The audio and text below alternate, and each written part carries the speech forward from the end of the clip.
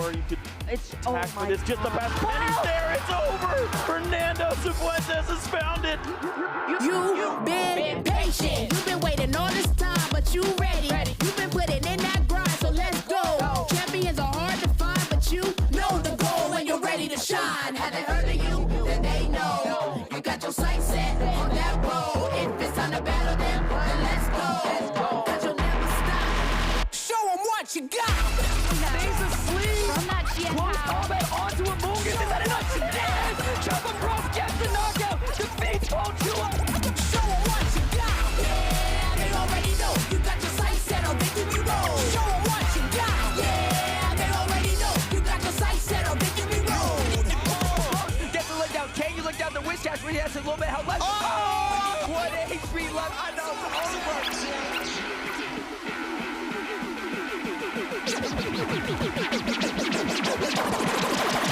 Show them what you got. Yeah, they already know. You got your sights set on victory road. Show them what you got. Yeah, they already know. You got your sights set on victory road.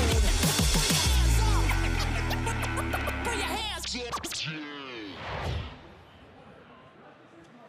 Trainers, fans, and Pokemon masters from across the world, welcome to the stunning Stockholm, Sweden for the Pokemon Regional Championships.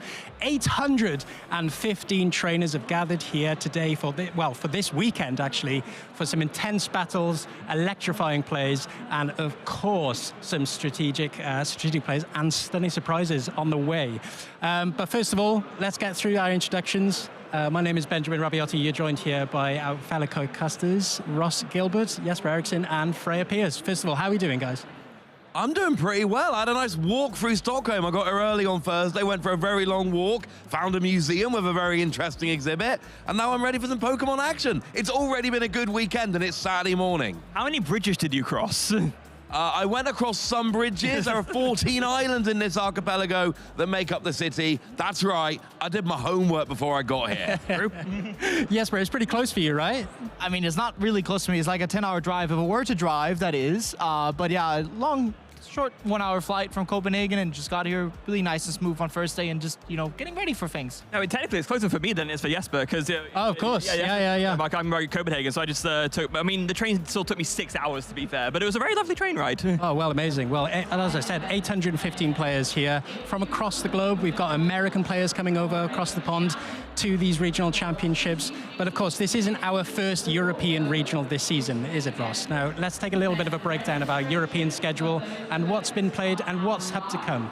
I mean, there are some wonderful cities we've already been to, wonderful cities coming up. We're in Stockholm this weekend. We got Seville coming up, we got Utrecht, and we've got Bologna, which, as I've mentioned more than once, is my favorite city for food. Do not ever want to miss that one. And then, of course, we've got the New Orleans, that's the International Championship in North America, the final event of the season for getting championship points and getting that World's invite. And then, of course, we end up in Anaheim for the World Championships in August. And I very speak for everyone when I say we're all hyped for Worlds, and we're all hoping to be there in some capacity or another. Worlds is awesome. World is definitely on everybody's lips right now, but of course we'll get into that in a little bit about the championship points. Absolutely. But if you guys wanted to get involved back at home for your local events or even keep in touch with what's coming up in the future in terms of worldwide, check the link below, of course, get involved, as I said, and make some new friends, bring some old ones. You always have some fun guaranteed at our Pokemon events. Now, of course, Freya, as I said, championship points.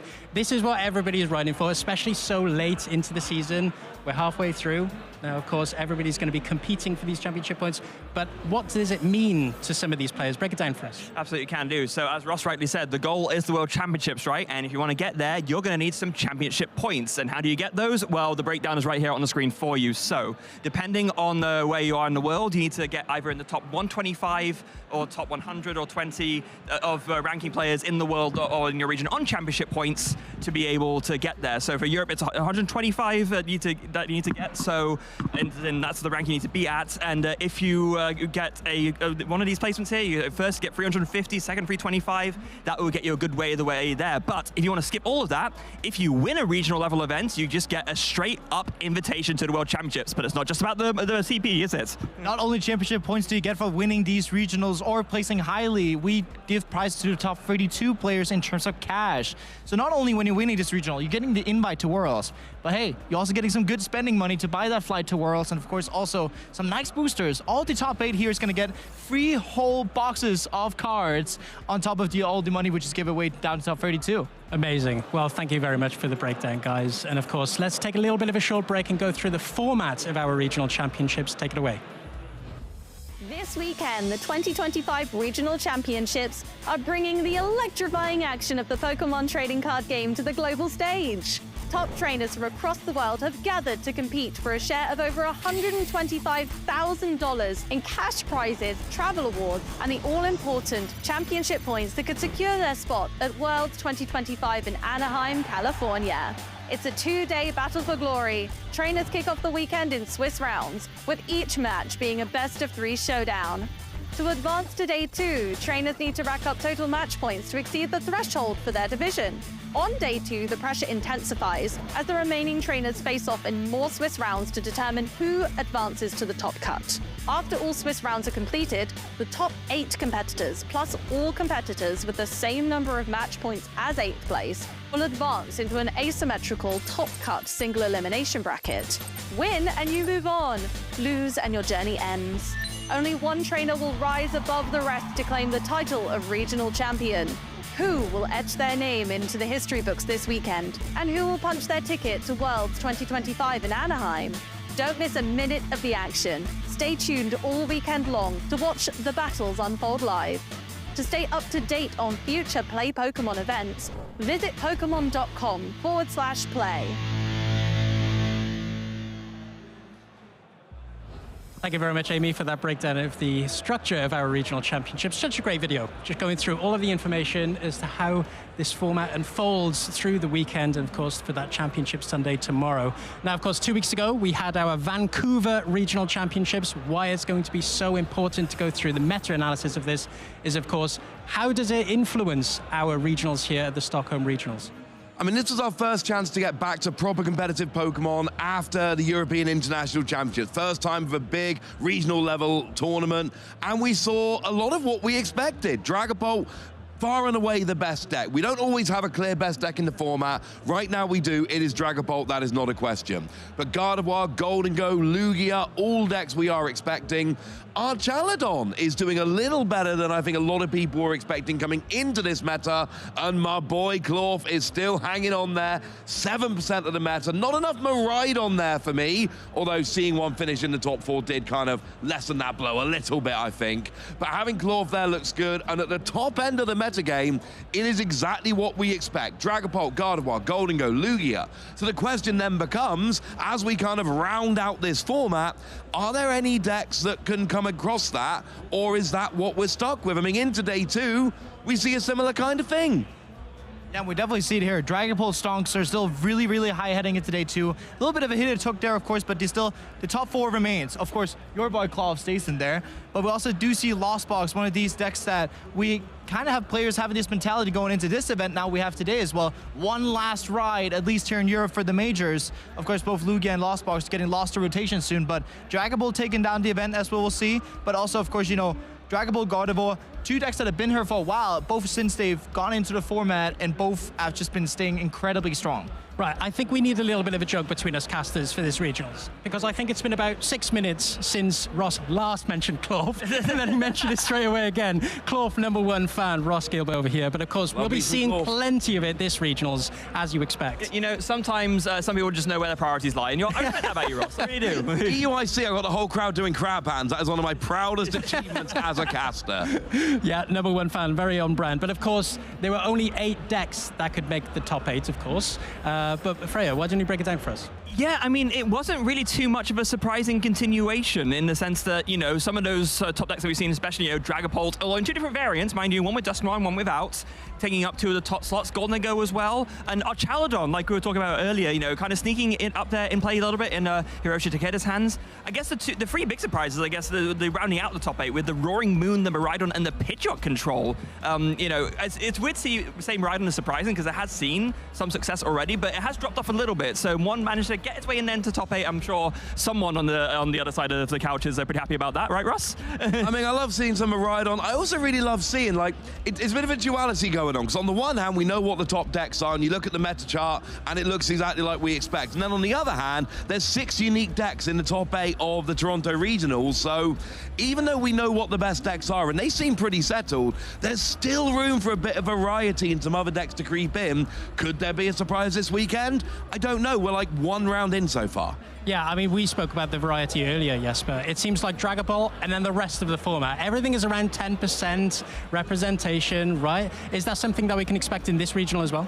I think we can see that as well. We probably have, Dragon Ball as the clear front runner of the format, and then of course, as we said, everyone else on top of that. It's, as we've spoken about yesterday, all of us, right? It's about, are you playing Dragon Ball, or are you playing something you think can beat Dragon Ball? Yes. Because if you don't have a clear strategy into Dragon Ball, is this your event? Yeah, it's very true. And a lot of that, of course, comes down to the fact that Dragon Ball is probably, if not the best deck, or if not one of, that can use Budu, of course, the new threat from Prismatic Evolutions that has completely warped how decks are being played and built right now. No, yeah, sure. And of course, it was an electrifying final.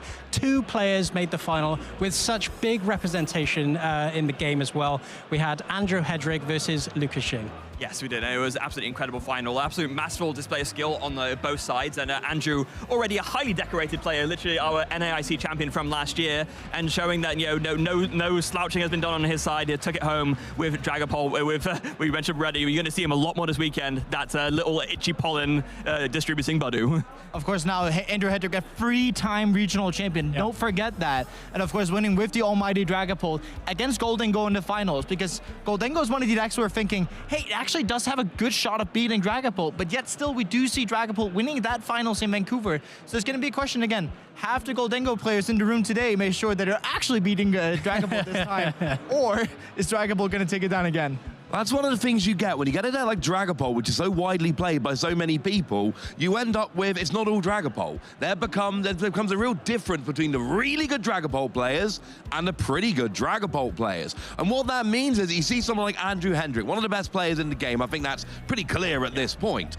Them playing Dragapult is not the same as your ordinary person playing Dragapult. They are more practiced, they are more prepared, they've got the lines against the individual decks, and that means that when they come up against a matchup, you might come into a matchup going, I can beat Dragapult, and maybe a lot of the time you can, but can you beat Andrew Hendrick's Dragapult or one of these other top players' Dragapult? Because that is a very different proposition. It's a really good point, actually. And of course, you have to expect mirror matches, right? Yeah, you do. I mean, if you're going to bring Dragapult, something with such big representation already in the format, you have to think, how am I going to beat the mirror, right? Have I got any mirror techs? Is there anything that I can play to beat my opponents that are playing the same thing? What are the fine margins between these deck lists? And the Dragapult mirror specifically is quite a skillful one as well, because of course your main attack you're using is that Phantom Dive. So where you put those 6 damage counters on your opponent's bench Pokemon is so important. You want to make sure you don't take a knockout too early so that you can get disrupted yourself. There's a lot that goes into it.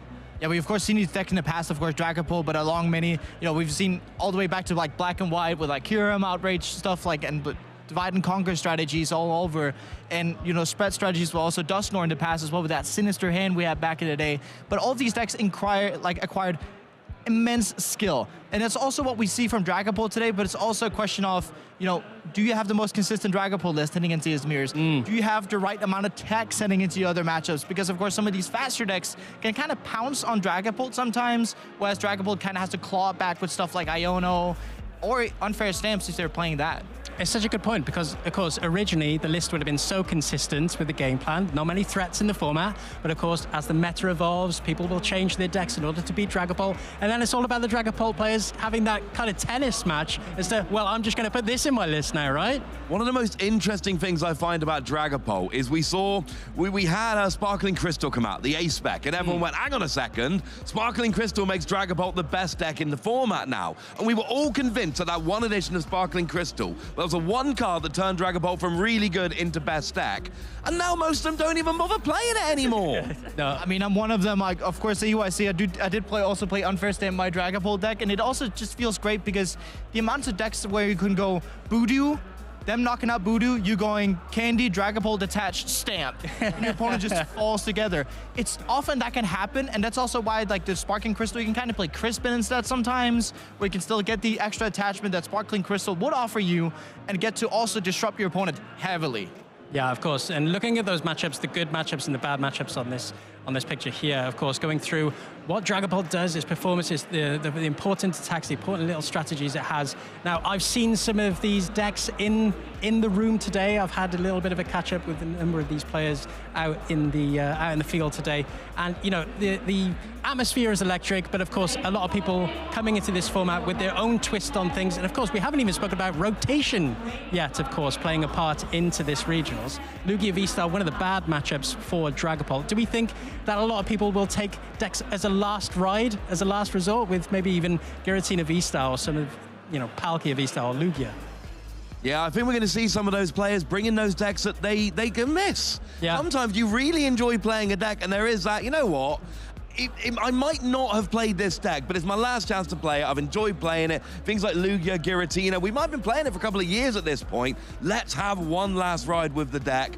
I'm really interested to see how the metagame shakes out, because we're the last one pre-rotation, because we're in a very mature format, which gives a lot of information if you want to try and counter the meta. Things could get a bit funky this weekend. And on that same token, right, some people might decide to play not an archetype that's rotating entirely, but one that's like heavily affected by rotation. So like one of your favorites, Miraidon, for example, it loses a lot to rotation. Gardevoir, it loses a lot as well. But these decks don't disappear post-rotation, but they do lose a lot. So maybe some players will also be thinking, I want to have a chance to play those decks that they're full of power before rotation happens as well. Well, thank you everybody for such a great wrap-up for this introduction. Now, of course, let's take a short break with an European International Championships recap video before we get into our round 3 coverage. Hello everyone, Adam Watson here to bring you up to speed on the results of the 2025 European International Championships. This event took place shortly after the release of Ichi-Paul and Badoo. With this splashable item lock slowing down the format, Dragapult EX emerged as the preeminent deck. In the junior division, Oliver Cahill on Lugia V-Star played Andreas Kadels on Dragapult. In Game 1 and 2, Oliver used his perfect Lugia setups and pressure from multiple bosses' orders to seal the deal. In the senior division, Gabriel Fernandez played Nathan Osterkatz in a Dragapult mirror match. Both players matched each other beat for beat and dive for dive, bringing their set to a decisive Game 3. After being item locked and Iono'd by Nathan, Gabriel set up after drawing a clutch Lance and got to work winning it all. And in the Masters Finals, Australia's Natalie Miller on Dragapult EX Dusknoir faced Japan's Ryuki Okada on Poison Pollen Terapagos EX. In the first game, Natalie had no Pokemon to back up her Fezandipity EX, and it was immediately taken down by Ryuki's Cloth. In Game 2, despite giving up 4 early prize cards, Natalie struck back with style, cashing in a massive 5 prize turn. But in the final game, Ryuki's champion energy rose anew. By starting Oranguru V in the active spot, it allowed for the ultimate combo to win the game on the spot with Pecharunt and claim the championship. Here we go! Look at all the pieces! Ryuki is gonna be your European International Champion! With one more international championships on the books, now's the time to visit Pokemon.com/compete and join the fun. Hej allihopa, välkommen tillbaks till Stockholm Regionals 2025. My name is Jesper Eriksson. I'm here with Ross Gilbert. Are you ready for today, sir? I'm always ready for a regional championship, yes, but I am delighted to be here. And this is going to be a fun one. We just saw the recap of the European International Championships, how that was there. I know you were there in person. You were on the kind of the casual stream a little bit on Sunday. You were competing at the event. I was obviously behind the desk all weekend. How was EUIC for you? EUIC was fantastic. I always look forward to these events, and of course, EUIC compared to the other ones we had in the past was immense. Almost 3,500 Masters TCG players, and of course, I feel some pride landing amongst the top 256 in that event. That's not bad. When you've got 3,500 players coming in, you get top 256. I'm going to give you that one, buddy. That is a pretty good result. And then, of course, we had that final, which was That final was fast. That is the best way I can describe that final. It was rapid. Game 1, Ryuki won on his first turn after Natalie passed with a single Pokemon. Game 2, Natalie had a phenomenal win in a more drawn-out game. She set up that win several turns in advance, masterfully played. But in Game 3, Ryuki didn't even let Natalie have a turn. It's really funny because you can actually count the amount of turns we had in the entirety of the final on 2 hands. And with the finals, of course, Ryuki won, as you said yourself, the Game 1 on 1 turn. Game 3 was won even before Natalie had the chance to play a card. Yep. It was one of those finals, unfortunately, but as I made the point at EUIC, Ryuki played that Clorf Terapagos deck, and it is a deck which is designed to be able to do this. It's a deck built to get those fast wins, and sometimes you'll watch it and go, well, hang on a second, that doesn't seem fair. But I would argue, well, hang on a second. Ryuki has built his deck. He's given up some of the mid to late game strength in order to have that early game advantage. It's how you build the deck, and it worked beautifully. And, you know, Ryuki won Dortmund Regionals, our first regional of the season. Now won EUIC. The best player in Europe this year lives in Tokyo. Yeah, it doesn't feel too good being European here, that, but of course, immense accomplishments by Ryuki Okada. And of course, in a Clorf, again. Love me some Clorf. Some Clorf supremacy there, of course. But one thing I do really love about this metagame is that you can oftentimes build your deck towards these tournaments. Of course, we've seen oftentimes where we do see the final turns here with Ryuki winning the Game 3 here. It goes so splitteringly fast that you can't even get it. But of course, Oranguru V with the 4 Steel Stone, getting the trolley, getting the Pokemon set up on the bench, and of course winning with the Poison off-brew Bonnet. So making sure that he wins these fast games. And of course, it's a matter of Clorf can only win on the turn 1 if the opponent has 1 Pokemon. Yes. But also that Pokemon has to have 80 HP or less. Otherwise, it won't work. So it's also a deck building perspective where Natalie going into the metagame at EUIC kind of was like, okay, if I start 1 Pokemon against Clorf going first, I will take the chance of getting donked. But if not, they have a great matchup into it. But of course, we ended up having a situation where the donk happened, the final concluded, and yeah, pretty fast indeed too. Yeah, donk zones, where we use it. Basically, it's a win where your opponent doesn't get to play the game. You just go first, you KO your opponent's only Pokemon, and then you go and win the game from there. It's not that many decks can pull it off in the format right now, but Clorf with that poison package can. And the interesting thing about that final, of course, that third game, all you needed was Oranguru. Because you needed to get the Forest Seal Stone to get the Precious Trolley to get all your basics. And then the only other thing you needed other than your basics was the Ancient Booster Energy Capsule to put onto the Brute Bonnet to get the poison. But of course, Oranguru lets you search for 2 tool cards. So you search both those tools, and then Precious Trolley comes off with the Forest Seal Stone, and you get everything you need. Oranguru gets free retreat with Latios. Petrarunt goes into the active, and then that puts even more poison on. Radiant Hisuian Sneasler on the bench puts more poison on, and that's how we get that super quick turn 1. A game so fast, I literally could not commentate it fast enough. It actually happened too fast to commentate. And I know, because I went back and tried. I think also when we had the community stream, we were talking, of course, casually, talking a bit and chilling out. But as soon as Ryuki started with the Oranguru, I went up, hold up, wait a second, game's over. And it was so fast, I couldn't even do it myself. And I would say if you were able to do it, I would be quite proud of you, but I don't think you can. Yeah, I was on the main stream, you're on the casual stream. We both tried to explain it in real time. It was not possible. What is possible is showing you the EU leaderboard right now, having a look at the top players in Europe. Remember, top 125 will get themselves an invite to the World Championships. But of course, there are some direct invites that have already been earned. All the top 4 have a direct invite, as do Rune, Irvind, and Arnie. And every direct invite moves that line down. Remember, Pokemon print out a massive piece of paper, get a giant ruler, giant pen, they draw a line under the top 125, and they get an invite. But every direct invite moves that line down 1 space, so it'll end up being a top 145 or something like that. Yeah, of course, it depends on the results of the remaining special championships and regional championships that we do have, because of course, if a current regional champion wins this event, we do not get any extra invites. We basically just put an invite into the void. So of course, in terms of getting the more players from Europe to Worlds, of course, that would be important that we have a not regional winner from this season winning the event. But of course, then again, everyone who's already regional champion wants to go to more regional championships because, of course, that gives you more money of cash prizes and, of course, the glory itself. And let's not forget, Ryuki Okada has already taken 2 of our European direct invites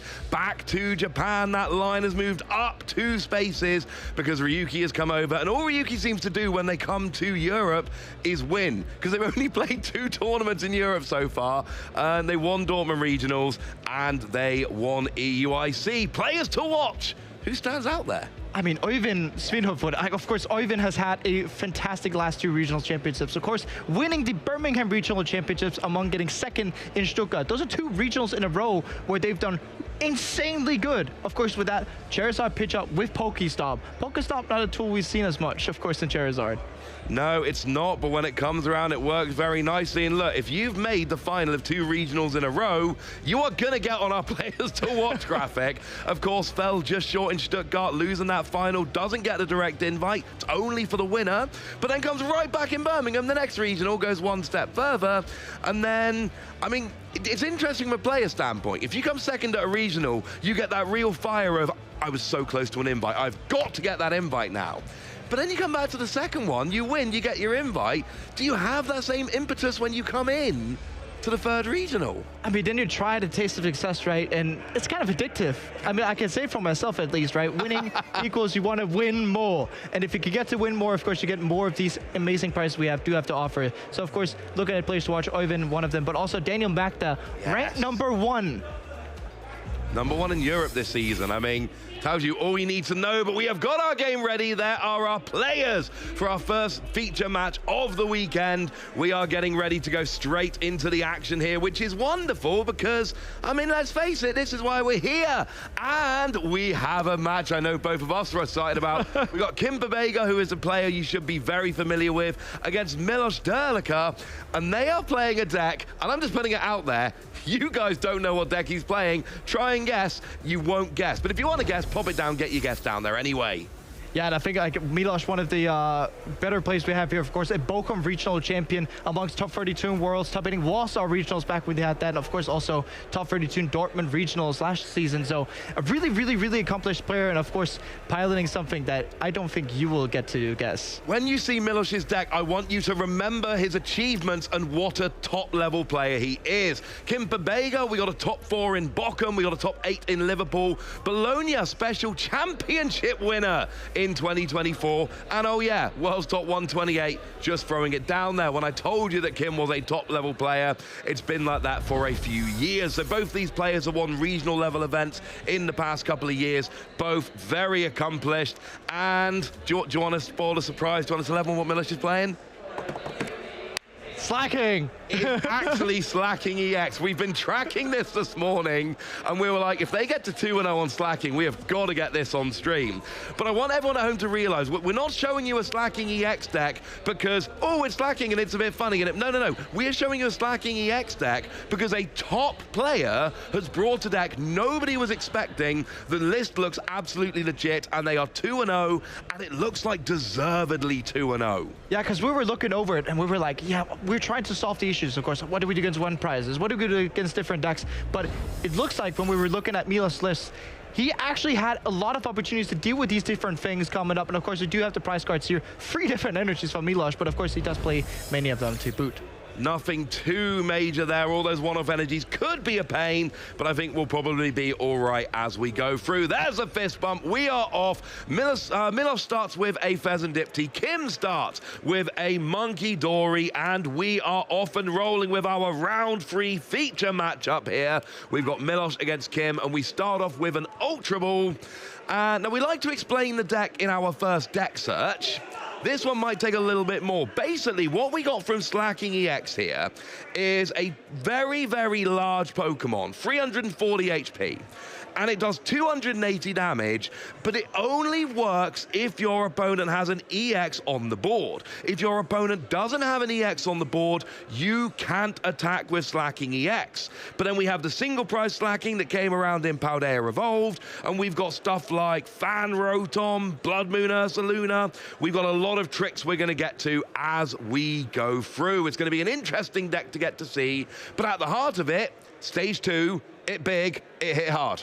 Exactly, and hitting big, hitting hard is always the name of the game, especially when we're having to counter these big basics we do have in the format. Of course, we do have Pokemon like Dragapult EX, which is a stage 2, 320 HP Pokemon. But of course here, Milosh usually using Fan Rotom. Fan Rotom is usually something we did see in Tarapaco's decks with Noctowl, but here we get to use it to search out the Slackoff because that's also a colorless Pokemon. Searching out for 2 Slackoffs so you can get your attackers into play. Of course, also getting the Bidoof so you can get your consistency engine into play. Of course, with Bibarel, being able to draw up to 5 cards and also getting to have the interaction of using Squowit. That means that you can put your hand on the bottom of your deck, draw 1 card, which means that every single time you can get to have Squowit and Bibarel in play, you get to draw 5 cards for free, no matter what. Yeah, being able to draw cards is good. We pass over to Kim, who is playing a much more traditional Dragapult deck.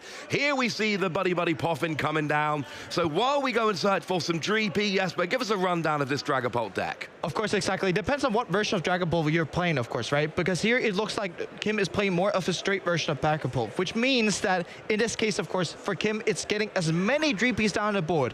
Kim doesn't have the luxury of having Dusknoir in the deck, but of course he does also play Monkey Dory, which kind of takes the damage that's being done to the Dragapult and mushes that into your opponent's board, setting up for these wonderful spread KOs. Of course, Milos does already play a counter to that, but we'll get into that later. But of course, for Kim, the name of the game here is to get down as many Dreepies as possible, because it works both as your engine and as your attacking Pokemon, but of course also get these kind of side quests on the board, like your Monkey Dory, and maybe also getting to Voodoo this turn if Kim can either attach or retreat the Monkey Dory or get to find a rescue board to make sure that that gets to move freely. Yeah, that Recon Directive on the Dracloak, a phenomenal ability, lets you look at the top 2 cards of your deck. 1 goes to your hand and 1 goes to the bottom of your deck. So the goal is Dreepy turn 1, all your Dracloak turn 2, use all of those to draw a bunch of cards, and then get up into your Dragapult and start rolling. We could see a Badoo this turn.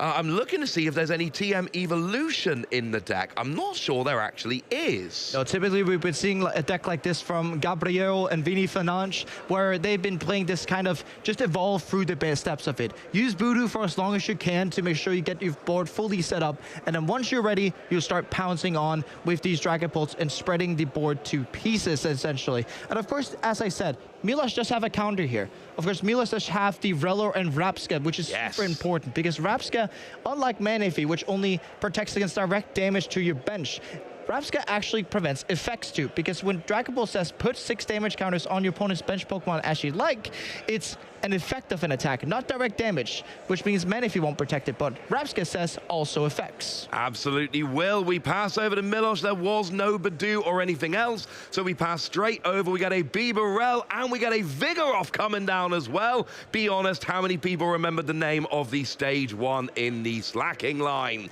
We now draw a bunch of cards with that Bibarel. Lets you draw until you get 5 cards in your hand. And speaking of TM Evolution, Milosh absolutely does have one, but of course not currently item locked. Oh, but here's a supporter, which can be a risky play. It's Colress's Tenacity. Of course, Colress's Tenacity getting you a special energy and a stadium card. Of course, really importantly for Milosh, doesn't play any direct switching cards. So of course, Milosh has the 4 Colress Tenacity, and of course also some stadiums to boot, like Artisan here, being used like a nest ball under item lock too, if he is in that situation, of course not now, but getting these jet energy, for example, which you have to use every single time that your attacker was slacking. Of course, we do see Rellor here, we do see TM Evolution, and we do see an attachment, which means that we get this bench protection online right now. Love it. Fan Rotom goes into the active with jet energy. That TM Evolution that Kim doesn't play does come out for Milosh, and it basically lets you search your deck for and then evolve 2 of your bench Pokemon. So we get a second Vigoroth. We do get that Rapska straight away. Terrified of a potential rare candy. Dragapult, big attack. Well, now there's no damage counters going down because of that Rapska. And of course, there's 2 Vigoroth ready to evolve into slacking next turn. Of course, if you're Milosh, you have no idea yet whether or not Kim is playing rare candy. So of course, it's just good to get that Rapska down just for safety's sake, of course, before it becomes a threat. Because of course, if you just bench the Rellor, it's not protected yet. And then if Kim could just go Candy, Dragapult, Dragapult, it would just be gone from the board and Milos not getting to use the wonderful ability it has. But of course, we do see a Nest Ball for Lumina. Not often we see Nest Ball for Lumina, but it's basically just used it for Sealstone to get out of the pinch that Kim is in currently. That's not ideal. The reason why it's such a suboptimal play a lot of the time, Luminion's got that brilliant ability that lets you search for a supporter card, but you have to play it from your hand. So here we Nest Ball to get it out, use Forest Seal Stone to search for a Lance, and then Lance goes and searches your free Drakloak. You probably would rather have just played Luminion from your hand to search for the Lance. This was a very roundabout way of doing it, but you know what? If this is all you've got, you might as well do this. Of course, you always have to play with what you got, and of course, it feels bad being in Kim's shoes right now. Of course, you typically, as you said, you would have played down Luminion, gotten the lands, gotten your Pokemon out, but in this case here, Kim has to go and force Sealstone for the lens, which you typically would have got otherwise. But of course, getting these Dragcloaks out, making sure you get the engine running is the most important thing happening right now, and making sure that you can get your engine up and running, and also making sure on top of that, that you actually get to play the game at all. Yeah, I mean, that's a goal. You need to play the game. So, no, you don't really want to use this roundabout way to go and get your Lance, but you still get your Lance. You still get your Drakloak. You still get to use your Recon Directive. It's not exactly how you wanted to do it, but if you get there, that is the main goal here. So we got a Drakloak evolved up there as a second. We see a second Recon Directive coming out, which, of course, guarantees now there can be no Dragapult because it's too late.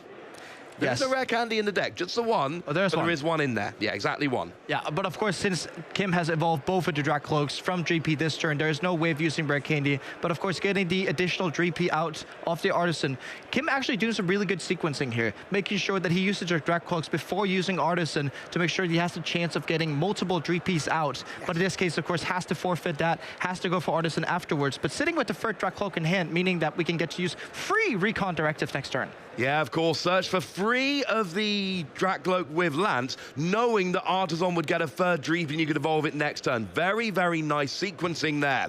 So we go over to Milos here. We've got that Fan Rotom in the active, but hopefully this is going to be... Oh, Lost City comes down. We might be having a good turn this turn because, of course, with the Lost City in play, every single time Pokemon's knocked out, it goes to the Lost Zone, which especially for Milos deck, really good against Gardevoir archetypes because you get to discard some of these Curly lines, get to Lost Zone the attackers. But in this case here, you're making sure to get perhaps to get to Lost Zone that Monkidori, which is so important for Kim's deck, and getting to Lost Zone the Dracloaks too. Yeah, that one's going to be fun. We see an Ino coming down. Both players shuffle their hand, put them at the bottom of the deck, get an extra 6 cards. And we're looking for that first slacking of the stream, which is a phrase I've never used, and I've done a lot of streams, Jesper.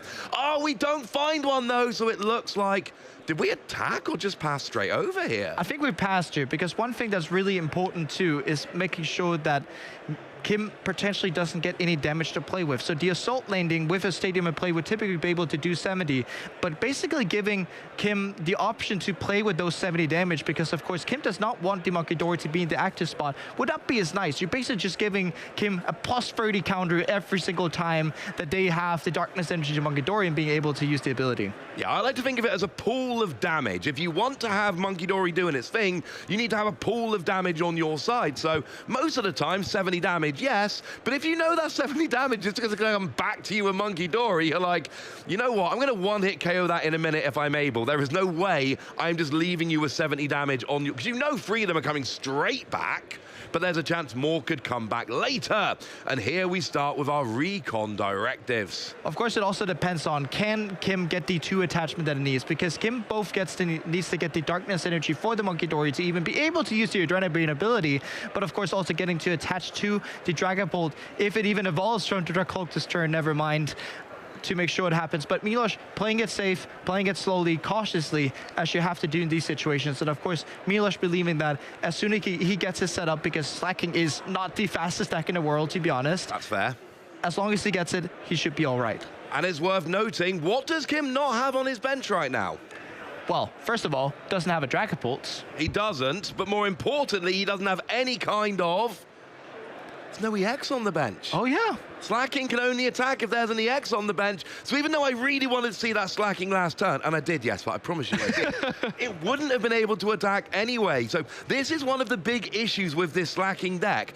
It's kind of up to your opponent when you're allowed to use it, because Kim, I mean, look, you're not going to play a Pheasant Dipty here, and you're not going to evolve up into a Dragapult until you're ready to start attacking. Hopefully, Kim has remembered what Slacking does and is basically going to go, these Dragcloak will not become Dragapult until I am ready to start attacking, because I'm not going to let you do it. It's also something we immensely see for these top players, right? We were talking about there's a difference between, you know, a normal Dragapult player and one of the very best Dragapult players we see, and a Kim being really, really, you know, showing the card knowledge that they have by showing that, hey, I know what Slacking does. I just don't evolve into any Dragapult EX, and I can just sit here and chill and wait until that I am ready to attack. Yeah, and there's plenty in there. There's Latios, there's Pheasant Dipty, there is Blood Mooner. Saluna could have started with one, which would change the whole complexion of the game. Did not, and when you don't start with an EX, it means you are in control of when that Slacking is allowed to attack. So it's going to be very interesting for me to see, leaving it to your opponent, essentially letting them decide when we can start attacking.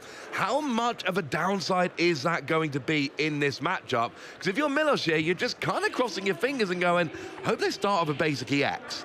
And then I don't have to worry. Basically that too, because otherwise Milos could be forced to start using the assault landing to kind of put on some pressure and telling Kim, hey, we got to get going here. But of course, Kim can take all the time that they want in the world, because right now, no damage is going to pop onto the board.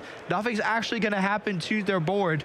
So you can just take your time, chill, and make sure that you can find some way to like actually knock out the Rapska. Because as a Dragapult player, you have to get that Rapska off the board, but there's lost sitting play already. So if Kim can get the boss, get to knock out the Rapska, we're actually in for a very, very good back and forth game here, because it requires from Kim is required to like remove this Rapska, because otherwise, basically, Dragapult would just be saying 200 to the active and no spread on the bench. Indeed. You know what I'm looking forward to? What I'm thinking we might be seeing in the not too distant future? Slacker's Head Strike. That is the attack on the single price Slacking. It's a free energy attack, which means Milos only needs one more energy to use it. There's Vigoroth with 2 energy on the bench. That would allow him to start attacking anyway. It would put you to asleep, and then you have to flip 2 heads to wake up. We'll worry about that one later, but that is an option for Milos next turn to potentially get attacking while Kim has no EXs on the bench. But we do see the Collapse Stadium popping down here. Of course, removing that Luminion, which is such, you know, a pain to have on your bench always. And of course, Milos also getting to remove their Pheasant Dipty. Don't lose that. So making sure that all the vulnerable 2 prices get off the board, and making sure that it's basically right now a 1 price showdown. It is a 1 price showdown, but I really like Pheasant Dipty. It's a really good card. Plus, of course, 210 HP does mean that it's just out of range of that Dragapult's Phantom Dive normally, and there's extra damage. Can be a pain to get on with a Rabska rolling along. Honestly, Fan Rotom would have been your main one you wanted to discard there, but that's not an option, so you have to lose your Pheasant Dipty, and here we go. No way to get Dragapult into the active here, so we leave it on the bench, and now it's over to Milos, but there is a Dragapult on the board. Slacking can attack. You're allowed to attack with Slacking. Of course, already getting that in, and of course, Milos seeing that, hey, there's an EX on the opponent's board. We have to start going here. But of course, knocking that Monkey Yori is actually really, really nice to make sure that whatever attack you're doing to the Dragapult, that does not knock out. Because, Ross, tell me, what do you need to knock out a Dragapult with a Slacking EX? You need a Black Belt. Well, okay, either a Black Belt or a combination of the band that does an extra 30 Defiance damage, band? Defiance Band, plus we got the Gravity Mountain, which reduces HP of stage 2s by 30. That's the awkward one. What you really want here is just a Black Belt. You do 280 base, you add 40 with a Black Belt, goes up to 320, perfect maths. And of course, one thing you're talking about, well, of course, we have to hit the Black Belt. How do we hit the Black Belt? Well, of course, one thing that we already mentioned with the B-Barrel, you're drawing cards every single turn, but you're only drawing up to 5. One thing you can always do is you can bench something like Skullwood and shuffle your hand to the bottom. Of course, here, Milos worrying more about, you know, setting up multiple of these Slacking here, so we can actually both get to use the 1 price of Slacking and the Slacking EX, but also using Town Store to fetch out some of these trainer these tool cards, just like Defiance Bane as we see here. But you're not behind on prizes. It's not going to do anything this turn. It's more just deck finning at this point. Right now, Milosh is... We got the turn 2. We got the double figure off out nice and early. That was lovely. One naturally, one with the TM Evolution. Since then, we've had, you know, last turn and this turn, there's no slacking. I don't think there's even one in the hand. So... No, it looks like a Blood Moon versus Luna that Milosh has in hand. So it's not a very nice hand that Milosh has. And just passes, of course, as we were talking about, don't want to put damage on the board for Kim just to use freely and making sure that you can start spreading out these damage counters. Because it's really important, actually, because 3 uses of Monkidori actually takes out Rapska. Yeah, but you see the tool he's eyeing up right now. It's an Assault Vest. You know what Assault Vest does? Defiance Vest. Defiance Vest. Yes. Thank you, Assault Sword. Yeah, Defiance Vest. If you're behind on prizes, your opponent, your Pokemon it's attached to takes minus 40 damage, which means that if you're playing at Black Belt, you just at status quo. Yeah, it basically gets rid of that. Now, it doesn't do anything now, because you're not behind on prizes. But if Kim falls behind on prizes, it's a way of basically saying, ha, now you can't one-hit KO. And no, you can't, frankly. And that becomes very, very awkward. Unless now we have to all 3 pieces of the combo, where it's not just Black Belt, but you also have to Gravity Mountain and Defiance Band, all 3 of them, then you can still get it. But the problem is, if your opponent's behind on prizes to use a Defiance Vest, you can also be behind on prizes to use Defiance Band. So, if Defiance Vest is active, then you are going to be protected. Yeah, this is an awkward matchup, frankly. I want everyone at home to realize that. There are lots of different things going on. Now, Kim, we are using an Arven here, actually going for a Buddy Poffin, going to get that Badoo. Are we slowing the game down here? I think it looks like a route where Kim wants to make this into a resource war at this point. Of course, getting the Badoo to take even more time out of the game, but also, of course, getting that Defiance Band. So Kim plays the best of both worlds here, essentially, with both the Defiance Band and the Defiance Vest. It is Badoo time, and I kind of love this from Kim, because what Kim's basically saying is, look, I know you need to use Black Belt to one-hit KO me. I've already got Defiance Vest in hand to stop that. So, look, you can KO my Badoo and take a prize, but you know that's going to then leave you unable to get a one-hit KO on a Dragapult. So Kim's basically almost daring Milosh to take a KO on the Badoo, knowing that it then prevents a KO on the Dragapult. This is a fun play. But basically what you're talking about here, Kim wants the Badoo to get knocked out, because one thing that Kim could then do is countercatch your Rapska, unfair stamp, wash away all the cards, or maybe even countercatch your Bibarel, unfair stamp, so we also get rid of every single part of the engine that Milosh has on board, because of course Milosh does have all these Slack-off, or Vigoroth, sorry, but he doesn't have any other engine parts than Bibarel. So we might actually be leaving Milosh in a tough spot if an unfair stamp falls, if this Badoo is taken out. Agreed entirely. We've got a Gravity Mountain being eyed up here. Of course, the stadium's traditionally quite hard to search, but Cold Resist Tenacity will allow you to get an energy and a stadium. Is one of the few reliable ways we've got to search out stadiums. So Gravity Mountain is being searched out here. That will lower the HP of all stage 2s. Yes, that does include slacking, but essentially the calculation Milosh has done here is my minus 30 is not as important as the minus 30 I'm doing to my opponent. Now we do finally see a slacking. It is that single prize slacking. Now we see a Jet Energy. It's coming into the active. Now we could get a KO here. Do we have any gusting or anything? Or are we just going to KO the Badoo? Gravity Mountain comes down. Lowering the HP of this slacking from 180 to 150 isn't huge. No, we just see KO. Yeah, we just see the Slacker's head strike, and we get to stir and snooze. Essentially, of course, Milosh having to flip 2 coins to make sure that they are not asleep. I don't think we've seen any sleep flips yet, so of course we have to have that happen. I was going to say, we should have seen sleep flips after that turn from Milosh there. Yes, of course, and making sure that when it goes over to Kim now, still getting that engine going, and making sure that we can get the knockout and slacking, because of course it's slacking, even though it's a stage 2 Pokemon, it's only 180 HP, so Dragapult does take it out cleanly, but of course here, Kim being behind, we can get to start to use these Defiance Bands and Defiance Vests. And confirm there was the flip, and it did, shockingly enough, it wasn't double heads.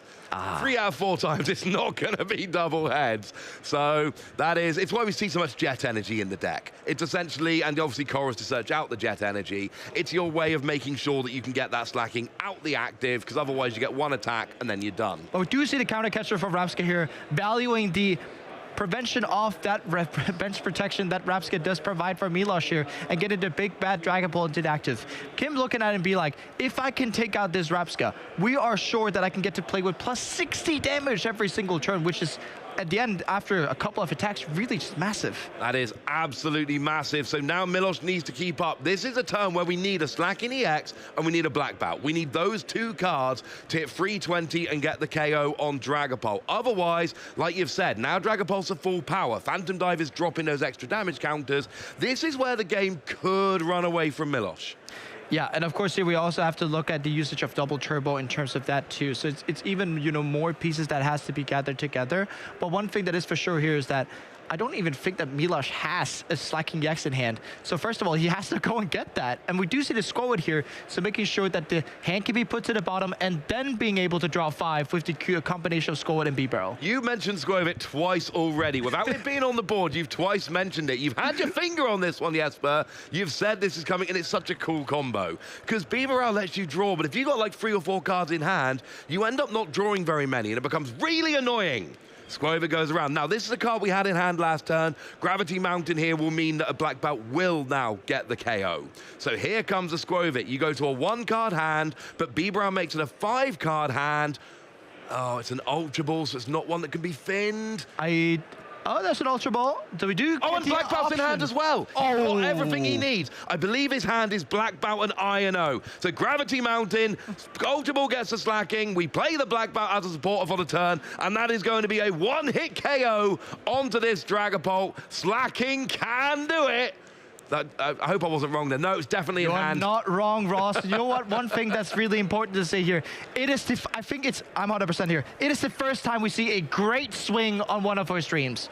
This is a card everyone has had in the back of their head ever since it was first revealed. It's a card that's had so much potential, and no one has ever, before today at least, been able to get it to work. Maybe it now actually can. Milosh also, okay, so we see one of those free energy being taken from the prizes there. And of course here, one thing that is sure to be said is that Slacking, it's not really easy for Kim to knock out. It's immensely 330, well, actually not 330, that's a cherry start, but 340 HP to take that out, which means that we need to do 2 attacks on it. Of course, the Gravity Mountain setting that down by 30, but still 310 HP has to be respected. Yeah, 300, and this is what I mean. Like, you had to have the Gravity Mountain. Again, the minus 20 from double turbo meant you needed Gravity Mountain to get the KO on the Dragapult. Brings you down to 310, but Dragapult hit 200. But one thing that's really important here is that Kim has the choice between Iono and Unfair Stamp here. Chooses the Unfair Stamp off the Dracloak and getting the Haluchin in play too. One thing that's really important for Kim this turn is actually to start building a precedent in terms of trying to get these bench knockout, because of course the Monkey Dory does have the Darkness energy on it. It can use the ability, but there's no damage to play with, and there's no Dragapult to help right now. And it just looks like Milosh is in such a good position right now because of course discarded the double turbo to be able to attack. But basically, there is a Vigoroth waiting on the bench too. There is another Slacking waiting on the bench. So we basically just have to take one more big knockout and one smaller knockout, which seems pretty doable with what resources Milosh just have left. What I really love about the setup here and the Milosh's deck, like you say, you need a 2-prize and a 1-prize knockout. Well, you've already got the single-prize Slacking, which will be great for taking the 1-prize knockout. So you only need one more big KO on a Dragapult, and there is another copy of Black Belt in the deck. But here comes Dragapult. We saw the Psychic Energy, we saw the EX. It is ready to roll now. There comes the Assault with a Defiant Vest, because you are behind on prizes now. And now we're going to start, and I don't think we're going to get a 1-hit KO. We do see the Alakazam getting to use here, of course, moving those 10 damage counters that the Fan Rotom had on it to another place. Of course, here in this case, there's no really good place to place it, but of course, just moving it to the Slacking and making sure that Milosh doesn't get any additional bench spots to perhaps maybe building, you know, an extra B-Barrel up and so forth, because having the Fan Rotom on bench is not quite that strong. You want to be able to have one of these setup pieces, but of course, Kim making sure that whatever happens, the Fan Rotom is going to stay in play, and the damage is also going to stay in play there. It is, and I've just been having a cheeky little look. That Squirtle's got 60 HP. That's a rare kind of Pokemon we see nowadays. It couldn't just be automatically KO'd with a residual 6 damage counters from Phantom Dive. So that's quite a big deal that is sitting out there as a potential prize. And what we're probably going to see next time from Kim is a free prize turn. You KO the Slacking, and you KO the Bibarel. but you do only then go down to 2 prizes remaining. So Milos is still in a decent position here. But the problem is you're not getting a big one-hit KO, and this is a deck that tends to just hit the active. Yeah, and we do see the last of the jet energies in the deck being played now. So of course, if Kim knows, there's no more maneuverability that Milos has to offer, and of course playing the Iono to try and disrupt Kim here. One thing that's really, really important here is making sure that Kim cannot follow this, you know, 3-prize knockout up with 2-prize knockout, but it's actually quite doable to follow that up because, of course, when you take out the slacking plus the B-barrel, that's 3-prize, then you go down to 2. Then you can actually just pick up the fan rotom and you can knock out the squad on the bench. So there's a setup route here for Kim to take this game within 2 turns. Yeah, that 60 HP Squover, I said it a second ago, that 60 HP is very, very awkward. It's not something you really want to be dealing with, frankly. So we've got the single prize slacking in the active. To go back to your jet energy point for a minute, I think Kim has to play as if Milos has got 4 jet energy. So I'm going to be really interested to see how much attention Kim pays to, say, the discard at the end of this game, trying to work out the counts here, because this is an unusual deck. It's not one you come into a tournament preparing for, so I don't know how sure you can be about the counts. Do you see 3 jet energy and think, no way he's playing a 4th? Or do you think, I've never played against slacking before? You always want to be cautious, right? Of course, we do see tails on the first sleep flip here, so it stays asleep. But one thing that's really important when you're playing against decks that you've never seen before or you haven't practiced against, you always want to play it safe. Yes, of course, you set yourself. 3 jet, probably equals you're playing they're playing the 4th jet, maybe. And you just want to make sure that you can get to play around those 4 jet in case that happens. Yeah, now that slacking in the active's got 180 HP. It will be one-hit KO'd by Phantom Dive. And then there's a little bit of a question here. Do you just KO the Bibarel? The answer is probably. Or you could just KO the Squovit. Probably not. Or you could start building up some bench damage maybe on the slacking EX. Most likely you take out the Bibarel, but there are options. But of course, here for Kim's looking at a position where if they can build a second Dragon Ball DX, you could also get to take out the active slacking and the B-Ball on bench, taking the 3 prizes this way, and then having to take 2 prizes, perhaps on the Fan Rotom plus Squallwood, or just by knocking out the slacking with damage already on it. Because here, in this case here, getting Defense Inhibity out, it's not going to help this turn, but it's going to help next turn when this Dragon Ball probably goes down. Yeah, you need some kind of draw engine when you're coming into the final turns of the game. Pheasant Dipty getting an extra 3 is always a bonus. And if you have a look there, the amount of cards remaining in Kim's deck is very few right now. That is getting a very small stack there. That is going to help. There's the energy we needed, because you'll need 1 energy this turn, 1 energy next turn. And we're following it up with an Iono to boot as well, putting Milos down to a 3-card hand. And you've made this point yourself. Bibarel's going away this turn. Exactly. So this makes Iono way better. Of course, Milos getting 3 cards, which is just 1 more than Milos Chippa would be getting off an unfair stamp. But it's still pretty unfair in terms of the effect we get this turn. Of course, Kim playing the Super Rod to make sure that he has the resources to get this Dragon Ball up and running next turn. But also you have to remember, with the amount of damage that could be put on the board of Milos this turn, with both the Monkey Dory, plus the 200 in the active for the knockout, plus the 60 you spread on bench, it might actually be getting too much for Milos, and I might just be taking my words back. It looked like Milos was in a strong position, but Kim has just been building slowly but steadily. Yeah, we're seeing what we see from so many Dragapult players here, and that is, I'm going to set up like 16 different routes to victory. I'm going to set all of your Pokemon to the amount of HP I need them to be at, so I've got my prize map, and I've actually got different options. I've got so many different ways I can win the game, and Milos just doesn't seem to be taking 3 prizes. You know, 2 next turn, yeah, but it's not a deck that takes multiple prizes. That is an issue. We're going to see Milos go down to 1 prize pretty easily. That's not the problem. The problem is Kim, with any kind of gusting next turn, is going to win. We've got Monkey Dory to move damage around. It is getting awkward. And one thing, of course, Kim could do with the Monkey Dory, if Kim knows, I'm going to take out Bibarel this turn, could just move to 32 Bibarel, kind of delay the decision, actually, and making sure that, you know, you can dare to make that decision probably like 20 seconds further away in the future. But of course, you're looking at the bigger picture, wanting to make sure that this game gets built up the best way it can. Probably going on to that slacking, making sure that goes to 240, making that 70 damage off getting KO'd with the Gravity Mountain in play. Yeah, I like the idea of putting it on a Squovit here. That would be my choice, because you pop it on the Squovit there, and then next turn you can do the same thing and you get the KO. It's clearly not an easy decision. It also means that when you're putting the 30 on the Skullwood, it actually makes it so you can use Monkey Dory next turn, so you can be taking That's what I'm saying. That's why I want to put it on the Squovic. Because here you can take 2 prizes with the Slack King and the B-Barrel. Then you're down to 3. Then you can Monkey Dory onto the Skullwood twice. Then you're down to 2. And then you can Blood Moon or Saluna for game as well, requiring less setup than a Dragapult would. But of course here, reducing the damage put onto the Slack King, with 70 damage off, moving the damage with Alakazam. So we're going for probably a 5-prize turn at this stage. Okay, so the Alakazam moves the damage off. That Slacking has got 310 because of Gravity Mountain. It's currently on 240. Now it's up to 250. That's, 6 damage counters remaining. What a coincidence. So now we see the free prize turn taking out both the Slacking. It is leaving Bibarel active, though. Bibarel now still on the board, still able to be used. So Milosh might, well, the return KO is easy. We got Slacking. That's not a problem. But there is another thing here. Let's say, for argument's sake, let's say Milosh KOs a Dragapult. Yep. And let's say Kim cannot get a return KO. What does Milosh slack with next turn? Because Slacking's turned off because there's no EX on the board. That is right. And the single prize Slacking's just gone down. So what are you going to do? Fan Rotom for 70 and not get a KO? Brilliant. Blood Moon Ursa Luna?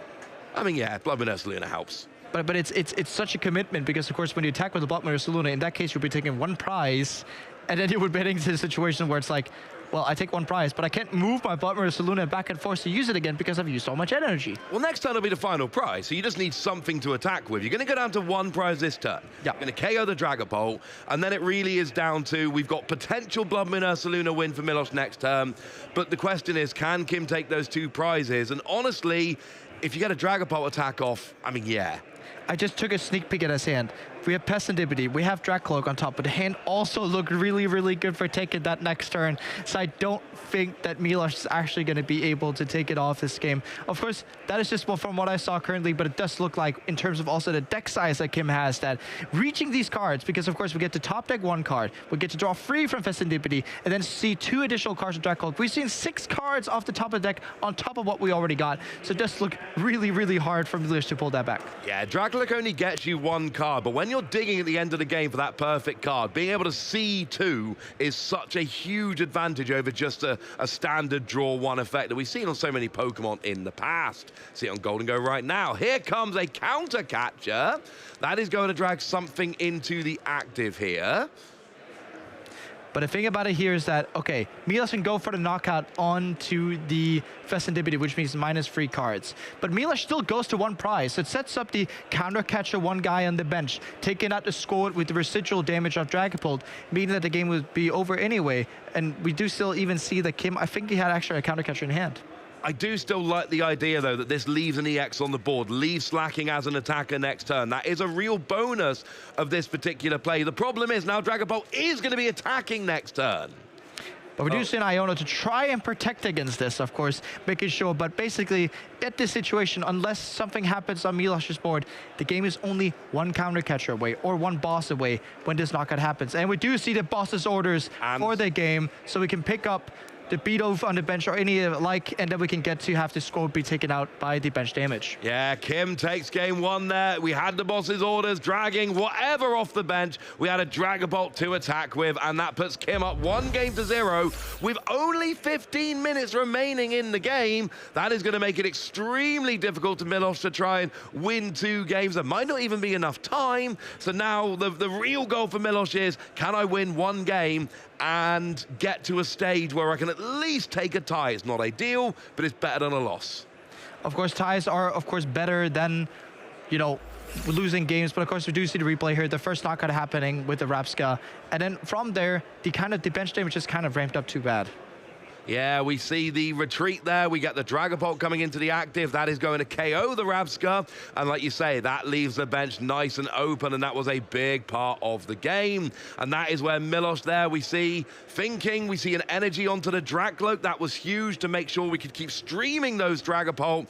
And then we saw boss's orders coming down, taking a key KO. Single prize Slacking goes down, and slacking EX, 3 prizes, 1 turn, really getting rid of them. And then at the end of the game, he just goes, look, I've got boss's orders. There's no way I don't win next turn, and we go to game 2. Yeah, so a beautiful setup we see here from Kim, using the spread damage that we have with the Dragon Bolt, also the Radiant Alakazam to move a bit around, and also, of course, Monkey Dory being featured a little bit there. But of course, as you said, we ain't got that much time left. Of course, right now it's just exactly 15 minutes. Of course, if this game does not conclude, it means that Kim's win.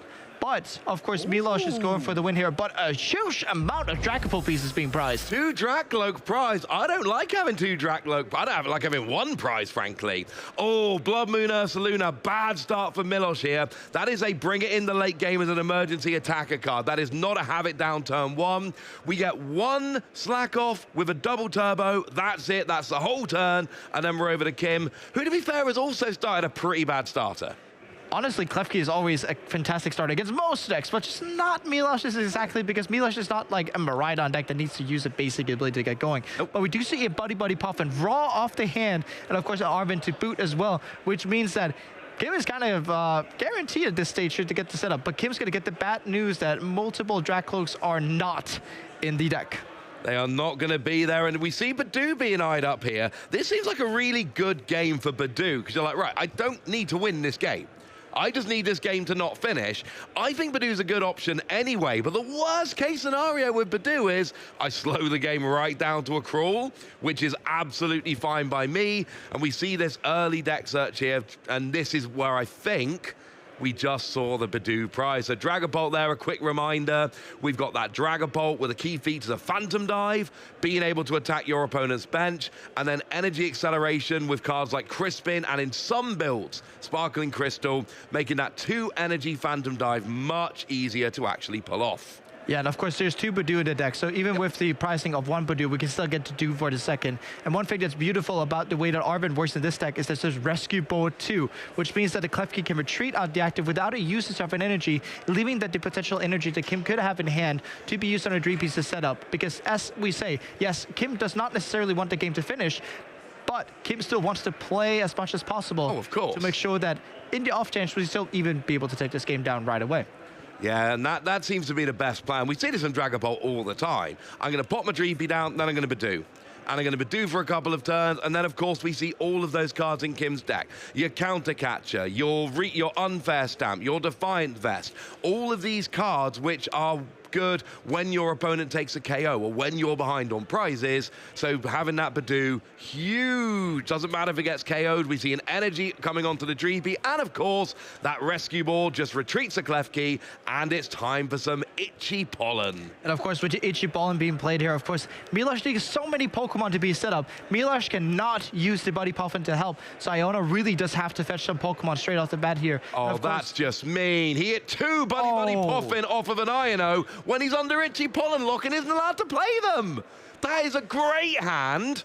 The only time that's a bad hand is when you're not allowed to play item cards, which is exactly where Milosh is right now. And exactly, Milosh is in a position where he has to just push, and try to get through. Of course, Milosh not seeing the Rare Candy in the first game, good, but could be immensely punished if Kim is able to hit the Rare Candy, Dragapult, and attachment. We've got an Arven coming. We may be able to see this turn, perhaps. We do see the Rare Candy being eyed up. Oh, he's got the, if you go for the Rare Candy that confidently, and I think I know what the other card's going to be, it's Forest Seal Stone. If we've got a Pokemon V that we can put the Forest Seal Stone onto, we Rare Candy, and then we get the Dragapult off the Forest Seal Stone. We don't even need that. We already got it. So we can see Red Candy, Dragapult, attachment. There's the energy. Able to take out the Vigoroth and putting 60 under Ursaluna, taking a swing and telling Milosh, you have to do something about this right now. What's he going to do about it? He's got no slack off on the bench. He's got no Vigoroth on the bench. He's got no slacking ready. He's 2 prizes down, and the only attacker he's got is frankly not the best attacker for this situation, and that's putting it mildly. What we're going to see is a bunch of Buddy Puffin, but is it too late? I think it is too late at this stage because it means that once, you know, Kim has, or rather when Milosh is set up again, perhaps with the TM Evo, making sure of that, Kim's going to be ahead by 3 prizes at that stage, perhaps even more. And of course, Milosh also has to make sure that they get the reps into play this turn exactly. Otherwise, the residual damage is going to go. Yeah, it's looking a little bit awkward. Yeah, it's not looking great for Milosh here at all. No, exactly. And for here, of course, trying to set up the Bidoof, making sure of that. And we don't see the Relor here, because once you search out the Relor, it's a free bench knockout because it's only a tiny 30 HP Pokemon. But when you bench it, you need to have the TM evolution. But here, Milosh going other directions. Iono benching the Festendipity, making sure that he can draw as many cards as possible. Yeah, Relor's got two options. You either bench it early enough so your opponent can't KO it, or you bench it and you immediately TM evolution to evolve it so your opponent never gets a chance to attack with that Relor on the bench. You cannot just randomly put it down after a couple of turns and hope it's going to, especially against a Dragapult deck. There's no way Kim would pass that up. So the problem here is that Milosh is quite far behind and now starting their setup. This is actually a really nice bench, but it's not a nice bench for this stage of the game. And of course, Fan Rotom, why didn't he search out any colorless Pokemon with Fan Rotom? Because it is the first turn of the game, so you can't even do that. And of course, for Milosh next turn, of course, we are probably going to be seeing this Plotlunar Saluna be taken out because, of course, the 60 damage was put on its last turn. But next turn, there's a Grand Tree in the deck of Milosh. So there's a possibility to even actually get a Slacking in. So not only are we going to get to see Slacking EX today, we're also going to get to see the big Grand Tree. Yeah, that Grand Tree is your ace-spec of choice in these, you know, real I am playing a stage 2 deck. My boy Mamoswine's going to be loving it in a couple of weeks' time. Yeah, you know I'm going to mention that whenever I can. Of course. Now Slacking is going to be using it here. It's the only real choice. Lance comes down, so we have got ourselves... Well, we actually searched for a Dreepy and a Dracloak. We then used Earthen Vessel to immediately discard the Dreepy to go and search for some energy. But at this stage, Kim's board is basically going, look, I am way ahead in this game. All I need is Dragapult. If I just keep setting up Dragapult, I'm going to win this game. And it's just such dominance we're seeing for Kim right now. Of course, just making sure these top players are always thinking, how do I lose? And Kim is just trying to shore up his breaches here. And I don't think there's going to be any places on Kim's ship where it's going to be able to sink. No, I mean, you're terrified. If you're Kim, you're thinking, oh, what if he uses a Grand Tree and then gets a Slacking and then gets the Black Bout and actually gets this really big KO on my Dragapult and I don't have a reserve Dragapult. But now we see an energy on the Dracloak. That was huge. Now we're going to see 200 damage. It is going to get a KO, but you could save a KO here using Alakazam or even actually... Yeah, see, here's the thing. You could move 1 damage off and take the KO, or you can actually move 2 damage off, not get the KO, and keep that Bloodmoon Saluna in the active, knowing that, look, mate, I'm playing Monkey Dory, I'm playing Alakazam, I'm going to get it at some point. I just want to leave it in the active to annoy you. And exactly, and Milosh then has to find one of his free Jet Energies. But if Milosh attaches Jet Energy, there's not going to be a big attack anyway. Oh, so basically, Kim is playing as such a fantastic move here, taking out the Bidoof, taking out some part of the consistency engine, and also making sure that there's a big bear in the active, and that's probably not going to move at all. No, that big bear seems to be stuck there for a little bit, and there's a great point you raised there. Kim basically saw game 1 and said, you only move with Jet Energy. So if I force you into needing Jet Energy, you cannot also attach to attack, and I'm basically saving myself an attack. And what we'll probably see is a mid-turn KO, and then force Miloslav to put something else active. Here comes a Grand Tree, and now we're going to get that stage 2 Slacking. This is an ace spec. Lets you search for a stage 1 that evolves from one of your bench Pokemon. But then if you do that, if you fancy it, if you're feeling a little bit dangerous, you can also search for a stage 2 and go straight up to that Slacking. But I've had a look through this deck list. There aren't any switching cards. It's all Jet Energy. Exactly. And with the Jet Energy, of course, it's Slacking needing 2 energies to attack, usually the double turbo energy.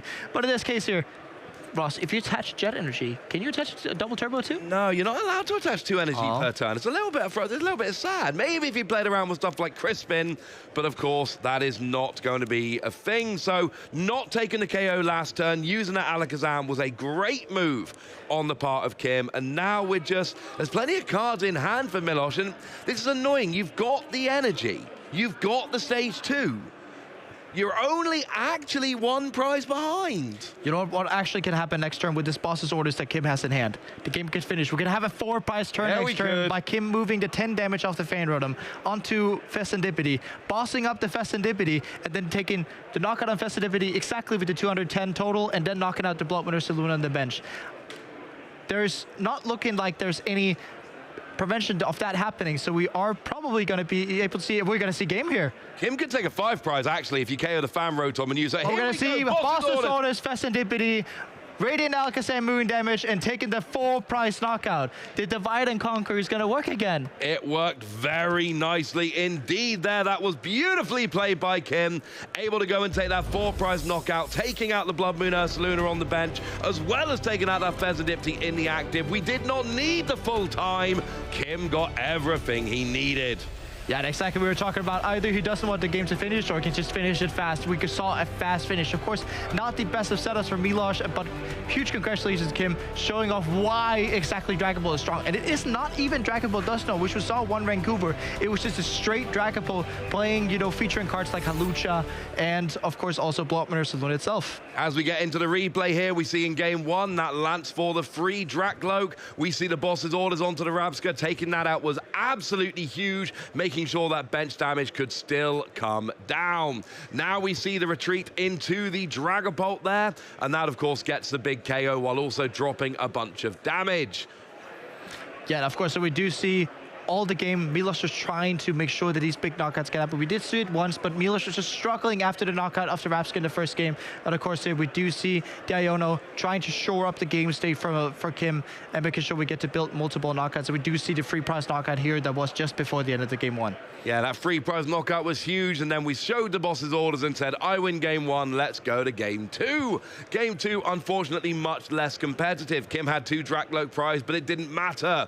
We see that first Dragapult coming up nice and early, taking out the only Vigoroth. Milosh's setup, of course, delayed by that Badoo, and then we saw Milosh just floundering a little bit there, struggling to set up. Obviously, body language there, not loving it. It's understandable why. But this gave Kim a couple of turns to really set up this damage on the board, and that was huge. But although I am happy that we did get to see this, of course, the 4-prize knockout there. But one thing that is for sure with this game, his second game, it was not really competitive because of the Voodoo. And again, it was Voodoo that made this happen. Of course, we do see the beautiful 4-prize knockout here. We finish up the game 2. But one thing, as we said, in the couch, Voodoo into Stamp. We didn't quite see Stamp, but we did see Voodoo into Candy Dragapult, and just forcing Milosh to be like, hey, I couldn't hit my setup off the Iono. I hit a lot of body puffins, which I couldn't play. But the Voodoo just being so good because you could just Voodoo disrupting into then attacking and basically just making your opponent's hand and board useless. Yeah, that Badoo really did make a huge difference in that second game, just slowing it down. It was only used once, one turn of Itchy Pollen, but that one turn of Itchy Pollen basically stopped Milosh being able to set up, and as soon as it wasn't set up, that let... and if Dragapult gets... Dragapult is built to play from behind. That's why we see all these counter-catcher cards and why people play Unfair Stamp and all the... You know, it's built to come back with multiple KOs in one turn. When you start going on the offensive with Dragapult, because Badoo has bought you that extra time, and I know technically it did come from behind because the first KO was taken with a Vigoroth, but you know what I mean? When Dragapult is the one that's really going on the offensive, that is when you know it's going to be a good game.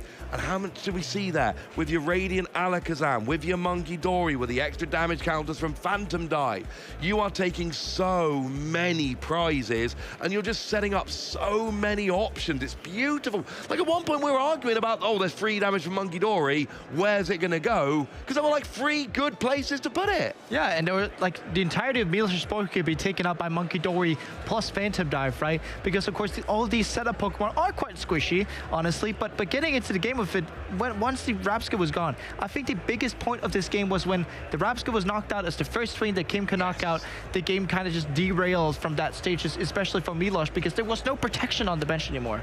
And it's such an awkward situation when you're playing against these Badoo decks where you're like, well, I've got to KO this Badoo, right? Because this Itchy Pollen, super annoying, can't play item cards. I've got to get rid of this Badoo.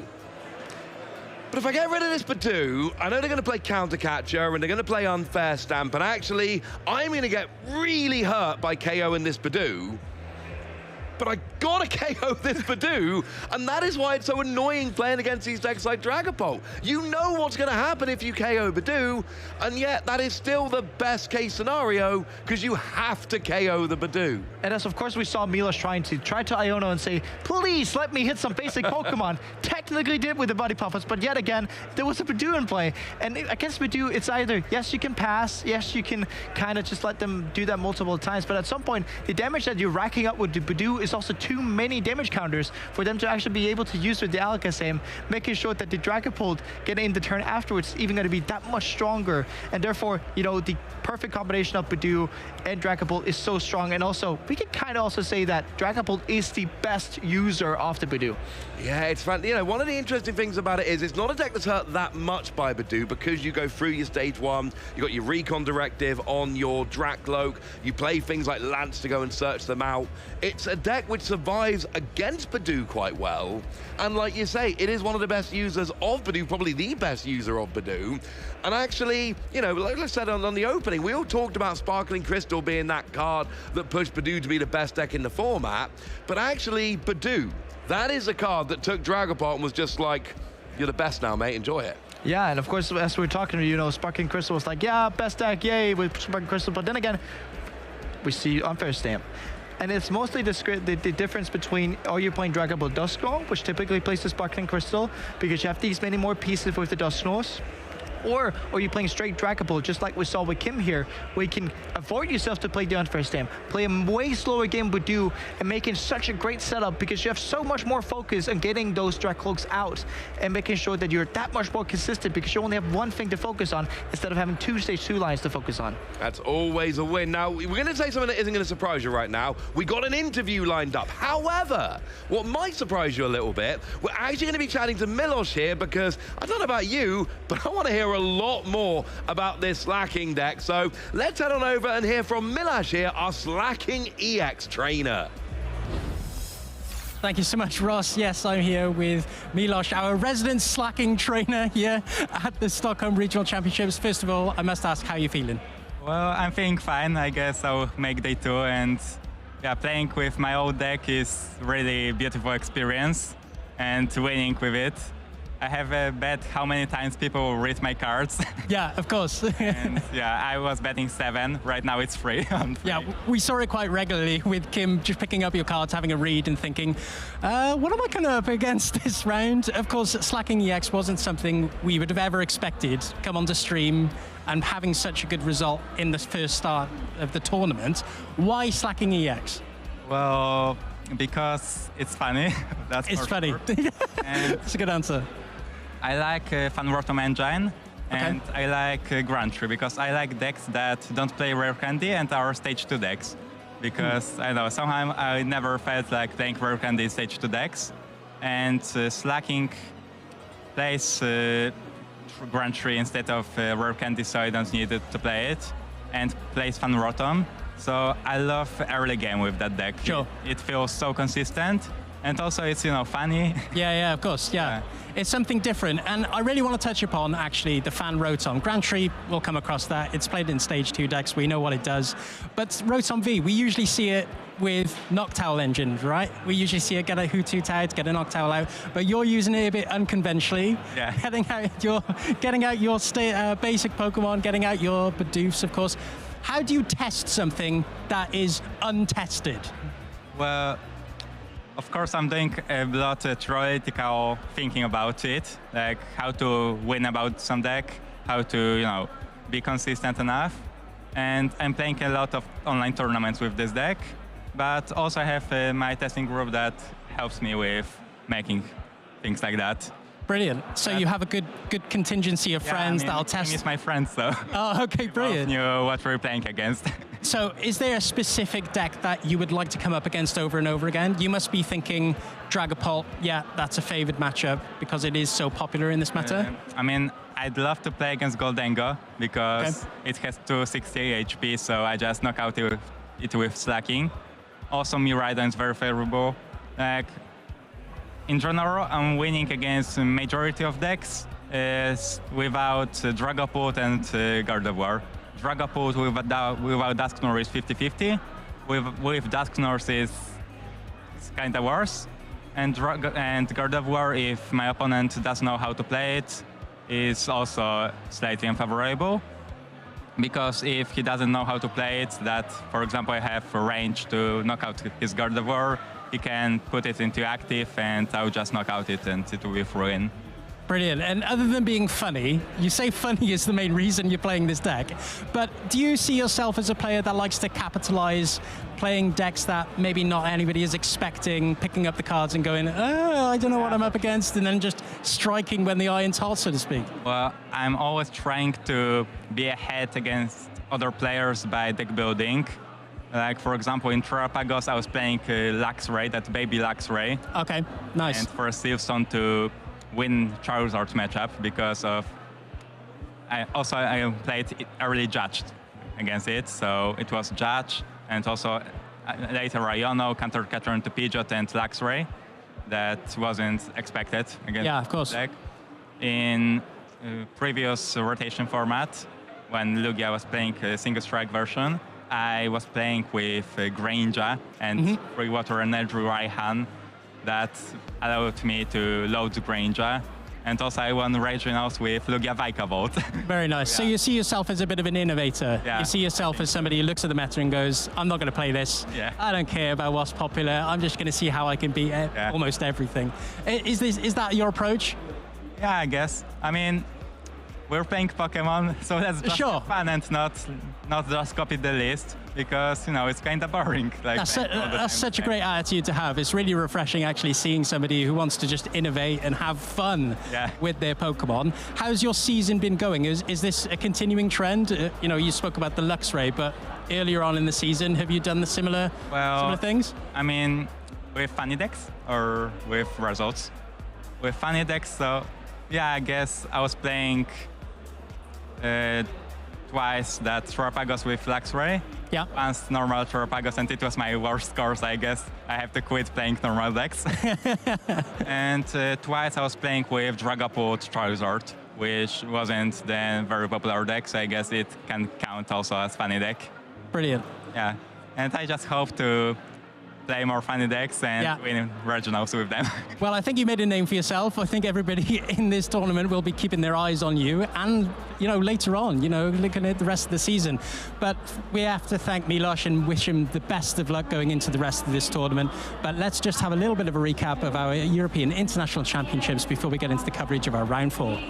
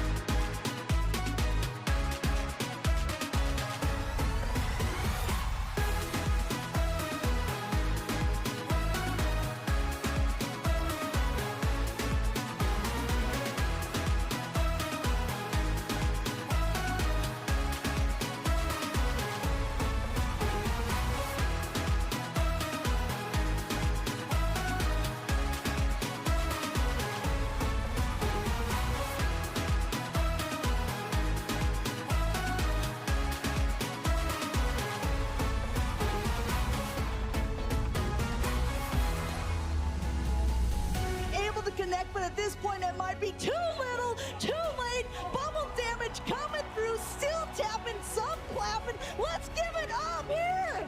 Pato Man is your 2025 EUIC International Champion. He's already stopped happening, but he's still got a down poke to go. Give it up for Pato Man.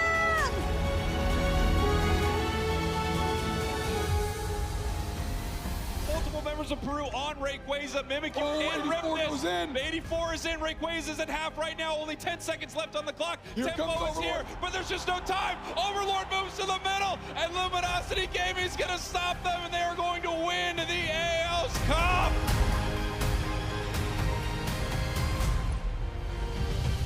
This is so tense. We see the Phantom Dive, 200 damage on Lugia. Oliver draws for turn. There's the boss, there's the Luminion, so he has an Ultra Ball in hand. In hand. There it is. Oh my gosh.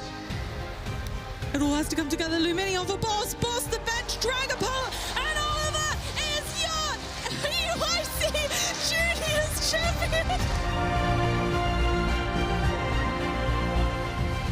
Dreamy and Dracloak will be going down. Amy, there will be 2 Duskull in play, and that's it for Nathan. I think a comeback is nigh impossible, Pablo. I always call it, and I'm always burned, but I'm gonna call it again. Nathan, there we go. There is the handshake. Gabriel Fernandez is your seniors victor, our champion of EUIC 2025. Congratulations.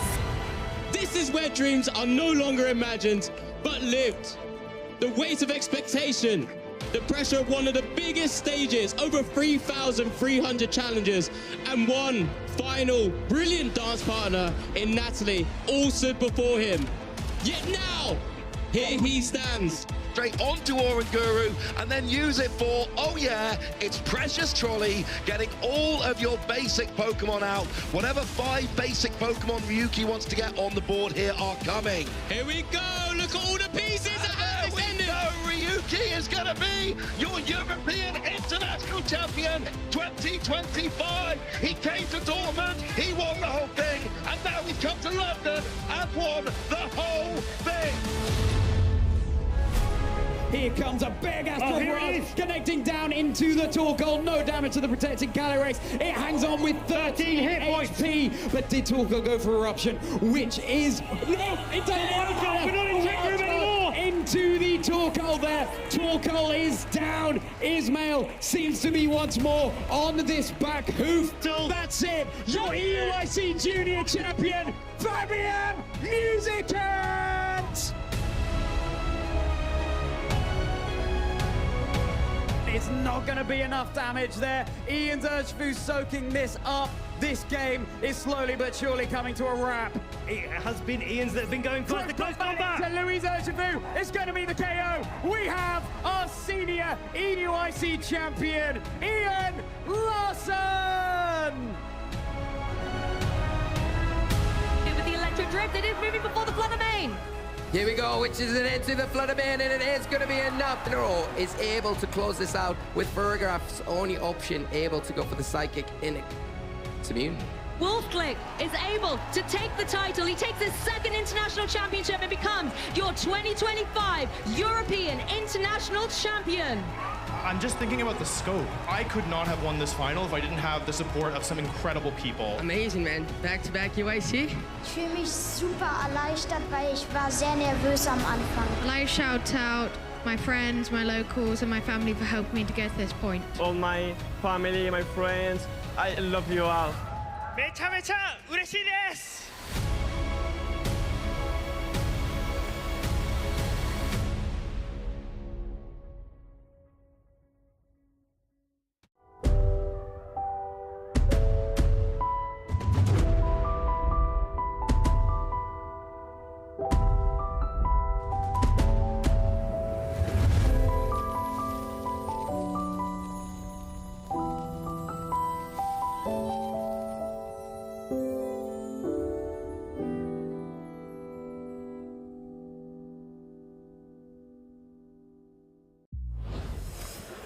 You know, it's always so great to see the achievements across all the Asian divisions, of course, not just Masters. It's a shame you only really stream Masters here at the Regional Championships, but we still got to give credit to everyone, and that was a great display of that EUIC. I've not said hi yet. I'm Freya Pierce. This is Benjamin. How are you doing, Benjamin? Yeah, I'm feeling pretty good. Our last round was absolutely brilliant. You know, seeing Slacking EX up on the top tables is always something nice to see, and it's so refreshing actually talking to a player who just wants to have fun. You know, wants to bring something that's out of the ordinary. You know, putting their finger on the meta, thinking, you know what, I'm going to take this card that's a bit unknown, take on the big boys, and, you know, coming out of it with a nice smile on their face. I think it's kind of par for the course with Milosh as well. I don't think it's the first time they've made a move like this at a tournament. That's just kind of how they play the game, and yeah, exactly like you said, it's always such a lovely thing to see. Yeah, no, and of course I got to ask him, you know, is this your regular thing? You know, do you usually come in with, you know, Slacking EXs and all of these different types of players? And, you know, he did say, you know, usually I like to come into a new tournament with some something new, something a bit innovative, and like I said, it's always something nice to see. Yeah, it really, really is. Speaking of nice to see, do you know what I think would be nice to see? Go on. The metagame breakdown for this tournament across all age divisions. Drum roll, please. I think that'd be wonderful to see. So let's take a look at that. So yeah, we were just talking about how we want to feature the juniors and seniors more. This is perhaps a nice way of doing it here, even though we only have the Masters on video on stream. So here we go. Okay, I'm seeing this and I'm thinking, mostly parallels to Masters, but there's one archetype there that I think you wouldn't see in the Masters breakdown there. Certainly not. Raging Bolt coming in second place with 13 decks representing that archetype. I mean, this is just a testament to how sometimes with different age divisions, you can get different metas, different people playing these decks and, trying to capitalize on their own meta. And that's what you can exactly see here with Raging Bolt. And I think as well with some of the junior players, if they're perhaps aren't as much experience with, we were talking about how Dragapult is a very skill-intensive deck. Now, of course, these juniors are very skill-intensive themselves. You have to be to do well at a tournament like this. But Raging Bolt is a deck that can sometimes be a little bit more forgiving of mistakes, so maybe that can be part of the motivation too. Certainly is. Something a little bit more linear can sometimes be a little bit easier on the play-by-play. But here's the seniors meta breakdown. A little bit reminiscent, I would say, of the Masters, of course. Yes, or certainly of the Masters for Vancouver. Like very, very similar things across the board. You see the Terapagos there, the Archaldon, which we were talking about, has seen an uptick in play. Yeah, in fact, I think that's basically the same as the Vancouver breakdown, just in a different order, I think. Yeah, I would say so. I'd say it's pretty similar, but 24% Dragapult, 1 in every 4 of your matchups being a Dragapult EX matchup. I mean, that's crazy. That's such a high representation for one given archetype. Yeah, it really is. But again, no surprise, given how we've talked about many times already, Dragapult is arguably the strongest deck in a vacuum right now, because it comes down to that usage of Budu. It's one of the decks that's hurt the least by getting Itchy Pollened. Yeah. But it's also one of the decks that can most easily Itchy Pollen your opponent. And despite being a stage 2, of course. Yeah. Usually we see stage 2s highly depend on cards like Rare Candy, but not so with Dragapult. Of course, having the Dracloak with the Recon Directive ability, you want to get, evolve naturally, I would say, without the dependence of Rare Candy. Yeah. And, we see a lot of these decks playing 4 Lance to get around, like you said, the Itchy Pollen. So, you can see why a lot of them are being a part of the top tables. And the other stage 2 that's doing well, of course, Gardevoir, which is almost like the poster child for a stage 2 deck that relies a lot on its stage 1 to also set up. So you have the Recon Directive with the Dracloak, and with Curlier, you have that refinement ability. So same thing there. That's why Gardevoir is the other deck that's also doing so well, despite it being a stage 2. Yeah, its own engine is internal to the evolution line. So you can see that some even the Gardevoir decks, some Gardevoir decks don't even play Rare Candy. Don't depend at all on the item cards. And as soon as you get streaming with the refinements, you can just say, I don't care if I'm being Itchy Pollens. In fact, another card I must mention is Monkey Dory. Oh my goodness, yeah, what a card that is. Yeah, of course. I mean, taking the meta by storm, I would say. A lot of players have just suddenly realized, top players who've tested the format a lot. Hold on, brief injection. Speaking of the meta, I think we now have the meta breakdown for the Masters division as well. So let's take a look at that to see how it shapes out compared to Vancouver. Okay, it's looking pretty similar again. I think the 2 main differences I notice, Lugia was a slight uptick, and Miraidon is actually made its way back onto the top 6. Yeah, I mean, that's pretty surprising. I think, Goldingo was actually taking that spot of what I like to call these 2-price slogging decks, taking massive knockouts. I thought Goldingo would really take a big chunk of those Miraidon players, but not so. I mean, the thing is with the Miraidon as well, it does have a little bit of an element of the last chance saloon, I would say, last ride, because of some of those dependencies on the V Pokemon that are internal to the deck. Raichu, Raikou, so, maybe that's the story behind that. Yeah, and it looks like Terapagos, Claw of Arm, sorry, Ross, if you're watching, sorry to report, it looks like it is still there on the meta breakdown, but just falling into the top slot of the best of the rest. And then we also have coming in the Roaring Moon EX, of course, that's always going to be around in some respect. It just too much damage too consistently to not, but it has its own weaknesses as well to Dragapult. Then, the Lost Zone box featuring Pikachu EX, Snorlax Control. Then we have the Charizard, and 23 decks as unclassified. Interesting. Yeah, I know. Well, slacking is definitely a part of that. Oh, yeah, no doubt. Part of those 23. But I did see, having a little bit of a time this morning, going around the tables, I saw so many decks that are just wild. Seeing that, this is the last chance to play a certain archetype, or I'm just going to have some fun here. I saw Festival. I saw even Flareon EX. A lot of people still having good fun out there today. You know, I want to draw attention to something. I don't know if we specifically talked about this on stream, but you know how usually with Unclassified we represent it with the unknown? That is just a metaphor. I don't, as far as I'm aware, no one's playing Unknown V and V-Star this weekend, but so if they are, then I guess we'll find out sooner rather than later. One thing I didn't ask Milosh was, how many of your friends said, please do not play this tomorrow? Please do not bring Slacking EX. It's a question that I always ask players that where they bring these wacky decks. You know, a lot of my friends, especially my friends, my close friends will say, don't be silly, stop playing this. Oh, you're wasting your time. Okay, but to that point though, when your friends have said that, have you listened to them? Oh, no. Then you already know what the answer is. No, Joe, Alex, you're watching. I mean, you know I don't listen, so there's no point. But yeah, like I said, so many different decks that are being represented. You know, like I said in the intro, Dragapult taking the 20%, taking the plus 18%, whatever, but then everything, it's just everything else then being represented, 10% or below. We saw decks there that are usually actually a bit of a titan of the meta. We saw Charizard, of course, drop all the way down to 3% for this region. Yeah, I mean, it's still best of the rest, but like nowhere near the format dominating titan that it was before. Now, it's kind of tangentially related. So you were talking about, you know, how, you know, people like Alex would say, no, Rabbi, don't play that. But, you know, we have our caster predictions, right? Yes, so I would like to, I'm curious to know, what is your caster prediction for this weekend? My caster prediction was actually Gardevoir EX. Oh, okay. Yeah, Gardevoir EX, and then Monkey Dory is my secondary. Because I have a little bit of a, you know, a little bit of a range of decks being represented by the Monkey Dory, of course. Yes. A lot of decks now adopting the Adrenabrain power. So strong, so strong. But Gardevoir EX is something that I've played for quite a while now in this meta. I just really enjoy the deck. It's so versatile in its approach as well. Yeah. We talk about the fine margins in decks, especially with Dragapult, but in Gardevoir especially so, because you can adopt your style depending on the Pokemon you put in it. A lot of people play Drifloon, some people don't. Some people play... Wait, some people not playing Drifloon, really? Yeah. Okay. Or some people will play different ace specs to complement their playstyle. Yes, they will. So, you know, it's a very versatile deck. You know, if you test the deck, that you'll understand why, and, you know, you can change your flavor depending on what's coming up in front of you in the meta. Yeah.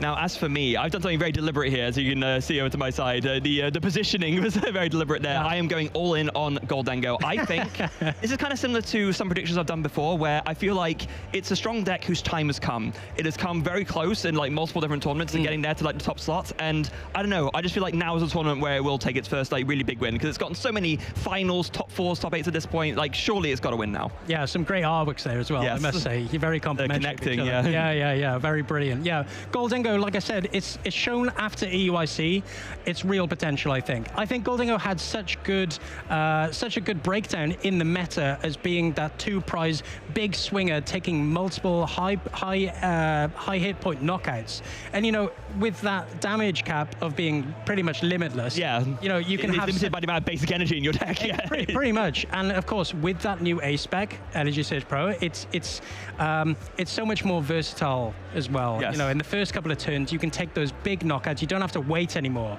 Yeah. You know, usually you have to set up a little bit more. And the big differentiating factor, of course, is that we now have Energy Search Pro, because the one weakness that Goldengo had is how do I get a big early burst of damage in the early turns. But Energy Search Pro sets you up for that so nicely. And then not only that, you get your big first knockout, and then you set up your discard pile with all this energy so that you fit in the deck of a bunch of cards, and as soon as you hit your energy retrievals, your superior energy retrievals, your night stretchers, you can go back ahead and get all those back and keep doing the big damage. So it really was that early burst tool that it was missing, and it now has. Yeah, no, completely. I mean, a few of my local friends, you know, tested Goldengo. They were big Goldengo fans. They invested in testing the deck earlier on, and then as soon as Energy Search Pro came about, they were like, oh, finally, I'm vindicated in testing this deck a little bit more.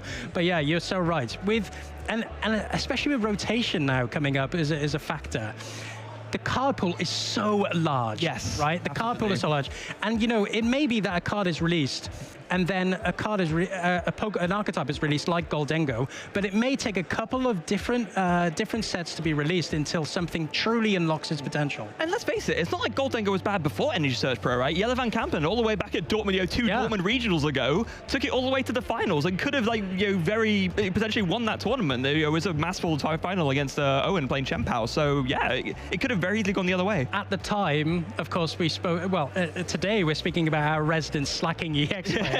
But back then, yellow was our resident Goldengo player because, of course, you know, the belief wasn't there at the time. No, not to the same extent, at least. Nowhere near to the same extent as it was now. But all it takes is a contingency of strong players that came over from the US into EUIC for people to actually realize, you know what, there's something about this Goldengo, there's something about this archetype that actually pushes it into the competitive space. Yeah, I couldn't agree more. And yeah, like I said, based on all of what we just discussed, that is why I'm going all in on the cast figure for Goldengo. So here's once again the day one meta breakdown. We have our lovely lower third now, so you guys see us and the meta breakdown at the same time. It looks so good. Compliments to the people backstage for this different view. Yeah, like I said, Dragapult EX with a high representation, and then the best of the rest.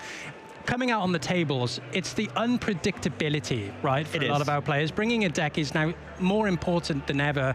Well, I say bringing a deck is more important than ever, of course. Yeah, so if you don't have a deck in a tournament, your deck choice is more important than ever because, you know, you might not know what you're coming up against. You know, it's all about these little texts that you would involve in your deck to put yourself above the rest. Yeah, not only that as well, but also, like we talked about a few times before, I think, the playing a deck that isn't necessarily the best deck in a vacuum, but is the deck that you know you will play the best and make the least mistakes with. We've talked about that so many times, and that has come up a lot in terms of, you know, tournaments that have been won by players playing decks that, yeah, maybe they weren't the top deck in that meta breakdown, maybe not even in the top 6, but their players knew their decks well enough to do that well. But speaking of players, we have 2 ready to go for our next feature match here in round 4.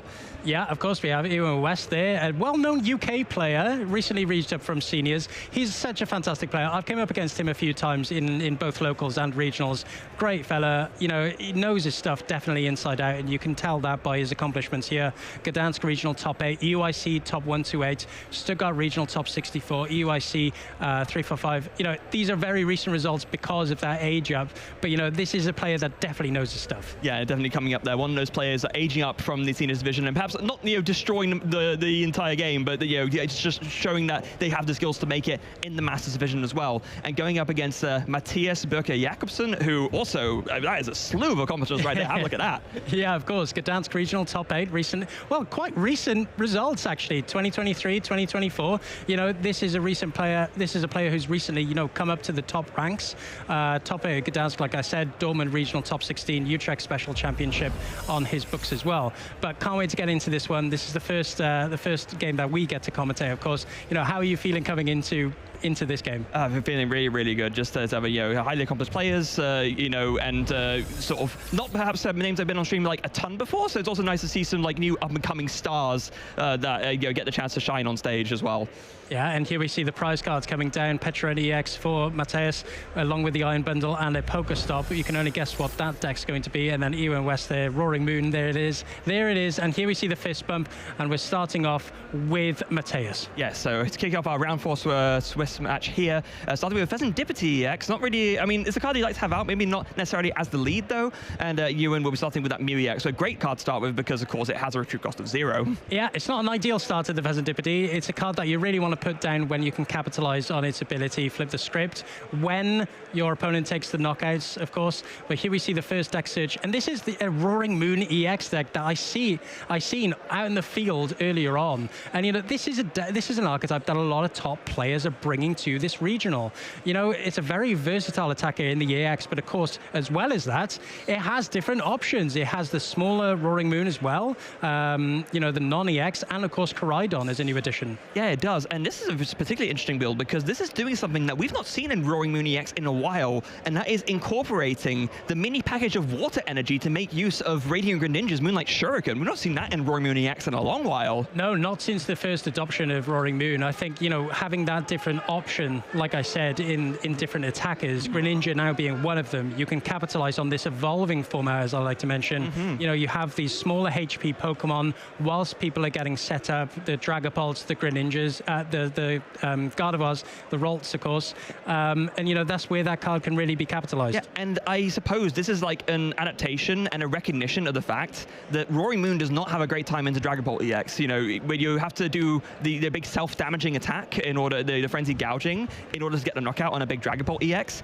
and the Dragapult's Phantom Dive is going to make it really be able to capitalize on that by KOing a 200 HP damaged Roaring Moon with a bench life on Phantom Dive. So perhaps adapting in with the Greninja package to make sure that you have that chance, like you were saying, Benjamin, of being able to take an early 2-prize knockout using Moonlight Shuriken. Yeah, of course, and talking about Ewan's deck as well, the Regidrago V-Star, something that we won't be seeing anytime soon after the after this EU regional with rotation. But how do you think this matchup will pan out? Yeah, well, this is a bit more of an interesting one, because it's kind of, in a way, a very similar matchup, because ultimately the main attack that you tend to copy with Regidrago is Phantom Dive, right? But the difference is, because you have a higher HP, like, basic thing to evolve from in the Regidrago V, you can't really make use of that early Moonlight Shuriken to KO 2's, small evolving things. So it's kind of, Ewan's almost playing a version of Dragapult that has like a little bit of a better chance against this mitigation strategy that Matthias has. Yeah, of course, and I think it'll be slightly favored for the Roaring Moon. Having your basic Vs be within that range of Calamity Storm earlier on. Of course, going first, you'll be able to slap that energy down. You don't have the pressure of having to go turbo with the Squawkabilly on your second turn to try and get that knockout. Matthias can take a little bit of a breather, set up those big knockouts for later on. Yeah, so it basically, a lot of it's going to come down to if Matthias can get that really early setup and get those 2-prize knockouts with Calamity Storm instead of Frenzied Gouging, so that you don't end up falling prey to that strategy of Dragapult using Phantom Dive to get a lot of prizes by sniping a damaged Roaring Moon. Yeah, and there's only so many options for Regidrago to respond, Rise, with Roaring Moon. Sometimes they will play the Energy Booster Capsule as well, the Ancient Booster Capsule, sorry, to buff that HP cost as well. We see another option as a tool as well as Power Glass in the deck as well. That can also boost the amount of energy that you'll get down on your first couple of turns. He opts for the Radiant Greninja, of course.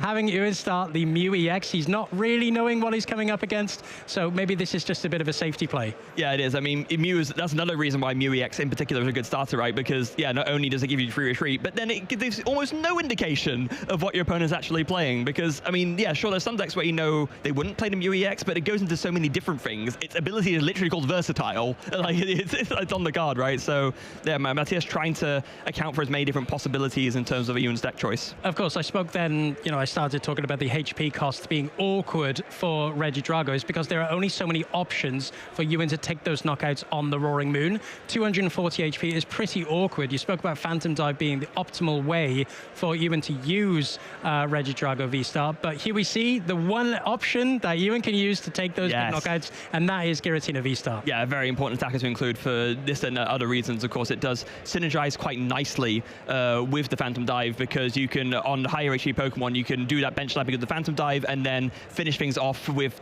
by copying that Giratina V-Star's Lost Impact. 280 damage. You do have to Lost Zone 2 energy from your side of the field to do it, but more often than not, it's worth it to take a big knockout. Yeah, and while this first deck stage is going on, I just want to introduce this deck, really, the Regidrago V-Star. This is something that we're usually accustomed to now. It's been in the format for quite a while, and it's been a top player, I would say, in the meta of recent, and since, maybe downside since Prismatic Evolutions with that release. But Regidrago V-Star, so versatile, so flexible in its approach because of Apex Dragon. For those of you who don't know, Regidrago V-Star, Apex Dragon, it'll be able to copy any dragon attack in your discard pile. Yeah, so there's a whole plethora of dragon type attackers you can toolbox, and you just want to get them all in the discard pile as soon as you can, so that you can do that toolboxing with all of them. So you have access to things like Hisuian Guja V-Star if you want to do Rolling Iron to do 200 and tank a little, take 8 less damage next turn. The Giratina V-Star, which we've already seen. The Dragapult EX, which of course we see played as its own deck in its own right. There are so many great dragon type attackers for Regidrago V-Star to copy. Yeah, and we don't see a very good start from Ewan yet. Oh, no, we don't. Into the Bidoof, no Regidrago V-Star on the field, and this is where Matthias can capitalize really early on.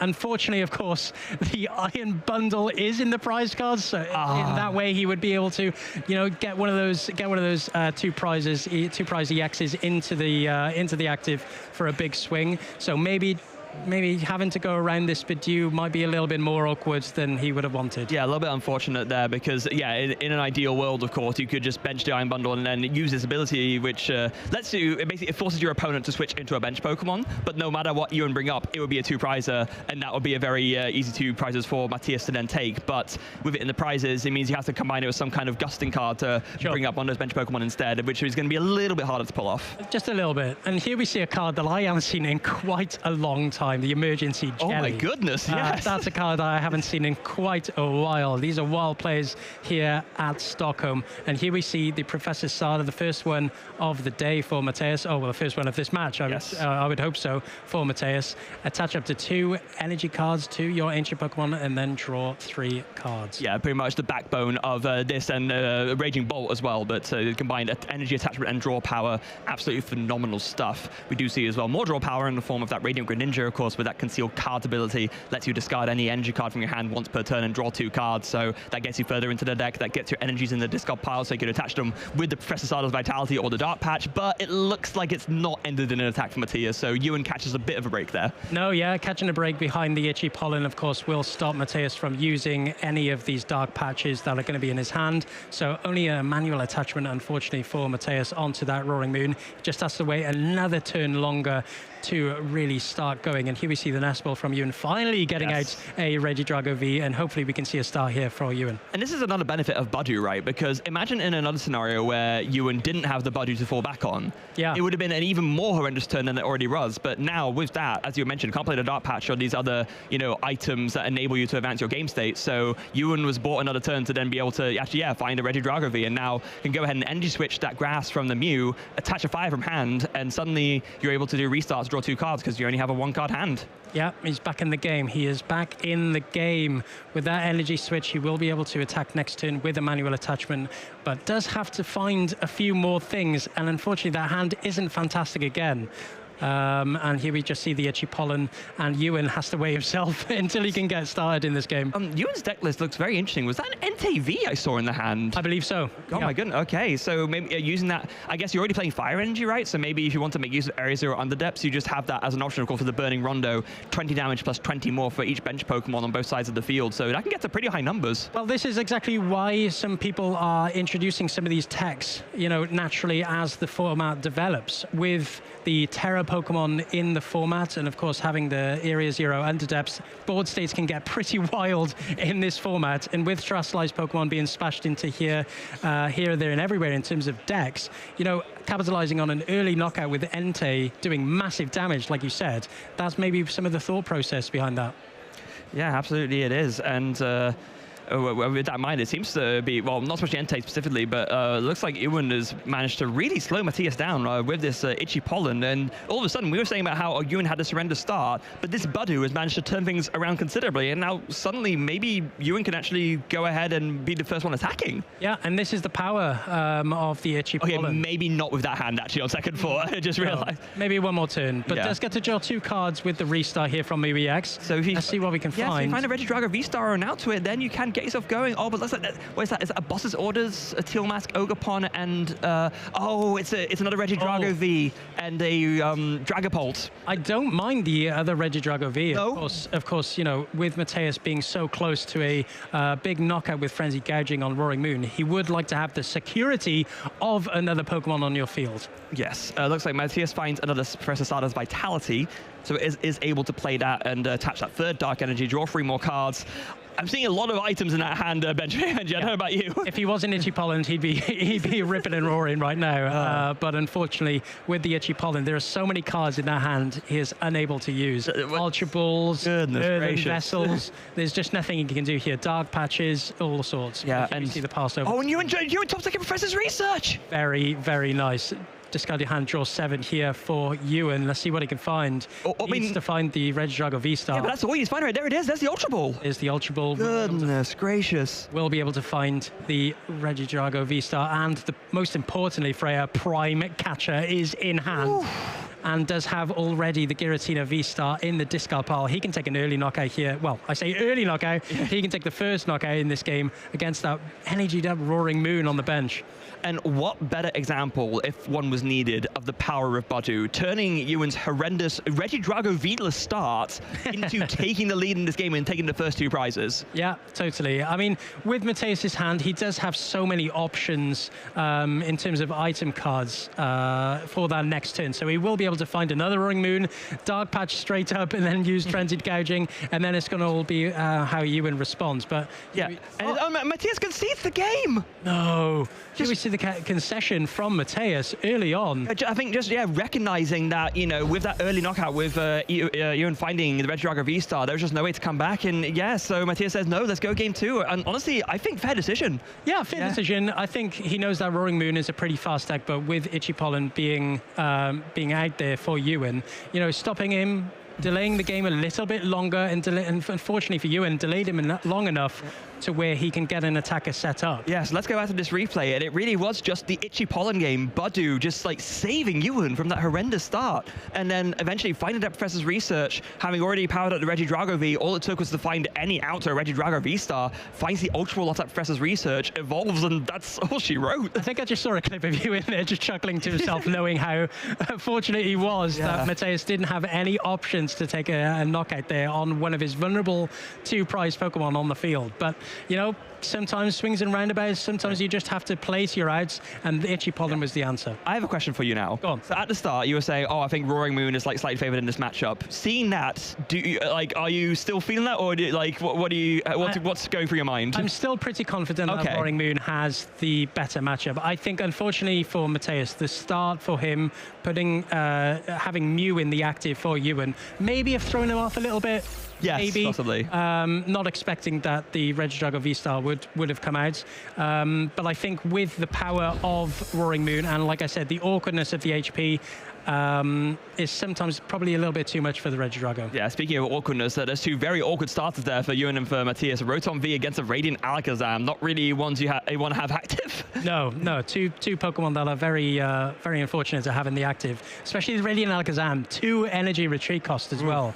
No way to manually attach as soon as you would like to, and then attach straight away. You unfortunately have to wait just a little bit longer to get it out of the active, unless you have a way of switching out, i.e. Prime Catcher, etc. And here's another key point as well. Ewan having won that game, Mateus, of course, has the choice of whether to go first or second, and does, of course, choose to go second. So what that means is that you're not worried about Itchy Pollen. You can play your supporter, you can do whatever you want, and if you have a bonkers enough turn, you can very easily get the first 2 prize knockout. Yeah, and it's more easier for Mateus to have an explosive start now with the many options in his deck to do so. He has the Squawkabilly, has Lumineon V, he has all these different options to get the supporters that he needs on those first turns, i.e. Sada in this circumstance, to start accelerating that energy, but also there is pressure there. He does need to find the pieces. He does, but I do believe that's a secret box I see in Mateus' opening hand, and that's about as good an opening card as you could ask for. That's pretty good, and does have the energy in hand to put into the discard pile to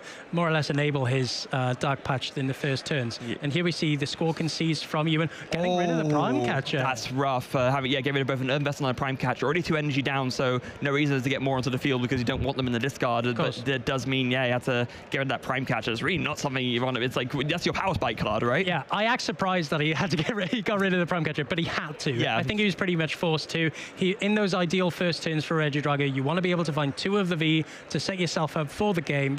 This is an evolution deck at the end of the day. He does have to find those Vs to evolve eventually into the V-Star. Yeah, and then now this does make this a very precarious position because you were very rightly saying that Ewan needs to find 2 Regidrago V. I only see 1 down. It's really important because there is the potential for Mateus to take a first turn knockout on the Regidrago V. I think what's important for the Roaring Moon, or coming up against it, I should say, is that you don't quite know what the style of the deck is. Some of them play Pokemon Catcher, some play Prime Catcher over the secret box as an ace spec, and some are even able to find, in the fortunate circumstances for Mateus, is potentially able to find a boss then knockout. It is possible. Yeah, it's tough but possible, absolutely. And I think the fact that Mateus is open with secret box specifically makes it more possible than it would be otherwise. So it's really just going to be a matter of how he sees as the best way of putting this together. Here comes the secret box. I imagine that Luminion's going to hit the discard pile. You don't need it when you can search the spot of the secret box. And we say how these are possible is through the acceleration in the Roaring Moon deck. Dark Patch enables all of these plays to happen. The acceleration is so strong in this deck with a combination of Sada and Dark Patch. You can pretty much get a Roaring Moon with 3 energy on it. Yeah. Easier said than done. Oh, okay, you know what? I say that starting with Rotom V isn't great, but there is one advantage it gives. It is a V Pokemon. That means it's something you can put that Forest Seal Stone on, which, of course, gives you that Star Alchemy V-Star power that lets you this ability once per game. You can just search your deck for any card, and that can definitely help put this combo together. Yeah, and that's a really strong secret box play here. Is finding the Nest Ball, finding the Forest Seal Stone, and the Sada to boot as well. I mean, this is a pretty strong start for Mateus. Yeah, and the Town Store as well to get an extra tool from the deck. So you can fin a little bit more. I mean, I guess what do you get here? Do you get an Nature Booster Energy Capsule, I guess? I would have thought so. Boost that HP cost on the Roaring Moon. Of course, will put it out of the numbers for Giratina V-Star, most importantly. It will put the Roaring Moon up to 300 HP, which takes it out of range of anything in Ewan's arsenal. And it also, as a more minor point, but it does fin one more card out of the deck, so it just makes that insane turn 1 knockout that little bit more likely. Finning is winning. I mean, if you take some cards out of the deck, you'll maximize your outs to find other pieces that you may need in the long run. And here we see the Sada come down. Here we see the energy on the Roaring Moon, of course, and here we see big 3 cards. Dark Patch, energy, and the Pheasantipity. Could you ask for a better 3 cards? Well, he does still have the Forest Seal Stone as well. I think he needs to find a way to get another energy in the discard pile. Oh, yeah, that's true. I mean, maybe here you go for, I guess... Yeah, now you need to go for Earthen Vessel, because then that can discard the Dark Energy and get another one. Or manually attack. Yeah. So I think that has to be the one. Yeah. But now it does mean that you're a little bit. I mean, what gusting does Mateus play? I think were there Pokemon catchers in the list? I believe. Yeah, I think I see a few. Yeah, I see the Earthen Vessel for the Dark Energy and Water Energy. Now that Dark Energy is in the discard pile, it does activate that Dark Patch.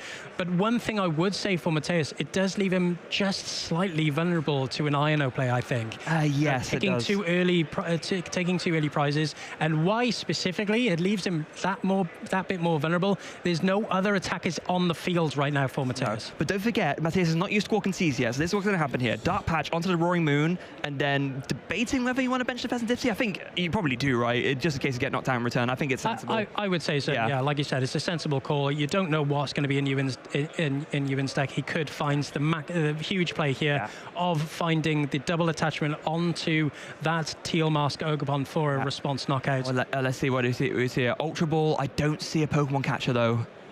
So it can be Ultra Ball discarding a Carmine and a Water Energy, but does find... Yeah. Oh, we have the Iron Bundle, of course. I think at this point you have to find the Iron Bundle, because I think that, options for Gust are going to be limited in this deck, and if you're not going to be able to find one, I think Iron Bundle is going to be your only option. Yeah. This is the reason why he plays it as well. Yes. Because if you take a single prize knockout, it can sometimes mess up that prize mapping strategy of your deck. So having the Iron Bundle, you have the security of taking out a 2-prizer regardless of what it is. Yeah, and this is the next best case scenario, right? Because ideally, you want to KO that one Regidrago V, but at the very least, if you're taking 2 prizes, like you were just saying, you're keeping up on a good prize map, because Roaring Moon really wants to go 2-prize knockout, 2-prize knockout, 2-prize knockout, and Mateus is on rails to do that right now. Yeah, and here we see it pass over to Ewan after that 2-prize knockout for Mateus. Mateus now in the front running, but here we see the Teal Dance here, attachment onto that Teal Mask Ogerpon. What are the options available for you, Ewan? Benching another Teal Mask there as well. And here we see the Iono play, putting Mateus to only 4 cards with no additional attacker on the field. No, but that's interesting. Ewan did have the energy switch in hand, but opted not to play it. Yeah, I think the reason so is because he doesn't want to put all of his eggs in one basket for this Regidrago V. Does find the V-Star, but of course you're committing the energy switch onto the Regidrago V-Star. Yeah, but there's something else at play here, of course. Roaring Moon is weak to grass, so you can, if you find another grass energy, you can attack with that Myriad Leaf Shower and get the knockout, even with that extra HP buff from the Ancient Booster Energy Capsule. And I think that's exactly why he's committing the attachment to this Teal Mask this turn. Yes. Because I think with the Regidrago V-Star, it's a little bit I would say it's more vulnerable of an attacker than the Teal Mask Ogobon. Teal Mask Ogobon, so easy to accelerate the energy to for that Teal dance. I think this is going to be Ewan's primary attacker, I would say, in this game. Yeah, and there goes a Teal dance number 2 onto the other Teal Mask Ogopon. Not done the manual attachment for hand yet, so can go ahead and commit to that. And I do believe there's another Regidrago V in hand as well, so debating whether to bench that, but also might want to leave that bench slot free. Yep, going to leave it free for now. And yeah, is going to go ahead and Myriad Leaf Shower, get a KO on that Roaring Moon EX. I would say so now that Ewan has all of his attackers on his field. He has the Teal Mask, the dual Teal Mask approach with the Regidrago V-Star. I don't think he needs to find another way to put another attacker into the field. And here we see the pass over to Mateus. And like I said, it's all about now if Mateus can respond with a knockout. If not, Ewan is in the driving seat here. Yeah, and it's not like it's impossible. Mateus has been Ironode, but there's methods of dig here. Oh, that was not a great Pokestop, though. No, that's pretty rough. Yeah. 3 cards unable to... 3 non-item cards, I should say, going into the discard pile there, and one of them being a Professor Sada, which is not going to feel great. Oh, that feels rough as well, because I think if you weigh it up on the average of odds, it is like more mathematically correct to go for the Pokestop first. Yeah. But in this instance, Mateus unfortunately getting like punished for making the optimal sequencing decision, because I mean that's just how odds work, unfortunately. Yeah, I would say so. I mean, he does have Flip the Script to be able to use to find the pieces that he needs to get a response knockout here. We see the Earthen Vessel coming down, thinning out the deck of 2 additional energy now, and all I can imagine here is going to be a Flip the Script and just pray that he can get an additional knockout. Power Pad helps here. Having the Power Pad does mean that, so because there's been one Sada discarded and the other one that was played already, so can go ahead and basically get the maximum amount of Sadas back into the deck to increase his odds here. So Mateus like doing everything the right way, trying to maximize his odds of coming back here, but this is going to be, like you said, a big free card from this Flip the Script. And you know, this is such a great play because Roaring Moon, it's so highly dependent on how the player sequences their plays. Yes. Because I think going for the Pokestop first, you know that you have the Pal Pad in hand, thinning out the deck of anything that you don't need. Oh, and here we see the Flip the Script. I think we see a Boss, a Dark Patch, and a Sada. And a Sada. Like, you did see the Sada you wanted, but you also needed something to attach to, and right now there's no ancient Pokemon out. You can't even play the Sada. You needed to find an S-Wall there, or the Roaring Moon just straight up. Yeah, so I guess it has to be maybe Boss's orders on that Radiant Alakazam, and then hopefully Ewan can't retreat it. Of course, it does have a retreat cost of 2, so I think that's got to be the way, right? It's got to be the way, but it's pretty tall orders to hope that Ewan doesn't find a potential response here. Does still have the Legacy Star available to him on the Regidrago Star to accelerate your hand accelerate even further into the deck by discarding 7 cards and getting 2 cards of pretty much whatever, I say pretty much, it is whatever you want from your discard pile. Yeah. And here we see just unfortunately the instant charge on the Rotom V and a pass over to Ewan. It's better than nothing, but it's really not what you wanted to end on if you're Mateus, because now Ewan has a big opportunity to take a commanding lead in this game, and that hand is looking pretty strong, Benji, I'm not going to lie. Yeah, and I think one thing I would say is that Ewan will have to use the Regidrago V-Star if he wants to knock anything out here. I think Myriad Leaf Shower is unfortunately out of range for to take a knockout here on anything on Mateus's field. But here we see that NTV. Oh, hello. Here we see it, and the energy switch onto the NTV, fire energy from that Regidrago V-Star, and you can see here just debating the... Well, he is going to have to manually attach that Entei if he wants to attack with it, but he does need to find a way to get this Radiant Alakazam out of the active. So I guess it will have to be using that Legacy Star V-Star power, right? That would guarantee it because there is a Prime Catcher in a discard pile, so that would do the trick. And if Ewan thinks, I want to commit to that, then that is just what he's going to go for. So here we go, Legacy Star. Although there is a slight problem there with the Entei, because of Mateus's bench size, it doesn't guarantee a knockout, actually. It doesn't guarantee a knockout, but one thing I would say is that Ewan is committed here. Yeah. Energy switch is not something that is easily retrievable here. Oh, the Prime Catcher already there, of course, discarding it early on. So didn't need to worry about that. Already has it. But committing early with the energy switch will mean that, a resource is taken out of your options here. Yeah. So, with that Prime Catcher already in the discard pile, at least he has that safety net. But here we see choosing a Super Rod of sorts here. Yeah, it's just, it is just like such a shame because it's like, it's an awkward sequencing that was kind of forced upon him. And now it's really going to be a Prime Catcher, but all of those, that NTV is currently doing 180 damage. I think he does have Boss in hand, however. Is there Boss's orders? Okay, there is. Boss's orders in hand. Okay. Get the Squawkabilly into the active. 160 HP, probably the most vulnerable two-prizer in the format, and is able to capitalize with that NTV.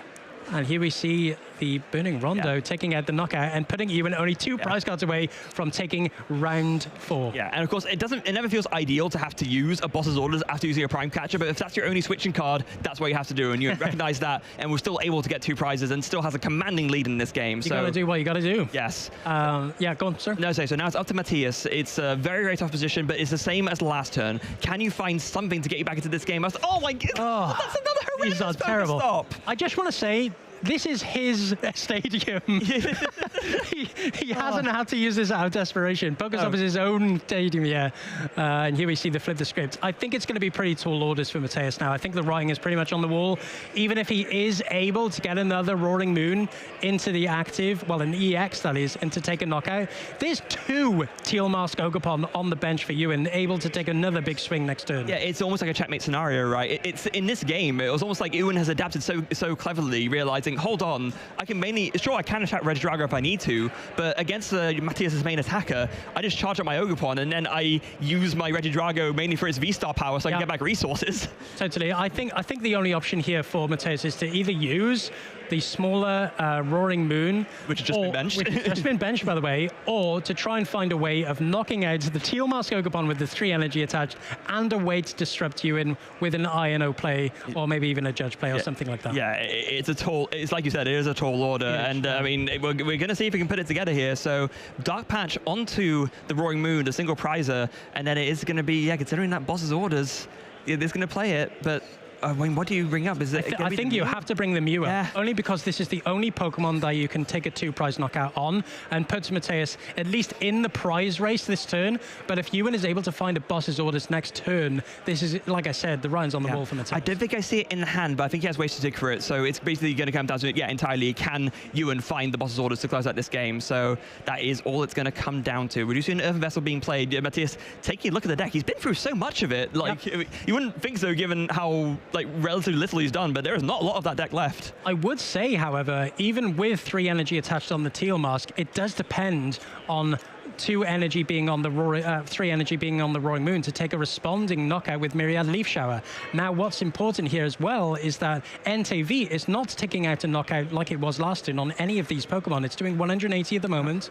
So if Matthias can find a way here to take a knockout, to just survive here by Ewan not being able to take a knockout with the Regidrago V-Star, he's still in this game. No, because the Roaring Moon's weak to grass, 3 energy on a Teal Mask Ogerpon V120, that would double for weakness 240, that would be a knockout regardless. That's why Matthias is charging up this Roaring Moon EX already. He knows it doesn't make a difference. Okay, fair enough.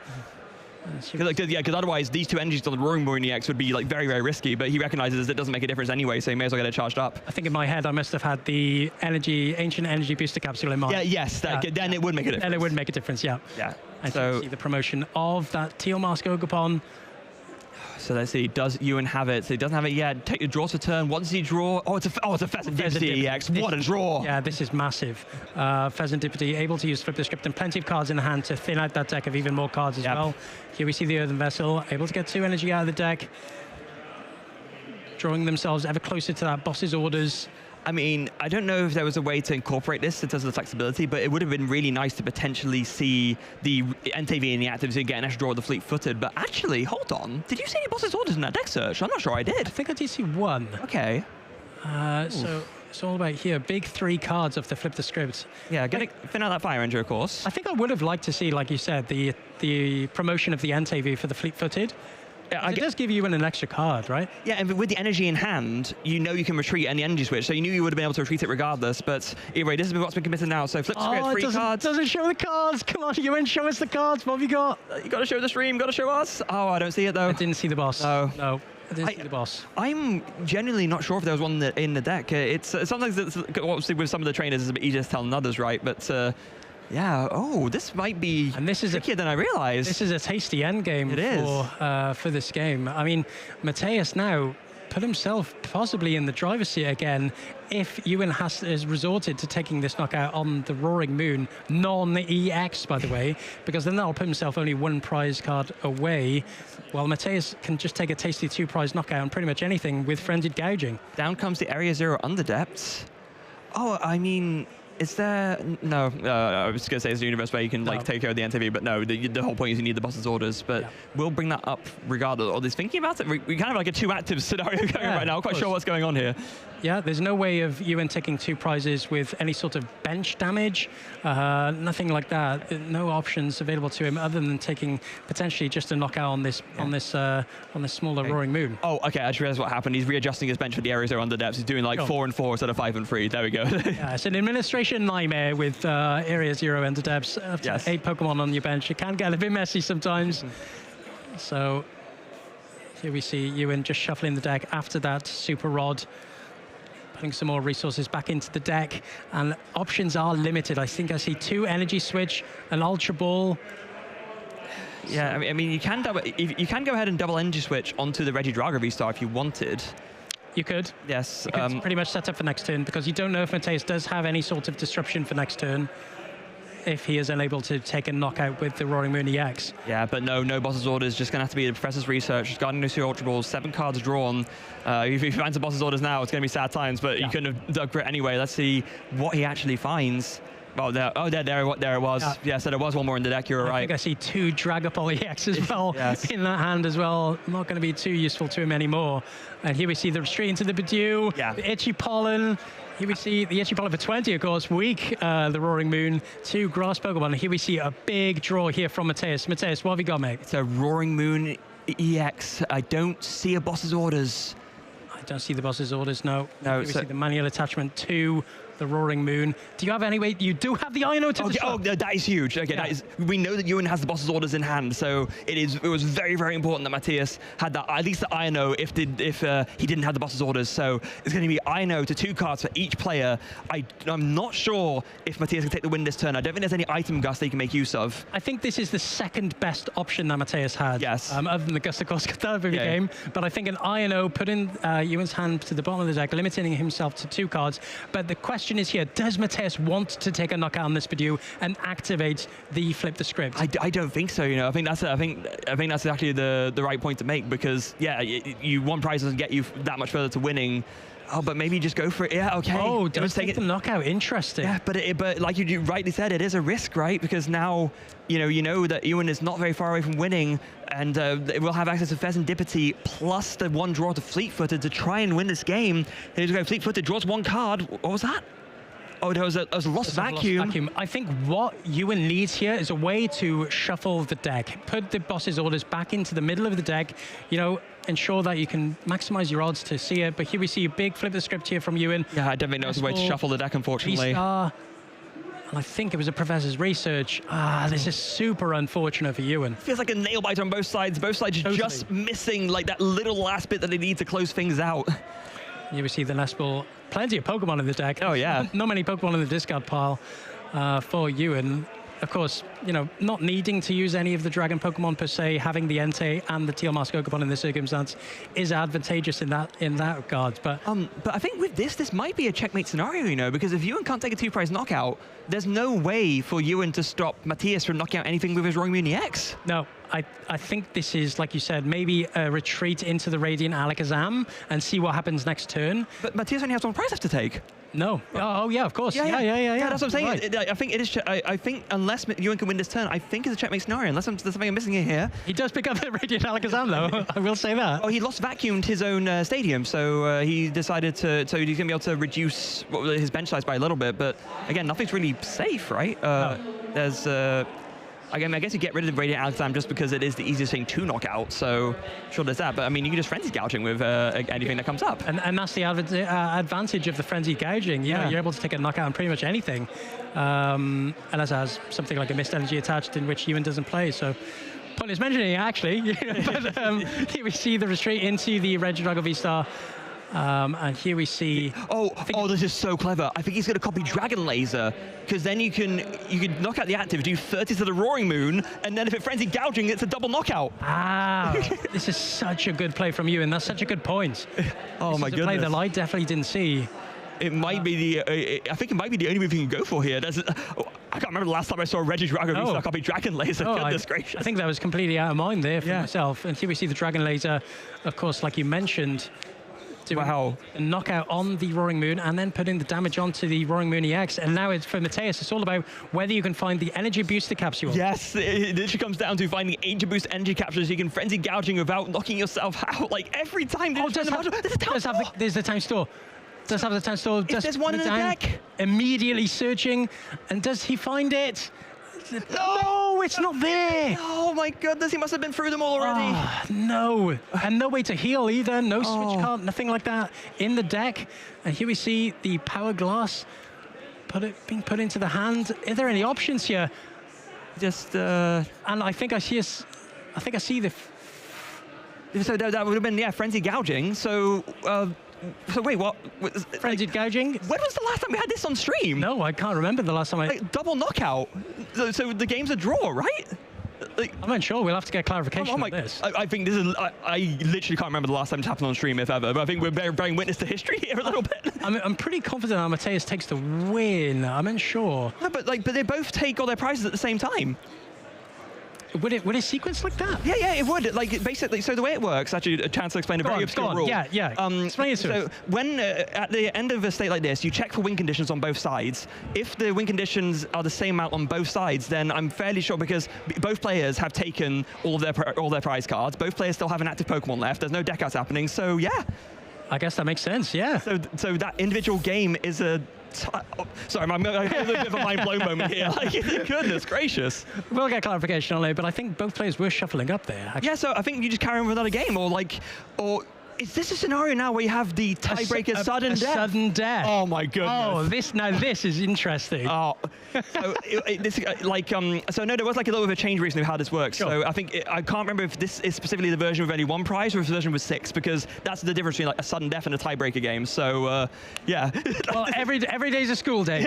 I mean, that's always what I say. You're following us. This is brand new Pokemon TCG streaming territory. You're in here with us. Listen, these are usually stories that you hear from locals. Like, yes. Oh, this one time I was at locals and this strange thing happened. Well, now it's happening on stream at the Stockholm Regional Championships, and we're learning as you are here.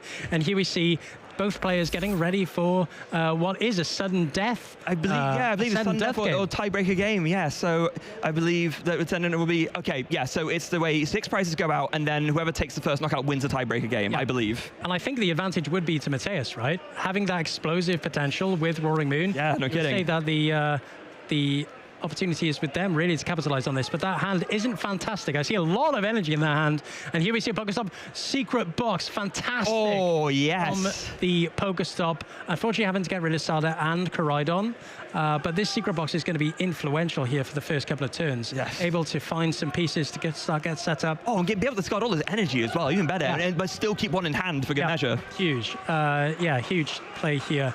Able to get rid of a lot of these energy into the discard pile. Activate so many different energy acceleration cards in your deck, like Sada, like the Dark Patch that we've mentioned, and even in this circumstance, Power Glass. So we are now in a tiebreaker game. So this is now I believe, if I recall the way it works, it's the first player to take a prize card wins. Yes. Yeah. And here we see getting a lot of cards here to get set up for Mateus. And here we see Nespal coming down. You imagine it's going to be one of those Regidrago, one of those Roaring Moon EX, and start getting that energy up and running for an early knockout. You hope for Mateus, Frenzy Gouging or Calamity Storm on the Pheasantipede. And here we see Mateus now shuffling up. So many different options now available to him thanks to that secret box. And I would say that Mateus is probably going to... Is he going to opt to Squawk and Seize, you think? Well, I mean, if you want to dig further, right? I mean, again, this is a tiebreaker game scenario. This is like, you have to go as all out as you possibly can here. Like, in what other scenario you want to go more all out than this? I imagine so. I think with the Squawk and Seize with the secret box was able to find a Carmine. So at least you're able to start accelerating through that deck even further, and accompanying that with Squawk and Seize, you're going to rip through 11 cards through that deck. Yeah, it's about as good of a position as you could ask for, especially because you know that Ewan's deck doesn't really operate on getting a first turn attack that much. Although, actually, I say that. Go on. There is a universe in which Ewan has a bonkers turn 1, gets enough energy onto a Teal Mask Ogerpon to actually KO the Roaring Moon EX. That could happen. if Matthias can avoid that, then I think he will absolutely be favored to win this tiebreaker game. But there is a universe. You can't tease me like that, okay? Ewan might have... I just did. I just did. Ewan might have that explosive turn, and it's all going to be up to Ewan to respond to that, because I think with the board state that Matthias has, he is definitely in the driving seat here. Yeah. And here we see a Dark Patch onto the other Roaring Moon EX, just in case any sort of gust stall play. Oh, does he opt to retreat here? Like you said, I think a retreat into the Roaring Moon might be a little bit premature. Yeah, no, I don't think it's that. No, he was just debating whether to Squawk bench the Iron Bundle. That was it. And he did decide to bench it in the end, so... I think the picking up of the Squawkabilly makes me think a retreat there, but I think it's just going to be a pass. Okay, here we go, pass. So, can Ewan get free energy on a Teal Mask Ogerpon plus the 1 Prime Catcher in the deck to steal this tiebreaker game away from Matthias? With that hand, I'm unsure. There were a lot of ball search and a lot of Pokemon in that hand. So, can find it, but does need... Wait, no. Bit of an explosive start himself. Hold on, ignore me. You don't even need the Teal Mask Ogerpon. There's a 2-pricer in the active. If you get your bench full and get a Fire Energy and a Grass Energy on the Entei V, that also gets there. Correct. Oh, and it opts for the Entei there as well. Yeah, but it's less than you need, because it's one less energy they need to pull off. I think Matthias with that benching of the Iron Bundle, and the Latias as well. I think it puts the Squawkabilly in range, right? I mean, we saw it last game. Yeah, so, and the Latias gives you the free retreat, so now all you need is Fire Energy, a Grass Energy, and an Energy Switch. Yep, that's correct. it. Like, as long as you get that Latias down, you're good to go. Oh my goodness, okay. And this is exactly, like you said, why he's playing this Entei V. Able to use a different option other than your typical Regidrago to take these early big knockouts. Yeah. Oh, here's a Pokestop to dig 3 cards in. There's a... Oh, those are not helpful. Oh, super... Oh, actually, that's really bad as well. Like, so...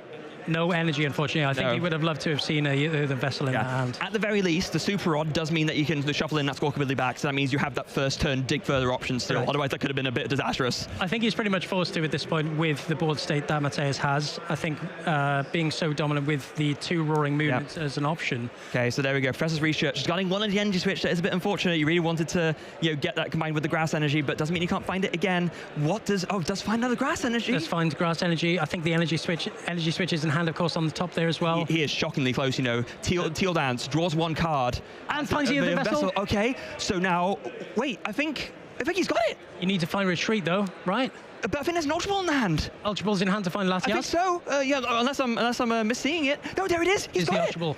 Here we see the sequencing now from Ewan, finding... he's just realizing you don't want to mess this up. No, you don't. So here's the sequence. You Ultra Ball and you get that Latias, which I'm 99% sure is not prized. Watch me eat my words now. No, don't tell me. No, it's prized. I think it was prized. Yeah. Oh. So, okay, so now you need another Energy Switch and another Grass Energy, another Teal Mask Ogerpon. Oh, I can't believe this. I don't think we didn't cover the prize at the start of the game. So yeah, does have Squawkabilly, however. Does have Squawkabilly. Okay. So the option is still there. Very stressful. Oh my goodness.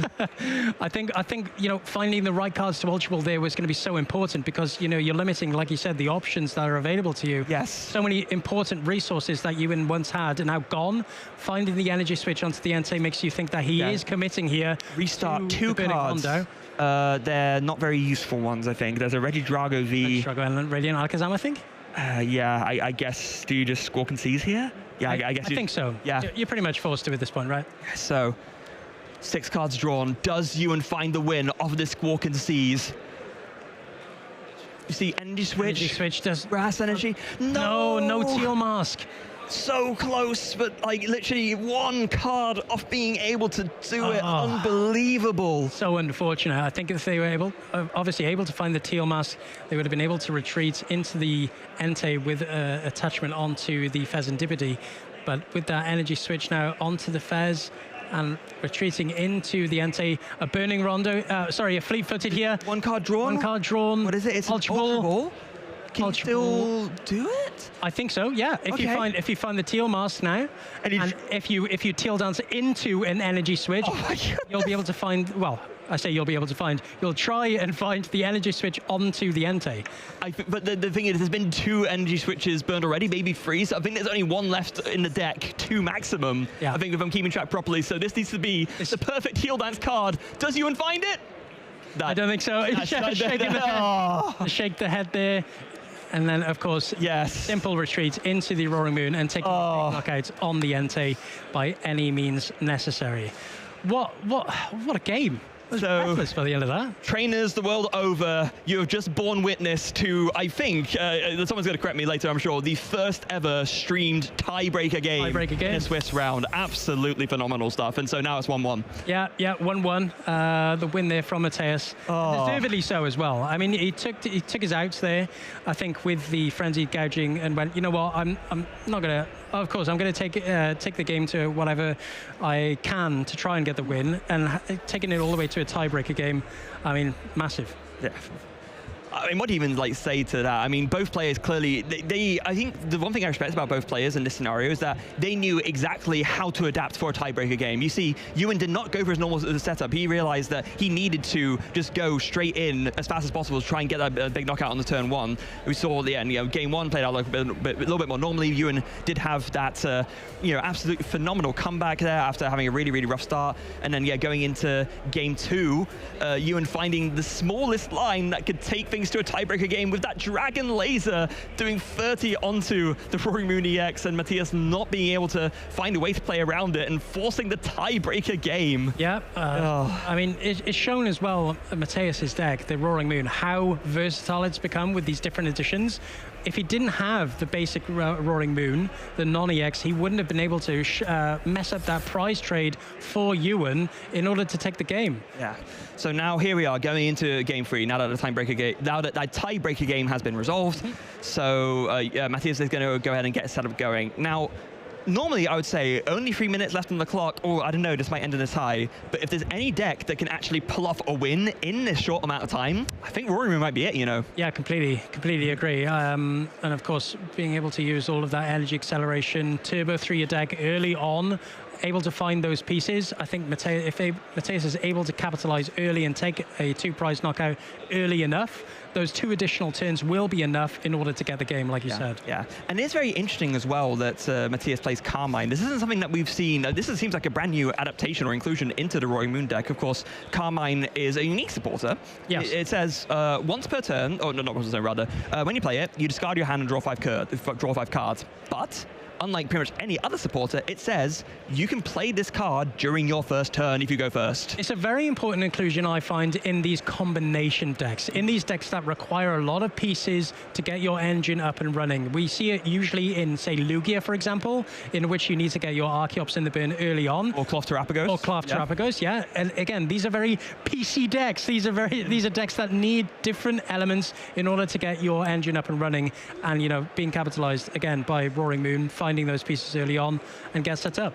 Yeah, and it means that if you do have to go first as a Roaring Moon player, you have ways to get yourself set up nicely already. And we've seen Mateus put it to great use already with this setup here on this turn one going first now. Yeah, and of course, Carmine into Squawk and Seize, that's not something to be snuffed at. Like I said earlier, 11 cards you're seeing additionally that turn to try and get your engine up and running, find those dark patches early on, get those energy cards in the discard pile, and activate the majority of your engine. I like that how Mateus did the Squawk and Seize and actually put all the cards on the Squawk ability as if it was seizing Mateus's hand. There, kind of fitting in a way. Yeah, completely. And here we see no energy on the Roaring Moon, though. No. As of yet.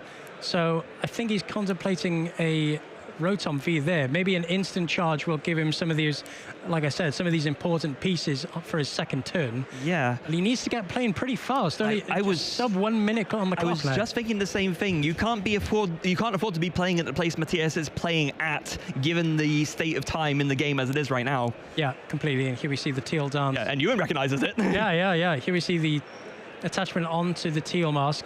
I don't think there's any way that Ewan able to take a knockout this turn. I think he's able to on the Roaring Moon, right?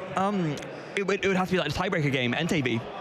Of course. Yeah. Entei could get there because there was enough on Mateus's bench to do it, but it would have to be that. And maybe if Ewan can recognize that and pull it off in time, then it would work. But I don't see Ewan finish, even at the pace that he's playing at, I don't see this turn finishing in 15 seconds. So I think after that absolute edge of the seat tiebreaker game we had, I think the overall match might end in a tie. Ironically, after the tiebreaker game. Yeah, unfortunately, he didn't need a knockout in the next 3 seconds to take the game within the 2 additional turns of time. But here we see the time being called, possibly for both of these players.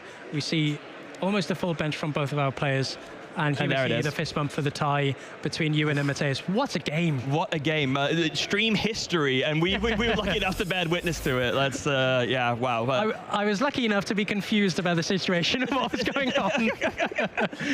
Yeah, what a game, though, from both of our players. And, you know, still strong records, both of them, 3-0-1 into this tournament. You know, it's a fine start, right? You know, it's the start of your story, you know, and both of these players put themselves in great position to make day 2. Yeah, start your story. And also, I mean, they are now also part of history, right? They can say, yes, we were the players who did maybe one of the only tiebreaker games on a stream feature match. My goodness. Like I said, usually you hear from your friends, oh, I was at locals and this happened. Oh, you never guess what happened story, in this region. Oh, this crazy story. And you're like, yeah, whatever. yeah, you know, you're fibbing or whatever. But I think for both of these players, at least they can go home with a story to tell that they had a tiebreaker game on, most importantly, on stream. Yes. And it also feels like a shame as well that it ended in a tie in that way, because Matthias very cleverly did concede that game 1 very early, we saw, when he saw there was no way to win. And yeah, that nail-biter of a game 2, which forced the tiebreaker game to happen in the first place. Ewan finding the one way to be able to try and like pull that back.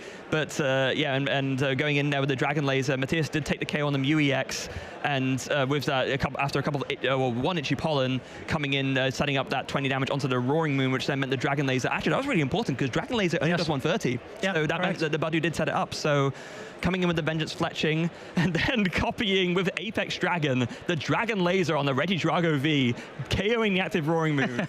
30 onto the Roaring Moon EX. Roaring Moon EX comes in, nothing else to be done, Frenzy Gouging, double knockout into a tiebreaker game. That heartbreaking Town Store Surge as well. Unable to find the Ancient Energy Booster Capsule. But yeah, both decks actually showing throughout that game how versatile they were in terms of approach. I think for Ewan, it was, of course, the NTV being the star, I would say, for him in terms of that matchup, but utilizing the Teal Mask Ogobon for some important knockouts. And then for Mateus on his side, it's the what we like to call the baby Roaring Moon. Yes. Right? the Roaring Moon non-EX, using the Vengeance Fletching attack to their advantage throughout that game.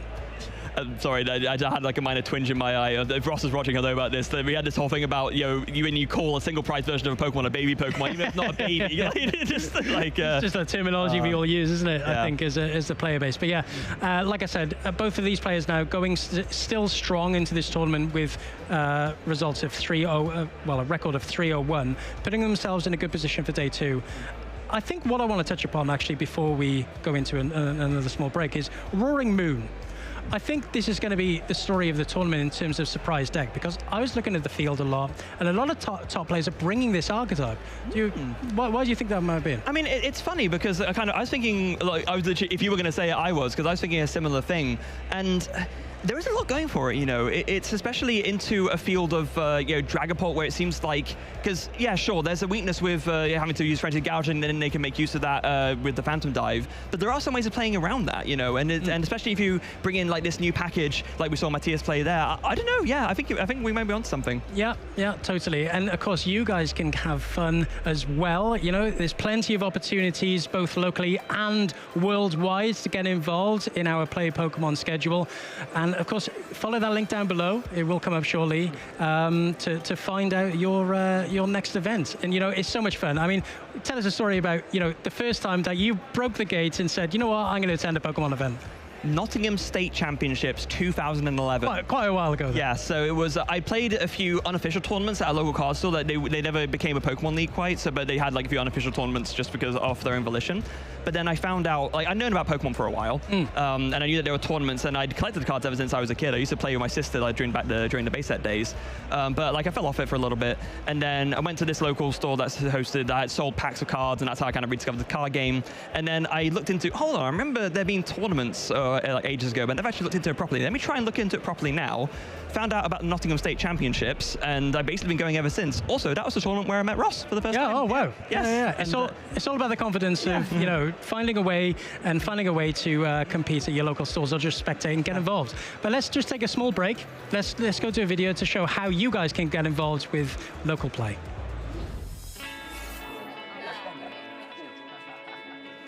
Hey, do you want to play? Yeah.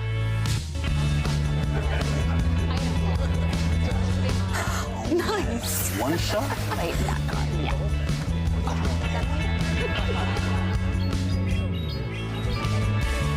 I'll use Twin Cannons. Great game, guys. Bye. See you next week. Come play at your local Pokemon League. You heard them. Come play at your local Pokemon League. Go ahead and scan that QR code right there in front of you so you can find the nearest Pokemon League near you, and then you can start your journey as a Pokemon trainer, no matter which game you want to play. Yeah, of course, and it's so much fun. Like I said, you know, make some new friends, bring some old ones. It's always fun to be had at your local events. I remember the first time I just broke that gate. You went, you know what? I'm going to attend events, see what it's like, and you know what? I haven't stopped ever since. I mean, yeah, it's the same for me, right? What was your? So my first big event was Nottingham State Championships. What was yours? My first one was a Cardiff League Cup. Yeah. I brought a deck that wasn't legal. What? Yeah, I brought a deck that wasn't legal. I brought Mega Kangaskhan EX, and it wasn't legal at the time. Was that because it wasn't like tournament legal yet in terms of in the future, or is it like... No, past. Oh my god. Yeah, embarrassing. But you know what? A few people of the locals, you know what? They said, let's just help this guy out. Let's give him some cards, and that's what the community's all about, helping each other out. Yeah, and then if you want to take it to the next level, of course, so locals is one thing, but you can also register to compete or spectate at some of these tournaments here, like the regionals, the internationals. Go there to rk9.gg/events/Pokemon. I'm not sure if there's any events open for sign up right now, but there are plenty, like the upcoming events where, you know, in the not too distant future, sign up to open. Go there so that you can tune in to register for those bigger tournaments. Yeah, we're only halfway through the season. I think is an important point to make. There's still so many events that we can attend on these larger scales. So special championships to attend, and of course NAIC if you want to take the plunge, and of course the World Championships later on. Yeah, World Championships, of course, you do have to qualify for. You can't just register for that willy-nilly. You can spectate. Oh, you can spectate. Oh, yeah, sure. Spectate. Yes. It's still fun. Yes. Yeah. So, you can go ahead, look at the page and find out tournaments going on. Yeah, of course. So let's talk about a little bit more about the meta. Let's bring it back to Stockholm Regional Championships.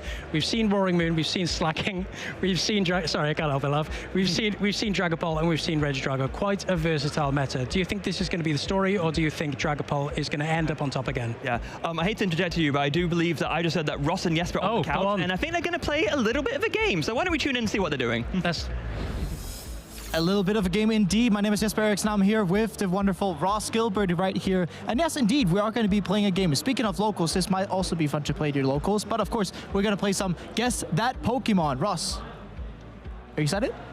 I'm a little bit excited. I like little games like this. I like to think, I'll tell you what, this is one about, I've heard of every Pokemon.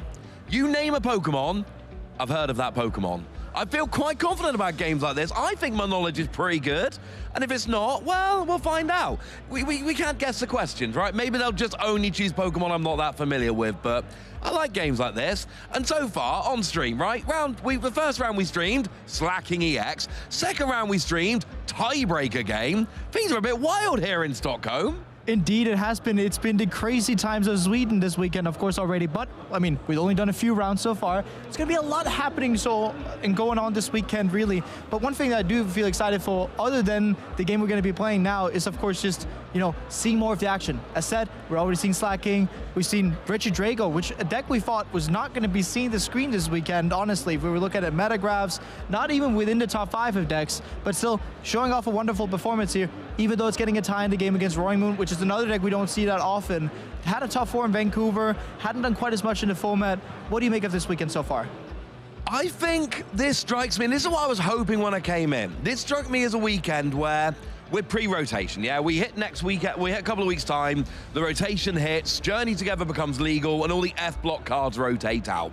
So there's a lot of decks like Slacking, for instance, which isn't really going to be playable, not with some of the cards you're going to be losing, it doesn't look like. But we got things like Regidrago and Lugia, which are just flat out rotating. Those decks are just gone.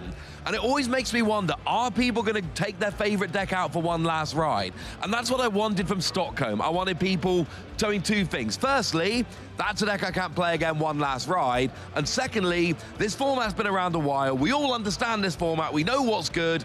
I think I can make a counter deck. And if you add those 2 things together, we have a wide open, interesting format. Too early to say that's where we are, but I'm kind of hoping that's where we are. So do I. It's why that we always want to see the excitement of these regional championships. There's always something that's really, really important for us to watch, is that, you know, the surprise aspects. We already had Slacking, as said, but of course the surprise aspect. Do we see a lot of Lugia this event? We haven't seen a lot of it in the past because of Miraidon being so dominant in the first couple of majors we had in this format, of course. And of course, with the EUIC, not see a lot of it. But it's really just a testament of Do we go for one last ride? Do we have to counter those one last riders? Or do we just have to go for countering Dragapult? And let's be clear, Dragapult is still the front runner this weekend. Everyone is expecting that Dragapult is going to be the best deck, the big deck, the thing that is going to be absolutely everywhere. But that doesn't mean we can't see some surprises. Nobody thought Terrapagos Clorf was going to win at EUIC. Dragapult was the best deck at EUIC. Dragapult made the final, but Clorf took down the whole thing. You're exactly right about that sentiment there. But, Ross, we're not here to talk about metagame currently. We are here to play Guess That Pokemon. Nice. And I've heard that we have the game prepared already. So, you want to read it out? If its chronic headache peaks, it may exhibit odd powers. It seems unable to recall such an episode. I have a guess. There's an obvious one here. I was thinking the obvious guess here. Which is? Psyduck. Psyduck is the obvious guess here. And I watched Detective Pikachu. It did not go well when Psyduck got a bit too stressed out.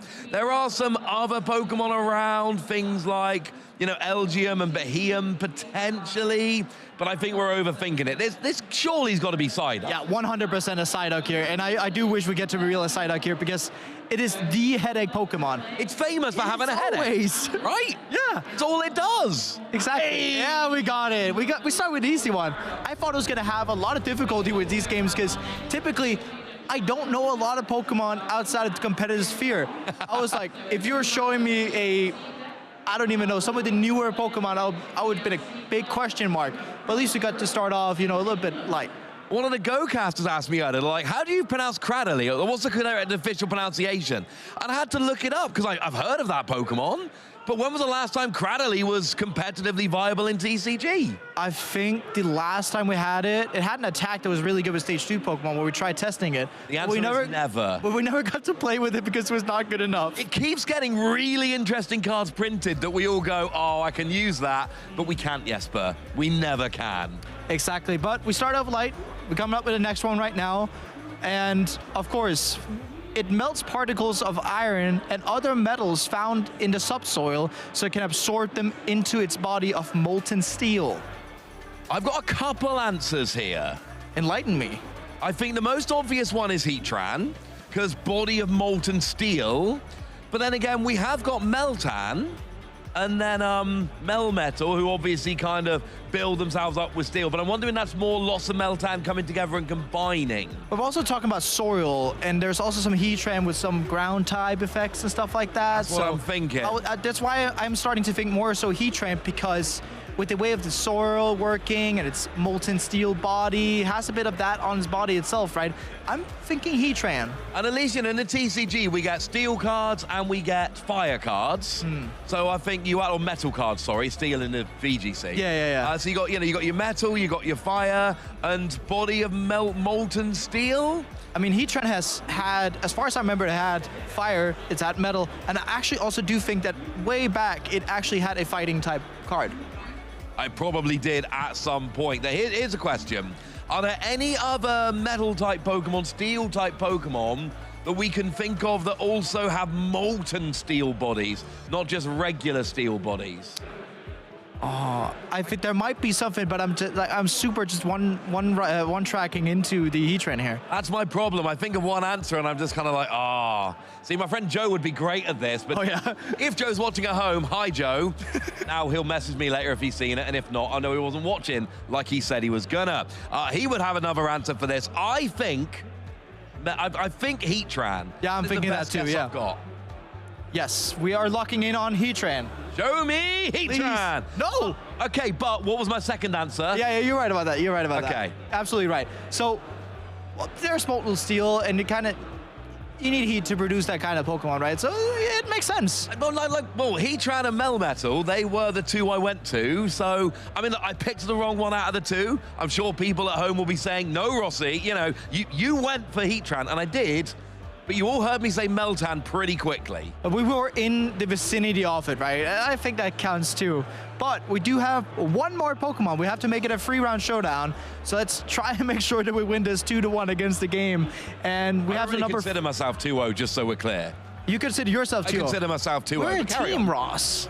We're a team. Ross, we're a team, man. Yeah, okay, we are 2-0, or we 1-0-1. We take that as a tie then. I think that's probably more fair to say, but we got the third Pokemon coming right up. Okay, the pollen it releases contains poison. If this Pokemon is raised on clean water, the poison's toxicity is increased. Now that is a more difficult question. Ross, I'm blanking on this, because when I'm thinking poison, I should start thinking about competitive decks and your beloved Cloth here, but there's no Buddy here, there's...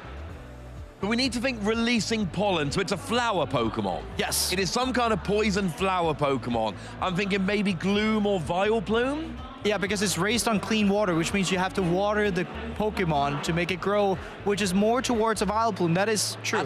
So Vileplume is my top answer right now. I'm also thinking, there was a couple, Amoonguss potentially. Oh yes, that's also a toxic type in the VG. So I'm thinking maybe we've got an Amoonguss coming in here. We're talking about a poison type flower Pokemon. It's got to be. 100%.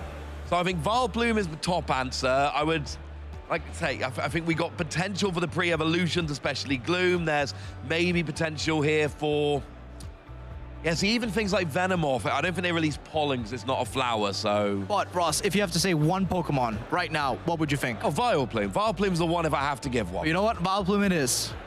Please. Show me Vileplume. Badu. I said Badu. I said it. You say Badu? I said it because I was thinking about poison. And when I started thinking poison, I was thinking your Cloth. Yeah, irritating pollen. Irritating pollen. And we've seen so much Badu already. We're going to see it all weekend. There's a strong argument we should have got that one faster. Badu. Of course. And you know what? It's been a great game to have this. But of course, we're shooting it off to a video that we have for you. So enjoy. Hey trainers, Chip Ritchie here. In this short video, I'm going to take you through the basics of how to play the Pokemon trading card game. The Pokemon trading card game is an exciting way to enjoy the world of Pokemon. You can play at home with friends and family, online against other trainers, or compete to earn championship points and try to be one of the very best. Players construct their own decks of exactly 60 cards to play with. Most trainers play in the standard format, which only allows for cards with the newest regulation marks to be used. You can only have up to 4 copies of a single card in your deck, with the exception of basic energy. There are 3 types of cards in this game: the Pokemon themselves, which you use to attack your opponent's Pokemon, trainer cards to help you support your deck's strategy, and energy cards to pay for your Pokemon's attack costs. There are 3 main types of Pokemon in this game: basic Pokemon, which can be put directly into play on your bench, Stage 1 Pokemon, which can be played on top of basic Pokemon to evolve them, and Stage 2 Pokemon, which evolve from Stage 1 Pokemon. Check the top left corner of your card to see what stage your Pokemon is, and also what Pokemon it evolves from. Pokemon have different attacks and abilities that they can use. Most attacks require a certain amount of energy cards in order to use them. We'll go more in depth on this later. Pokemon also have HP, which lets you know how much damage that Pokemon can take before it is knocked out. There are 4 types of trainer cards you can play: supporters, items, tools, and stadiums. It's very important to include plenty of trainer cards in your deck, as they will help you to more consistently execute your strategy. There are only 2 different classifications of energy card: basic energy and special energy. You need energy in order to use a Pokemon's attack. You can attach an energy card to one of your Pokemon once during each turn. Some Pokemon require specific types of energy in order to use their attacks. Each basic energy provides 1 energy of its type, or 1 colorless energy at a time. The main areas of the game board include the active spot, the bench, the deck, the discard pile, and your prize cards. You may only have 1 Pokemon in the active spot, and this Pokemon is the only one that is able to attack. You can have up to 5 Pokemon on your bench. To start the game, flip a coin or roll a dice to determine which player will get the first turn. Then, each player begins by drawing 7 cards. You must have a basic Pokemon in your hand in order to begin the game.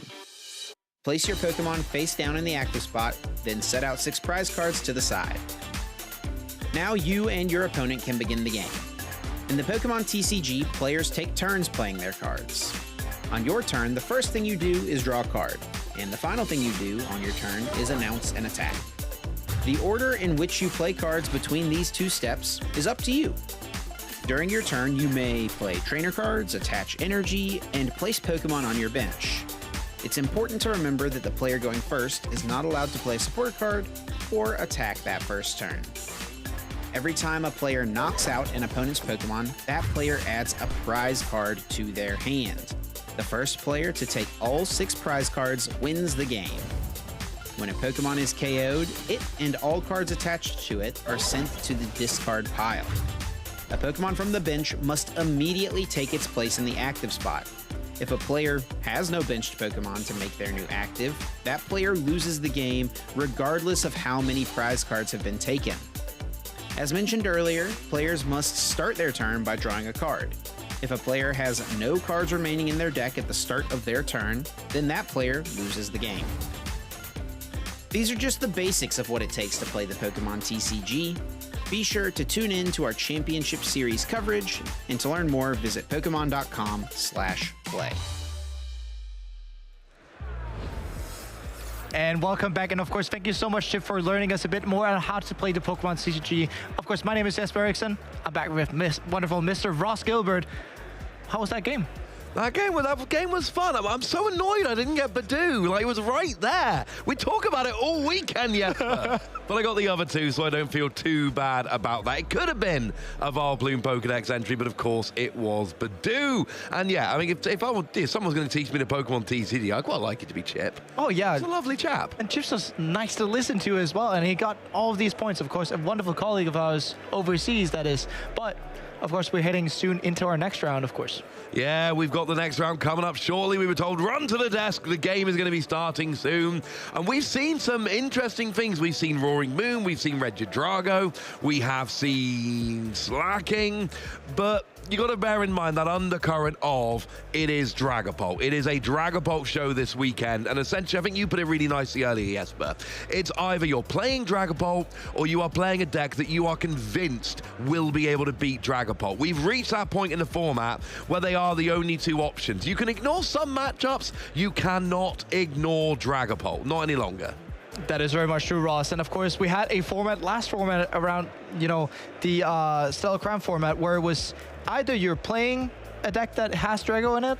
For example, the format was pretty much about, are you playing Dragapult itself by Recaning it up, or are you playing Regidrago, which uses Dragapult too? So it's actually a question of which deck uses Dragapult best. Okay, Regidrago was using Dragapult best there. It's the best deck. And now we have the opposite kind of way where, the Dragapult decks themselves are really, really good against Voodoo, really good at using Voodoo on top of that. And that makes that version that much more better now versus what it was in the past. Yeah, I mean, essentially, I think you put it really nicely. There used to be a question as to the best way to play Dragapult. There's no question anymore. Regidrago has fallen off in favor of just straight Dragapult. Now, even with straight Dragapult, you can ask the question of, is it Dragapult with Charizard? Is it Dragapult with Dusknoir? Or is it just what we would refer to as straight Dragapult, where essentially there's no other real attacker, or even something like Dusknoir, but you're still playing around with those tricks like Radiant Alakazam to move damage counters, Monkey Dory to move damage counters, but it is far more of a straightforward, you just evolve up Dragapult and smash. Indeed it is. And also, of course, one thing that we have to remember with the Dragapult decks when it comes to it is the maneuverability of it. We see very many good Dragapult players this weekend. And as we always are telling ourselves, it's a question of who plays it best, who has the best techs, and who also brings the best consistency package within their decks. Yeah, and it's a real question. And I think we're late into this format, like I keep saying. We've had it for a while. We know that there are different ways to play Dragapult. We know there are like 3 or 4 different lists, essentially. But it really doesn't seem clear which of those is the best. If you're playing straight Dragapult, you know pretty much what that looks like. Yes. If you're playing Dragapult Dusknoir, we know pretty much what that looks like. But we don't actually know which of those is the best, which does give a little bit of intrigue into the whole Dragapult situation. We've had in the past, like Lugia, for instance, when Lugia was the best deck in the format back when Silver Tempest dropped, there was very, very little variation in the decks. Lugia looked like Lugia. Whereas here, at least we have kind of, probably I would say 3 main different ways to play the deck. Exactly. And of course, like one thing that is for sure when we're talking about Dragapult, you mentioned Dragapult Charizard, my beloved, but also you could play Dragapult in so many ways. You can throw in a lot of different stuff that could either be disruptive towards your opponent or throw in a secondary attacker like you see with, Charizard Dragapult, or you're seeing the Dusknoir Dragapult variations. There's too many to count, honestly. And it's just beautiful about Dragapult. It's not only the attacker you're tossing into your deck, it's also the consistency engine we've seen Dracloak. Some decks in the past have been playing Kirlia without playing Gardevoir, just to use the refinement ability. You can technically also be doing that with a Dracloak. Yeah, Dracloak is such a good card. And it's no coincidence, you know, we look at the top 2 decks in the format over the past few weeks. It's been Dragapult and Gardevoir. And what do they have in common? They are Stage 2 decks with a Stage 1 draw engine. Kirlia's got Refinement, Dracloak's got Recon Directive, but both of them want to evolve up through the Stage 1 into the Stage 2, not using Rare Candy. And firstly, that gives them extra consistency with a Stage 1 draw engine, but also if you're not relying on Rare Candy, you're not hurt by Bidoof so much. Whereas, you know, Charizard has been a player really since Obsidian Flames dropped. And what was the thing that really stopped Charizard? Bidoof. Charizard, Pidgeot, it was a great deck for a very long time. It does not stand up against Bidoof. Intersector right, you're mentioning Charizard, and speaking of Charizard, we have a video to introduce you to one of our featured players.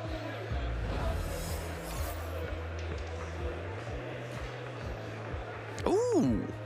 See, good toss. Hello, good Charizard. And it feels amazing to win this event.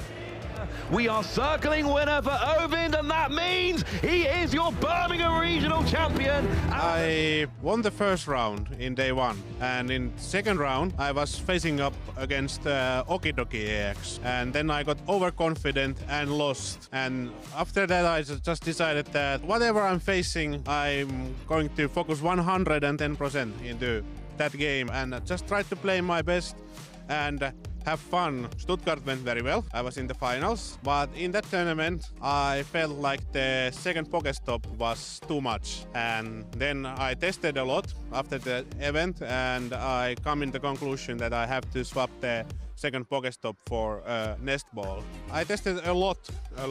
I played the TCG live. We were watching TV with my fiance, and I got like 400, 500 games in. Well, I started very young. I'm currently 28, turning 29, and I was just like a 8-year-old going into my first tournament, 2007 National Championships. For me, Pokemon has been a lifeline. I'm very thankful to have such amazing friends through this community, and I have gone various places with these friends and crazy stories, and it's good that it finally led to a big win for me. You should focus on your game, not on the goal. You have to do your best in every little thing, and don't think about where you are. If you are in a win and in, it's just a regular game. Just try to have fun, play your best, and play first and then results next.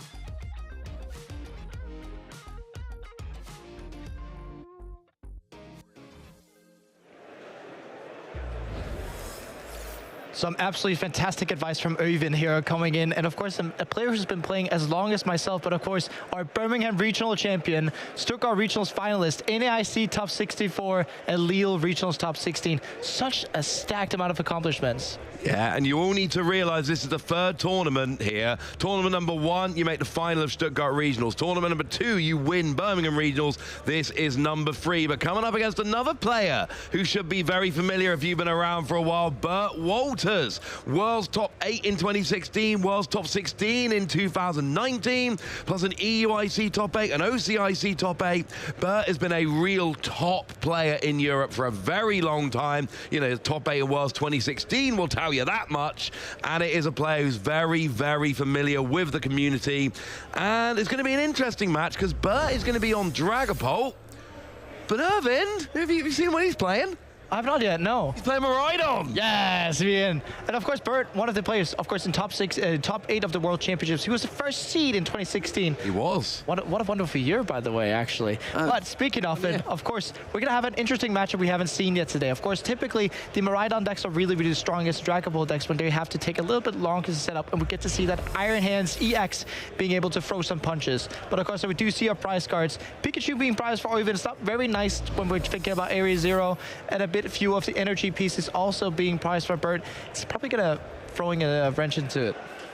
That is the only Pikachu in the deck. I'm just having a little bit of a gander, which means that Area 01 Depths is going to be a lot harder to use, but we are getting ready to start off. We've got Bert on the right. He's going to be taking the first turn, throws that Pheasantipity down, and we are going to be trying to find... Oh, it's a pass! So we just benched Pheasantipity, passed right over to Irvin, and now this is where the Miraidon deck thrives, because what you really want is you want your opponent to have a slow start. You want to be setting up, and the way the deck basically works is you got Miraidon's tandem unit, searches out your lightning Pokemon, you use Electric Generator to accelerate energy using an item card, and then you've got things like Miraidon hitting 220, you've got Iron Hand who takes an extra prize when you take a KO, you've generally got Raichu to do big KOs, you can get up to huge damage there, and things like Raikou that, well, it does damage based on both players' bench, but that's where you need Area 01 Depths, and the only Pikachu, the only Terra in the deck being prized does mean that's not an option for the moment. Of course, we do sometimes see Heavy Ball being in these Miraidon decks to be able to recover that Pikachu, and of course, Irvin already being played right now. Something that Irvin could potentially look up at, but one thing that Irvin typically wants to go for when he's going second with Miraidon is to get a turn 1 Iron Hands to make sure that with the MP very much taking 2 price on the Dreepy, and basically, when Bert does not have a Dreepy in play, he doesn't get to play the game. This also just reminds me so much of how EUIC finals went. I'm going to go a little bit further here. Now, don't get me wrong. I agree with what you said about the Iron Hands. You want a KO with an Iron Hands, take 2 prizes. I'm not sure that's the main goal here. The main goal is get rid of the Dreepy, because there's only one on the board. So if you get rid of the Dreepy, that guarantees a minimum 2 turns before a Dragapult is going to hit the board. And like we keep saying, Miraidon wants to have a player not setting up fast so it can run riot, and here goes that tandem unit ability. Lets you search for 2 basic lightning Pokemon and bench them, and yes, one could be a Miraidon to use a second tandem unit. And exactly with this tandem unit, when we're talking about getting rid of the Dreepy, one attack that is really, really easy for Miraidon to use to do exactly this is the Raikou V, because you're making sure that you're having a 2 energy attacker that is easily to power up with the Electric Generator, making sure that you get rid of the Dreepy as fast as possible. Raichu could also be doing this, of course. Yeah, Raikou there is a great option because it only takes 2 energy rather than, say, 3 that we get on the Miraidon, or, you know, 4 potentially for the Iron Hand. So you're absolutely right. Only needing the 2 energy is huge, but it seems like we started off going for a Raichu and an Iron Hand because Raikou was already in the hands. Exactly, there, Rusty, you caught him. We do see the generators. One thing that the Miraidon decks go by is, of course, do you hit the generators or not? Does hit 1 energy, decides to put it onto Iron Hands, being a bit more aggressive and hoping that Ivan's going to be able to hit more energy cards off it. I think one thing that could have perhaps been safer, of course, as we've been talking about, was to attach to the Raikou and be a bit more short of attacking, but we do see the second generator hitting also 1 energy. This is a really interesting play for me because, of course, Raikou only needs 2 energy. With 3 bench Pokemon, you're hitting 80. That's already the KO on the Dreepy. You didn't need anything else here. So is there a double turbo energy in hand, maybe? Oh, no, there's a Rescue Bolt, a 3rd generator, and an energy. So he's with the energy. 2 energy or 3 generator. But worst case here, Irving can attach an energy to the Iron Hands, attach the Rescue Bolt to the Miraidon, and make sure to get the retreat and use Arm Press for a knockout. Yeah. Getting to the same point. Like we said, get the KO. And I really like this play from Irvin here because essentially what you're doing is saying, look, I've got 3 generator. I think I'm going to hit 2 energy or 3 generator. If I whiff the last one, it's not the end of the world because what I really desperately want here is to get rid of that Dreepy. But I think I'm going to be able to do it. I don't need to focus on Raikou. The odds are with me. So Lance comes down for Bert. It's going to get you free Dreepy, but it does feel like you're a turn behind here. And being a turn behind Miraidon is not what you want to be at. Because here, the Dreepies get down. But if Irvin is sitting with Boss's Orders and extra energy, we get to see Ampere very much and being ahead by 3 prizes before Bert potentially can do anything. Because here, Bert would need Candy, Dragapult next turn to actually even have like a semi-good response. And we've said Dragapult doesn't really want to use Rare Candy. Now it plays it, Bert plays 2 in the list, it's always an option. You really want to go up through that Dracloak, being forced into a Rare Candy, losing out on that Recon Directive and having a slow, having a more more awkward setup than you want. It's not ideal, but if that's the only way you can get it rolling, then that's what you have to go and do. So looks like that's what we need to try here. Just desperately hope that on turn 2, we can hit that rare candy into the Dragapult. Also, wouldn't mind getting an energy on a Dreepy this turn, just to make that a little bit easier for next turn as well. Exactly, they're getting a point right there, Ross. Of course, with Bert searching out, getting the options through, getting the Dreepies out, we might still be seeing a pretty fast game here, but nevertheless, Bert just has to set up, and he has to start actually getting something into play here. The hand beyond the lands doesn't look that strong. There's not many options whenever you're playing Dragapult to kind of speed up your setup. You have to go through the motions at some point. You have to get those Draglow. We do see an energy, but it's worth noting, you might have spied it in Bert's hand there. This is one of the builds of Dragapult that plays that Sparkling Crystal to turn Dragapult into a single energy attacker. Speaking of a single energy, oh, here we go. Energy onto the Iron Hands. No prizes for guessing what we are going to be getting with that Luminion. We're getting a boss's orders. We're bringing up the Dreepy that's got the energy attached. And Irvin is going to be going up by 3 prizes with Iron Hands. Amp you very much. And Bert is still going to be in a pretty poor position with 2 Dreepy, no energy on the board. Here we go. Irvin takes 2 big prizes, and we see the Iron Hands coming out as well. And you're exactly right about that, Ross. Here, Bert is left with what, really, right? Bert still has the Festendipity, has the Rotom with the Force Sealstone to use, but needs an answer, because Bert is not taking out the Iron Hands this turn. If Bert has to go Sparkling Crystal, Attach, Red Candy, Dragon Ball, that's not going to happen here. And here's the biggest issue I'm seeing for Bert. You're not KOing the Iron Hands.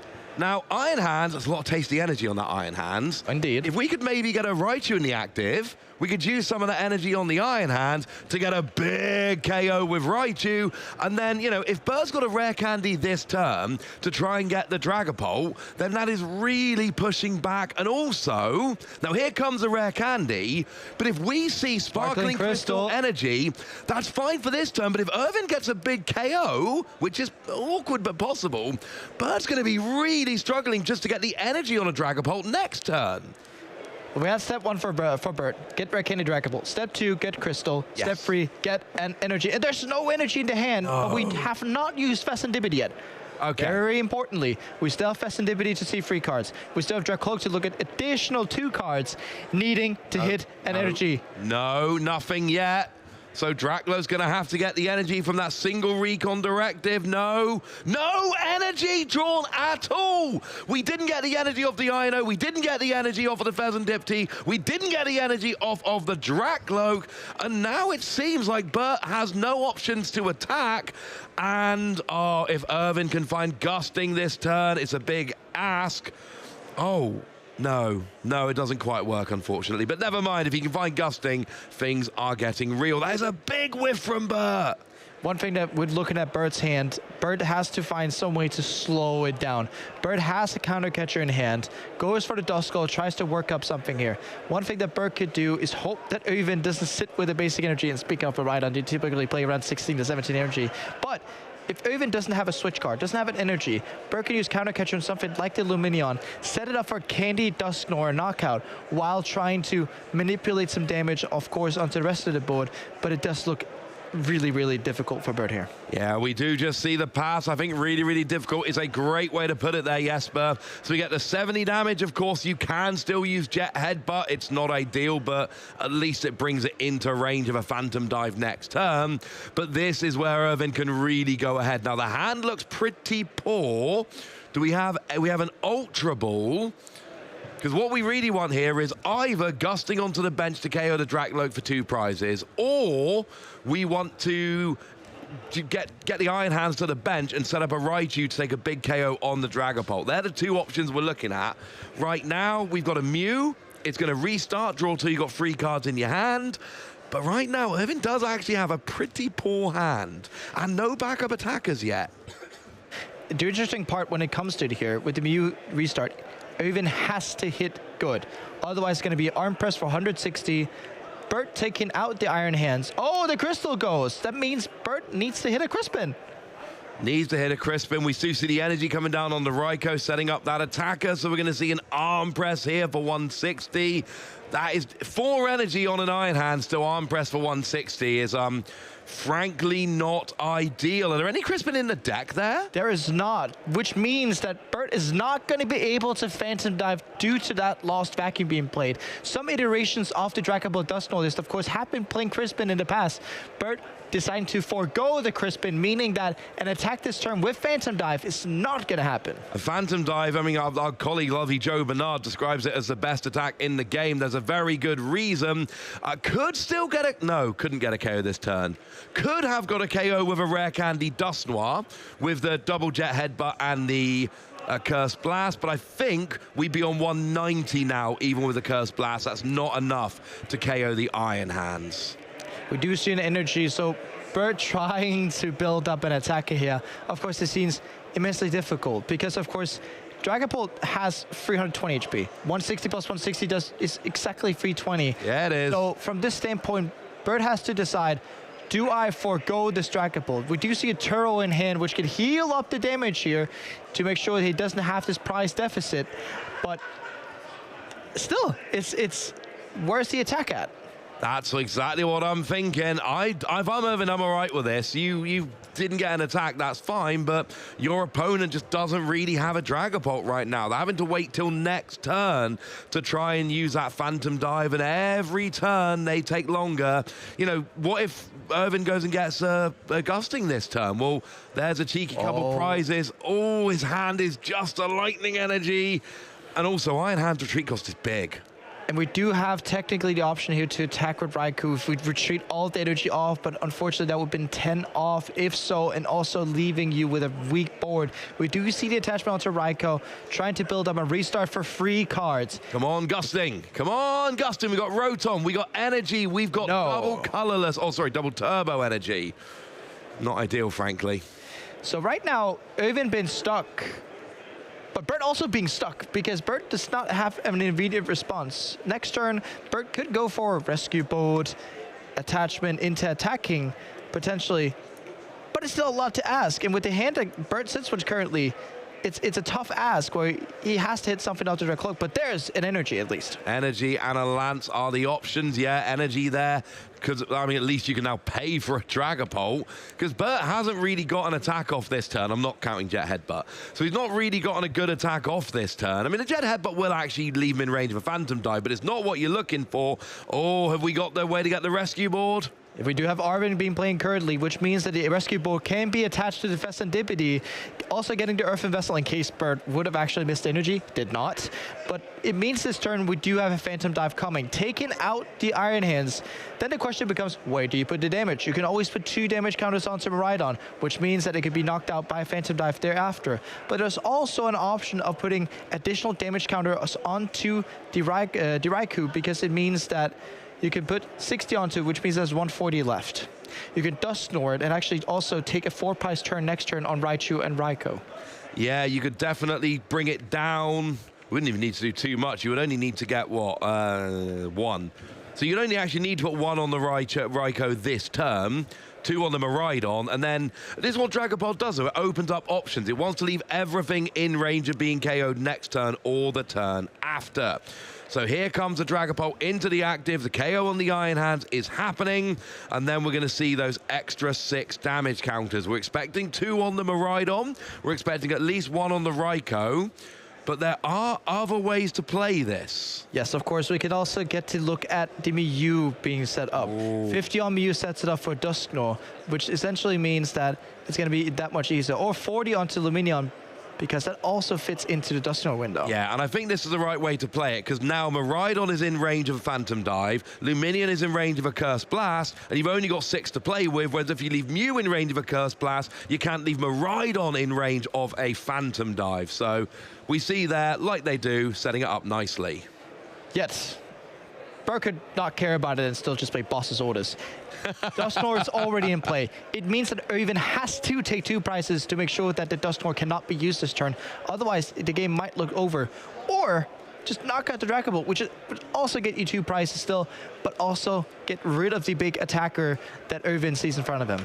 We need a lot of energy to pull that off. Now, I think we saw 3 early doors, didn't we? We saw 3 of the electric generator. Now, there is actually a Magneton in Irvin's deck, but we saw the Magnemite was prized. We got it out earlier. It's not on the bench. That's not an option right now. So, here comes a Fezandipity. These 3 cards are big, and I can't see them.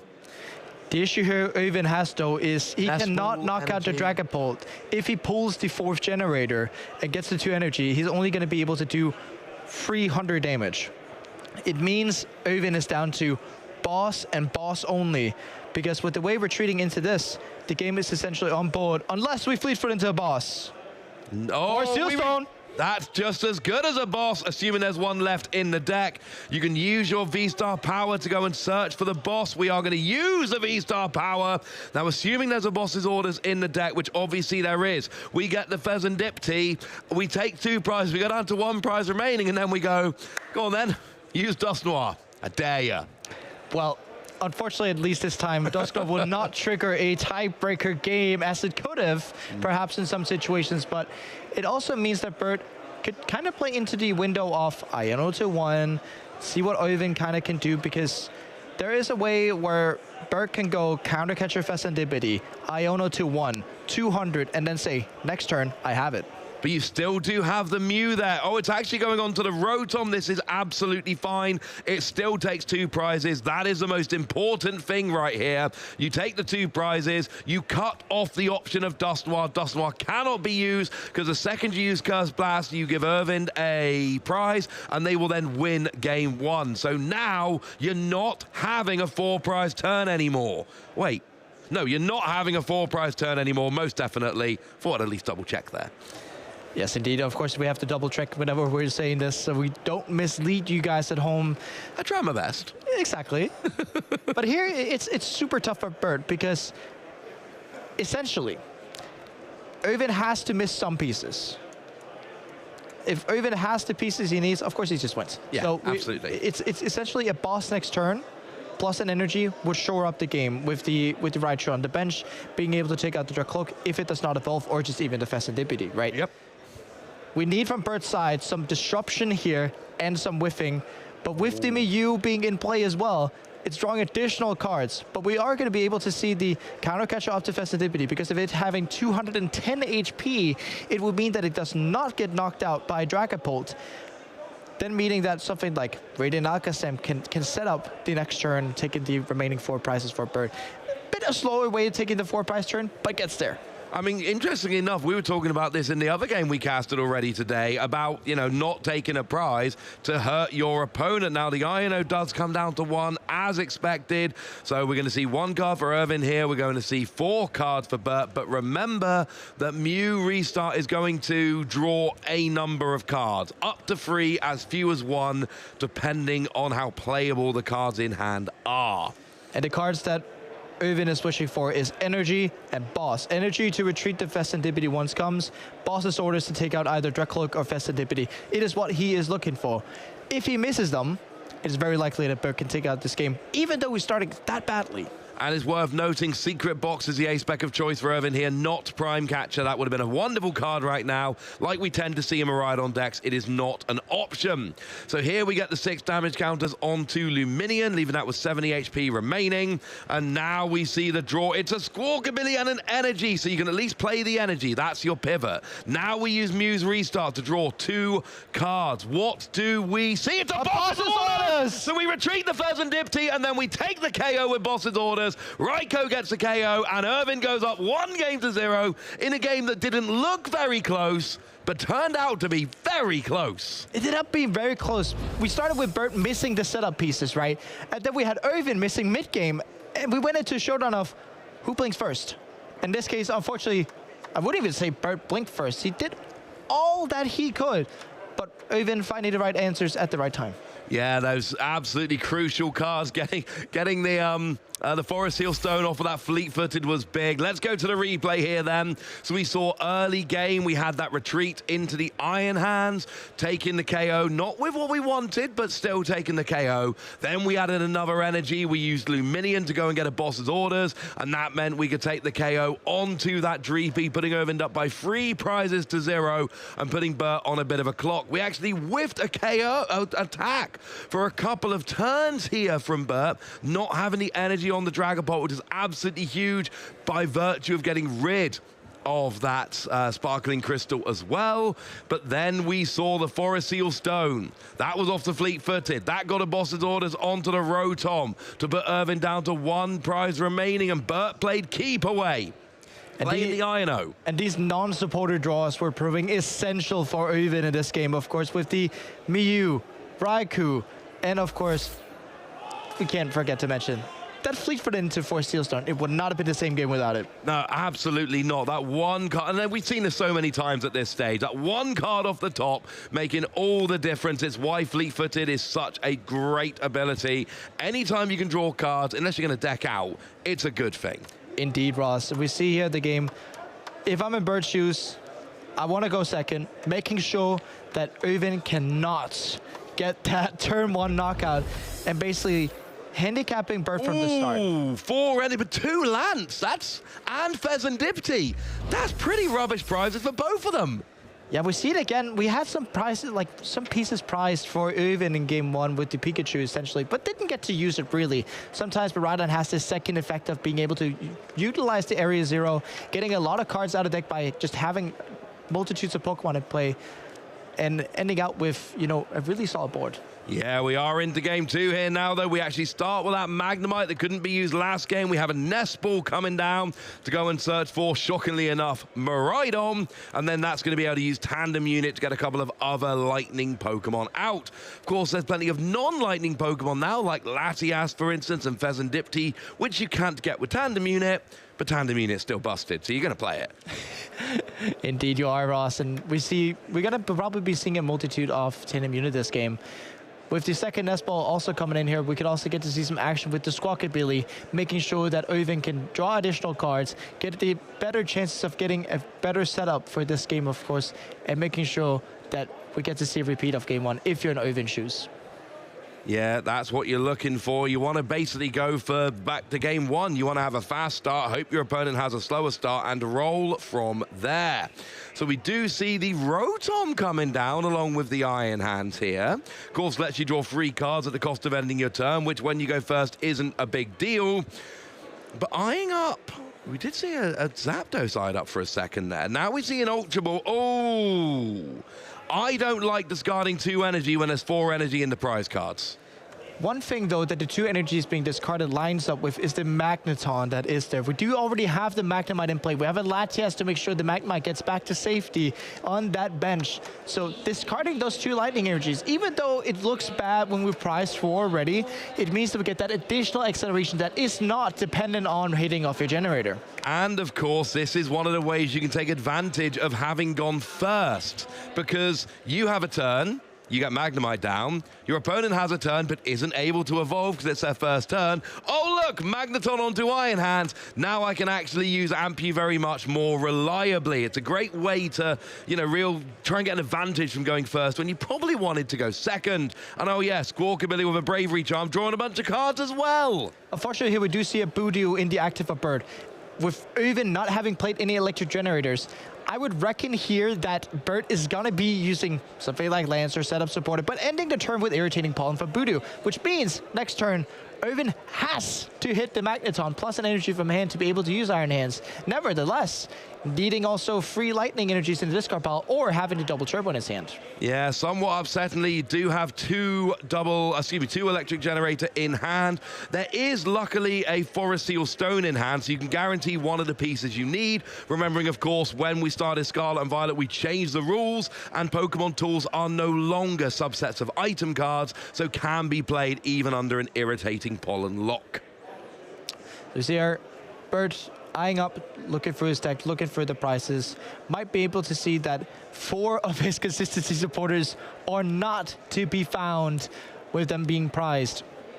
with the Buddy Puffin being able to search out 2 GPs is a good start.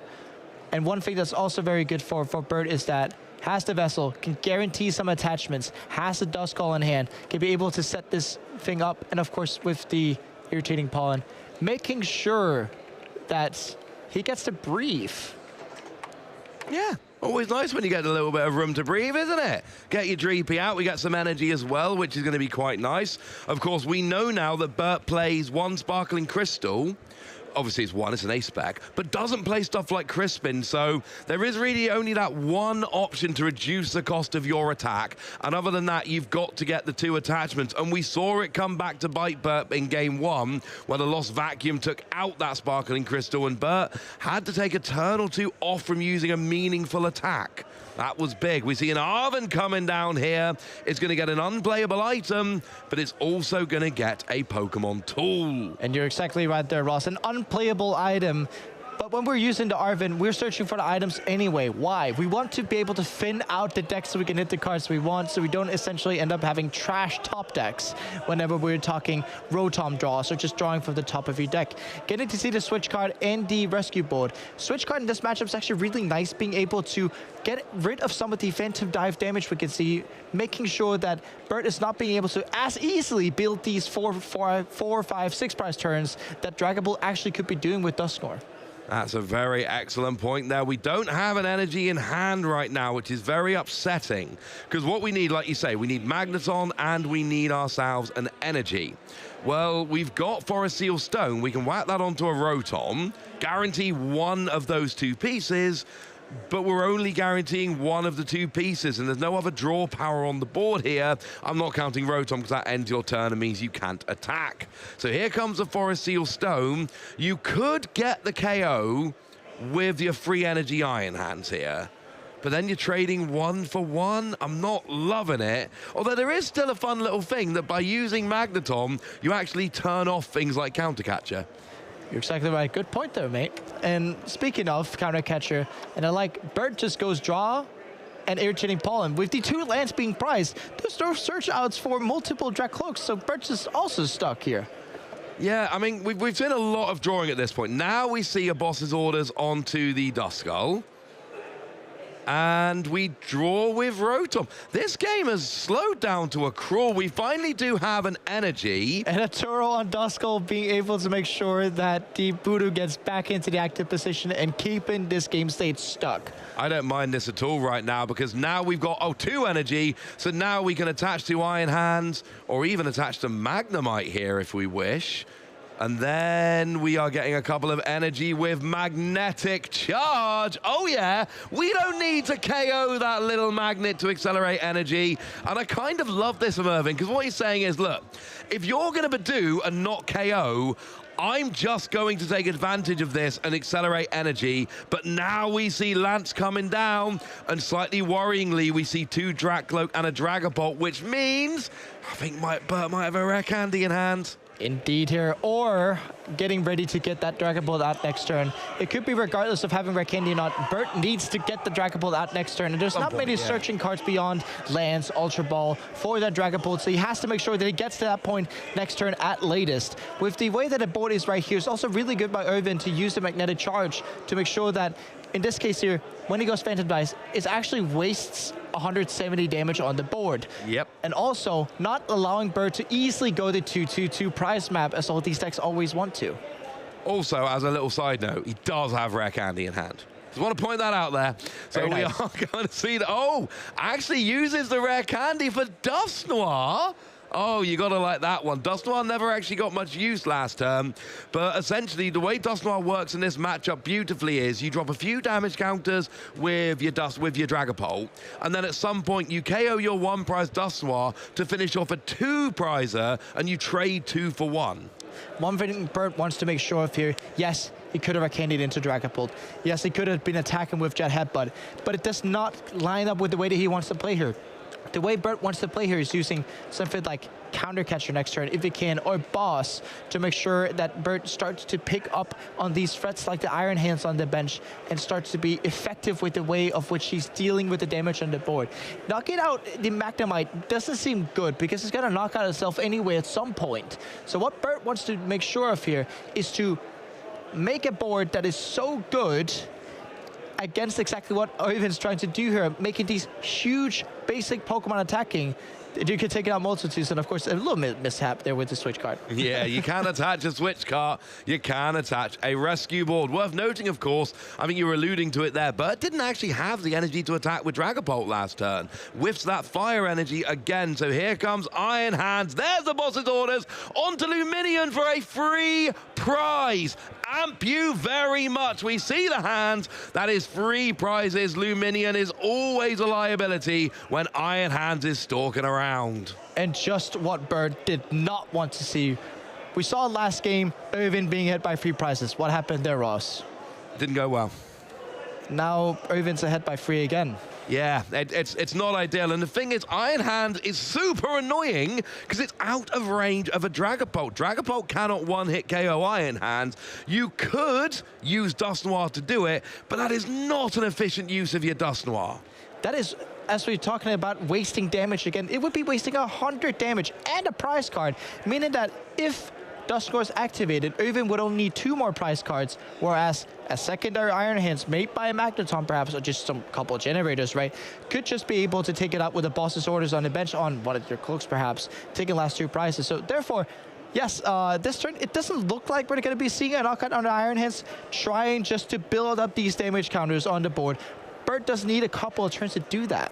Yeah, we're going to need some hand disruption as well, because Oyvind's hand here is a bit disgusting. We've got free electric generator. We got multiple. Look at the size of that hand. You can shuffle that hand very effectively, and I would say as much. There's no hand disruption coming this turn because, of course, with no stamp in Bert's deck, Arven being played, there's no hand disruption. There is no hand disruption coming. You need to, but it doesn't mean you're going to be able to. One thing that's also would have made, and I know it's not an option, I understand this, right? But look at Oyvind's board. Well, there's nothing like a Mew or a Fezandipti there, which is going to potentially draw you cards when it comes back to your turn. You know, it's Rotom that ends your turn. Squawkabilly's already been used. Magnemite's not doing very much. Latias is there to give free retreat. What would actually be beautiful right now, get a Raichu down, go nuts with Electric Generator, boom, big KO. You're exactly right there, Ross. And we get to see the Dragapult going on. There could be a knockout on the Magnemite, denying some of this energy acceleration that Oyvind does need to get that Raichu play going, right? But with something that looks like 15, maybe even 20 cards in Oyvind's hand, it looks very possible that whatever Oyvind may ask as a wonderful opportunity here, he might just have the cards for it. If I'm Bert, I'm not KOing the Magnemite. It's such an awkward situation. I don't know, right? Because I don't want to give a bench space, because I'm worried if I give them a bench space, I know they've not played any Electric Generator. I'm terrified of a big Raichu. But then by the same token, they could still use it and accelerate more energy. Carry on. Exactly. With the Magnemite, it could just knock out itself and give it bench space anyway. So taking out the Magnemite could be good here, but it doesn't light into the 2/2/2 price map. And that's why he does not want to take it out. He wants Oyvind to take it out by himself, because then, again, we're not wasting those damage counters. And it's so awkward. I think that's probably the way I would have played it. It's not KO the Magnemite, not give up the bench space. The problem is Raichu is going to have a much easier time if you get the extra energy. Now, Arven is going to go and get it looks like we got Secret Box coming down, and you've got so many cards in hand. Oh, you know what we could have this turn? We could have quadruple Electric Generator. We could actually have all 4 of them. I'm not saying we will, but I'm saying there's 3 in hand and you can search one with a Secret Box. Putting that out there. Oh, the lot of cards. Oh, we don't like the energy in hand though. We want it in the deck. You are very right about the energy in hand, but it's good to discard those free energy because it does match up with knocking out the Magneton, getting free energies back exactly. But here, if Oyvind goes for Raichu, he still needs a game closer to turn after. We can only get 2 prizes that way. But one thing, as we said last game as well, if Oyvind goes down to 1 prize, Dusknoir is rendered useless. Exactly. That's one thing I love hearing. Look, Raikou can be your game ender. I'm cool with that. So here we go with the Ultra Ball, and this has got to be, you've got to imagine this is going to be for a Magneton here. Or is there any way to get gusting? Because I'm honestly totally cool with taking out Dracloak with Iron Hand, going down to 1 prize in that regard. It is the Magneton. Do we have... Yeah, and the great thing, of course, about Raichu is you can put the energy anywhere and discard it from there. That's fine. And we already have Latias in hand, so we don't have to worry about retreating that Iron Hands back. So there's nothing to worry about much here. One thing we're just looking forward, our scope is just headed towards next turn. It doesn't look like Bird's going to be able to take 6 prizes. I can actually sell this. Bird is not going to be able to take 6 prizes without a Dusknoir next turn. So one thing is for sure, we do see the Magneton being used here. Bird gets to take it a prize card. That 1 prize card doesn't matter because, as said, it doesn't line up with his prize map. It's going to be immensely difficult for Bird to follow up here because one thing that perhaps Irvin could do was, you know, Area 0, Pikachu, but it's not going to happen this time around. So here we come with a Raichu. And here's the thing. I love what we've seen from the energy because now there is actually a route. Burke and KO, Miraidon or Raichu with Iron Hands. We see a double hit of the generator. The point I'm making is we've got 3 attackers now and Burke can only KO 2 of them. You want to know what he's attacking with next turn? Whichever one of the 3 Burke doesn't KO. That's what he's attacking with next turn. You either KO the Raichu and the Iron Hands and the Miraidon attacks, or you KO the Miraidon and the Iron Hand and the Raichu attacks. Do we want to keep going the generator game? There's not much energy left in deck, I don't think. One thing that's also very funny here is that, you know what, how much damage Rotom does? Not off the top of my head. It does 40. Plus, it can Lost Zone tools from your discard pile to deal additional 40. But at 40 damage, if you take in 2 prizes this turn with the Raichu... Are you saying Badoo? Yes. Are you saying Rotom on Badoo? Is that where you're going with it? Yes. I knew it was 40 base. I couldn't remember exactly the extra for each tool you lost zone. And there are a couple tools, I think, in the discard. Here comes another electric generator. I adore this play. We had another double generator. Wow. That is 4 energy of 2 generator, and I love this play because what we're doing is basically saying I am gonna have an attacker next turn. Could we see 2 energy each or 4 generator?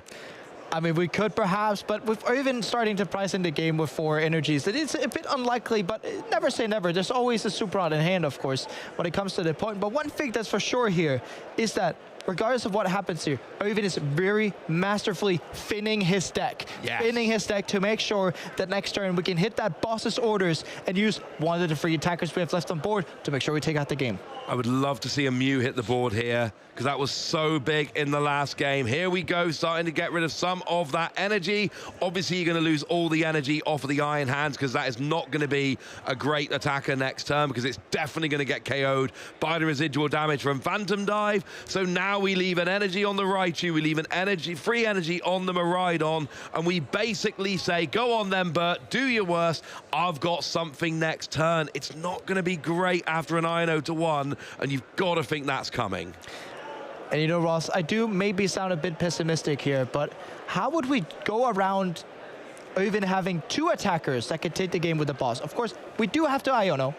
We simply just have to do something about Irvin's hand. Well, it's an Iono and Hope, isn't it? It's your classic Iono and Hope, and he does, for what it's worth, he has Iono in hand. That's already ready to go. And that's it. We Iono and Hope. Here comes your Dragapult. Although there's some multiples of outs for Irvin to hit some cards, we still are just, as you said, Iono Hope. Hope it works out. And the likelihood here, it does not work out. But we still have to see from Bird that he has to try his best to make sure that this happens. Of course, getting up the Miraidon here, moving some damage from Radiant Alakazam, taking out the easy attacker. Because when you Iono to 1 here, Irvin would still need boss and energy to take it out with Raichu. Yeah, and I do think this is the right way around. Miraidon is the more threatening of them. There's always an argument, well, you could have left 2 energy on Miraidon and an extra 1 on Raichu. Yes, you could, but then you would need an energy on Miraidon if Raichu got KO'd. There's no correct way around to do this. So all we're going to be doing here is just going with the Badoo. We're going to retreat it out. We're going to KO. Do we have the right energy on that Dragapult? We do, we do. Okay. Those energy and my color blindness do not make a great combo. The old Emerald energies are very hard to distinguish from each other, but it is indeed a Psychic and a Fire, so we are good. It probably was, but I had to check. But we do see the knockout getting 4 prizes here. Knockout at the Iron Hands, putting the residual 10 damage on Squawk. Not that those really matters, because next turn we are going to be able to see the knockouts regardless. But it is the name of the game here. Does Irvin hit or not? This the is Raikou energy Not immediately. We're just a boss short, but there's no way in him to hit the boss.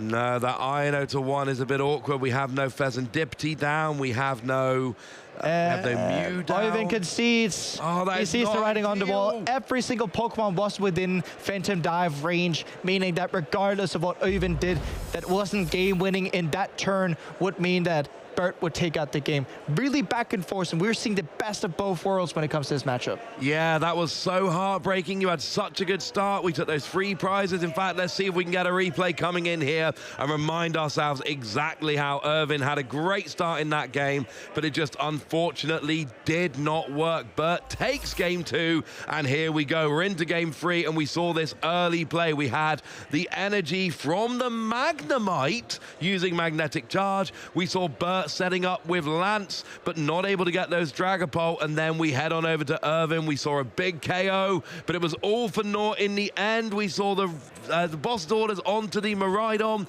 Irvin had one more turn after this big 4-prize KO to try and salvage something in the game, and in the end, the answer was no. Let's go to game 3. I do have to commemorate Oven on doing his due diligence, making sure that he has as many attackers built up as possible. Had Oven had one more energy in play, he could have made down to only being a boss short of winning. Now, although here, we're going into game 3, Oven gets to go second this time around, as Miraidon typically wants to. And if Bert does not get a setup, just like we saw in game 1, or starting Pheasant Dipty, because that was one of the easiest Pokemon actually to knock out.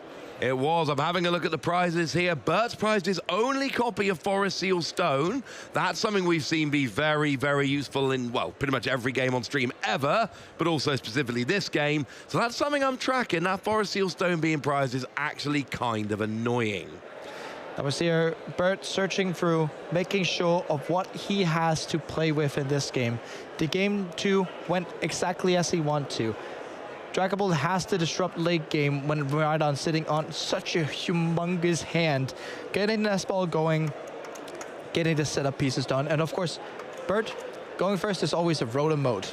It's always a Rotom mode. I am wondering, Irvin's setup last game kind of let him down a little bit. He ended up with too many non-drawing Pokemon on his board, and then in the late game, there's no Pheasant Dipty, there's no Mew.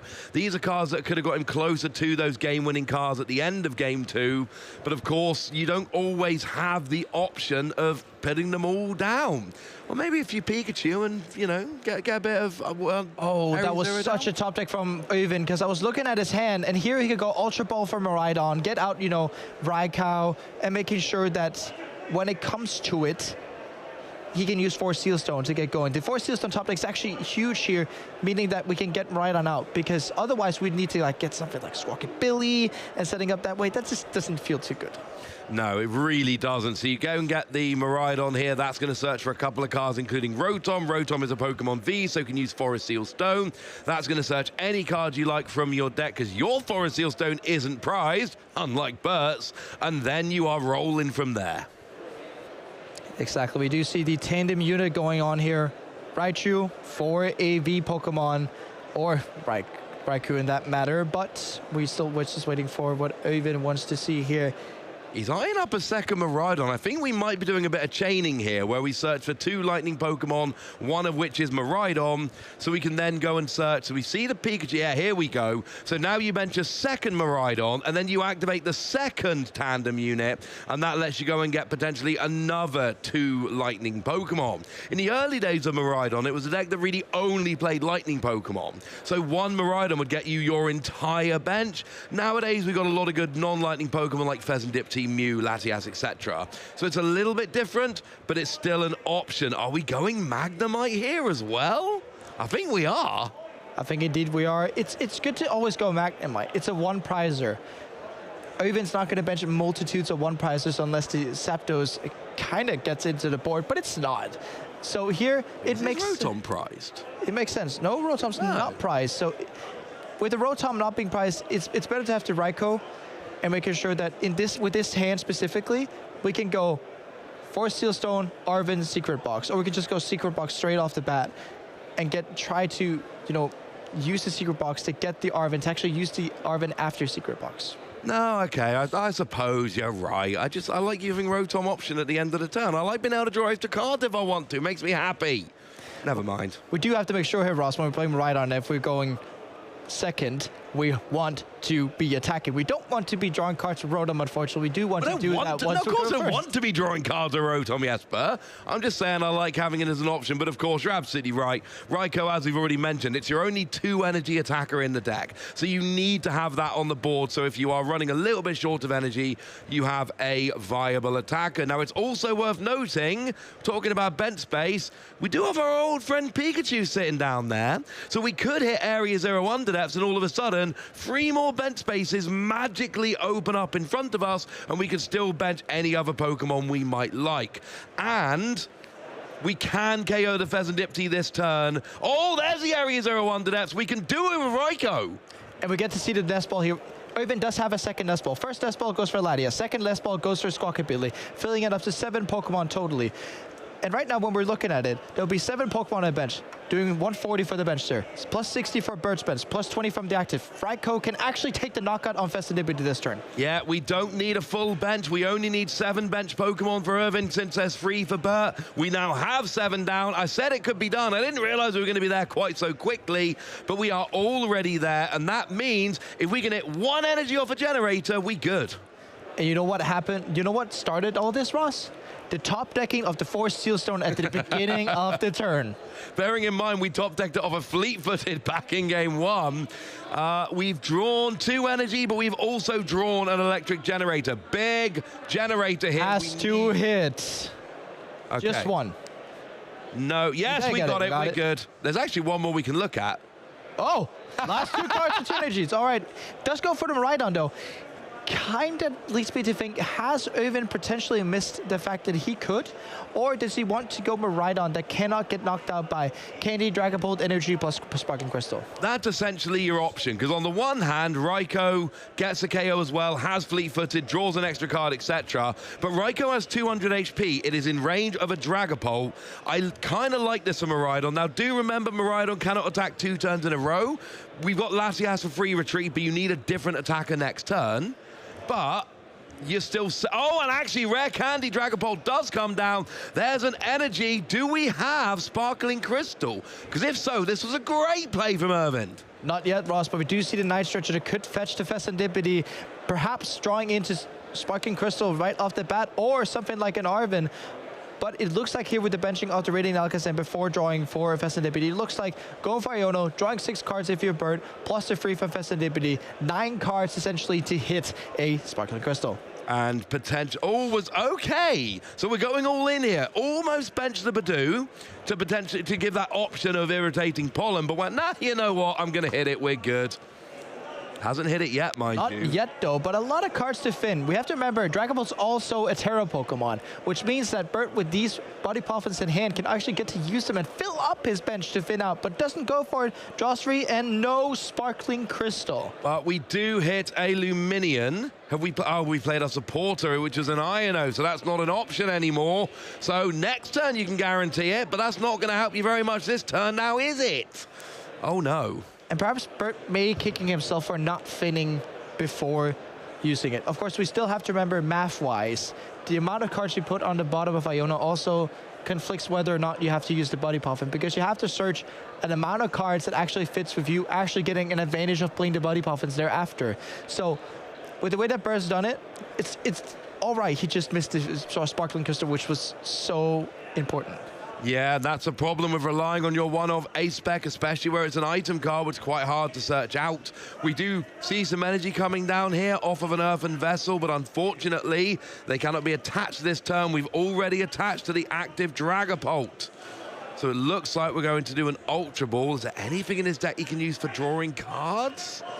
Something like the Voodoo can actually be quite nice this turn. As you said, Miraidon cannot attack unless it's hit the bench first and come back. You can do that with a switch card. But if Bert decides to forego this Dragapult in the active, retreat it back to Voodoo, he could block the usage of switch card. He's gone for a Draclo. Can he evolve up and use... He could be hitting the Sparkling Crystals off this. He's got one last chance. He's hit another Drakloak. Was that Dreepy down last turn? I don't think it was it? That's Buddy Puff in this turn, so he had unfortunately one last not. chance. And here we see Jet Headbutt for 70. Not irrelevant because it brings it into Phantom Dive range, but it means you're not taking a prize, and Irvin could go up by 4 prizes here with the right combination of cards. But his hand is energy, lost vacuum. And a Super Rod. So unfortunately, it doesn't look like that's a terrible hand. Yes, it looks like he cannot attack this turn. He has to just throw up the white flag, retreat the Miraidon into something, get that knocked out or hit, and you know what he's getting with tandem unit? Rotom. Yeah, Rotom. Every single day. Because at least, like you say, if you whiff your attack, you can draw 3 cards to end your turn. But like you, I mean, you said it very nicely. It's not what you want to do. Is he not getting Rotom? Seemingly not. He still can get to use the second tandem unit. Perhaps we can go into a throw up the Raikou and do what? Draw 1 card with the fleet-footed and see if that helps us out. And if not, yes, then we could go back into throwing up the... Yeah, but it's just so much here. You would need something like a switch cart. So you would, yeah, I mean, even retreating Miraidon. We do have the Magnemite here, so we can essentially, but you have to lose energy. Oh, no, you don't, you got the Latias. So yeah, you retreat into the Magnemite, and you can at least accelerate a couple of energy here onto Iron Hand. I don't hate this. It's not the play we ideally wanted a lot of the time, but you are at least getting some interesting energy down. Indeed, with the Magnetic Charge, of course, it looks like we are in time now, meaning that Oyvind's going to be our turn 0. We're going to be playing 3 more turns, Bert being turn 1. So Oyvind has this current turn, which he's basically done with by using Magnetic Charge, which means Oyvind has 1 more turn left in the game. Bert will be getting 2 more turns. Yeah, that is not ideal. You need 2 turns. When time is called, you need 2 turns to take 2 prizes on each turn. Not able to do that. Now, Bert needs to take 6 prizes in 2 turns, which is also a tall order. But we know with stuff like Dustoir, etc., it is possible. Is there any chance Luminion gets benched and then Dustoir plus Luminion KO? That would be quite the opening. I don't think that's probably going to happen, is it? That's about the only way Irvin's taking 4 prizes next turn. I don't think Bert is going to fall into lines like that. So it looks like Oyvind is in a position where he can just take the tie. It's the way where he has to go. But here, it's Bert's game to win. If Bert hits what he needs to here, he will be winning the game. And it's, of course, also a tall order for Oyvind to make sure he knocks out the Dragapult, because that's in line with making sure that Bert does not snack this game away. Yeah, that is the goal. I mean, at this stage, it really doesn't look like Irvin's got much of a route to victory, not being able to take 4 prizes in 1 turn. So the question really just goes over to Bert. Can Bert actually get a setup such that he can take 4 prizes? Now, we finally see that Sparkling Crystal. It's a turn too late, unfortunately. But there are plenty of easy Pokemon that can be KO'd in 1 hit. So you do that 2 turns in a row, you build up the extra damage from Phantom Dive with a Dustoir, there's your 3rd KO, and actually Bert can do it in 2 turns. You have to remember in 2 turns that Bert gets to dish out 520 damage to the entirety of the board. Of course, some of it has to be lying on 1 Pokemon with Defensive Dive 200, but with the Dustoirs on top, we are actually seeing complexion here where drawing 6 prizes in 2 turns is really a big possibility, especially when we're looking at Pokemon like Squawkabilly that only has 160 HP, meaning that a Phantom Dive could do 30 to it and then wrapping it up with a Dusknoir. It's very possible here that Bert takes it. We do see a counter catcher coming down. That is going to drag up one of those weaker Pokemon. I was going to say Raikou seems to be the most sensible option here. Of course, Pikachu's got that ability which stops it getting 1-hit KO. Don't attack into that. Here, you're not wasting any damage. You're doing exactly 200 to a Pokemon with exactly 200 HP.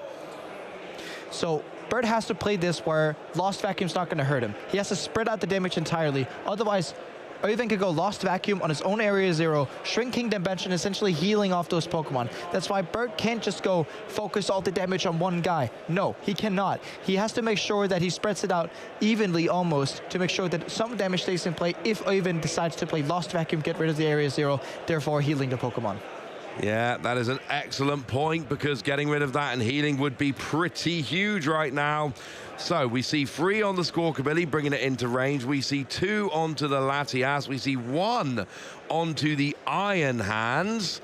all of which seem pretty well set up at this stage. So the question is, I don't really think there's much Irvin can do on his turn. I mean, there's going to be an easy... I'm just looking at the route to victory here, because of course that Squawkabilly needs to go, because that is in range of the Dust Noir. That's an easy one. But there's too many other things that are in Phantom Dive range. Both the Latias and the Squawk has to go with Lost Vacuum this turn. Otherwise, they both match up with Dust Noir plus Phantom Dive damage on the bench, or just Dust Noir entirely. So here it is really on Irvin. You can see he's thinking so hard, trying to see what line can he actually take to make sure Bert doesn't get it here. It is immensely difficult. The damage has to go. Irvin has to have a Lost Vacuum for that to happen. If he doesn't, it's down to Bert to get that Dust Noir into play and making that 4-prize turn happen. Well, we do just see a tandem unit here. Now, this is obviously very important. This will fill up the bench. You need to fill up the bench, because if you don't fill up the bench, then getting rid of Area 0 Underdepths doesn't let you get rid of the maximum number of Pokemon. So that's something that needs to happen here. You need to get rid of these Pokemon. So there comes a Raichu. You're going to fill up the bench completely. The Zapdos is going to come down as well. There's no downside to benching Pokemon at this stage. Not really. You're not going to win the game anyway. You're trying to not lose the game. So here, it's just fill up the bench to prepare for hopefully removing your Area 0 Underdepths, taking some of those options off of the board, because at this stage Irvin is playing for a tie. That he's not going to win the game. You are exactly right here, Ross. And the question that comes into my mind is, there is the Lost Vacuum in hand. So Irvin is going for a Lost Vacuum move. This is good. Removing as many of the damage counter that he can coming into it. Of course, Bert also has to remove some Pokemon from his bench, but the most important thing here is that Irvin have removes the damaged Pokemon. Of course, I reckon here, Latia's gonna go, surely. Squawk's gonna go, yes. The Miraidon with 50, yes. And then we're gonna be with a bench of Miraidon with 20 damage, which can be moved by the Alakazam anywhere. The Pikachu, the Raichu, and the Zapdos. Because we have to remove the damage here. Irvin cannot be thinking about attacking here with something that is as damaged. 50 damage is not a lot, but it's still a lot of damage when we get to play with it. No, I agree entirely. So we have seen the Miraidon go. We have seen the Squawkabilly go. Looks like we're going to get the other Miraidon gone. And that basically means there's no... You know, you can go after something like a Latias or a Raichu with your 200, but they would be KO'd anyway because they have less than 200, and you're trying to shut the door on that second lot. So is there anything which is in 19 damage counters? What you can do this turn is that you can pull up the Raichu, you can use Dusknoll onto the Latias, and with Phantom Dive plus Dusknoll, that's 190, that's 210, which knocks out Latias, and 200 on Raichu would knock out the game immediately right there and then. Agreed. Though, he needs Boss's orders to do that. He needs Boss, he needs Candy, Dust Noir, because there's only a Dust go down on the bench. So he needs Candy, Dust Noir, Boss. I think that's it, isn't it? It's just a 3-card combo. Exactly. And everything else is out and all ready to go. But the other thing is he only plays 2 Candy. I'm fairly sure he used 1 on the active Dragapult here right now.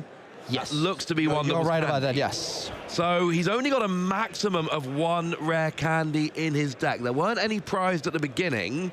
So does he have... He's got Dust Noir. There's He's Candy, got Dust Candy. Noir. We just need a Gusting card, which can be gotten off. So we pull them up there. Candy, Dust Noir. Oh yeah, we can Dust Noir the Zapdos until pull 60 on the Magnemite. That is the 4-prize turn made here. Of course, Phantom Dive 200 on Iron Hands. Iron Hands is 230 HP, knocking it out, and the 60 damage on the little tiny Magnemite. And what a game! Bert wins that 3rd game. Yes, we had a completely different way. We saw Dust Noir taking out the Zapdos, and then we saw the KO on the active Iron Hands with the 60 residual damage going on to the Magnemite. Didn't even need Boss's orders in the end, took 4 prizes, and Bert takes the game, takes the match even 2 games to 1. Masterfully played. That was a difficult game. He looked on the back foot for large chunks of all those games, but pulled it out in the end. Once again proving, turns out, Dragapult's quite good. Dragapult is indeed a good hand. We do see the replay here from game 1. Lumineon. And going on, getting the Boss's orders to knock out that Dreepy. Really, really big push that Irvin made in their first game, being so far ahead, going for the Iron Hands knockout, being 3 prizes up. And then again, fleet-footed for Sealstone. getting everything he needed off those singular cards that he draws, boss's orders onto the Rotom, making sure that the Dusknoir could not be used through Bird's advantage. And of course, thereafter, the Mew coming up right in a second, gets the boss's orders and wraps up that game 1.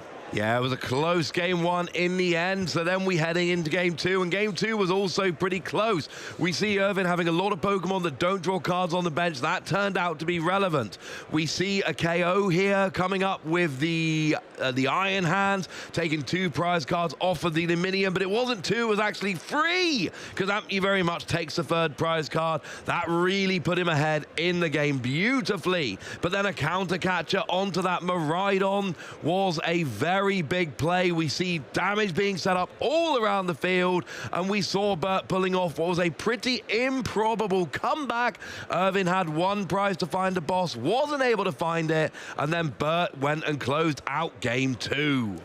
Exactly. Going into game 3, we were going to be maybe potentially able to see haymakers, but we did see a complete reversal of fortune. Counter catcher onto the Raikou, meaning that Bert will be able to take 2 out of those 6 prize cards. Building up for the next turn, where we're talking about, Lost Vacuum needed to happen on the Area 0. Otherwise, this damage that Bert's playing with right now off the Phantom Dive was going to be crucial. After the Lost Vacuum, we had a turn where Bert went Alakazam to build up. Candy, Dusknoir. Dusknoir takes out the Zapdos, and then being able to Phantom Dive and clean up both the Iron Hands and the Magnemite. And I'm thinking back to when I told you that finding those Pokemon Tandem unit wasn't going to lose you the game. Maybe getting that Zapdos did end up losing the game. But then again, if there was a boss's orders, it all would have been for naught anyway. If you don't get the Zapdos, maybe there's no other Pokemon you can use. You can't clear your bench, so you lose anyway. The problem was, as we see so often with these Dragapult decks, there were so many routes to victory. And this is what the good Dragapult players do. They set it up so they go, look, you had that brilliant turn. You filled up your bench. You got rid of your own Area 0 Underdepths. You got rid of the 3 Pokemon you thought were most likely to give me a win condition. So I found another one with Boss, which I didn't even use because I found another one without Boss. You're exactly right, Ross. And of course, these Dragon Ball decks being so tough to pilot, especially the math you have to be doing while you're playing these games. No, the math is not fun at all, especially when you're not playing an attacker like Charizard, where, you're in doubt, you can just Charizard it out. Where with these Dragon Ball Dusknoir decks, you constantly have to be doing tons and tons and tons of math in terms of making sure, can this Phantom Dive take the knockout with Alakazam and with Dusknoir or with Dusclops? I'm not quite sure. It takes a while to do this. And it's several turns in a row. That's what makes this Dragapult deck so hard to pilot. It's putting free energy onto a Squawkabilly, going, look, it's got 13 damage counters left now. I've only actually got a Duskull. I'm not going to Dusknoir it for a couple of turns, but mate, in a couple of turns, I'm taking out that Squawkabilly with my Dusknoir. All but at the same time, I've dropped 2 onto Miraidon. I don't know if I'm ever going to Phantom Dive it in the active, but I now know that if I do, I'm going to get a KO on it, and it's setting stuff up like that the whole game. Dragapult is the best deck in the format, but I got to warn everyone at home, if you want to be really good with Dragapult, you have got to put the time into practicing this deck. You have got to be that good if you're going to come and win a regional with it. Exactly. It's just not the math you have to practice, it's also the matchups. In terms of when we're looking at the matchups, typically Miraidon was a deck that could actually finish up really well versus the Dragapult decks, depending on the speed you could have when you were playing Miraidon against them. But as we saw with Bird, the way that he played it was masterfully. Got the time he needed in some of the games. Voodoo was very important in that game too, speaking of it, but got to set up these damage counters and even just missing a few tiny pieces, and he just pounced on it and made sure that he could get the victory. He was so close, and it was all those games, it was so close. Irvin was setting up so many times, but it was not enough. Our winner in that round 5 matchup was Bert Walters, so I don't know, maybe we go to the couch and we have a chat with Bert and we find out his feelings about that last game. I got a better one for you, Ross. Why don't we go to the stage and have a talk with Bert instead? How are you feeling right now? Yeah, I'm feeling great. Really happy to win this match. It was such a close series. A couple of funky games, but happy to take the win. Yeah, absolutely. I mean, Ross and Jesper were casting over it. I was watching it backstage the whole time. Absolute nail biter. Especially, like, we've got to talk about that last turn, right? So you're in time. You're thinking, oh my goodness, we have barely time to play this out. But Dragapult is the sort of deck that can pull off those turns, right? And you did it. So why don't you talk us through your thought process and how you felt going through that game-winning turn? Yeah, exactly, Freya. Yeah, I was really happy that time got called when it did, because I felt like in those 2 turns I could could be able to take those 6 prizes. And the turn before, I tried to set up everything as best as I could. I knew he might, I saw the vacuum in an earlier game, so I knew he might try to do that play to discard some of his bench Pokemon. Yeah, I was already, while he was going through his turns, going over different scenarios. What if he promotes this card? What if he promotes that card? You could like see it, you could like see it, because he was thinking about it as well, you could see, Yeah, and I was really happy he promoted the Iron Hands, because if he promoted NEV, I could like move the damage to it with Alakazam, and then Dusknoir the Zapdos and KO the Magnemite like I did. So I was very happy he did it that way, and I was ready to win there. Yeah, because it also meant that you didn't need the boss's orders, because otherwise you would have done, right, if they were done a little bit differently. Yeah. So, okay, you must be feeling pretty confident right now going into the next round. I know the next round is starting quite soon, so we shouldn't keep you too long. Is there any quick shout-outs you want to give before you go to your next round? Yeah, of course. Yeah, shout-outs to my family, shout-outs to all my friends in Groningen, from Groningen, wherever they're watching from, and shout-outs to Team TCG for always supporting me. Awesome. Thank you very much, Bert. We're going to let you hopefully win your next round, so let's throw it to a quick break. Don't go anywhere, guys.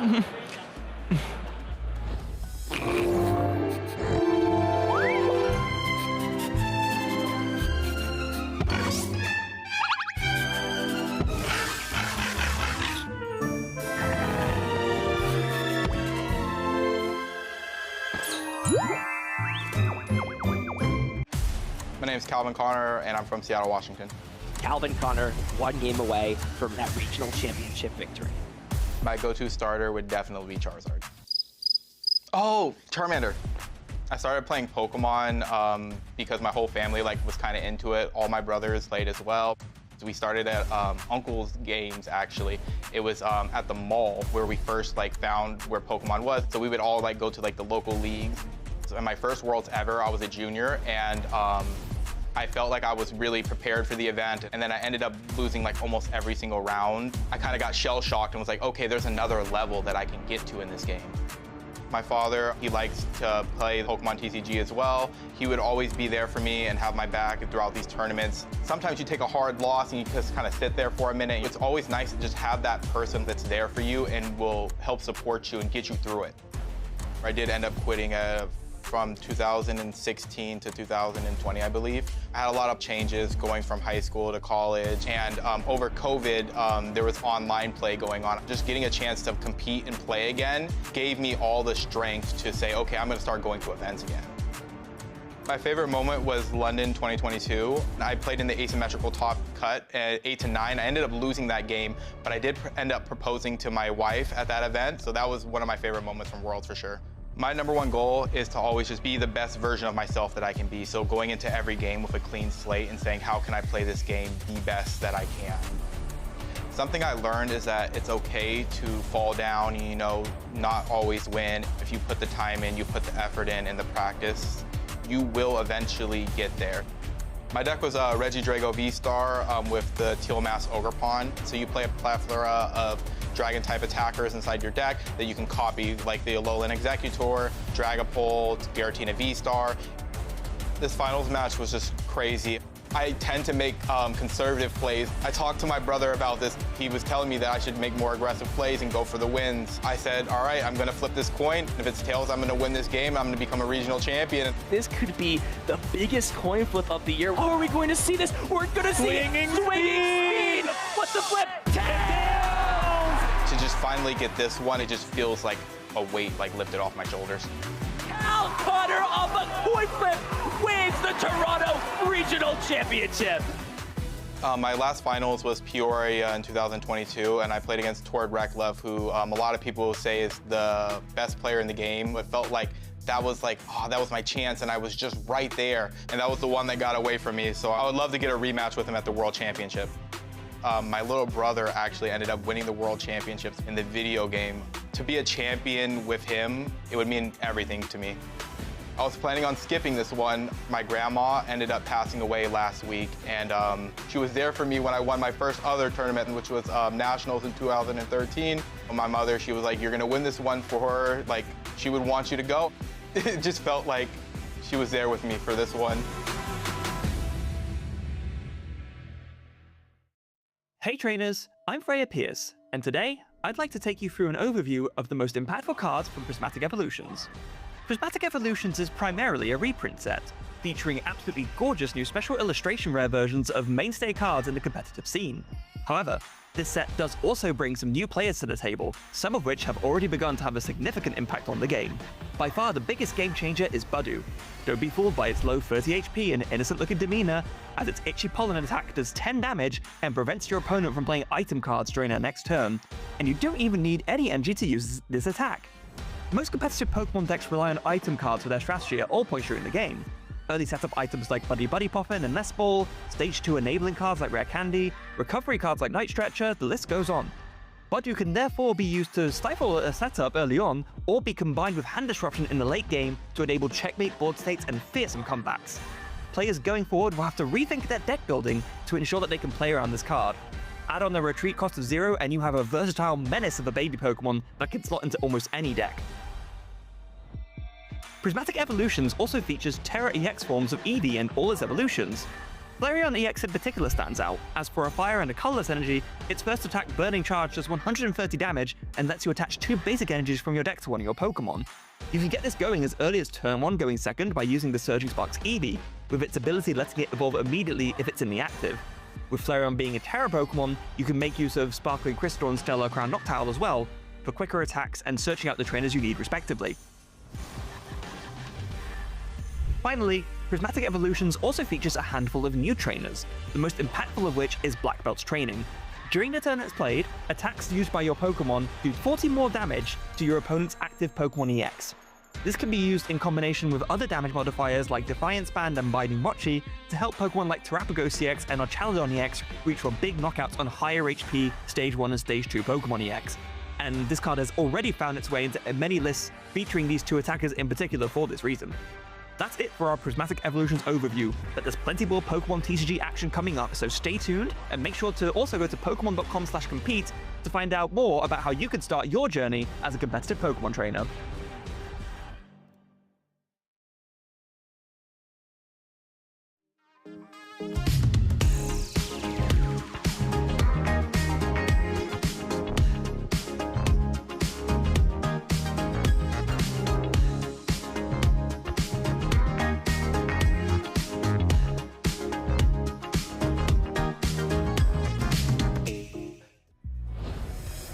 Good afternoon, Pokemon fans, and welcome back to the Stockholm Regional Championships. My name is Benjamin Rabioti. I'm joined here once again by the lovely Freya Pierce. Freya, how are we feeling?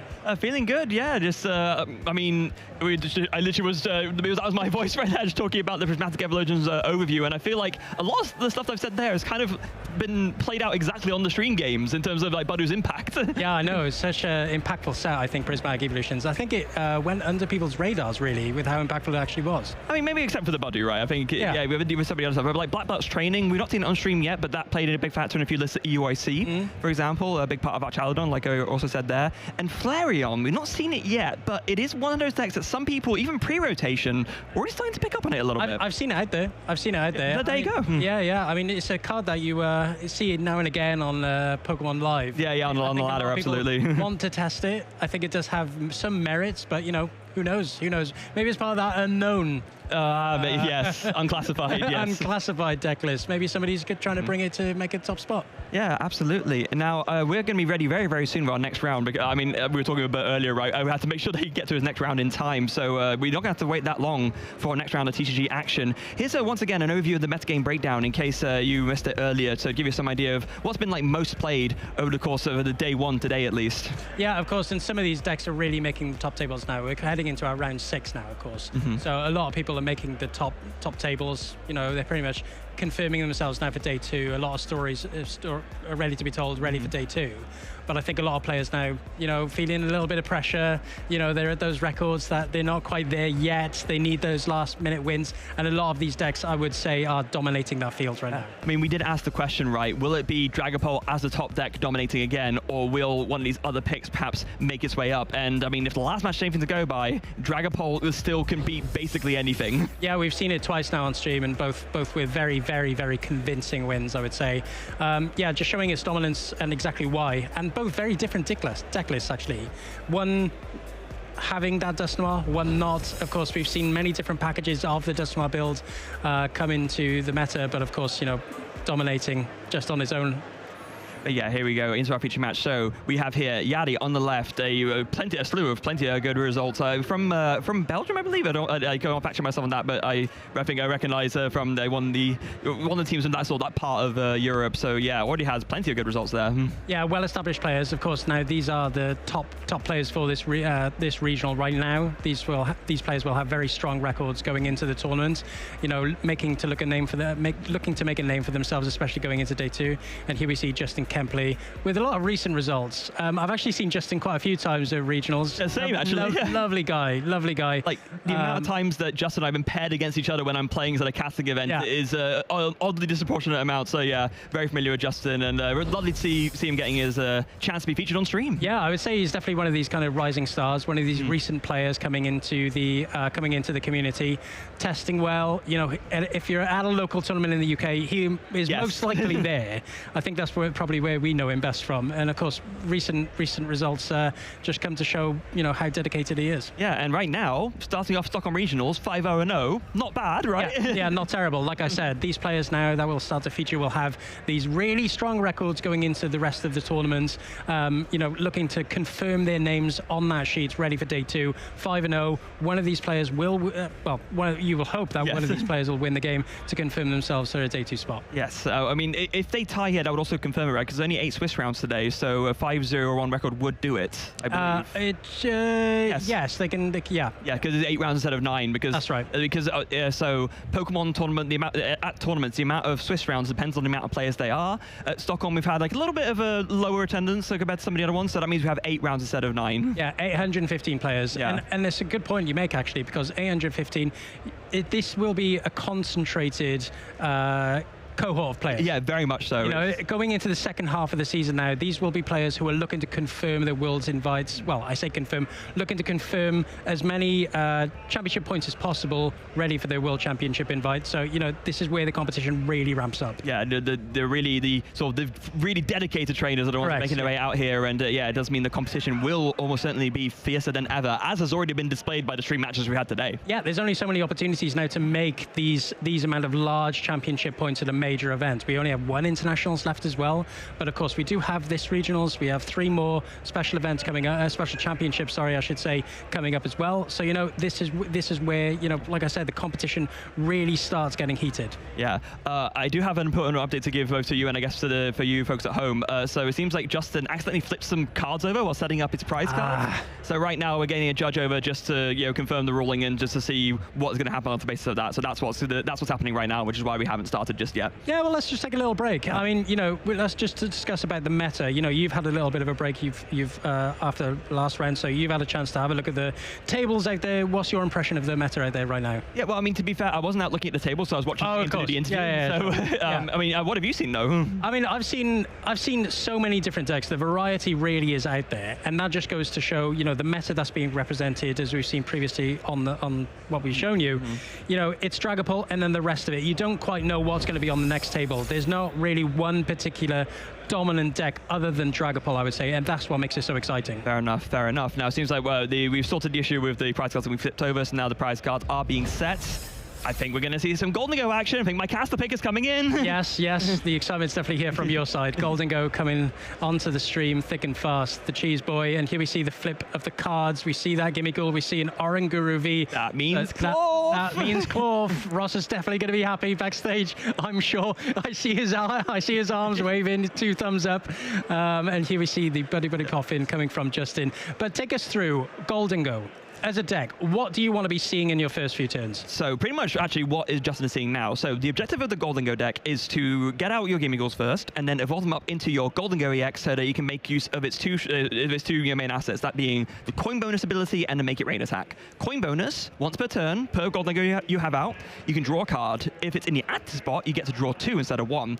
So you combine that with a bunch of cards that search your deck for energy, extra Pokemon to basically set up a flood of Golden Go, and then you finish things off and you do your attacks with the Make It Rain attack, which does 50 damage for 1 metal energy times the number of basic energy that you discard from your hand.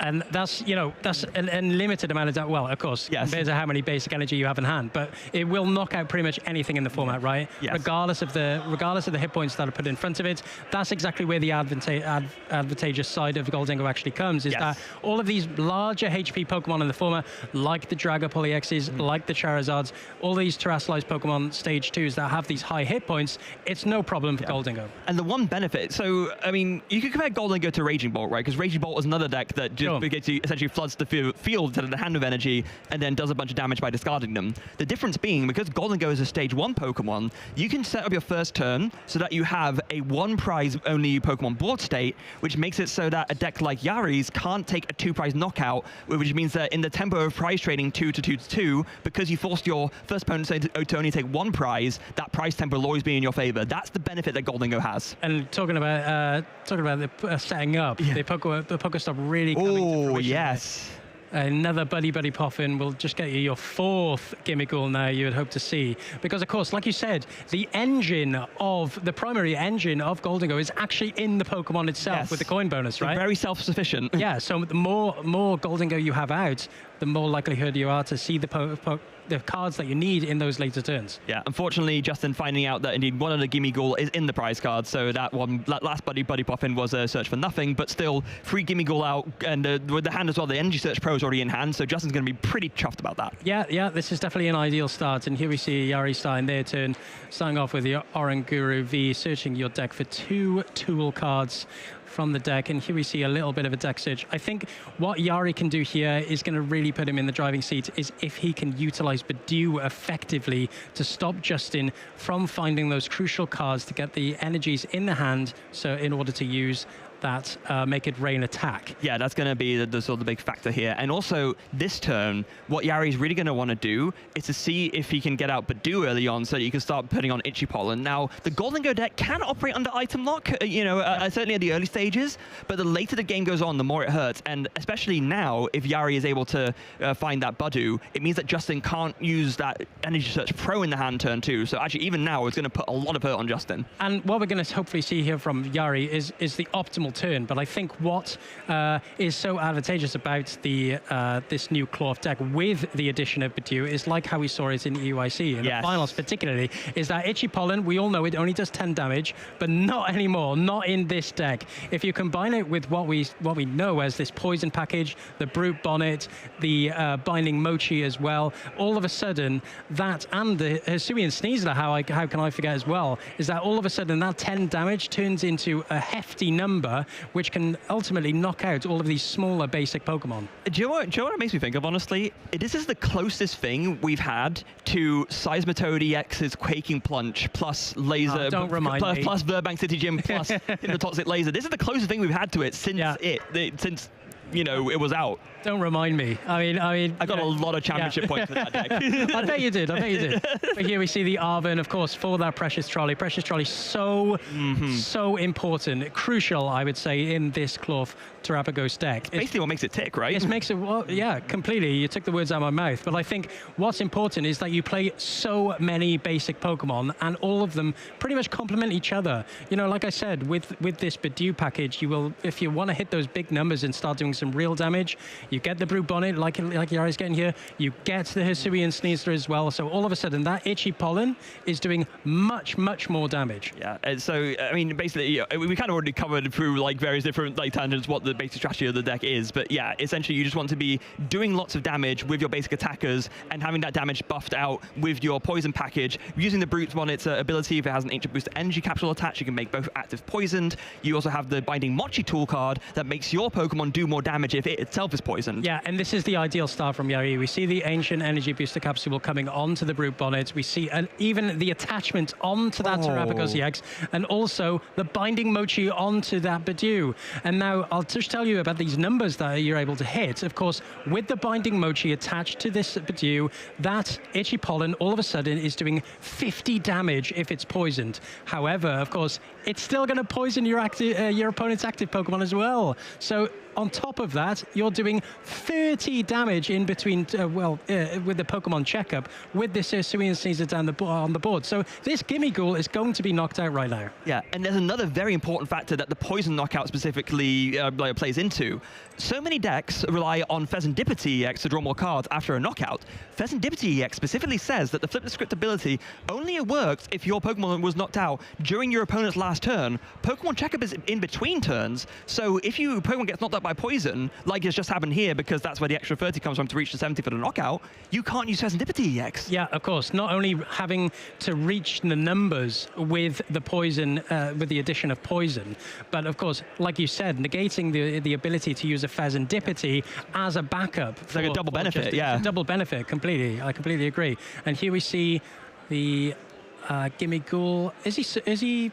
So he's using the first attack. Is he using the first attack to try and find energy? Yeah, literally, that's all Justin can do. So yeah, that Budu perfectly timed as it's just going to be a minor errand running. Search your deck for up to 2 basic energy cards, reveal them and put them into your hand. That's all Justin can do. Who knew that a deck relying on item cards, seeing a Budu in front of it can be so detrimental? But here we see just over to Yari now. And of course, in the driving seat, I would say, for this turn. Yeah. Oh, and the Iron Bundle coming down as well. Because here I was saying that, yeah, Goldengo is a deck that can work through item lock, but it can only really do that if you have your Goldengo on the board to draw those cards and draw those energies to KO the Budu early on. That's not what's happening here. No, of course not. And this is exactly what Yari would have wanted to see, the switch cards into the Budu. Of course, these Budus, as damaging as they are quite, they're fragile. Yes. 30 HP, it's only a little boy, Of course, this switch card will heal that 20 damage off, and of course, will effectively start again, right? Yeah.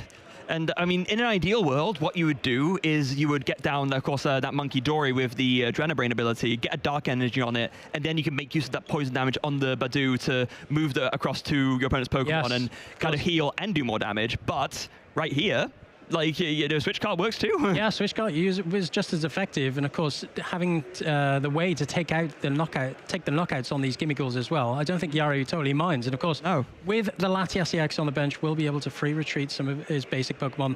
And here we see just another poison and another Itchy Pollen knockout. And now Justin is really relying on this top deck, and I think that's it. That's the game. Yari takes game 1.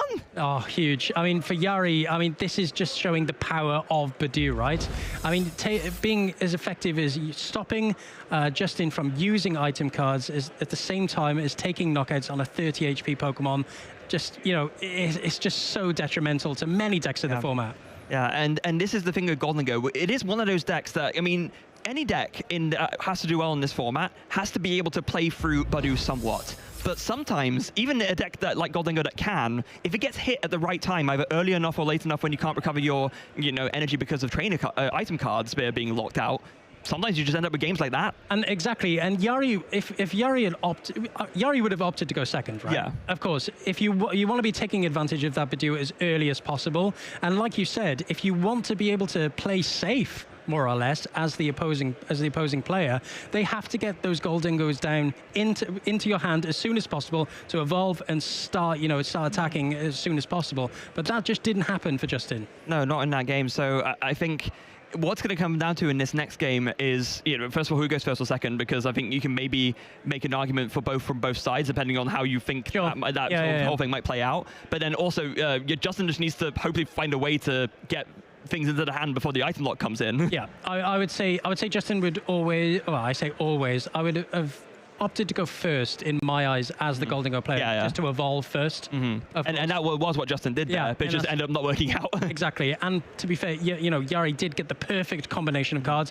It's easier said than done sometimes, but this Cloth Terapagos deck is just built to do that. Yeah. Heavy counts of Arven, heavy counts of these cards that will be able to search the different pieces out to get that combination of cards. And of course, if you don't go first, if you choose to go second as Goldengo, there's always the risk that Yari gets a turn 1 poison knockout on an only Pokemon. Exactly what we saw in EUIC. Yeah, Cloth Terapagos is one of the few decks in the game currently that can win before your opponent gets to draw a card, because you can combine the poison from the Brute Bonnet with the Hisuian Sneasler and a card which you haven't seen yet, that Pecharunt, the single prize one that increases the poison damage between turns by it makes up to 6. Yeah, of course. And that's exactly, like I said, that's exactly what we saw in EUIC. Yeah. It's such a combination heavy deck. It takes takes into account all of these different cards from many different sets, but ultimately it smashes it all together into this little tiny package. And you know, all of these little numbers that you're able to meet through this deck. You've got the Clorf, you've got Terrapagos, you've got Badoo, you've got Petrons. They are all purpose-built to hit certain numbers within the format. Yeah, they absolutely are, and especially with you know, most evolving basics having 70 HP, because of course that's the optimal to search off Buddy Puffin. That is perfectly, like you were saying, in range for a Petron Donk to happen. Yeah, in search of in range of Petron and in range of Badoo as well. Yeah. So you can just see why people are opting to play this Clorf. It's very quick wins, very efficient. It very is, and quick wins, but also it does have sort of later game staying power through virtue of the fact that with the Terrapagos CX, you can come in and then do big damage even on, you know, higher HP Pokemon as well. Yeah, and of course, and that's exactly what comes into play with that additional top-up damage of the poison package, right? Exactly. Of course, you know, you think that the Terrapagos is only limited, but as soon, you know, you find then, oh, you have the poison, then you have the Sneasler, then you have the Binding Mochi, and all of a sudden you're hitting numbers that you didn't think were possible. And I don't know if, I don't think I see one in the list here. No, I don't. But this is also why some lists opt to play. Okay, hold on, I stand corrected here. Some lists opt to play Kieran, some opt to play the Black Belt's training, but that's like another damage modifier that can get you up to those, you know, 320, those really, really big numbers as well. So, you know, you have so many ways to buff up the damage to KO these big stage 2 EX Pokemon, even though you're a basic. And we forget about Monkey Dory. Oh yeah, that comes in too. Monkey Dory is just another top-up for this deck. We saw there the Badoo on 20 damage, but of course, if you were able to utilize that Monkey Dory on that turn, not only are you taking the damage off the Badoo to use it in another turn, but of course you're setting up even bigger attacks later on. Sorry to interject, I had a bit of a reaction there, because I think Justin has had maybe 4 mulligans at this point. I was starting to wonder why we hadn't started, I'll be completely honest. I think the yeah, there it is. Yeah, we see the shake of the head. It's not going to happen to Yari, there's way too many basics. There we go, we have 3 mulligans. Three mulligans. Goodness gracious me. Very good. Let's see if Justin maybe 4th time's the charm. That's not how the saying goes, but it's how it goes here. And if there's one deck you do not want to have additional cards, it's the Clorf Terrapagos. There we go, there's 2 to choose from there. And very smartly, Justin opting to put the Monkey Dory active instead of the Gimme Ghoul. I would say that's the intelligent play for sure. Yeah, those Gimme Ghouls, as we saw from that last game, very vulnerable to the many options that Yari would have had in his deck. But here we see the prize cards coming down. Sorry, I thought I saw 2 basic Pokemon there for Yari. I think it was the Latias and the Iron Bundle. The Latias being prized could be quite detrimental in these first couple of turns. Yeah, absolutely. And this is also why you usually want to play the Hisuian Heavy Ball in either 1 or 2 counts, as I believe Yari does, to make sure you can fish out those things. And okay, but so here's interesting. So and the Terrapagos. Yeah. Yeah, but so this is what we were talking about earlier, right? You were saying, oh, if you were the Goldinger player, you'd rather go first. Justin seemed to disagree, because he has chosen to go second here. Interesting. Yeah. I mean, it's fortunate that they started the Monkey Dory and that's exactly why. And put down nothing else. I mean, because of course the Petron is not going to be able to far reach the 110 hit points on this Monkey Dory. Yeah, fortunately enough for him, if he did start just that one Gimme Ghoul, I would have been quite worried for Justin there. Yeah, and also smartly, Justin didn't put down the Gimme Ghoul because he knows that Yari plays Iron Bundle. So, you know, there's a world in which, sure, you can't get a turn 1 knockout for the win, but it's still a turn 1 knockout going first, which is still pretty devastating. Completely, and it's more than achievable for Yari with these combination of cards. And, you know, it may have come into play that if Justin understands, you know, he's mulliganed 3 times, he's giving 3 additional cards to Yari on top of the draw for turn, so, you know, it would have been more than possible, I think, for Yari to find those combination of cards. Yeah, so the back order coming in, this is actually a really, we didn't explicitly cover this before, but this is a really crucial sort of key setup anchor for this deck. So the Oranguru V, the back order ability, when it's in the active, once per turn you can search your deck for 2 tool cards and put them into your hand. So usually what you do with this, you grab your Forest Seal Stone, you grab then either an Ancient Boost Energy Capsule or a Binding Mochi to go along with it. You can whack that Forest Seal Stone onto the Oranguru V, it's a V Pokemon, suddenly you can search for any card from the deck. It's a super efficient card. I would say it's probably the most efficient Pokemon in the deck, I would say, because the back order enables the player to unlock many different combinations that they require to do. And if you're fortunate enough as a player to start with Binding Mochi or one of these pieces in your hand already, of course the back order is that much more effective because you're able to search out for the other two, or the Forest Seal Stone to get you out of trouble. You know, this is the optimal start, I would say, for Yari. Yeah, it really is. And look at this already. Yari already having like a lot of pieces ready to go. So you have the Oranguru V, it's used the back order ability. There's the Brute Bonnet down, the Terapagos is down, so now you can make use of Area 0 Underdepths. And when you play down a Terapagos with an Area 0 Underdepths, and then you go for the Precious Trolley, that's when the Precious Trolley is at its absolute strongest. Yeah, completely agree. And of course, with the combination of the Latias EX, you know, there's no danger in having this Oranguru on your field. You know, it's two energy retreat cost is not that detrimental to you anymore. The retreats are free. Yeah, retreats for free. So if you do have a Pokemon that's knocked out in those later turns, just retreat back into promote that Oranguru V with no pressure at all.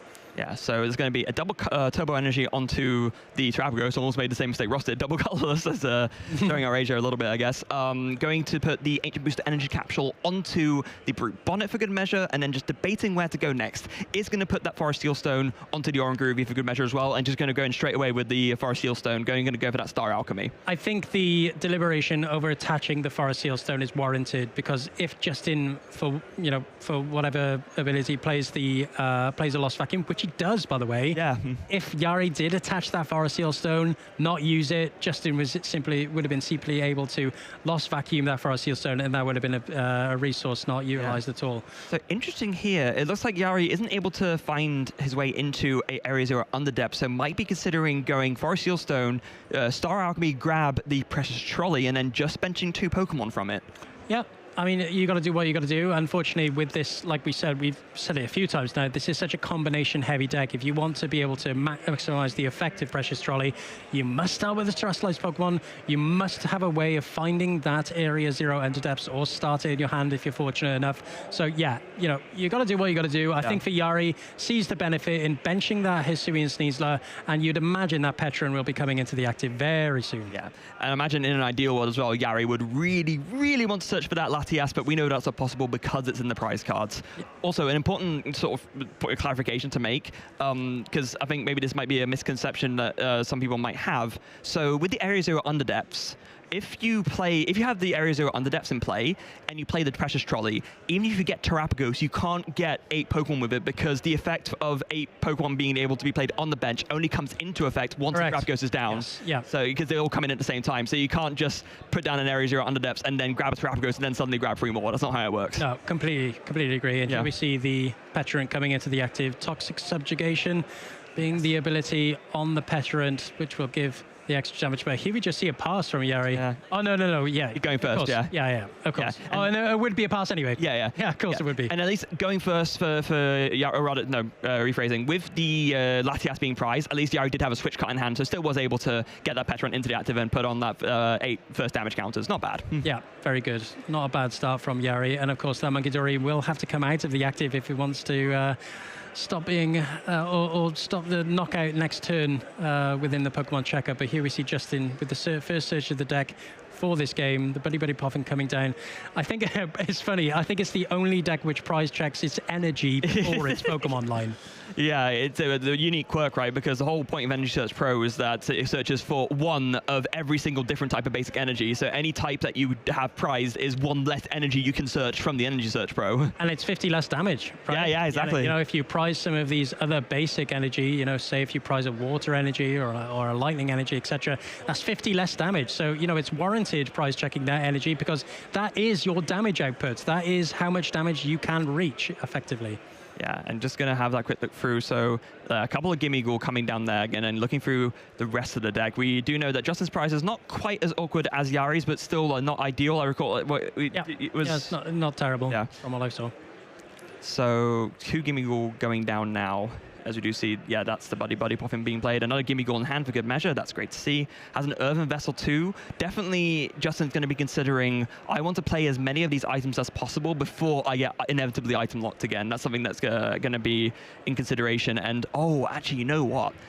it's really awkward with the rest of the hand. I don't see a way to like draw more cards right now. There's no Pokemon search, there's nothing like that. No, none at all. Can find with the Earthen Vessel a Dark Energy to use Adrenabrain. Yeah. It's not going to stop that knockout within Pokemon Checkup, however. No, it's not, unfortunately, but at least it gets some damage out of the way before that happens. Yeah, it can soften up the damage. I think what's important for Justin is, you know, with the Adrenabrain, what's effective about it in the gimmick, in the Goldengo deck especially, is that all of these awkward hit points that you're having to reach. Say, for example, Terapagos, it's 220 HP.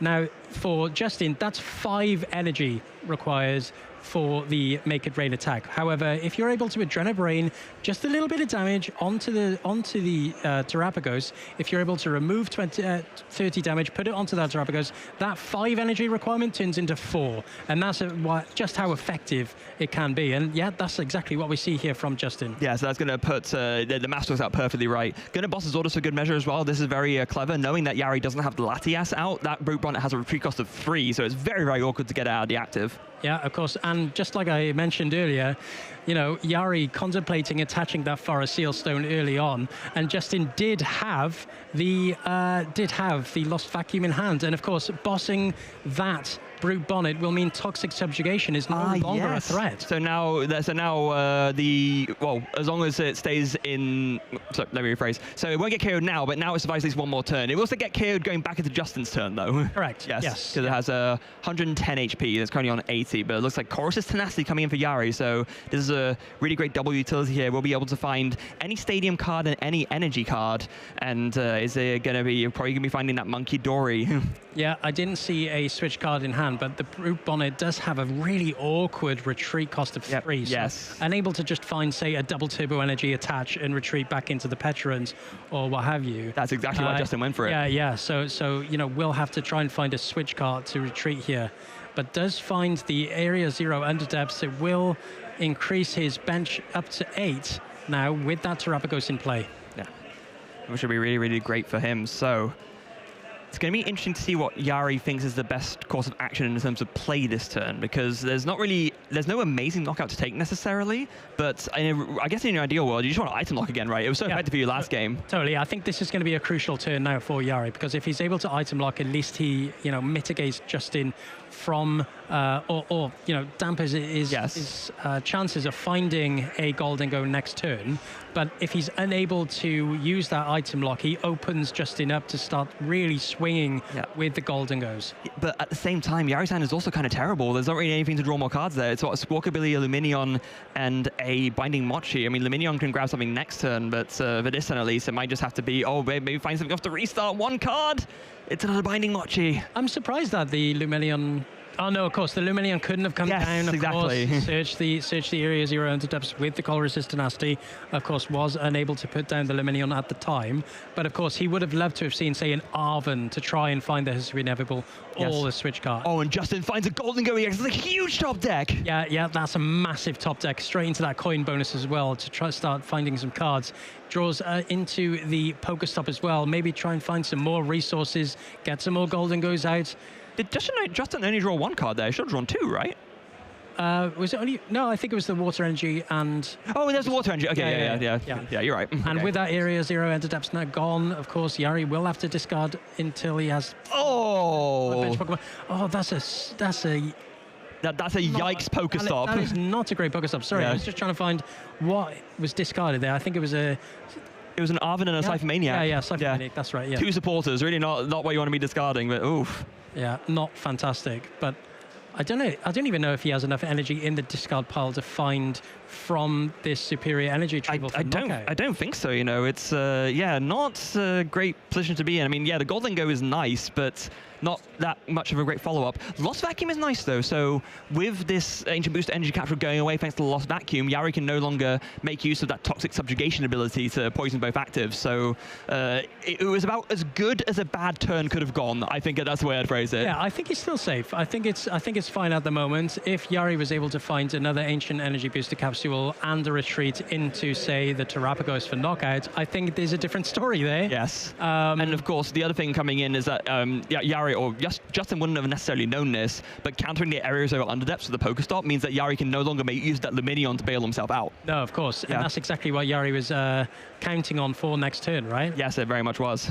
So here we see Yari just contemplating on what to do here. I think 2 Binding Mochi in hand. Not fantastic. And here we just see a pass into Justin. Oh my goodness, okay, so... And the top deck of the Cypher Maniac. The top deck, Gold Dingo EX into the Cypher Maniac's code breaking. Justin is getting exactly what he needs to get himself into this game. Yeah, Cypher Maniac so good into this deck because, of course, able to search out for 2 cards, put it onto the top of your deck. It just it complements this coin bonus ability, right? It turns coin bonus from draw 2 cards to search your deck for 2 cards. Exactly. Which is a lot stronger, yeah. You can't imagine anything else but this Energy Search Pro and another Gold Dingo. Yes. Would have loved to find some way of gusting this turn to try and take the first 2 prizes, but I think considering that Yari only took 1 last turn, I don't think that's too bad if he just takes the knockout on the Brute Bonnet. Yeah, I don't think so either. I'm trying to see here because some of these Gold Dingo lists do play Counter Catcher, but I don't think I see it in Justin's list, so that's not an option, unfortunately, for him. Yeah. Only boss's orders for gusting, it seems like.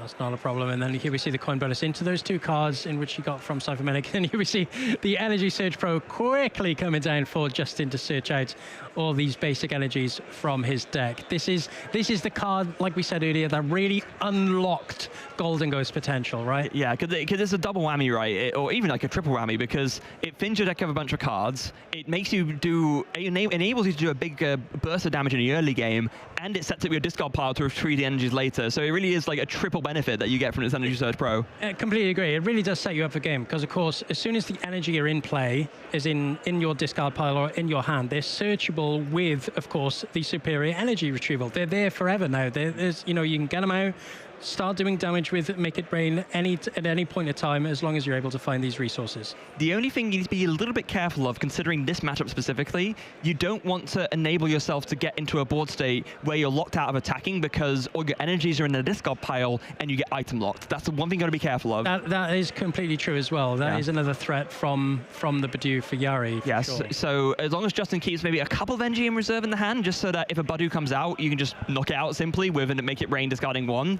then he'll be okay. Yeah.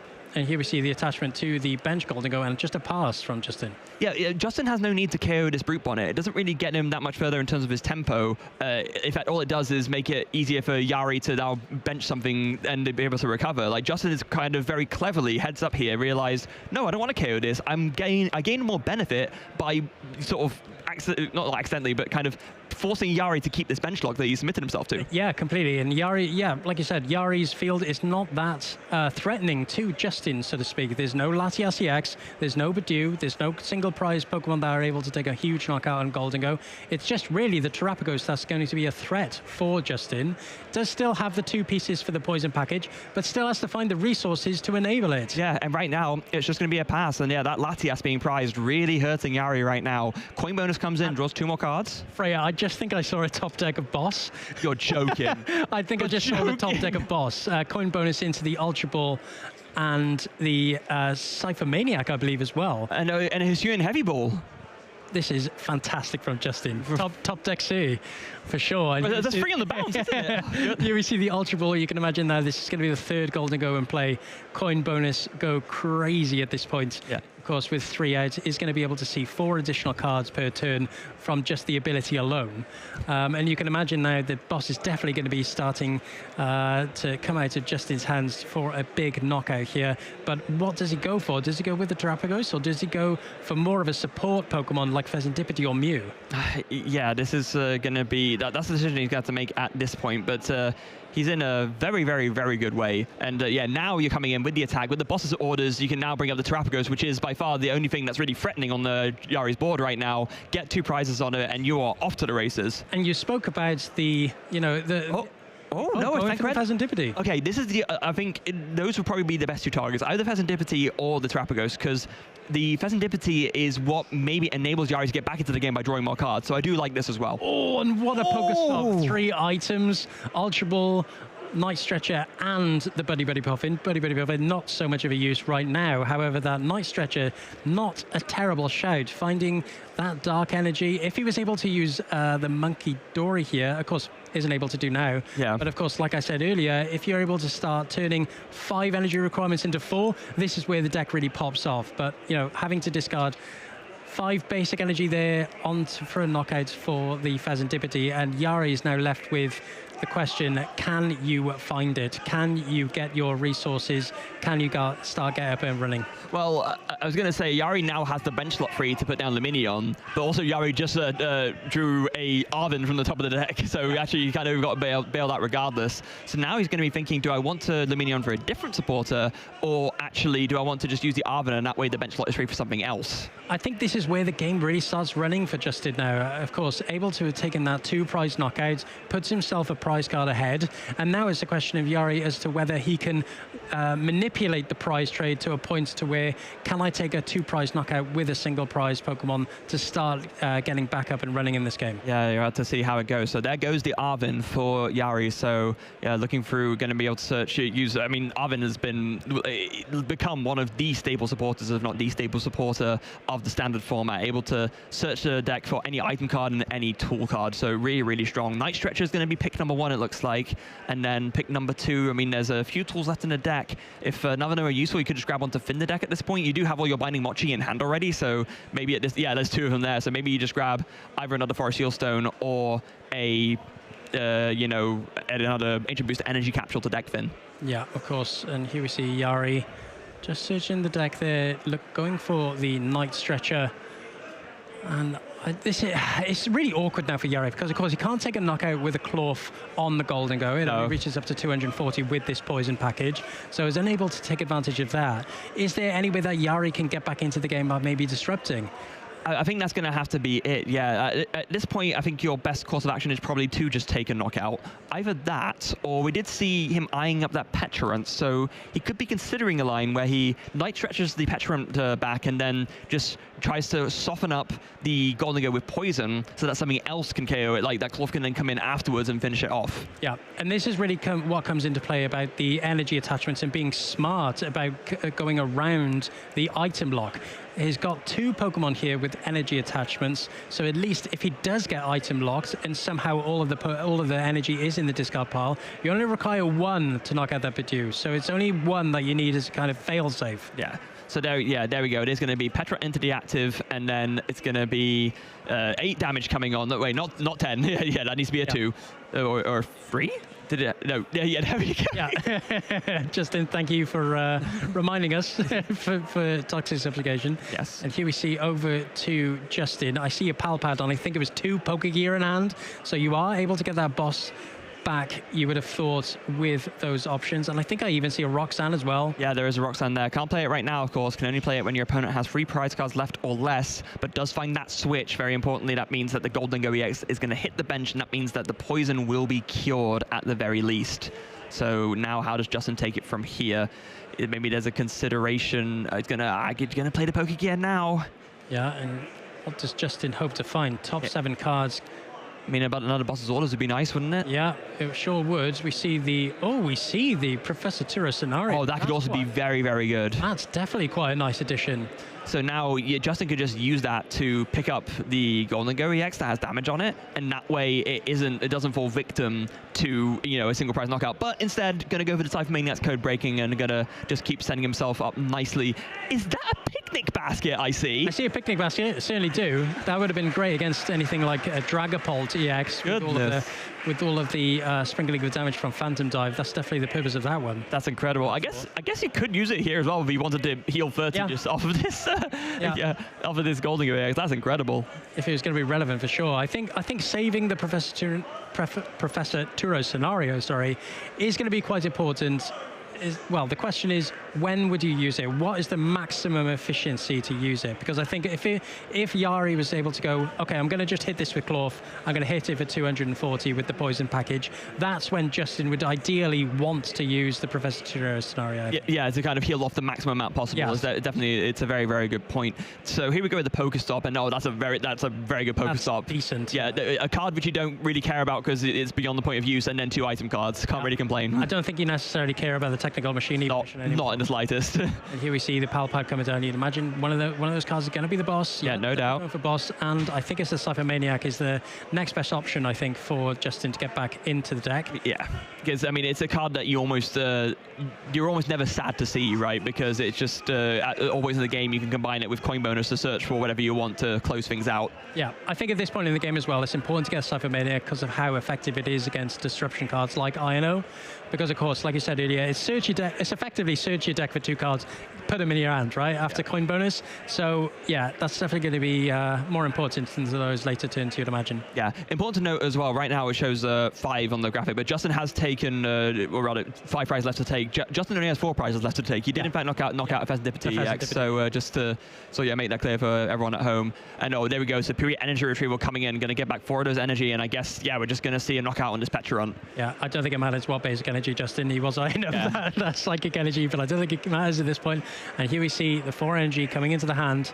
Does he take a knockout on this Petrant? I guess so, if he has to. I don't think it necessarily matters at this point because, of course, he is going to be going for this prize mapping of 2-2-2 if possible. Yes. That's why Golden Go is what Golden Go is so good at. It is, but I think in this situation, you've already played the Cypher Maniac. You don't have another way to get this Petron at the active. I think you're resigned to going back on a not great prize map, but yeah, just to go into 3 prizes left after taking out this Petron. And I suppose the advantage here is that, of course, if you are able to take the knockout on the Petrant, is that it stops Yari from maybe thinking, okay, I can use Cloth here, I'm safe at least. But now if he does promote the Cloth, he's not knocking out the Golden Go and putting Justin potentially to another prize away from game.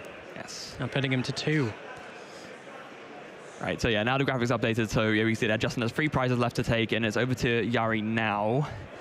What can Yari make the most of here? Looks like the answer is going to be Luminion V. Luminous Sign's going to come in and is going to search out INO. This is pretty much Yari's best option here. Like, he's not out of the game by any means. Let's not count him out. This is not a done deed at all, but with Justin having set up all the Golden Go now, it makes any item lock a lot less effective than it would have been otherwise.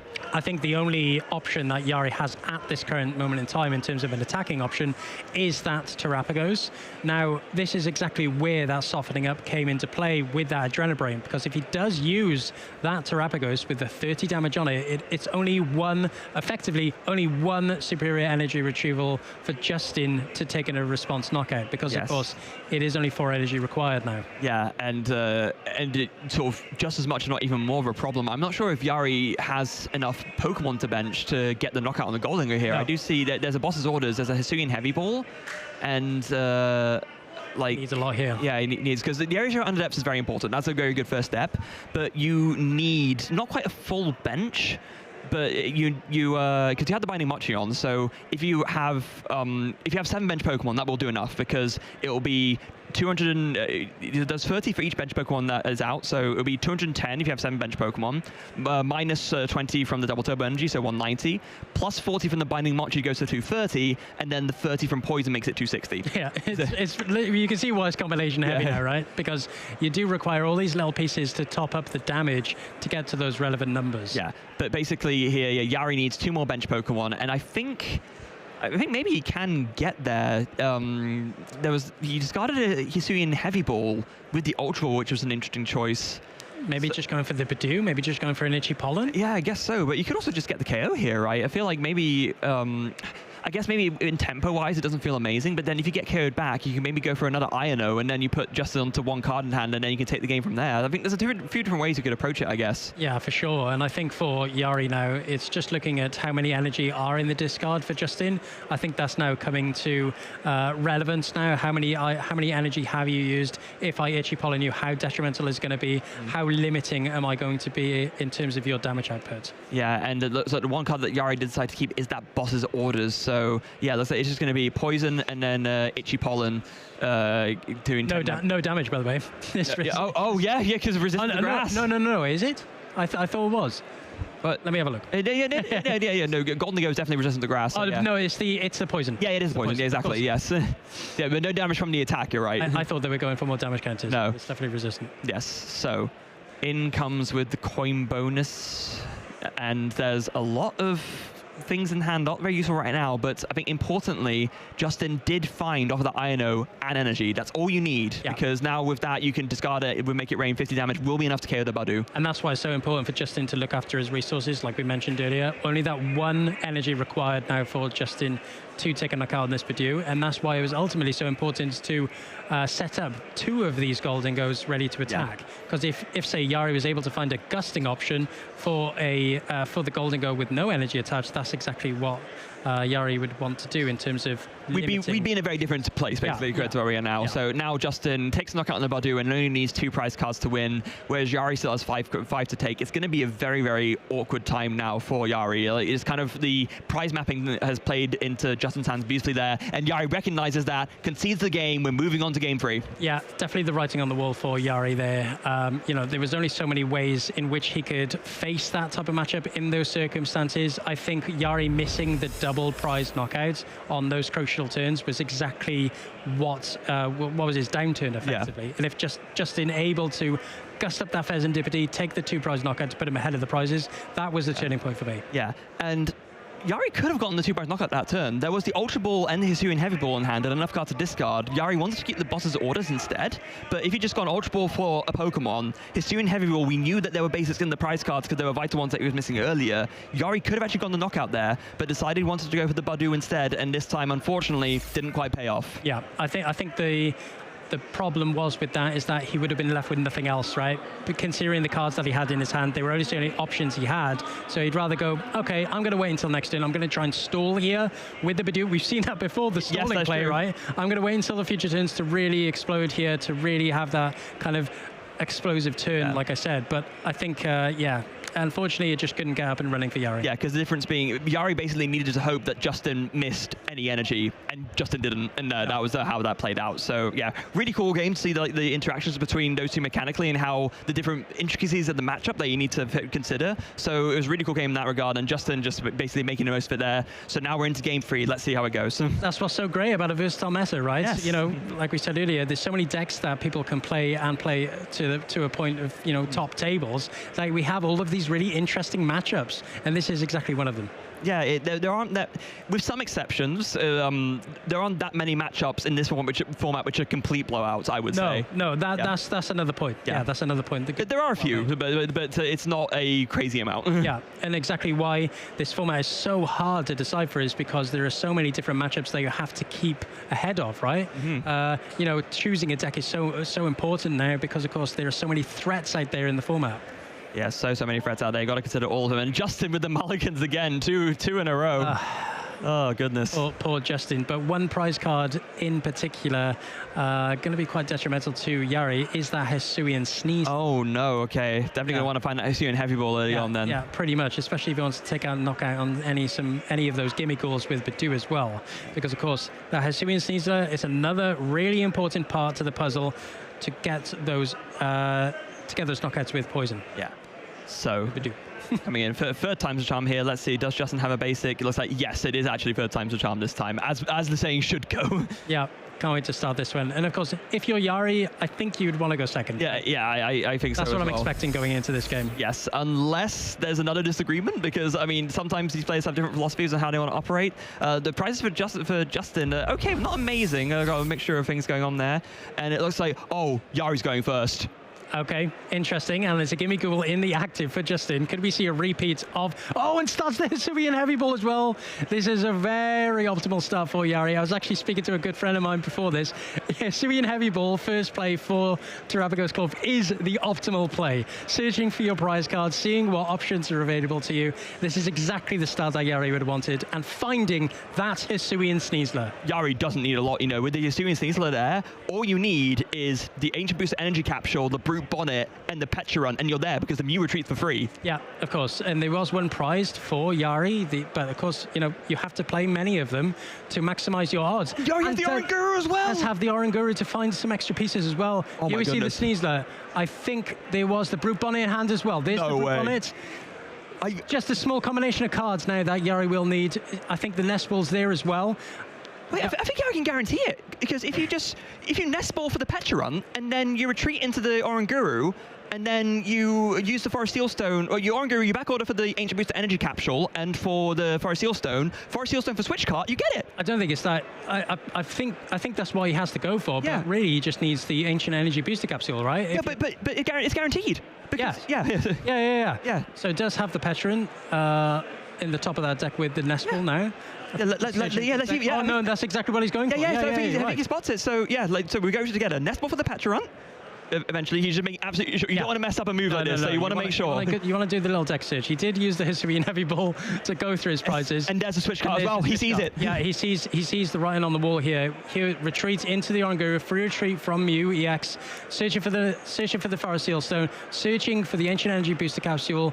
Star Alchemy there for the Switch card, and here we see game 4, Yari with Toxic Subjugation. Justin can't quite believe it. Oh, it's a fist bump and a handshake there from both of these players.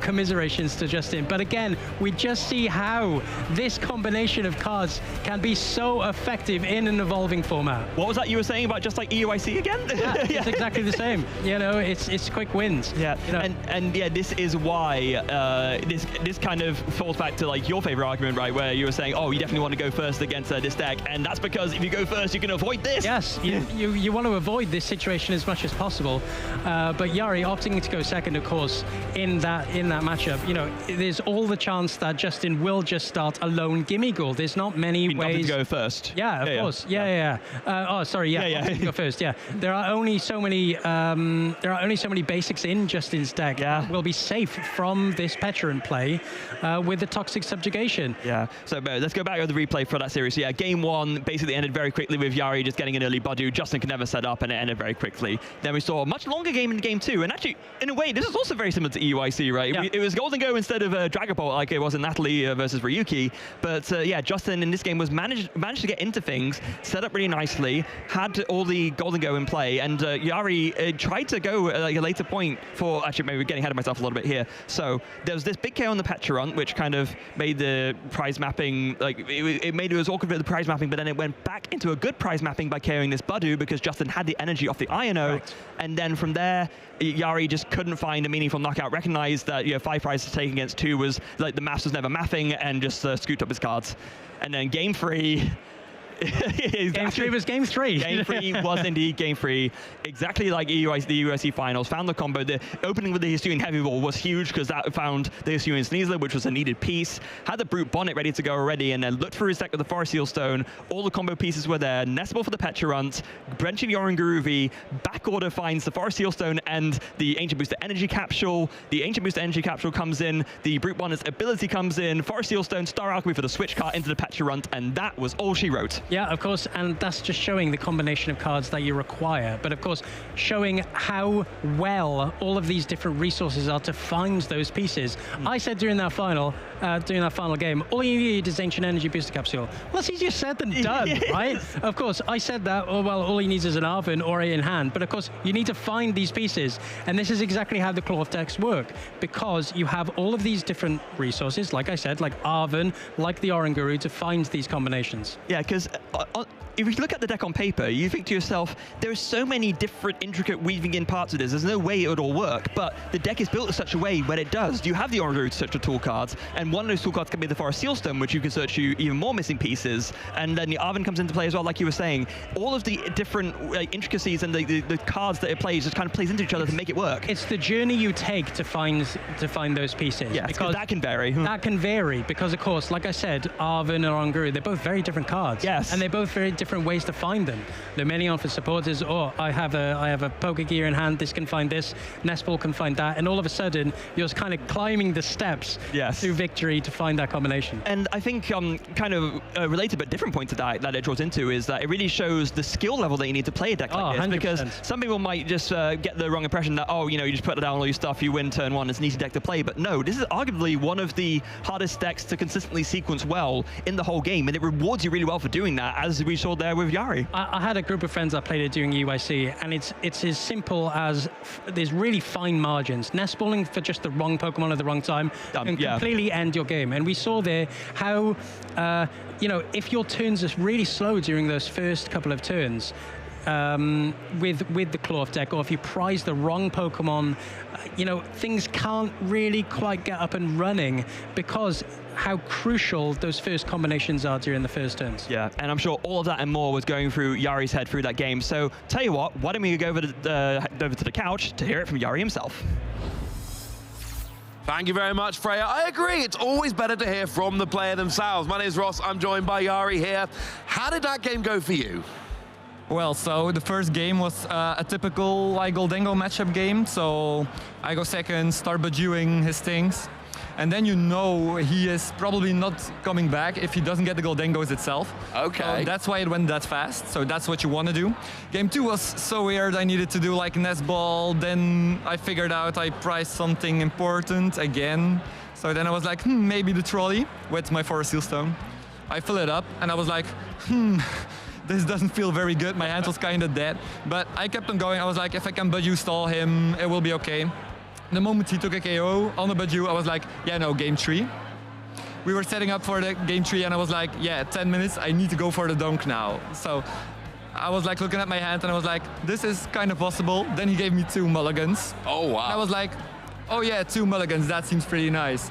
I got good cards, so I didn't even need the trolley to get the donk. So I was like, okay, yeah, GG. That felt really good. Felt very good. You're 6 rounds in now, you're 6-0, you're looking great for day 2 and potentially beyond at this stage. So how often are you finding those super quick wins with Cloth? How often do those donks happen? Well, I played Cloth for like the last 4 majors. It didn't happen that much in the last 4 majors, but today it was my 3rd donk. Okay. So the good thing about donking is that the games go fast, that's it. But with this type of Cloth, like in this format, it doesn't happen that often anymore because you tend to go seconds to get the Baju lock-on. So if they let you go first and you have the donk, it's just a major plus. So that's a nice thing. Okay, it's always nice. You don't need to get the donk, but it's always a nice little bonus if you do get it. Yeah. Of course, we saw Cloth win EUIC a few weeks ago. Ryuki Okada took down the whole international. Yeah. You've been playing Cloth for a bit longer than that, you say. Has anything changed with Cloth in the last few months, or is it just, it's finally its time? Well, it changed quite a lot, actually. The thing with Cloth is now, you lose the Electrode super effective glasses package that we had last format. So I started playing it in Stuttgart when it just had 1 finished regional before, so it was very low radar. Got 12th there, so that was like, okay, nice run with it, and I kept playing it. But the thing that changed is like the release of Baju had a major impact on it. So that changed with it. Then when Ryuki won EUIC, we suddenly saw the Monkey Dory package in it. So another option to possibly include. Then you had the Iron Valiant EX that took place, going from 2 switch cards to 4 switch cards. And yeah, it changed quite a lot actually. You lose like a lot of nice techs for a little bit more of consistency now. But item lock does it all. Like Baju is insane. No, it's a fantastic card. I love the thought process there, telling me those new cards coming in, absolutely love it. So you're a big Cloth believer. You see Ryuki win EUIC with it. Does that make you feel like I'm onto something here? And how much did you take off of his deck and his list? The thing is, I was looking at like the EUIC final, and the moment he won, I posted on Twitter, Cloth my beloved, like with a heart that opened up. I was like, yeah, nice, this is it. I looked at the list. I had my issues with it. It's a Japanese list, you can figure. Yes. Like no Ursaluna and stuff, that's not, that was not my thing. But I took some influences, of course. Makes sense. Now, when we sat down, you said something to me, you said, I almost didn't come to Stockholm. So what changed your mind? What convinced you to come here? Well, the thing was, I'm at 640 CP now. And I was like, is it enough? Is it not enough? But people say, yeah, it's enough. Other people, like people from my team say, yeah, not enough, not enough. Like try to go above 650 and you're fine. And I was like, maybe I should do that. And I just joined my friend Leonard de Klerk, who had booked everything. And that's why I'm here. So I just followed up. So the theory is you get a few more points, you end up in the top 125. So with a big result this weekend, do you feel pretty confident that I think you can draw a line, you'll have your invite? Yeah, I think so. I just go Utrecht and that will be it, I guess. Sounds good to me. Have you got all your points with Cloth this season? No, I got some points with Palkia Desknor, got some points with Zard at the beginning of the season. I maxed my locals mostly with Clove in the last month. Nice. And like more than 450 CP with Clove, I guess. Like a lot. Sounds good to me. Well, congratulations. You're 6-0. You're in great position. And good luck for the rest of your rounds. Yeah, thank you. And don't worry, ladies and gentlemen. Maybe there's more Cloth. What I can tell you is there's more lovely Pokemon action, so don't go anywhere.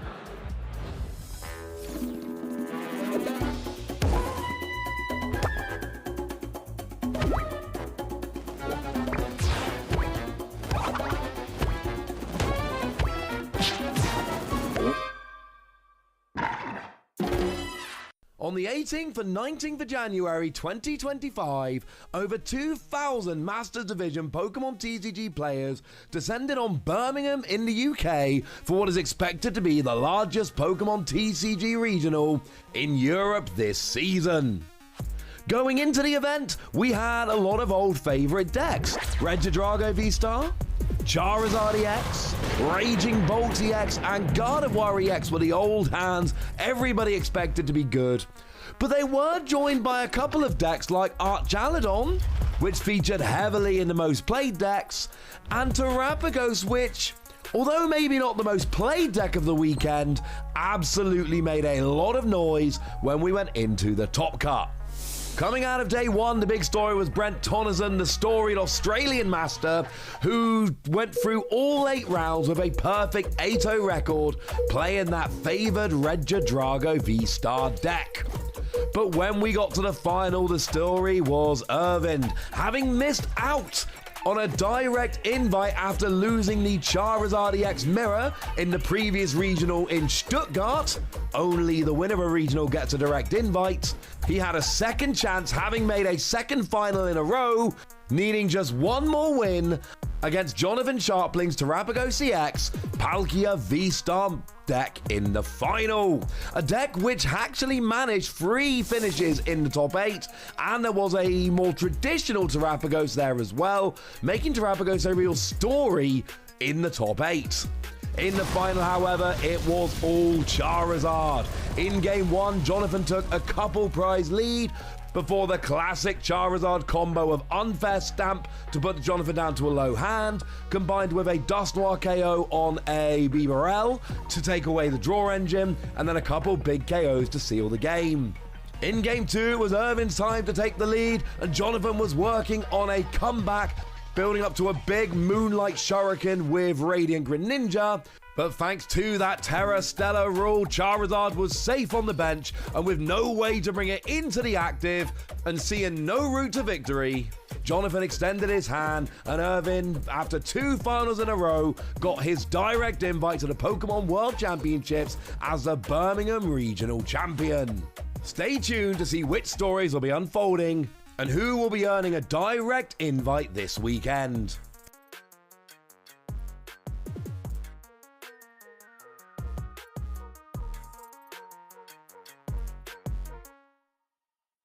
Hey trainers, Chip Ritchie here. In this short video, I'm going to take you through the basics of how to play the Pokemon trading card game. The Pokemon trading card game is an exciting way to enjoy the world of Pokemon.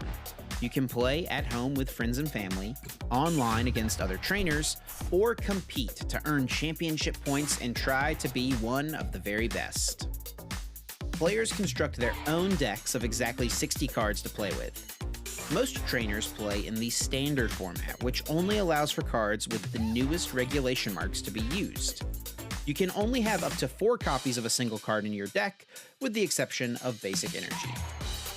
There are 3 types of cards in this game: the Pokemon themselves, which you use to attack your opponent's Pokemon, trainer cards to help you support your deck's strategy, and energy cards to pay for your Pokemon's attack costs.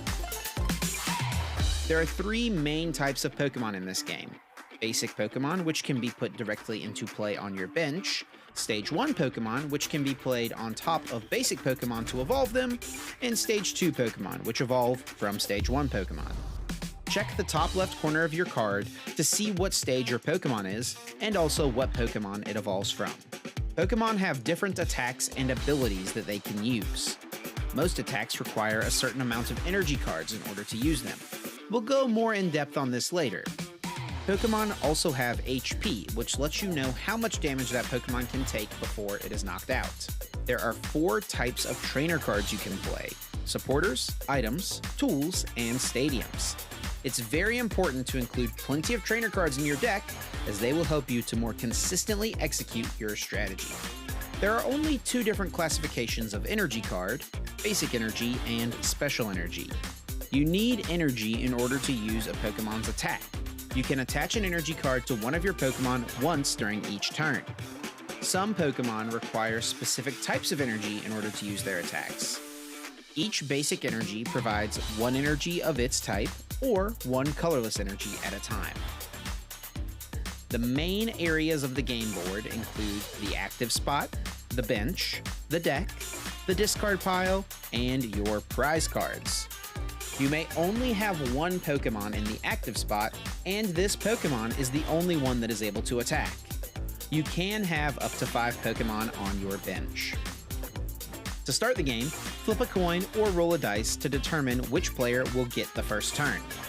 Then, each player begins by drawing 7 cards. You must have a basic Pokemon in your hand in order to begin the game. Place your Pokemon face down in the active spot, then set out 6 prize cards to the side. Now you and your opponent can begin the game. In the Pokemon TCG, players take turns playing their cards. On your turn, the first thing you do is draw a card, and the final thing you do on your turn is announce an attack. The order in which you play cards between these 2 steps is up to you. During your turn, you may play trainer cards, attach energy, and place Pokemon on your bench. It's important to remember that the player going first is not allowed to play a support card or attack that first turn. Every time a player knocks out an opponent's Pokemon, that player adds a prize card to their hand. The first player to take all 6 prize cards wins the game. When a Pokemon is KO'd, it and all cards attached to it are sent to the discard pile. A Pokemon from the bench must immediately take its place in the active spot. If a player has no benched Pokemon to make their new active, that player loses the game regardless of how many prize cards have been taken. As mentioned earlier, players must start their turn by drawing a card. If a player has no cards remaining in their deck at the start of their turn, then that player loses the game. These are just the basics of what it takes to play the Pokemon TCG. Be sure to tune in to our Championship Series coverage, and to learn more, visit Pokemon.com/play.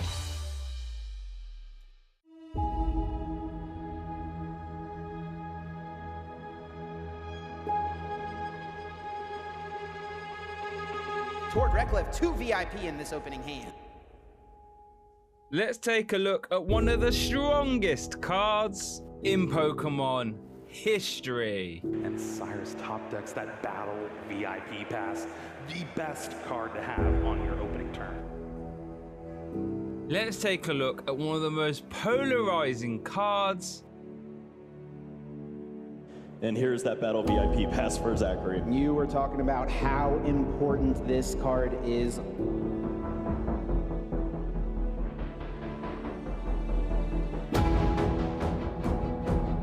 A card so strong, games were often decided instantly if you had it and your opponent didn't. Battle VIP Pass.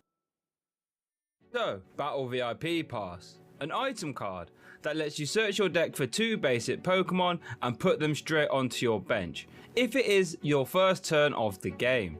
Because this would work for any basic Pokemon, regardless of if they had a rule box or not, this was played in literally every single deck. you had zero reason not to play it. Illustrated by every single top 8 deck at the 2023 World Championships playing for Battle VIP Pass.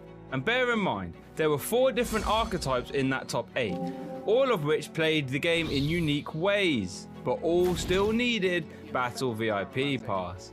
That's how strong the card really was. Mew VMAX needed them to get the Genesect V into play so they could draw cards. Gardevoir needed to flood the board with as many Rolts as possible so they could evolve up into Curlier and then Gardevoir later on. And Lost Bots decks needed Radiant Greninja and Comfey to draw cards and get set up in the game. This made Battle VIP Pass paramount in getting set up and into the game. But it did come with the downside of being functionally useless if you were to draw into it after your first turn of the game. But that didn't matter, because those top decks we just looked at all had a way to get rid of them. Like Mew VMAX could get them out of the hand via Cramomatic, Gardevoir could discard them via Refinement, and Lost Bots could send them into the Lost Zone. But all of this did come at a cost. You see, the problems would start if you didn't find any Battle VIP Pass and your opponent did.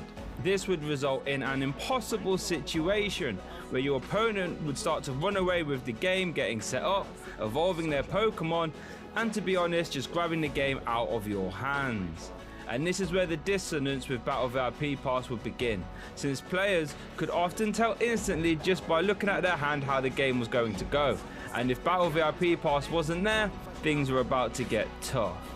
This led to the format being warped and centered around Battle VIP Pass, from the second it was printed to the second it rotated. Battle VIP Pass, you may or may not be missed. But I am missing some live gameplay action, so how about we get back to the stream, shall we?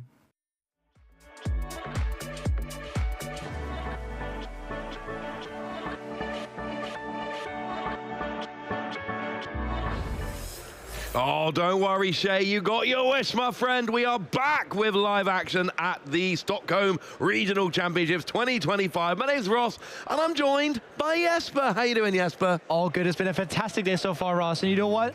I'm just excited for more action. Coming back is a taste of success, right? This is a great success so far. It's been a fun tournament so far, and we are actually heading, that last video was quite prophetic, because we are, of course, heading into our new rotation. This is our last regional level event in Europe before we hit that rotation. We've got Journey Together in a couple of weeks coming out. On the day Journey Together releases, we will hit the rotation and all the F block cards. It's actually the neatest rotation we've ever had. I can lay it out for you nice and simply. You ready? If it has a yellow border, it's gone. If it's got a grey border, it stays. That's how the rotation works this year. Grey border cards are in, yellow border cards are out. So I got to ask you, give me one card that we're losing in rotation that makes you cry a little bit of a tear. You sure I can't give you 5? You can give me one. I asked you for one.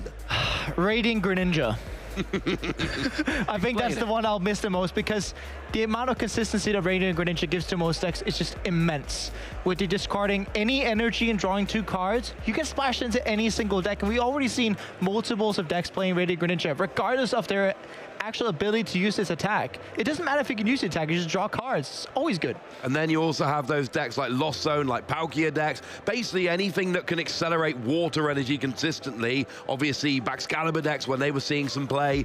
Any deck that can actually attack with Greninja has a huge advantage. But I've got a little bit of a test. It works for like Radiant Pokemon, Ace-Specs, things of that nature. Yep. And the test is this.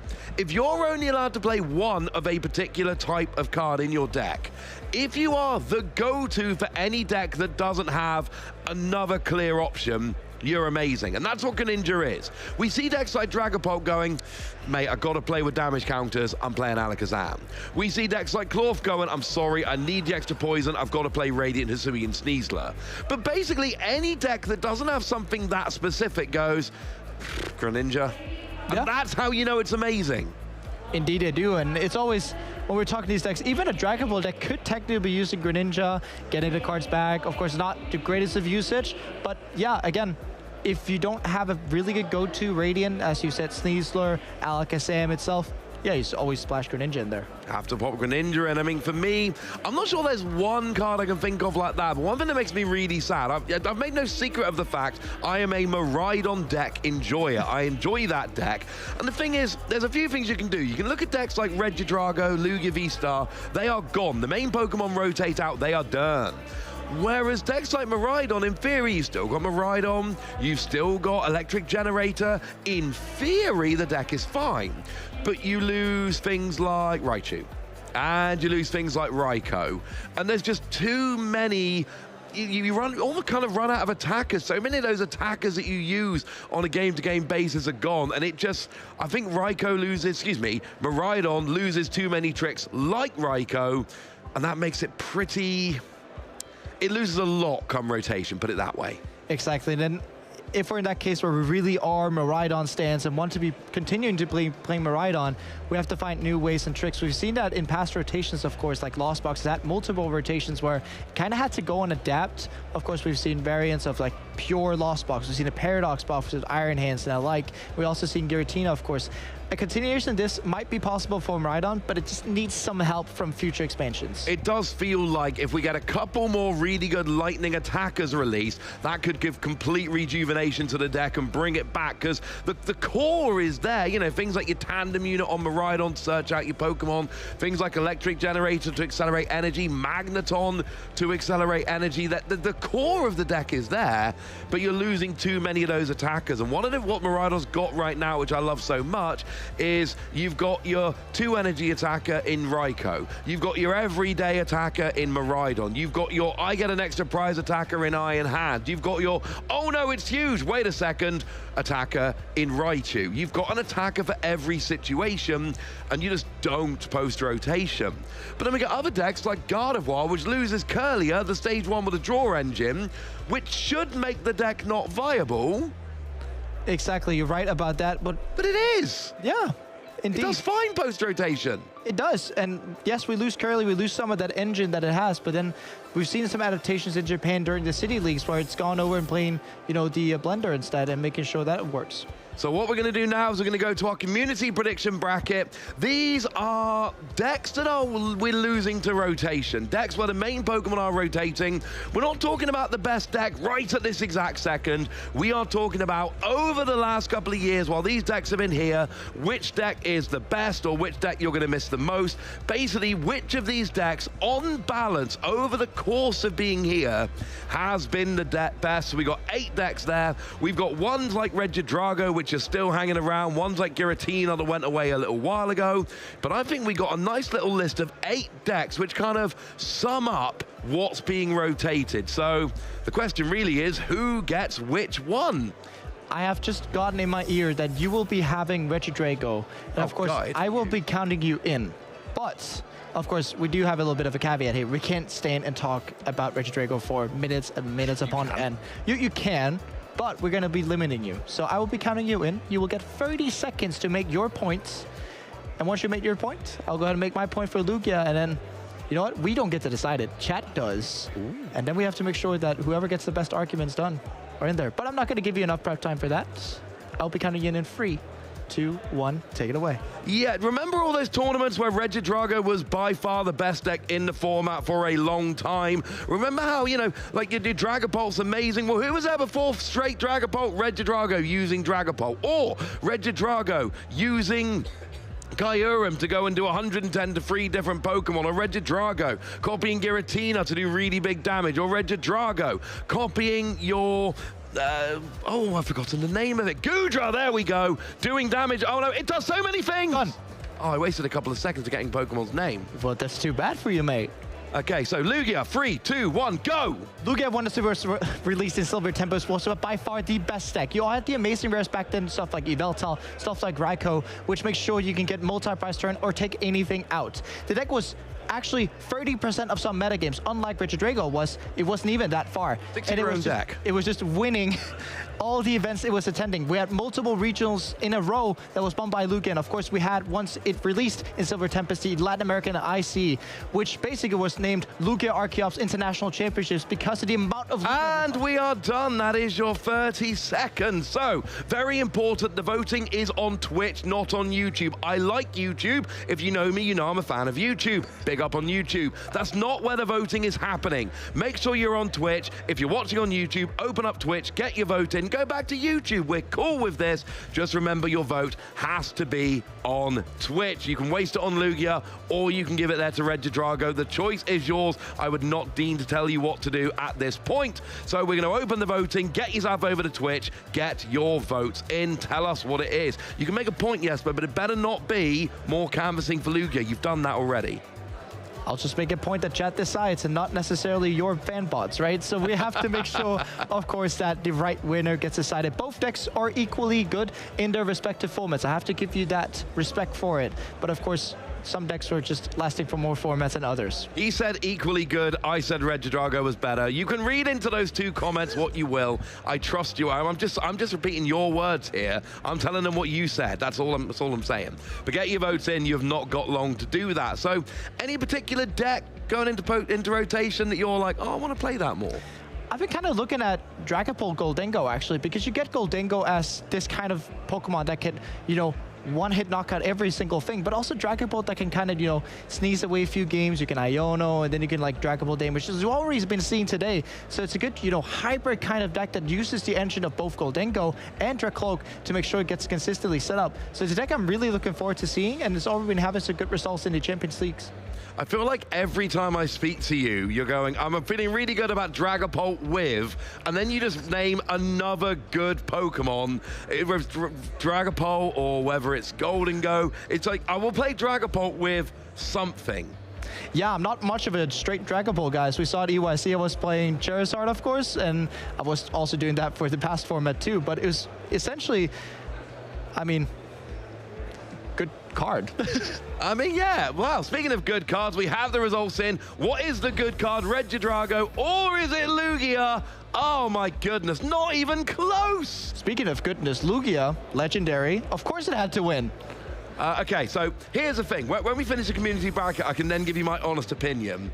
Lugia should have won that. Oh, yeah. Don't get me wrong. Like I think the way you put it was quite nice. Red Drago did have its moment, but I think people forget how big Lugia was when it came out for so long. But here we go to our next game. We've got Linus and we've got Chris. Now, we've got a couple of 501 players who are going to be here this round because, well, a lot of the 6-0s are either in matchups that aren't going to be terribly competitive or we've already had them on stream. Exactly. So we're going down to a couple of 501s, but make no mistake, these guys are in very good position to make it into day 2. Exactly. Nevertheless, both players undefeated. Of course, Linus Wikström there. And of course, we have Chris Mastro Marino, top 2, 5, 16 Birmingham, trying to come out of the waters here in Stockholm, of course. And what better way to be 501 and heading on stream?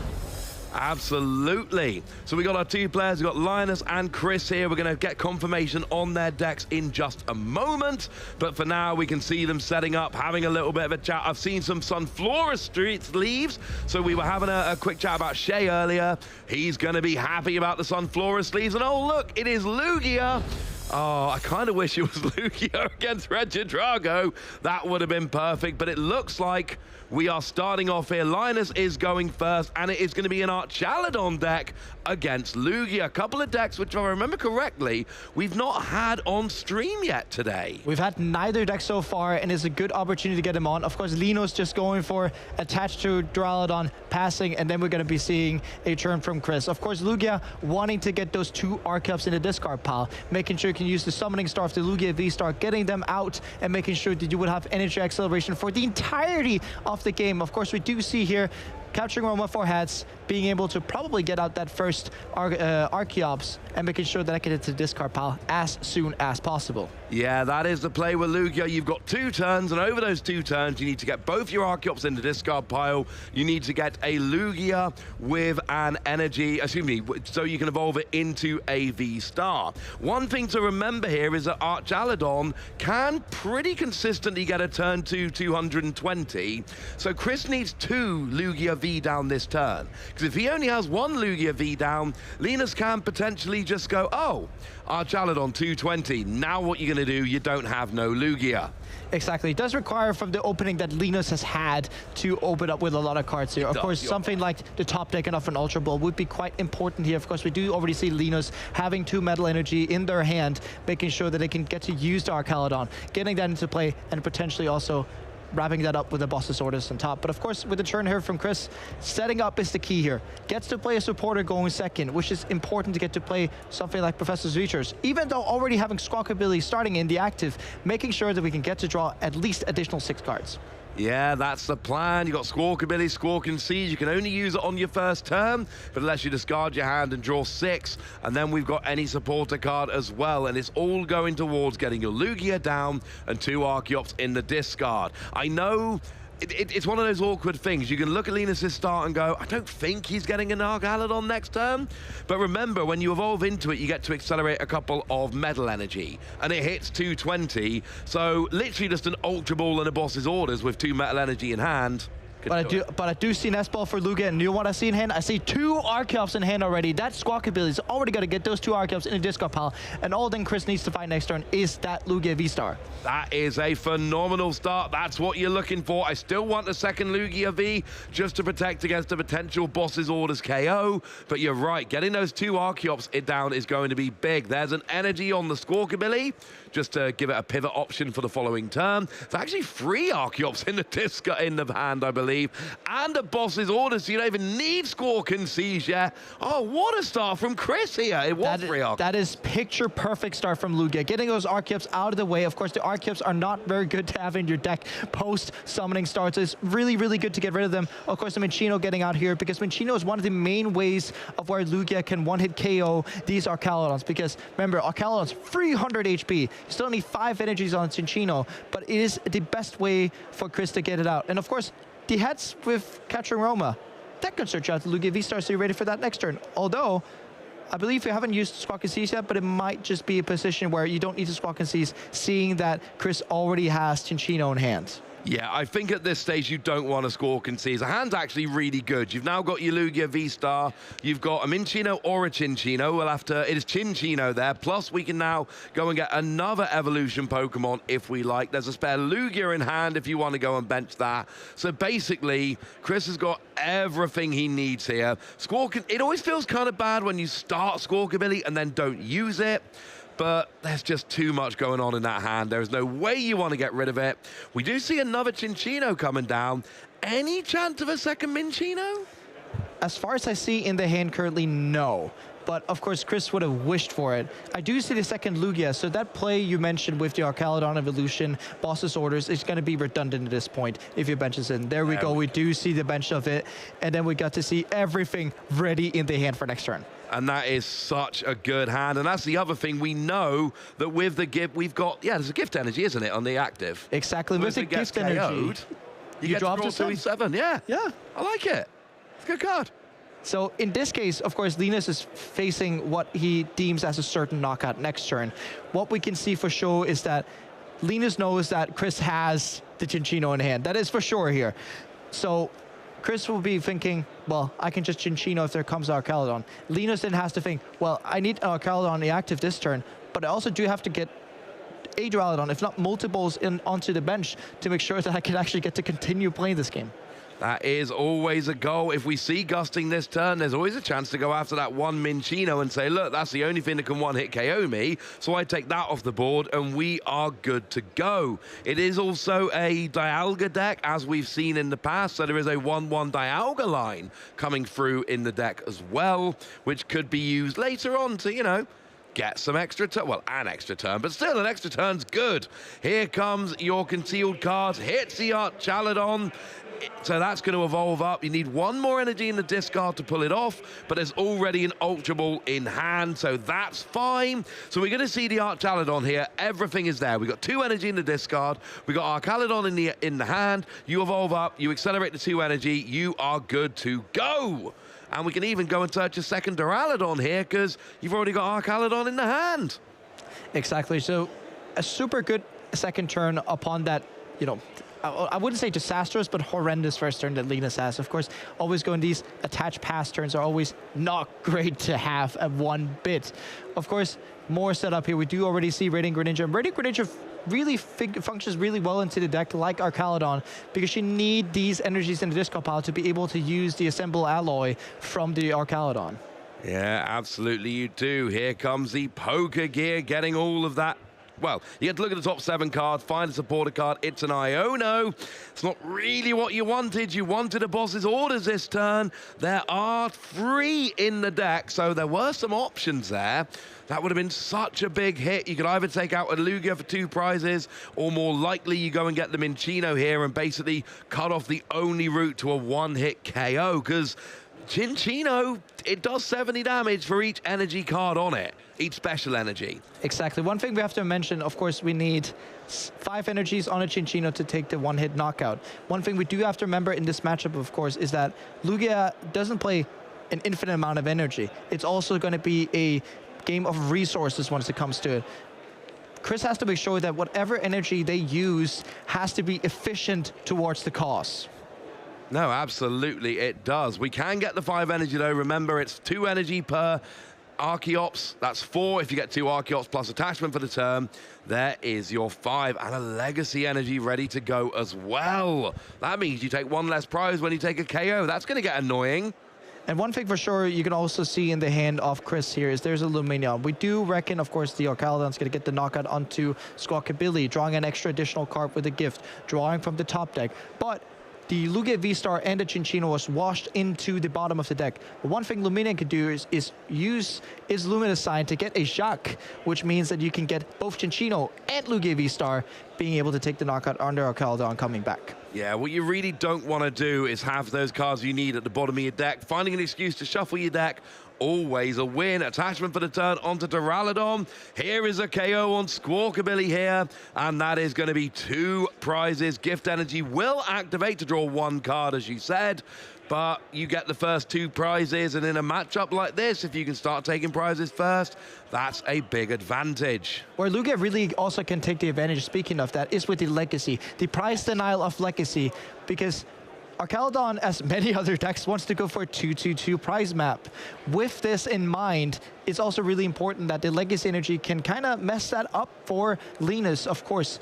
And the Minccino itself being a 1 prizer already, if you actually knock out a Minccino having a Legacy attached to it, how many prizes do you draw, Ross? You don't actually draw any prizes, annoyingly, Esper. But the thing is, let's say you put 5 special energy, including a Legacy, onto Minccino, and you go, look, you can knock this out for 0 prizes, by the way, or you can knock it out, and then I'm going to KO enough for Archaladon next turn, by the way. No matter how it goes, you are winning in that exchange. So I love Minccino with a Legacy energy on here. Just going, look, you have to KO this, but you're not taking any prizes for doing so. It feels so bad when you have to do that. And that's exactly why that Chris wants to go for a route where we have the 2-0-2 Minccino, or 2-2 Minccino in the deck list.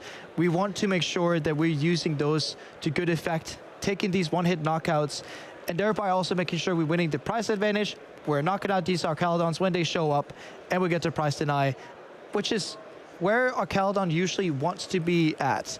Archaladon wants to be taking these 2 prize knockouts while not getting knocked out in return. Archaladon's a big, big guy, and you can be using Turo once it gets hit by an attack. The unfortunate thing about it is just that if you're against an opposition that takes you out every single turn, you're going to have difficulty building up to these stages where you can get something like the Origin Form Palkia V-Star out and making sure to use that to good effect. Yeah, you're absolutely right. So here we see a big boss's order, Professor's Research getting rid of a bunch of cards, but you do get 7 new cards coming out very, very nicely here. So we're just having a look. There is a Minccino coming out, so the attack is on the board, and it has Legacy energy attached to it. Haven't actually hit the Lugia V-Star yet, but, you know, Anyone want to guess what this Ultra Ball is going to be for? I'm just saying it's probably a Lugia V-Star. So now you can use your Summoning Star V-Star power. That is going to get 2 of your free Archeops from the discard onto your bench, which means you can accelerate 2 more energy, and that means, well, 2 per Archeops, of course. Yes. And that is going to be a gigantic KO on Archaladon. And like I say, you've then got a situation where you've got a Pokemon one-hit KOing anything on your board that doesn't give up a prize when KO'd. Exactly, and that's just what Linus has to stare down, because Linus has to take it out. We can't not have a situation where Linus does not take it out. Otherwise, Tichinino is just going to keep on rolling and rolling and rolling. We can't have that happening. So, of course, with the special order here, we do figure it's going to put on 4 energy. But one thing that Chris can do, because the 5 energy would be doing not too much damage, but would be doing more damage than required, he could be using the double turbo energies as kind of, you know, yes, you're pulling off 20 damage per double turbo, but yes, you're still hanging a knockout. Yeah, double turbo is a bit of an odd one. You do actually get benefit for having 2 energy there. You get the benefit of the energy, but the problem is it's still minus 20, but it's still an extra 50 damage, so it's still a win. It's just a bit annoying.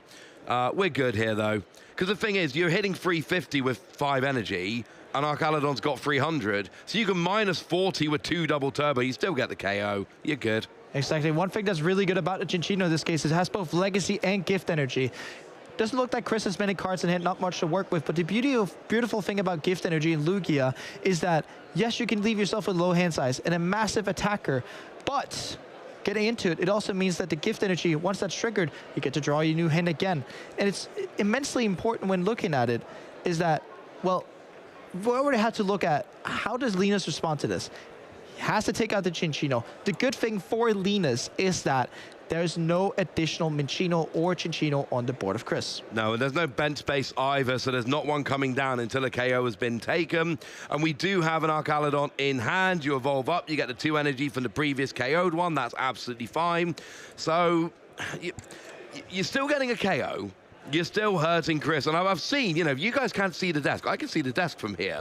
And there's a little tally chart going on. Yes, but you're tracking the energy here. I know it's something you're keeping a close eye on, trying to see exactly how many energy Chris has access to during the rest of the game. And it can get, when you're using 5 to get a KO, that can get pretty annoying. Exactly. If we're looking at it here, the Cinccino gets knocked out, then we would be up to 8 energies in the discard pile. The Lugia typically plays 16 energy, so does Chris. So if we have to use 5 additional, then afterwards we'd be down 13 energy. Of course, the Lugia can be attacking off a double turbo and 2 special energy, but then we start to run low, and then we start to have to try and figure out a way whereas we can take the KOs further. There is a boss coming down here. This is a risky play. So what we're doing is going after the Lugia, and this was one thing I was thinking Linus might be trying. Essentially, he's going, look, I don't care about your Cinccino. I don't even acknowledge its existence. KO the Lugia, and essentially you go, right, Luminion's still on the board, so I can boss his orders next turn. There's my 2/2/2 prize map. I'm going to let you keep Cinccino. I'm going to let you KO my Archaladon with Cinccino, but it only works if you hit boss next turn for the win. Yes, exactly, and that's what Chris has to try and avoid here. It would have been nice if he could play something like, you know, Fulton. He doesn't play that in his deck. Some Lugia players did do that in the past, or Turo. Lugia's never played Turo, and then we could have gotten rid of the Luminion. But wonderfully seen by Linus here is that next turn to win essentially just needs boss energy Archaladon, and it's a good way of seeing, well, I don't need to even touch the Cinccino, even though it's a massive threat and we know it's going to knock out back. But if we can get the pieces we need thereafter, we'll still be fine. But it is a bit of a risky play, because now Chris has gone, well, I've got 2 Cinccino down. I've got 4 prizes left to take, so I am going to have a return KO. If I KO you, doesn't matter what you do, I have got a Cinccino next turn ready to go. I am guaranteeing I've got them for the rest of the game. So Linus here is really committed. You have to boss the Luminion, because at this point you're not winning the game unless that happens. Chris has got too good a board set up. Exactly, and that's why we maybe can actually be questioning, should the legacy energy sometimes be put onto a 2-pricer like the Luminion? You could argue yes. Unfortunately, Chris was not able to do that with the way that the hands were drawn, but sometimes you would do that against Archaladon to make sure that these 2/2 prize bets won't happen. That's another strength of Lugia. But of course, so we do see the Iono, a massive part to making sure that Linus doesn't sit with the Archaladon energy boss, and would need to find something like energy to discard Radiant Greninja to draw 2 cards, as well as probably also Fescendipity to make sure to draw extra cards, but it's still a tall order. And it's a tall deck at this point as well. He's not gone through that many cards. This has been a very quick game so far. He's not played very many cards. Here we go with an Ultra Ball, getting rid of an Iron Hands, and we get that second Chinchino. I love this. Yeah, getting rid of Iron Hands and Carmine here, getting the second Chinchino, telling Linus, if you don't hit it this turn, I've got you. Yeah, there's nothing you can do. If I didn't have the second Chinchino, maybe you could KO my only one, and then I don't have a return KO. But no, I 100% have a return KO. Either you KO the Minion this turn and win, or I will win next turn. There's an Archaludon, and there's a Boss's Orders in hand, but we're just one piece short, Ross. We don't have the energy. You can evolve into Archaludon. You get 2 energy from the discard, but nothing happens. You don't attack for 2 energy. You attack for 3. And you don't even have an energy to use Radiant Greninja. I think the move here, Ross, is to Turo up the Duraludon, push forward the Ninja, bench the Duraludon again, and see if it can happen next turn. But no, we do see a concession. I could have felt that you could actually, by doing the Turo play, pushing out the Greninja, force Chris to show you a boss. Yeah, and that's absolutely the play there. You Turo up, you put the Greninja in the active, you bench the Duraludon, you go, look, I've got Archaludon in hand. And Boss. I've got Boss in hand. I'm still only actually 1 card away from winning, so maybe you've got Boss and KO the Duraludon, in which case you win, but at least I've got a chance. Let's go to the replay here, and we saw that the professor's research getting rid of 3 Archeops early in the game there. We then see this brilliant setup with a double Lugia. We get the Lugia V-Star power coming down after Linus took the first 2 prizes on that Squawkabilly. And the real story of this game was Chris set up good.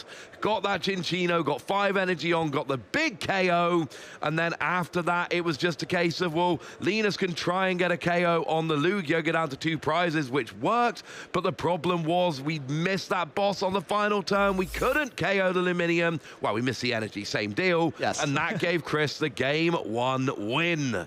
Exactly. Of course, here we're often having this kind of place where we're talking sometimes about Lugia hands. It's not every single time Lugia sets up like this. No. Beautiful hand setup from Chris, by the way. But it's also why a lot of players have shied away from Lugia. Of course, if Lugia works for you, it's wonderful. Works like a clock. But of course, it's really important that you don't draw the hands full of energy and bad starting Pokemon. And we've said this a lot. If Lugia set up consistently every game, best deck in the format. Yeah. Like, no question. The problem is there's too many times it doesn't set up, and your sequencing has to be pretty flawless to make it work. Here comes the prize cards. 4 energy for Chris. That's less than ideal. But it looks like the only Dialga V is prized for Linus. Wasn't something they used last game, but as always an option, except when it's in the prizes. So here we go. Linus starting off game 2. One thing that's really great for Linus is, of course, going first as you want as Archaludon. Chris starting Wellspring Mask Ogerpon. Really important because it's easy to take out.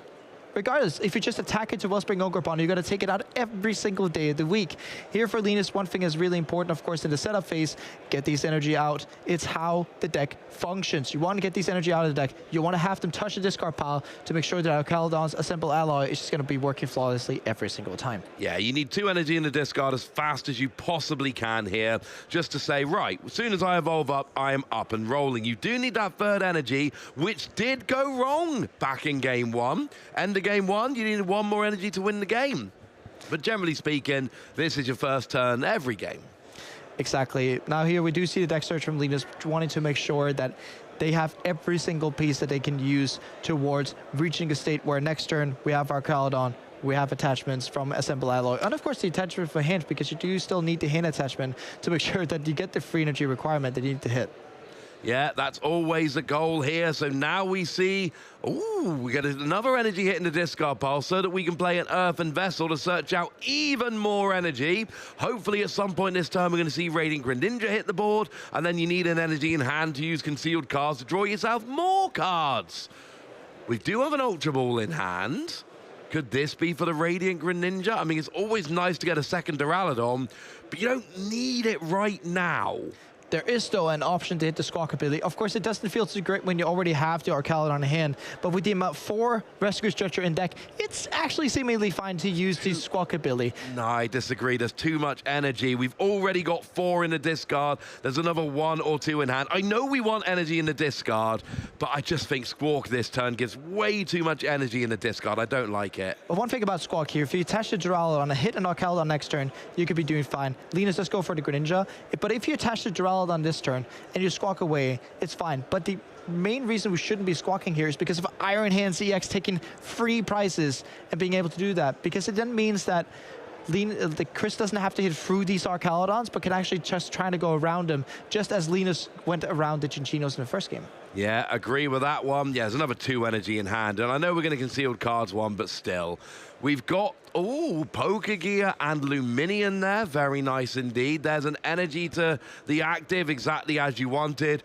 To be fair, you could actually Squawk and Seize here, and you don't even lose any energy at this point. Yeah, but as you said, we already do have 4 in discard pile. I do semi-like the Pokegear here. One thing that is true with this sequencing usually is that you actually would wait to Pokegear, because you can then draw another card off your deck, then having a 1-card Finner deck being able to hit with the Pokegear. But if you hit a supporter of the Pokegear, it would mean that you 1-card Finner, and therefore your top deck would not, or less likely, be the Researcher just hit off the Pokegear. Yeah, always a good point. You like that Professor's Research? Get more cards. More cards is good. And we pass over, and actually Linus has done what he needed. He's got the Duraludon. He's got an energy. That's all he actually needed turn 1. Yeah, and you're right here, but it does look horrendous for Chris. He's hit the Lugia hands, unfortunately, this game. But we do see a boss and being able to use Sop with the Wellspring Ogerpon, forcing Linus to switch, which he doesn't play, but Linus does play Scuba Up Cyclone and Turo. Turo or Scuba Cyclone has to happen for Callan to come into the active here. But one thing I do see, I don't see neither Turo, nor do I see Turo here.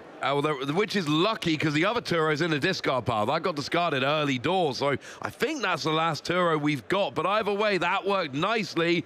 We get in the active, and this game could be quick. We're going to get the KO on the Wellspring Mask, Ogerpon, and Chris is going to be 2 prizes down with not even a Lugia V on the bench. He's at least 2 turns away from a V-Star. But you're talking of Lugia V on the bench, but if a Lugia V pops up on the bench, do you see the Luminion in the hand of Linus? Yeah, I do. He could just go ahead and get a boss. You will have to double Lugia essentially at the same time. So now at this stage, you have to double Lugia V, because you can't put 1 down, and then you have to work from there. I'm loving the Ultra Ball with a double, actually, again, treble Archeops in hand, like in game 1, but you've got to put 2 Luminion V, because I think you're right. I don't think you're right. I know you're right. If you bench 1 Lugia, Linus is just going to go, ha, and then KO it. Exactly. We don't want that ha moment. But unfortunately here, we are probably going to be seeing a boss either way, because if that boss happens, then Linus is just 2 knockouts away, where Linus can, instead of taking that 2-2-2 prize map we often see, go for a 2-2-1-1,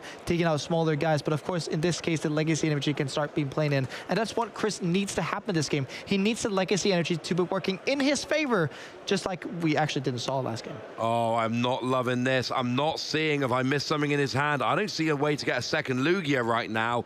We're going to put a gift energy on there to draw extra cards, but that doesn't really matter. But there is a Carmine in hand. We can get to see the Carmine getting discarding deferred Archeops, but also discarding energy number 3 and drawing 5 cards. We need a Lugia off this 5 cards. This is huge. There is a Lugia off this 5 cards. And the Minccino too. So the importance here is that the Minccino is going to be taken out in the active, but the Checa Minccino is going to be the one putting in the work to make sure that Chris can get into the spots where we're having a massive Cinccino once again with these 5 energy to be able to take out the massive bridge that Arcalon is. I'm not sure you are going to take out the Minccino. I like the 2-2-2 prize map here from Linus. We do see, there's options here. We are going to concealed cards first just to see what we can do. It's an Earthen Vessel and a Professor's Research here. Earthen Vessel gets rid of the Research. There was already 1 Research in hand. It's fine to discard the second one. So we still have that to fall back on, and we still do have the Luminion for the boss, shoring up the 2-2-2 prize race, as we already been speaking about. But it was important for Chris to still get the Minccino down if Linus did not have the boss. Since if Linus, even though if he had the boss, it would actually be quite advantageous to take out the only Minccino in that case, since Lugia maximum hits for 220, meaning that Linus could effectively just be sponching hits. Absolutely. There's an energy on the Duraludon. Here comes Illuminion. Oh, no hesitation there. The boss comes straight down, so we are going for that 2-2-2 map. Oh, almost a second hesitation there, but no, we're good. So that means we can evolve into the Archaludon on the bench. There's another 2 energy. We got 2 attackers ready to go, and now we're going to see a boss's orders come down. The question, it's going to be for Lugia. It has to be for Lugia. Of course. Now, here's the thing. It is the one with the gift energy. The mist. Oh, the mist energy. There we go. Okay, that makes a lot more sense. So we get the one with the energy there because, well, less energy is good. And now there's just 2 prizes remaining for Linus, as Chris yet to even take a prize. Unfortunately not, and it does also look like Chris actually has to bench the Luminion to get a support in this case. It's just getting worse at this point, and with the... Oh, no, there's Ino. That's Ino. That's perfect, because if we were to bench the Luminion, yeah, it would be boss and then game, right? Because here in this case here, we would need, of course, still we need a Lugia V-Star. We would need that to get the 2 Archeops out, but then the 2 Archeops needed to find 4 energies, and you also have to hit the Cinccino off the Iono. It's not a tall order, so to speak. It's not much of an ask, but it's still, you still have to hit these cards. Yeah, it's still asking. We've all seen, you know, we saw Bert with the energy in the previous game. He needed 1 basic energy, and he had like 10 cards and didn't even hit the energy. We know that the whiffs can happen. Here we go with a new hand of 6 for Chris. What has he drawn into? There's an Ultra Ball and a Capturing Aroma, so we could actually be seeing, with a heads of Capturing Aroma, we could both see Cinccino and Lugia V-Star. Is this going to be an important flip? And we got it, heads! Nice, so now we go and get an evolution Pokemon. Doesn't really matter which one, because the other one's going to go and be gotten with the Ultra Ball, Cinccino and Lugia V-Star. Also, when you're playing against a Lugia player and they flip heads on a Capturing Aroma and don't go for Lugia V-Star, you're like, oh no. Yeah, your heart sinks every single time. But here, at least for the game's sake, it's really good that Chris has something to punch back with. We still have to remember, it's just 2 knockouts away. Of course, 2 knockouts taking prizes, that is, because we might just be seeing the Legacy energy being put to work here. You've got to think Legacy energy is coming down on this active Cinccino here. You really need to try and slow down the prize map of Linus, basically make him take 3 KOs in order to go and win the game. And this time there's no easy 2 prize Pokemon to KO. There's just the Lugia, which isn't enough. So we have a gift energy, we have a mist energy. We need 2 more energy. Yeah. It can be double turbo. The -20 doesn't really matter. But as we're talking about, we do probably need to see the Legacy energy coming in here. Of course, the gift energy, you see this often with Lugia. Whatever attacker they have, you always put the gift energy to it to make sure that you're drawing these additional cards. But we do see Chris eyeing out double turbo energy and Legacy energy, of course. Yeah, gotta be done. And now, of course, you don't get a prize when you KO Cinccino, but your opponent does get to draw until they got 7 cards in their hand. It frankly doesn't seem very fair.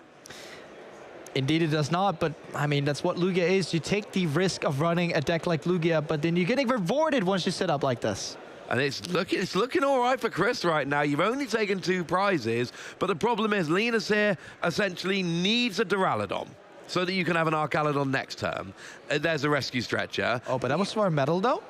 So you can see sealed cards as well. But the point is you need a lot here. There is a Duraludon, never punished. We did have a second rescue stretcher in hand, or night stretcher, so you could have got that back anyway. But the problem is you're kind of setting up an attacker for next turn, knowing that there's not going to be an easy 2 prizer. So you've got to take 3 single prize attacks here, while Chris only needs to KO 2 Archaludon. It's going to be what happens when the second Cinccino goes down, because Chris only plays a 2-2 line.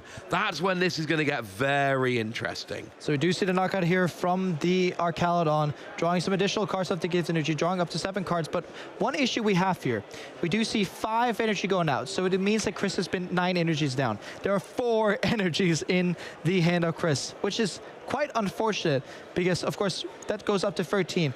I don't even think we have the full sleigh of energy to actually get this to work, which means that we probably have to see an Iono getting these energies back, but with an Iono only drawing 4 cards and still needing to hit a Cinccino off it. And if I remember correctly, I think there's still energy in Chris's prizes, are there not?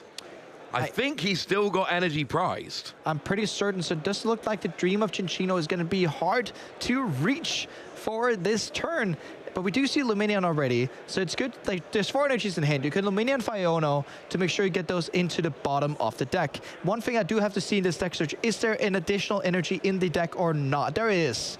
So we can go for the Iono, get those 4 energies to the bottom of the deck. Then after the Iono, we can use double Archeops to get some of them back into play. Although attaching energy here won't be the best because you're guaranteed of getting them back anyhow. But regardless, Chris goes for the attachment, and we're probably going to be seeing Iono and then the Archeops afterwards. We just have to hope for Chris that he does not hit any energies off the Iono. Yeah, the irony here is it doesn't actually matter what you draw. You're not trying to draw anything. You're trying to not draw energy. That's the real goal here. You want not energy in the hand. There's one. There's one. Was there 2 or just 1? Just 1. Okay. So, how's your counting skills, Jesper? How many energy do we think are in the hand right now? There are in the deck right now, sorry. There's at least 3 from the Iono, but I'm looking for the last one because we've seen a punish. He has been punished for attaching the energy before Iono. There's only 3 then. There's 3 energies in the deck. Had there not been an attachment before the Iono, the knockout would have happened. But here, unfortunately, it does not look like there's going to be a knockout. I need to correct you a little bit because we still would need. No, we would have needed to draw an energy. Yes. So there's a chance that if you put all the energy in, you might draw no energy, and then you get 4 on Cinccino, but you don't get to attach from hand. So there was that other thing there of you needed to either attach and draw no energy, or not attach and draw exactly 1 energy. They were the 2 permutations to get this KO. But this is why you've been tracking the energy and why I've been letting you track the energy, that and my inherent laziness, so that we know this KO is not happening. And actually, where's the energy going right now? It's going on to Lugia as a second ditch attacker. But the issue here with the Lugia attacking, of course, is, well, if you go for Cinccino attack here, it does measly 120, of course, with the reduction of the double turbo. We do see the attack here, then Lugia can clean it up. One thing that's really important with the Lugia here is that the math fits. You can do Lugia V-Star to attack next turn, but if we see a boss order this turn, it's going to be a moot point regardless. But the next turn, Lugia can take out the Arcaladon, and then the turn after that, we can see boss's orders onto Luminion, wrap it up the game if we get that far. Here we get concealed cards. Boss's orders on Luminion would be the game. There is an Iron Bundle. That's not enough. It's an Arcaladon. That's not enough. We do have an Ultra Ball in hand, but I'm just going to go ahead and assume there's only 1 Luminion in the deck here. I do. That is indeed correct, mate. So one thing that is good here for Linus is that he can go ahead and say, well, I can just assemble Alloy with my bench Duraludon, charge that up to be able to take down the second attacker here. It's just really important that in that concoction too, that you're also hitting the boss on the upcoming turn. Chris still has a chance, but let's not count him out at all. But it's getting increasingly hard for Chris to do this. Yeah, it's getting a little bit late for Chris in this game. So we see a Duraludon coming down. We do have an Arcaladon in hand. We don't have an energy yet. So we're going to need one of them at some point. Of course, you could actually double Duraludon, and then that would get you the energy enough as well. You don't need an energy in hand. But right now, we're going to see a KO on the Cinccino. And then we're just going to go, okay, maybe next turn. Because you need to remember, Lugia's coming active here. Arcaladon does not KO Lugia V-Star. It plays Black Belt. It maxes out at 260. That's not a KO. But unfortunately, we do not see an Iono. It means that if Linus has, and again, we're asking the same questions as game 1, does he have boss, Arcaladon, energy? Does have the Arcaladon? Then we need boss and energy for next turn. Or boss and a second Arcaladon, either would do, or a Night Stretcher. There are a bunch of options still. But of course, Chris has to do his due diligence, play out, and asking Linus, do you have it?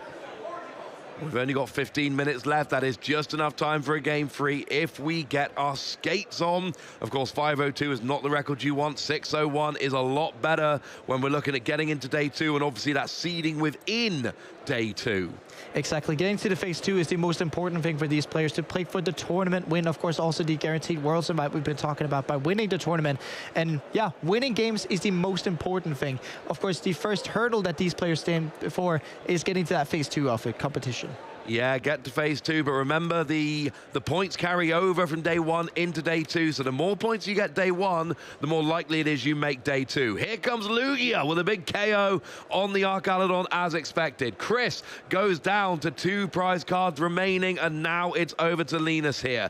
Does he have what he needs as a Dialga picked off of the prizes? That's not going to help. There is no boss's orders here. So what do we see? And Chris was really, really smart benching the Blood Moon Luna, because there's an Iron Bundle in Linus' hand, which means that double Arcaladon using Iron Bundle will not win the game just yet. Had the Iron Bundle been able to be used without the Blood Moon Luna, an attack from Arcaladon would wrap up the game. We do not see that here, but we still have to see Festendipity getting some resources and the doors wide open for Chris to get that Luminia next turn and take in the game. Yeah, you couldn't Fez last turn because you hadn't had a Pokemon KO'd, but you have now had a Pokemon KO'd. Fezandipiti's flipped the script. Will get you an extra free card into your hand. If one of them is a boss's orders, this game will be over and we'll be going to a game 3. If it's not, then it's evolve up into Arcaladon, get some damage on the board, and hope you can fix things for next turn instead. And we've seen this so much. If that happens where we get the damage pushed onto Lugia, it just means who can find the boss's orders, and if Chris finds the boss's orders, it will be wrapping up the game at this point. But of course, the free cards for Festendipity here is going to be immense. Linus has to hit off these. There's a Professor Tura, that's not it. There's another Professor Boss's Orders. That third card was your Boss's Orders. They gets this. Boss's Orders is there, but we don't have the third energy. Again, this is 2 games in a row, Jesper. Yeah, unfortunately, the massive amounts of energy discarding happening on that turn 1 there is going back to bite Linus. And we see here the Arcaladon using Assemble Alloy. It's safe from being knocked out. True that, for sure. It's still just missing that one singular energy. And Chris can get a Boss's Orders onto a Luminion or a Fezandipity to KO with that Lugia. Oh, this is heartbreaking. We've 2 games in a row. We've got Boss, but we don't have an energy. A second Arcaladon would also do, using the ability to get an energy on the active, but we don't have one of those either. So we see an Iron Bundle, but that's not actually gonna help you get an energy. One thing Iron Bundle does is forcing energy out of Chris. Although, with the prizes drawn, there might just have been a Jet Energy, and then using the research thereafter. But if then we're just asking Chris, do you have Jet Energy plus Boss? And with the confident, of course, he has to promote the Built Mirror Luna every single day there, but we just need to see Boss and Jet Energy. There's still no energy in hand here for Lena. Says, oh, there is an Arcaladon, so you can get the attack rolling here. Problem is, you now don't have Boss in hand anymore. You had Boss in hand, but you had to discard it, so now you can get some damage on the board. Black Belt would get the win, but of course you've played your supporter for the turn, so that's not a thing. You can use Scoop Up Cyclone, but there's two prizes, so you get the Luminion up, and then, you know, maybe next turn? Yeah, one thing that's really good about a Scoop Up Cyclone is that picking up the Luminion would force Chris to not win by Boss's Orders, but here picks up the Duraludon. But Defense will not be able to be knocked out by the Lugia V-Star, of course, due to the double turbo energy, only hitting for 200. So perhaps a little bit of a miss by Linus here, because if you could force Chris to attack with the Lugia into anything, because the double turbo is not easily removed as you're playing Lugia yourself, it would just mean that you could then pick up another prize next turn or finish up the Ursaluna, which you're attacking this turn. Indeed it is. So this is a potential issue, and of course if you pick up the Luminion, you can then play it back down next turn to get the Boss's Orders. So it's that combination of taking the prize away from your opponent while also guaranteeing Boss next turn, assuming no iron or other hand disruption, of course. So, but instead we've got a Relicanth coming down here, allows you to copy the attacks of your previous evolutions, and of course Duraludon does have that Raging Hammer, 80 damage plus 10 for each damage counter on it. So basically, if you attack into Duraludon, it hits very hard back. And in fact, if you attack into it, it will one-hit KO a Lugia. Exactly, because Lugia doing 200 into Arcaladon, meaning 80 plus 200, 280 is a magic number for the Lugia V-Star. And we said that was the magic number a couple of formats ago. Now it still stands true that today is still the magic number in this case. But yes, we do see the attack from the Arcaladon. Now the question is, Ross, Jet Energy plus Boss. That is what we're looking for. There is the boss's orders onto the Illuminion. And then we just KO with Blood Moon Ursa Luna. That is a KO, and Chris takes it 2-0. And it was such a great game to see. We saw Chris both on game 1. Beautiful setup from him. Game 2 a little bit delayed, but we still get to see that claw back. Of course, Lena's having some, kind of difficult hands to play out. Both players did have that, and of course, with the energy that Chris was mastering here, and got a little bit, I wouldn't say punished because he did what he needed to. But unfortunately, here we go to the replay, and research triple Archeops, always nice to have. Going further in the setup. Double Lugia down, getting out Lugia V-Star, summoning Star, getting those 2 Archeops out, getting the 5 energy that you need with Cinccino to make sure you get the knockout onto this big bridge of an Archaludon. 2 mist going on there, second Archeops being activated too, getting that double Turbo gift, getting the 1-hit knockout onto Archaludon.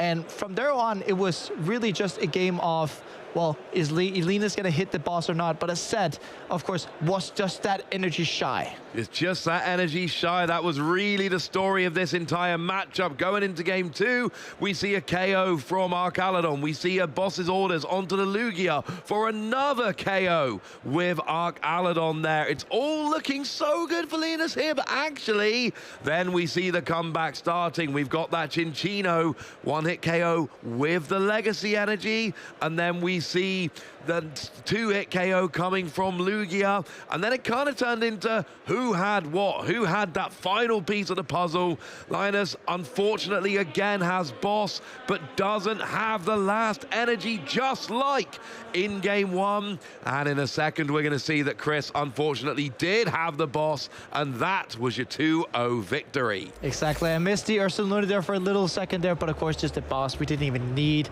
the jet energy at that stage. But one thing for sure is that we got to see the pure strength that Lugia packs up when we see these matches. But of course, also the tankiness of Archaludon was working for Linus for a lot of the time, forcing Chris into some situations, especially with the amount of energy that they've been using for us to mark up the amount of energy used. I love that you were tracking that. Man, I didn't have to. But there was that one turn where it was super crucial, because actually we saw, you saw, because you've been counting it. Hang on a second. There literally is not enough energy in the deck to get it. There was just enough energy to put it on the Cinccino. But one of these things, we talk about Lugia hands and awkward things with Lugia, you have to have the energy in the right place. Yep. If it's in your hand, you cannot accelerate it with the Archeops, but then you often need 1 in your hand. You can only attach 4 and you need 5, and it just turns awkward. Yeah, exactly. And, we saw best of both worlds there for Lugia. Really clean game 1 and a game 2. But of course, if you want to be able to maybe perhaps get on the stream someday or just attend these events, you can always go to arcane9.gg/events/Pokemon to register or compete or even spectating some events. Of course, currently no registrations are open, but watch out for the site in the future to maybe take part in these events. Yeah, my advice, my advice in your old pal Wossy, bookmark that site, go check it out, get ready, because when the next, I had a friend of mine who's not attended a Pokemon event before. He should have messaged me. He messaged me after the fact. He went, Ross, I tried registering for this event, but I hadn't made my trainer account. And by the time I made my trainer account, I was too late to register for the event. And I said, well, you should have messaged me, shouldn't you? I'd have walked you through it. Well, you guys at home can make sure you don't make that same mistake. Make sure that you register now. You've got all of your, you've got everything ready to go. So when those tickets go up, you're there. And you can always make sure, if you go to your local Pokemon League, there's always going to be someone able to walk you through the steps, just like Wossy can do with his friends. Yeah. We can always do it at locals too. It's always a good start at locals, getting into the gist of things, and there's always going to be someone able to help you to either make a trainer account or your account on Arcane9 to register for these events. Absolutely. Well, we have a winner. It's only fair we have a winner's interview, isn't it, really? So let's head on down to the sofa and hear from our winner. Yes, thank you, Ross. I am with the winner of our last round, Chris Mastromarano. How are you feeling at the end of that game? I'm really excited in being here. I'm really happy. I've met a lot of really nice and strong opponents. And yeah, I'm really, really excited. Thank you. Oh, no problem. It's our pleasure. That round was brilliant. It's a Lugia masterclass, pretty much. Let's go through your deck choice, though. Lugia, it's a last chance ride in this tournament. Of course, it's hitting rotation. Are you a Lugia man yourself? Have you been taking this archetype? Thing is, I started playing last year, and I've only been playing with Lugia since I started playing. So it is literally my favorite deck, and one last ride with it, I'm really happy about this decision. Brilliant. And going through that game, is it something that you've tested before? You know, you've tested Lugia a lot going into this meta throughout its life cycle? Oh, yeah. I do have tested it against Archaludon, Duraludon. It is a 50-50 matchup. It is hard, but if you play the 2-2 Minccino Cinccino, it is actually way easier than you may think. Yeah, brilliant. And you're going 6-0-1 now into the last round. Yeah. It's a brilliant record. Yeah, thank you. How confident you are now going into day 2 tomorrow? I'm really more comfortable than other regionals. Always a bit excited. I have to keep my mind really clear for the next games, so I will try my best. And a lot of people say Lugia, the hands can sometimes be a bit weird. It could be a bit inconsistent. The reason why I ask this now is, of course, has that happened to you yet? Have you had a couple of games? You just need to believe in the deck. You just need to make the right choice. Yeah. The deck will provide the right cards at the right time if you play it correctly, let's say. Oh, fantastic. But let's talk about you as a player. I actually checked you up before. You've had top 256 at Birmingham. Yeah. But what about you as a player? What's your history? Oh, I started playing Pokemon because I started collecting Pokemon cards when I was a kid. And then there is this store in Prato, and I've met really wonderful and amazing friends in there that introduced me to the game with the pre-release. I started playing with this kind of game, and I started enjoying it. Then the new Minccino and Cinccino card came out. Brilliant. I'm a really big fan of the Pokemon, so I said, let's start playing Lugia and always play until it rotates. So it's kind of a small start, and then it just got bigger and bigger, and now you see yourself traveling around Europe playing. Yeah, I do love traveling around Europe. That's fantastic. And what about those group of friends that you said before? Oh yeah, they are from Magic Maze in Prato. I just wanted to say hi to everyone. I'm really excited because it is thanks to them that I'm here, because they were really kind, introduced me to the game. It is really a fantastic community. Oh, fantastic. But let's bring it back a bit, back to your journey thus far, coming to this tournament, this season specifically. Yeah. When did you start playing? Was it this season specifically? Yeah, it was this season. And how has it been going? I mean, you've been playing Lugia, so it's a bit 50-50. I did attend quite a few regionals. I went to win and in 2 of them, but I lost because I met the first one, Miraidon, and the second one, Iron Thorns, so quite unlucky. But in Birmingham and Lille, I was really lucky. And right now, I think I am maybe in top 200 in Europe. Brilliant. I would like to go to the Worlds, but it is really, really hard this year with the points. I was just about to ask, how is that grind for you at the moment? Because, of course, have you got any other future tournaments planned? Have you got any other future tournaments planned? Oh, yeah, I am planning to go to Bologna because I live near Florence. Pretty close, yeah. So Bologna, it is really near. And also Seville in Spain. And I didn't manage to get a booking reservation for this special in Utrecht, but I will try again. So definitely Valencia and Bologna for sure. And talking about that, that kind of grinds to Worlds, how has it been out there? It's so competitive at the moment between each players. Have you got like a little group that you're traveling with? No, I just have my girlfriend. I just wanted to say hi to her. She always stays with me throughout all the regionals, and it is really thankful for me to have by my side my girl always at my tournaments, just here with her. Oh, fantastic. Well, thank you very much, Chris, for joining us here on the Winner's Couch. I wish you all the best of luck for the rest of the tournament, both today and tomorrow, of course. Casters, back to you. Thank you very much, Ben. Love seeing people just that joy for the game, how excited they are to be here. Decent result in Birmingham. We were talking, we said, hang on a second, they've already beaten top 256 they had in Birmingham. How far will they go this event? You know what? It's always a question of, does the Lugia hands hit one too many times? We might even be seeing Chris heading into the top 8, depending on what the draws are. Oh, absolutely. You're sitting there at, I think, 6:01 record now going into the final round. We've only got 1 round left today.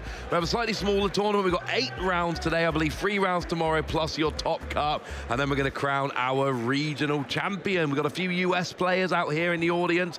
But of course, what we want to talk about is a little bit closer to home, because I don't know about you guys, I don't know about you. I might ask you in a second. Oh, yeah? I got my start in my local league. I found out, I was into Pokemon as a kid, had a little bit of a lull, and then one day I was like, wait, competitive Pokemon TCG is a thing. Went on the old internet, found a local league near me, turned up, found a lot of very cheery people, and yeah, then I kind of casted Worlds and done all that kind of stuff. And I'm telling you now, it all started because I just rocked up to my local league and went, basically just walked in and was like, hi, can I play Pokemon?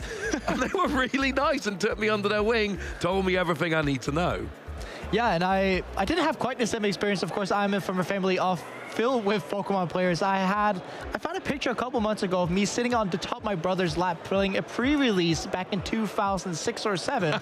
And I started in the summer of 2007 because I was jealous of my brother heading to Worlds. And yeah, after that, I went to Worlds in 2008, the year after I started playing, and then it's history. And then, yeah. Okay, right, I'm going to give you one chance, so make the most of it. Explain your badge. Yes, so currently the badge I'm wearing is the San Francisco 2016 Pikachu, because I thought it would be really well fitting to be on the desk with the badge of the year that I won Worlds. You did win Worlds in the seniors division with a very lovely deck. Yamega Vesperquen, if I remember correctly. True that. And I love that Vesperquen. That was one of my favorite cards. I remember watching your final sitting at home and being like, I think I'm going to cast Stockholm Regionals with him one day. Yeah, exactly. But with that said, of course, we both went through it with the organized play, but let's look at how play works at an organized league.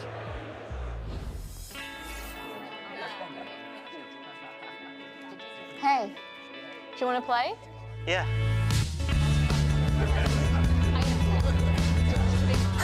Nice. One shot?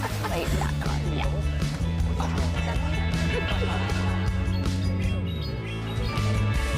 I'll use twin cannons. Great game, guys. Bye. See you next week. Come play at your local Pokemon League. And do not forget to come play at your Pokemon League locally. Of course, you can scan the QR code to find locations near you to be able to play and perhaps meet us in some tournaments. Indeed, I had a couple of years. Also, fun little fact, I've played Pokemon with one of the people in that video, but I'm not telling you who. Mm-hmm. I had a couple of years where all I did every weekend, this was before kids and all of that, where I just went around and I'd basically play a different place on Saturday and Sunday every week. I got to the point where I'd played the vast majority of leagues in the UK. I went everywhere. I went north up to Blackpool. I went south. I went over into Wales. I went all the way over to Norwich on the East Coast. I've been all over England playing Pokemon, going to so many leagues. And I can tell you now, and I mean this very sincerely, every single league I went to was lovely. And I met people and I made friends and I had fun and ended up judging at some of them, playing, and have seen them out over the course of the years. And just, it's really fun going to play at league. There was one league where if I was good, I could finish work on a Friday and drive like 3 hours and still get there in time for league. Yes, and of course, not to remember leagues. Of course, we do have these league challenges and league cups, which are major good events to get into before regionals. But of course, we're here for the action. Suit up, we have round 8.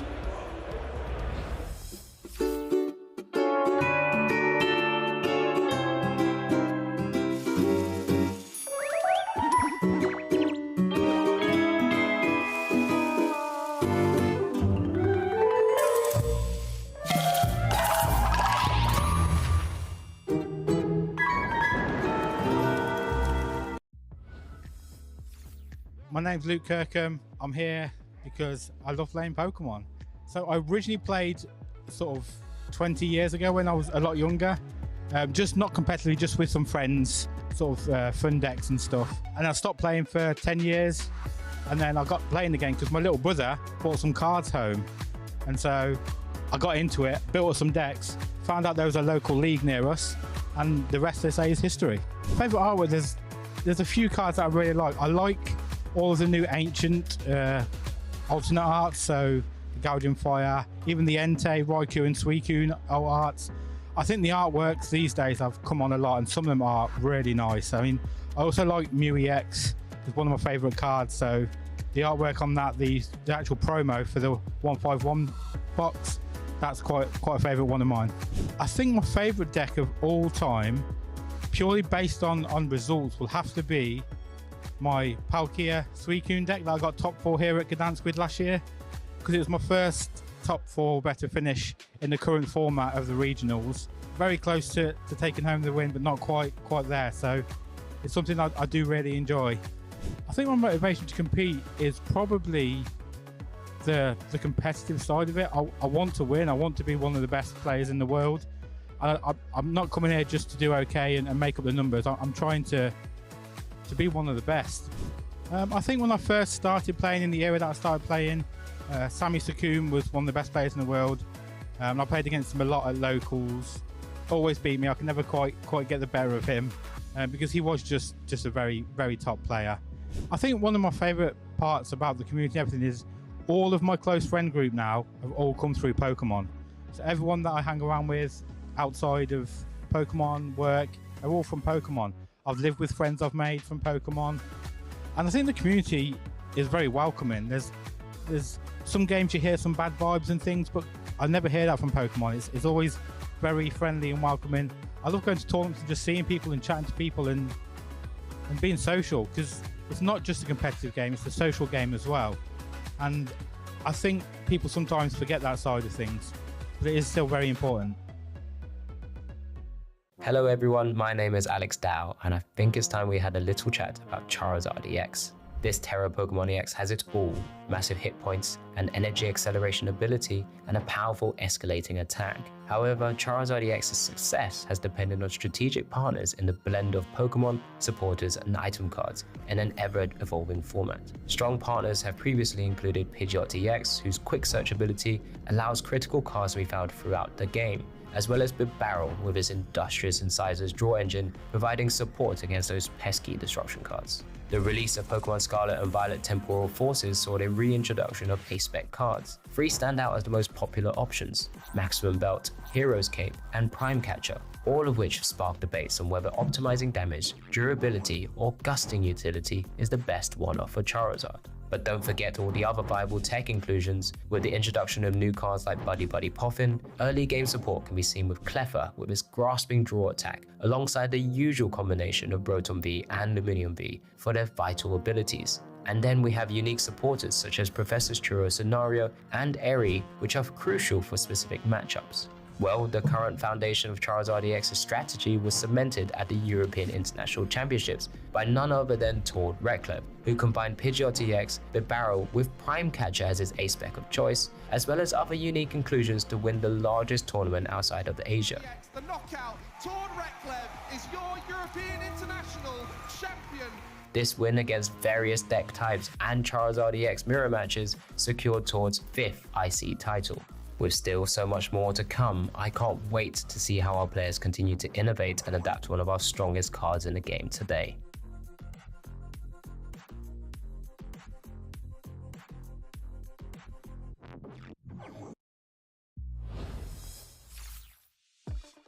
My name is Ross Cawthon. I'm a Pokemon TCG player. Started playing competitively maybe 23 years ago. My first World Championships was 2002. Started playing the Pokemon trading card game at a local league when I was 10 years old, and it was really fun, and I enjoyed competing and thinking of strategies, and I started going to tournaments and trying to win them. In 2005, I got second at the World Championships, which I also did again in 2011, but also in 2005 in the top 8 of the World Championships, I beat the defending world champion Sugiyoshi Yamato. It was only the second World Championship where Japanese players played with the rest of the Western world, so I was the first person in the Western world that observed someone beating Sugiyoshi Yamato. So that was kind of where I became famous. So that's always kind of the top highlight for me. I think Pokemon's a pretty good environment. Like, people play respectfully, people play with sportsmanship. A long time ago, I tinkered with some other games, and it wasn't always the same positive environment. So it's definitely a good community. Definitely a big part of Pokemon in my life was meeting a lot of friends that way. I'm fairly old now for a player these days, so a lot of those friends have kind of retired, but they're still some of my close friends.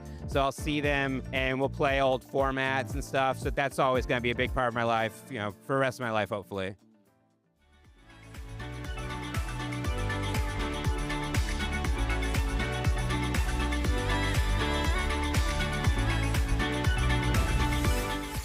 always lovely to hear from Ross, probably still the longest standing veteran who's still actually playing in the trading card game from all the way back to the 90s. But we're here in 2025, and we're here for the Stockholm Regional Championships of this season. I'm Freya Pierce. I'm here with Benjamin Rabiati. How are you doing, Benjamin? Yeah, pretty good. I mean, this is the last round now, coming into the end of day one. We've had such electrifying competition throughout the tournament. We've streamed some great games. You know, it's just positive vibes from here on in. Yeah, it has. And I think the ones that we've cast as well, I mean, the ones we're watching from Jesper and Ross have been great as well, but we've had some interesting things to talk over during our matches. It's not been a learning experience for all of us. Just a bit. Like I said earlier, every day's a school day, especially when you're casting Pokemon. I mean, every game is so completely different, and especially in this varied meta, you know, you just don't know what's going to come next. You don't know what interactions are going to conclude any sort of game. Yeah, and we are going into our last round of Swiss, of course. This is our last chance for our players to get those match points that they need to make it into our next phase of competition. So it really, we always say that it's all on the line, but the last round especially, like we always say, it's even more on the line. Yeah, I mean, it's make or break for a lot of these players. I mean, we speak about how important it is to make the maximum amount of championship points per event, but now this is really where it is make or break for a lot of these players. Like I said, the difference between day one finishing and day two, it can completely throw or completely make your journey to Worlds 2025. And by contrast, like for some people, right, it might be that they already made it through, and now it's just a chance to get even more points so they can make it through all the way. So, you know, they already qualified for day two, they have it there, but now just get more points to advance to with enough match points, maybe even make it into that top cut, of course. Yeah, of course. And, you know, with our last round, we do have our community prediction bracket. Oh, yes, we do. You know, so, yeah, let's just have a look at that community prediction. Lugia coming out on top against Reggie Drago, of course. And then we have Lostbox versus Arceus, Palkia versus Dialga, and Giratina Snorlax. Thoughts on the Lugia taking the win there against Reggie Drago? I mean, I think it makes sense purely because, yes, Reggie Drago is the one that's seen more success recently, but Lugia has had such longevity. Think about it. Reggie Drago and Lugia came out both in the same set. They were both in Silver Tempest, and it took Reggie Drago like how many sets and formats for it to become the menace that it is. So although Reggie Drago is arguably, at least now, is seeing more success than Lugia, Lugia is still a contender now. When it came out, it was by, like, you know, completely blowing out the water, best deck in the format. So I think it actually makes sense for Lugia to win, especially if it's a F-block all-star showdown. I must say, for me, I don't understand. There's certain decks that I just cannot touch. There's Chen Pao and Lugia in this current format. Oh, for you personally playing For me personally, okay, they just don't get along. They don't like me and I don't like them. Okay? I just can't deal with them. But, you know, it does have its cult following. You know, a lot of Lugia players will just take it until it rotates. Okay. And that's exactly what we see here in the community as well. But Reggie Drago, like you said, you know, it's had such good results, but maybe too few and far between. Ben, go on. You are defending Lostbox this time, so I'm going to count you in. Are you about ready? Yeah, sure. Why not? 3, 2, 1, go. Right, well, Lostbox, its results it's all there for you, okay? It's versatile. It can have so many different Pokemon involved in it. With Mirage Gay and its engine, you can pretty much shove any strong Pokemon in it. EX, single prize Pokemon. You've had Kyogre, you've had Iron Hands. Anything that's come from new sets, they've just shoved it in Lostbox and made it work. It's just happened. And who can forget? Flower Power, all right? Flower Power. Flower selecting, put any cards you don't like in the Lost Zone. And you're done. Oh, that's unfair. I had so much more. More. That's how the game works. I had so much more. I'm sure you do. Like, if you learn to talk as fast as me, then maybe. Okay, fine. We'll Which I'm hopefully going to demonstrate now. Get it going. Get it going. Yes. Okay. So. Who am I defending then? Well, I don't know. Let's Arceus. Okay. I played this deck. I can do this. You can do it. You can do it. Okay. Go. Oh, well, are we going? Yeah, go. Okay, so Arceus has been like one of it's fallen off a little bit now, but when it came out, it was a superstar. It literally, you know, it was indicative of the V-Star mechanic. It can accelerate energy from the deck to your other V Pokemon, and that V-Star power lets you search for any 2 cards. That card saw play in so many different archetypes just for that ability alone. Starbirth is maybe one of the strongest abilities ever printed. Even now, some people are thinking about using it, and they have maybe, it's like I said, it was more of a mainstay before, but the amount of different partners that it's had and V attackers that it's enabled has been phenomenal. And stop. I was done. You were done. Yeah. You were done before even the timer went. But I don't know. Maybe Lost Box might come on top. I could have defended that a little bit better, to be honest. I think I fumbled like a little bit there, but it's because Arceus. I mean, it's such an unlike with Lugia, which came out and then has persisted. Arceus has kind of fallen off a little bit now. Yeah, I feel like Arceus and Lost Box, they're pretty similar in a way that the Pokemon themselves, i.e. the engine with Comfey and the Mirage Gate and Colress's Experiment, is quite similar to Arceus in that it encompasses different cards and different ways of playing, because we've had so many different partners with Arceus and we've had so many different Pokemon included in the Lost Box. They're quite similar in that way. They're quite versatile. I guess so. But we've yapped long enough, so now it's up for all of you at home. You've got to get voting on twitch.tv. You can watch whatever you want, but if you want to vote on this poll to decide between Arceus or Lost Box, so if you want to pick the wrong answer, then go on twitch.tv. Arceus or Lost Box, get your vote in on twitch.tv/Pokemon TCG now. Listen, there are so many people that listen to my opinion and value it, but I jest. They don't. It's literally what we're hired for. Like, people valuing our opinion.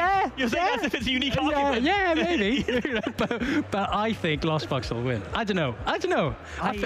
Do people enjoy Lost Box more than Arceus? I don't know.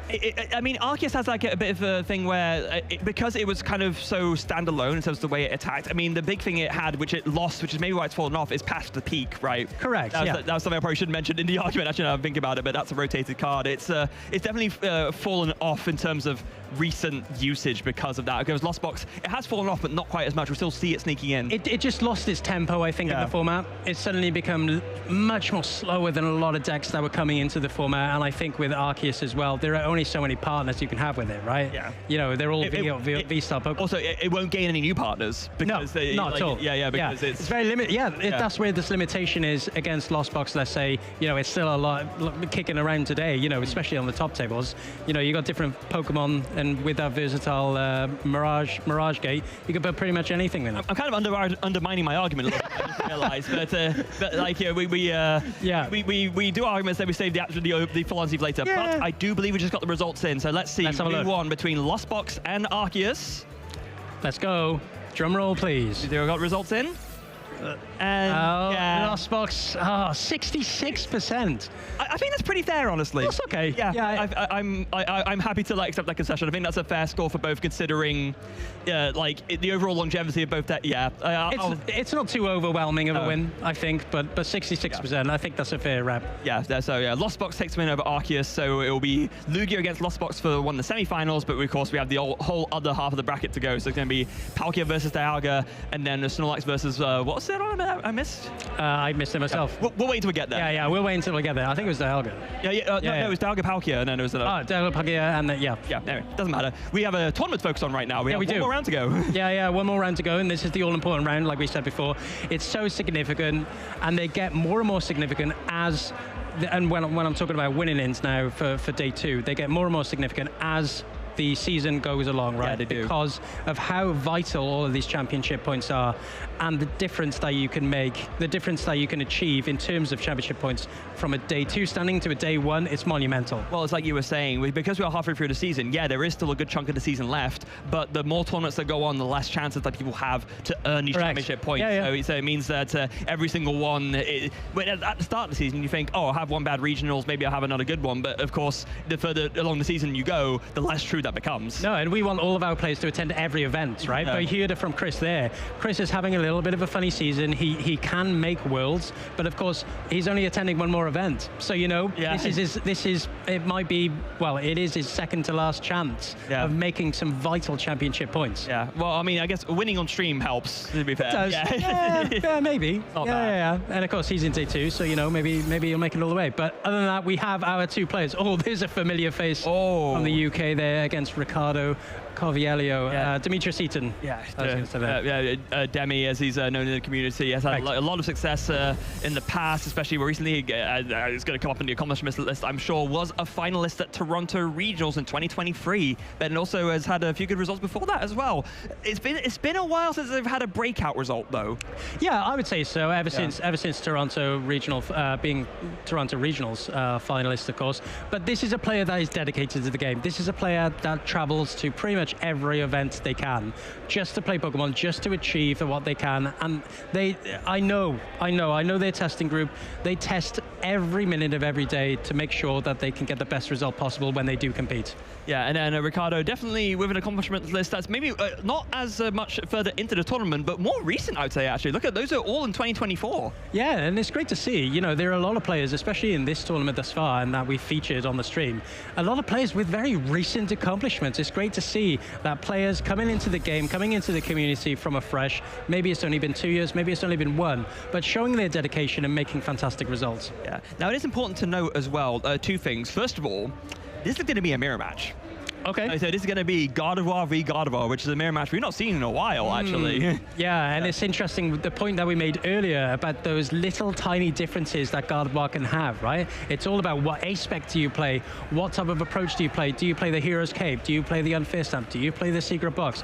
These decks in particular, the Gardevoir decks, are the most versatile in the meta. You can really chop and change them as you like to whatever your approach, whatever your desired approach. And I don't know about you, but for me at least, no surprise to see Dimitri playing Gardevoir, given that it was a deck that got in that finalist position at Toronto. Yeah, I mean, for Demi, it's Gardevoir or bust, I think. I think every single time that they make a good result, it's usually because they're holding a Curlier in their hands and they've got that Psychic Embrace up and running. And, you know, he's no stranger to the top tables anyway. But again, with something that's well tested, he's dedicated his time to the archetype, you can see why he's been making such a run of great results. Yeah, and meanwhile, looking over at Ricardo's side, has a bit of an interesting hand going on. There's from what we can see so far. There's a Pheasantipty EX there. I'm not sure, was there a search card in the hand? I didn't. There wasn't. There wasn't. I don't think I even see a Sauna Supporter there either. Of course. Awkward. It's just a little bit. I think for Gardevoir, you really need those first few turns to be, those first few setup turns to be so optimal. And that is exactly what we see. Yeah, that's what you want. Yeah. We see the Arven, we see the Technical Machine evolution, we see a Ralts there as well to start with. This is going to be an explosive start for Demetrius. Yeah, sure is. Now, both players are now set up. At least Ricardo is going to get one mulligan card from Dimitri having taken a mulligan, so there'll be that benefit at the very least. Prizes are coming out now. That this can get a little bit tricky with Gardevoir. It looks like, okay, manageable prizes for both players. It's more like one-ofs of cards that you play multiples of anyway. Yeah, I agree. I think maybe even the Cresselia could come into some problems for Ricardo. Yes. We see here a Monkey Dory start for Demi. Of course, this is a win and in. Let's get the energy up here. We've got a start here from Demetrius, just an attach and a pass over to Ricardo. Okay, yeah, that's not actually as good as we thought. I thought I saw Buddy popping, but clearly not. At least you do have a Ralts down, but for Ricardo, oh, hold on. Did Ricardo just draw into like a Ralts for turn and then also have a Ralts in hand already? I must have completely missed that. But we do see the Hisuian Heavy Ball as well, so we'll be able to get nothing from that. No, it's just the Curlier and the prizes in terms of Pokemon for Ricardo. So, but we'll still at least get a good look at the prizes, so that will be of benefit at the very least. Yeah. And we'll write those down for good measure as well. Yeah, of course, and with that Drifloon start, not optimal, but it is something that you can at least have as a kind of more or less a sacrificial lamb, if you like, because if you can use Technical Machine Evolution, if that is your given route, with any Pokemon, right? It's a tool card, you attach it, you use Evolution, get those. Wait, no, what are we talking about? Yeah, you literally just I literally mentioned it. Yeah, it's the Cresselia. Yeah. I think because you put the card in too fast. But yeah, gets the Cresselia out, and very relevant in this matchup in particular. Yeah, so actually kind of nice, very nice to get that from the Hisuian Heavy Ball actually, because this is one of those attackers that you can use. We see often in the mirror match strategy is spread a bunch of energy with the Psychic Embrace and then use the Cresselia to move it all over to KO one of your opponent's low HP Pokemon. And yeah, there is 2 rotating the bench. So actually, we were saying how Ricardo's start looks a bit awkward. Looking a lot less awkward now. Yeah, of course. Attachment to the Drifloon. Would have loved to seen a Technical Machine Evolution on his first turn, going second, but unfortunately doesn't find it. Over to Demi now. Here is the Arven. Okay, so this is already going to make things tick along a lot more smoothly. I imagine, I was going to say I imagine Dimitri will be grabbing a Buddy Puffin and then a TM Evolution, but there's one prize and the other one's already in hand, so I'm probably going to grab another tool instead. Really interested to see what he goes for here. Actually, maybe just going to be going for, not even bothering to grab anything else off the Arven, just going to go ahead and grab that Buddy Puffin. Yeah, going to be an optimal start for Demi, especially with that Arven. Arven is definitely the first supporter you'll be wanting to play with this Gardevoir archetype. Find those Buddy Puffins, find the TM Evolution, get those Curliers up and running as soon as possible. Yeah, actually, I don't see, unless there's some obscured, I'm not sure if there's any other tools in the deck currently. No, it did prize a TM evolution, so there is one in hand. Yes, so yeah, that was it. But but is there no other tools in the deck? Surely there must be, right? You'd play like a Bravery Charm or something. Well, this is where those fine margins are. I know they did prize one Bravery Charm. Oh, they only play one. So actually, there was a one-off prize. Okay, so actually that changes the impactfulness of that prize Bravery Charm a bit. And these are exactly the intricacies that we're talking about with these Gardevoir lists. Yeah. Is that, you know, usually I'd say, you know, before the uptick in popularity with Gardevoir, with a lot more people testing it, the usual line was 2 Bravery Charm to get your Drifloons up and running, doing massive damage, and of course 1 or 2 TM evolutions. But a lot of people, they favor just playing the 1 and maybe playing a Hero's Cape. And in Demetrius's case here, just playing 1 Bravery Charm, no Hero's Cape, but the 2 TM evolution. Yeah, really interesting choices. Yeah, so really think it is saying, Dimitri essentially saying, I only need like 1 big burst of damage at one point in the game, and not even from, because there's 1 Drifloon and 1 Screamtail, but essentially saying I only really need that once, and I can get the rest of the way there by doing smaller bits of chip damage with my attackers. And unfortunate for Ricardo, just having to attach to Cresselia and passing, and with Demetrius having 2 Curlier now on the field, can get those refinements streaming, get the Psychic Energy in the discard pile, and start taking advantage of the board. So this is how it plays into when we were talking about Ricardo's hand wasn't that great. Yeah, there were the 2 Rolts that we missed, but we were right in saying that there really wasn't much else going on. No, certainly not. Certainly not. And here we see another refinement from Demetrius here, finding a Psychic Energy, also finding that crucial Dark Energy on the Monkey Dory. We haven't even spoken about Monkey Dory yet, how crucial it is in these Gardevoir decks as well. Yeah, I mean, the main thing you use it, of course, is for that insanely strong Adrenabrain ability that lets you to take 3 damage counters on one of your Pokemon and put it onto one of your opponent's Pokemon as long as you have a Dark Energy attached to it. But right now, you can just Mind Bend with a knockout. Yeah, correct. Yeah. And the Adrenabrain is so self-sufficient in this deck because, of course, Psychic Embrace, it's putting damage on your own Pokemon for each Psychic Energy you're attaching to your Pokemon. So much energy. From the Gardevoir EX. And it means that all of these awkward numbers that you once thought were hard to reach, suddenly a couple of Adrenabrains in Demetrius' circumstance is playing 3 Monkey Dory, 3 Dark Energy. There's a world where 3 Monkey Dories could be on the field at once, and doing just so much, streaming these Adrenabrains to, you know, far reach these high numbers, maybe on your opponent's Gardevoir EX, or also knocking out these smaller HP Pokemon. Yeah, just imagine, you know, 90 HP, moving or doing 90 damage with Adrenabrain. No, there goes the boss's orders, though, and actually going to go ahead and not KO this Rolts, but going to do 60 to it with the Adrenabrain. Yeah. So or with the Mind Bend, rather. Mind Bend, 60 damage and Confusion. I'm glad Ricardo remembered that. And I think this is very smart from Dimitri, because he knows there's a chance that maybe there's a Pheasantipity as the only out to draw in Ricardo's hand, and so extremely heads up, not wanting to take KO here and playing around the Pheasantipity amazingly. This is an incredibly strong turn for Demetrius. Just putting that 60 damage on will put that Rolts now in range of a Adrenabrain, like I said earlier,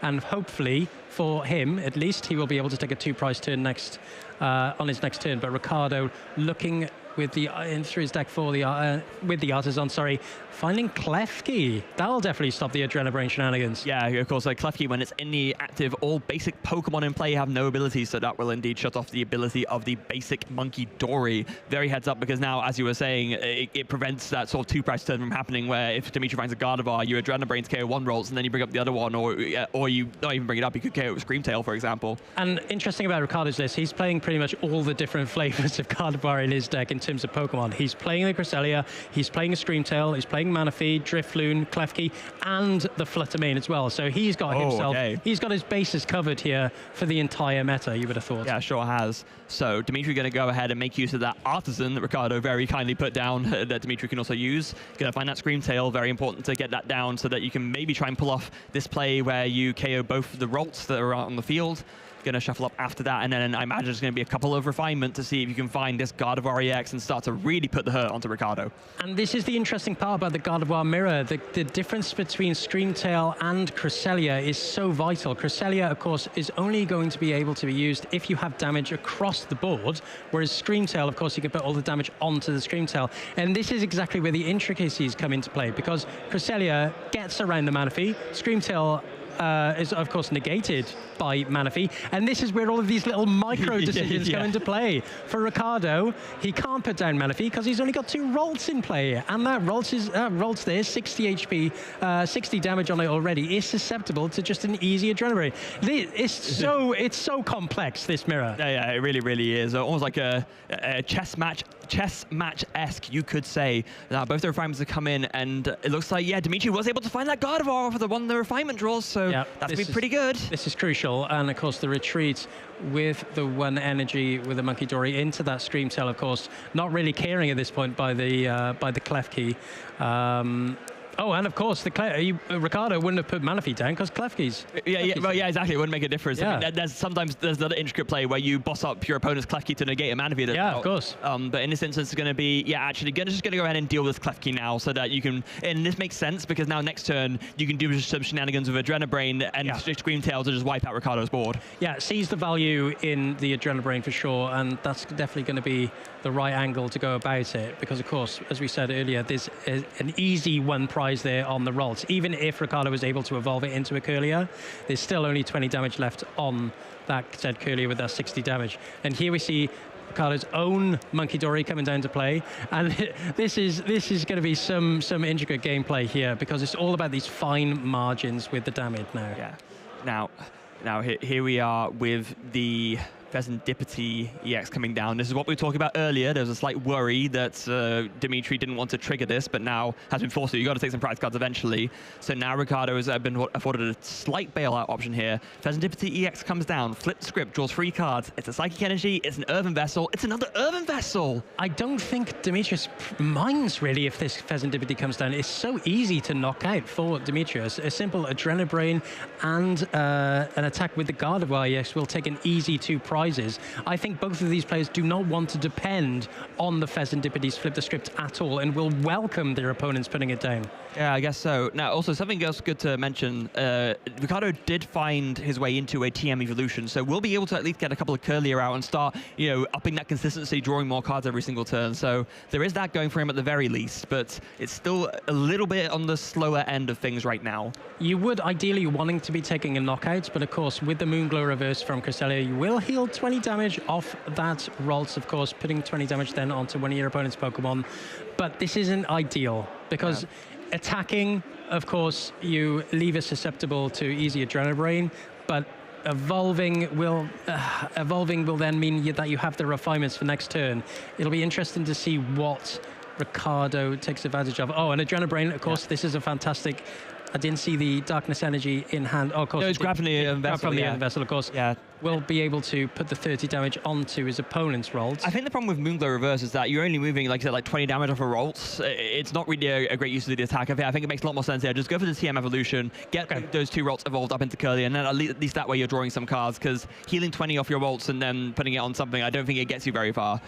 No, you're completely right. I think now, though, the Curlier is still within range of 2 Adrenabrain. Yes, but you'd have to dedicate both to them. You'd have to dedicate both to them, but there is a play here where Demetrius could knock out both of these Ralts. Oh, that is true, actually. There's 2 Adrenabrain onto that damaged Curlier, and then a Scream Tail Roaring Stream attack onto the other Curlier will just put him in such an advantageous position. And here we see the other Monkey Dory coming down. Very poignant, Benji. I think that's exactly what Dimitri's going for. He sees his opportunity here, and I think Ricardo was in a bad way no matter which choice he went for, because even if he moved the 2 across from the Ralts, this play would still work, right? So actually, Ricardo might have been a little bit stuffed regardless, but in this case, Dimitri is able to make use of it. There it is. Oh, the Professor Turf scenario as well. Goodness gracious me.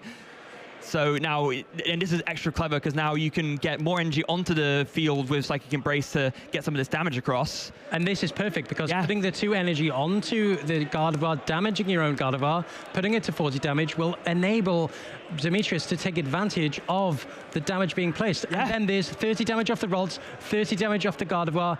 Now is able to retreat manually with the Gardevoir, promotes the Roaring Scream again, and here we see the scoop from Ricardo. Writing was definitely on the wall with that play. A masterful display of Gardevoir from Dimitri there, as he just really closes any opportunity of comeback from Ricardo in this tough mirror match, and will go ahead and take game 1. But phenomenal stuff from Dimitri. Yeah, phenomenal. I mean, you took the words out of my mouth. I think it's all about, like you said earlier, it's pretty much like a chess match, right? It's taking advantage of your opponent's board state. If they seem to miss something, or if they think that a certain line is open, it's how can I take advantage of that? How can I get around the Pokemon that my opponent's playing? Have they bench locked themselves? Have they overbenched a certain Pokemon? And that's exactly what happened here. Yeah. If we take a look back at this replay, we see that early on, Dimitri didn't have that much to work with. Only 2 Psychic Energy in the discard, even though he was able to get into the Gardevoir at the very least. So there's a little bit of manipulation that could be done, and recognizing that carrying the Klefki was critical, because focusing down on that was what enabled this play to happen. Press a Turo, pick up the Screen Tail, get the energies in the discard pile, go onto the Gardevoir so that you can then get the extra damage on. 2 Adrenabrains, 1 from the Ralts and 1 from the Gardevoir to KO the 1 Curlier, and then rebench the Scream Tail to use Roaring Scream to KO the other one. Beautiful. I think what was so important about this is that Demetrius understood there's only 2 energy I can use from my discard pile. How can I get around this? Of course, Gardevoir, you want as many Psychic Energy in the discard pile as possible, but 2 was only available to Demi, so having to use the Professor Turo was a perfect scenario for them. And of course, we talk about their self-efficiency. Putting damage on your own Gardevoir is fine as long as you got that Adrenaline. At least last time Dimitri had a Ralt. Now there's not even that. It's just a Drifloon attached pass. Yeah, that's not fantastic. Oh dear. Fortunate enough, he's not playing against Clorf, so he's okay for now. But here we see an attachment to the Klefki. I can't quite see with the holographic. Yeah. Here we see an Ino. This is a big Ino, mind. Yeah. Dimitri might have been bailed out a little bit here, but Ricardo also needs to see some basics. We see an Arton, an Ultra Ball, and TM Evolution. Okay. Yeah, we're fine here. A Buddy Puffin would have been ideal. Of course, with the Ultra Ball, we'll have to get rid of some of these resources, but you would imagine with this Artisan, 2 Ralts would be coming down on the field quick, fast, with the Ultra Ball also. And then the TM Evolution, of course, being used for that Evolution attack. Getting those Curliers down as soon as possible. That's why sometimes as Gardevoir, you don't quite mind going second. With this engine, as long as you're able to evolve faster than your opponent, you're still kind of more or less quids in, right? Yeah, quids in, absolutely. For for the folks that know, folks who actually know what that is. A bit of British slang for you. Yeah, we're all here. And here we see Ricardo doing his first deck surge, just writing down the prizes here. I've played Gardevoir myself. I played it during EUIC. Prize checking this deck is no mean feat. Yeah, it's not. It's extremely hard because of how many pieces you have. Well, and it's always it's double tough, right? Because it's hard, but also it's hard because it's more. It's like even more important it is with some archetypes. Yeah, there's so many different combinations, especially in Ricardo's case. There's so many different Pokemon that he has to prize check. He's not going for one particular angle per se. He's got many Pokemon in his deck that he's able to use and take advantage of. Here we see just writing down the prizes, getting down that Ralts, of course. You can imagine the Ultra Ball being played very shortly as well. And here we go. Just one more deck check, you would have thought.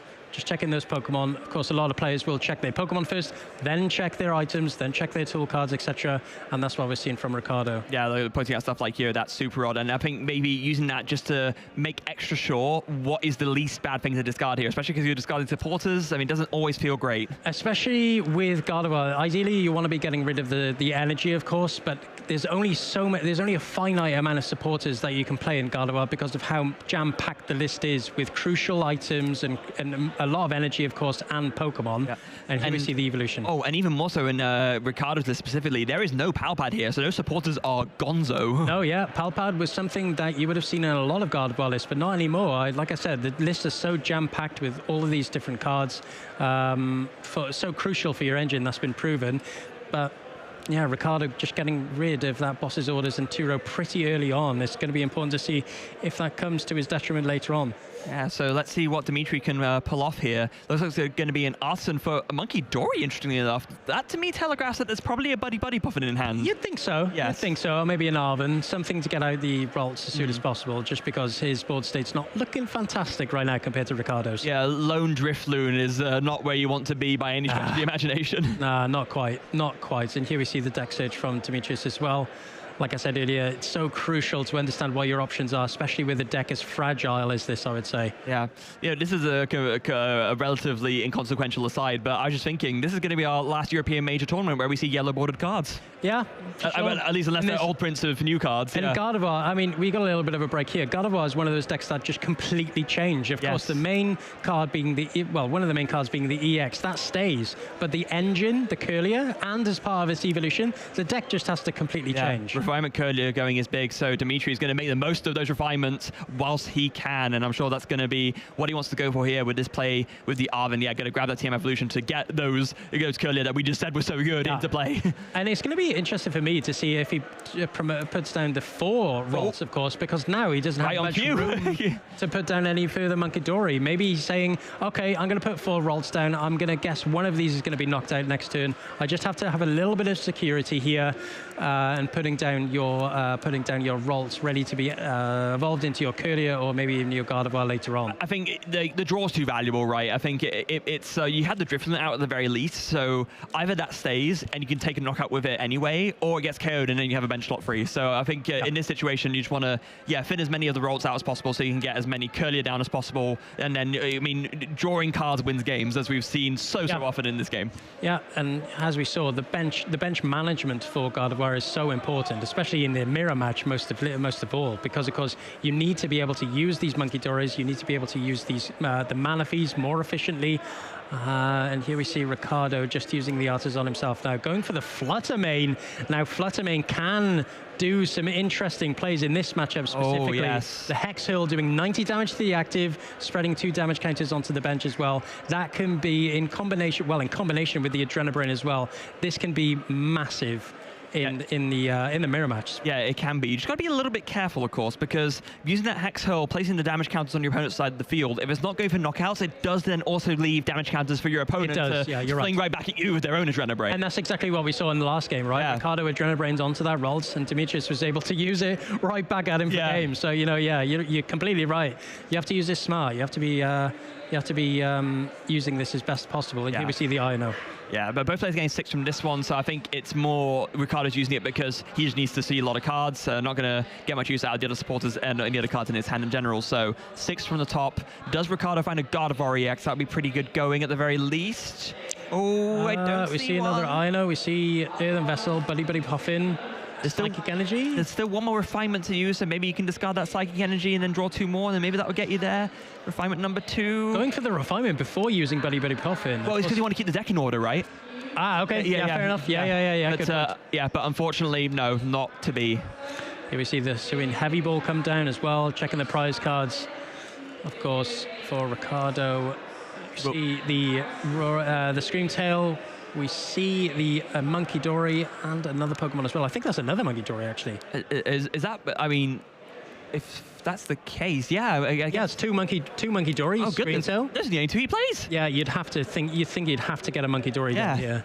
Only plays 2 as well in the list. Of course, we've seen a lot of Gardevoir lists now adopting 3 Monkidori because of how crucial it is. Dimitri's list being one of them. Yeah, he plays 3. List being one of them. Yeah, of course. And so here we see Ricardo taking that Monkidori as well, like I said, and he'll be putting that down straight away, I'd imagine. And here we see the Buddy Puffin. Yeah. So gonna have a look through now just to see what the next best option is. I guess maybe you leave the Klefki active, but that doesn't feel great because sure, it shuts off the Adrenabrain, but there's 2 Curlier ready to go with refinement, right? Yeah, of course. Maybe even Ricardo doesn't mind not taking a knockout here at all. Maybe even stalling out and using an evolution here, because of course Demetrius, his only attacking Pokemon, I would say, or the Pokemon that he wants to attack with, would be maybe Driftloom. Yeah. I don't think you want to go in straight away with a Gardevoir EX because of how susceptible it can be in this matchup. There's definitely an element of that to it as well. Can also go ahead and sort of bank that Dark Energy onto the Monkidori that was just retrieved from the Hisuian Heavy Ball. I think that's exactly what he's going to do, in fact. So get that down while you can. That makes a lot of sense too. I don't think there's a TM evolution in hand though, so it might just have to be a Joust. Yeah. Or no, even pass. just I don't pass. think you'd want to use Jazz because then you can Adrenaline. Yeah. Yes, Ricardo adapting well from the last game considering what happened with that play with the Rolts. So here we go. Refinement number 1 coming in. 2 more cards drawn. There's another TM Evolution and another Psychic Energy ready to go for the discard as well. Refinement number 2. 2 more cards drawn. This discard pile is being set up nicely. Yeah, of course. And here we see another 2 cards. I see an Ino. I see a Gardevoir EX as well.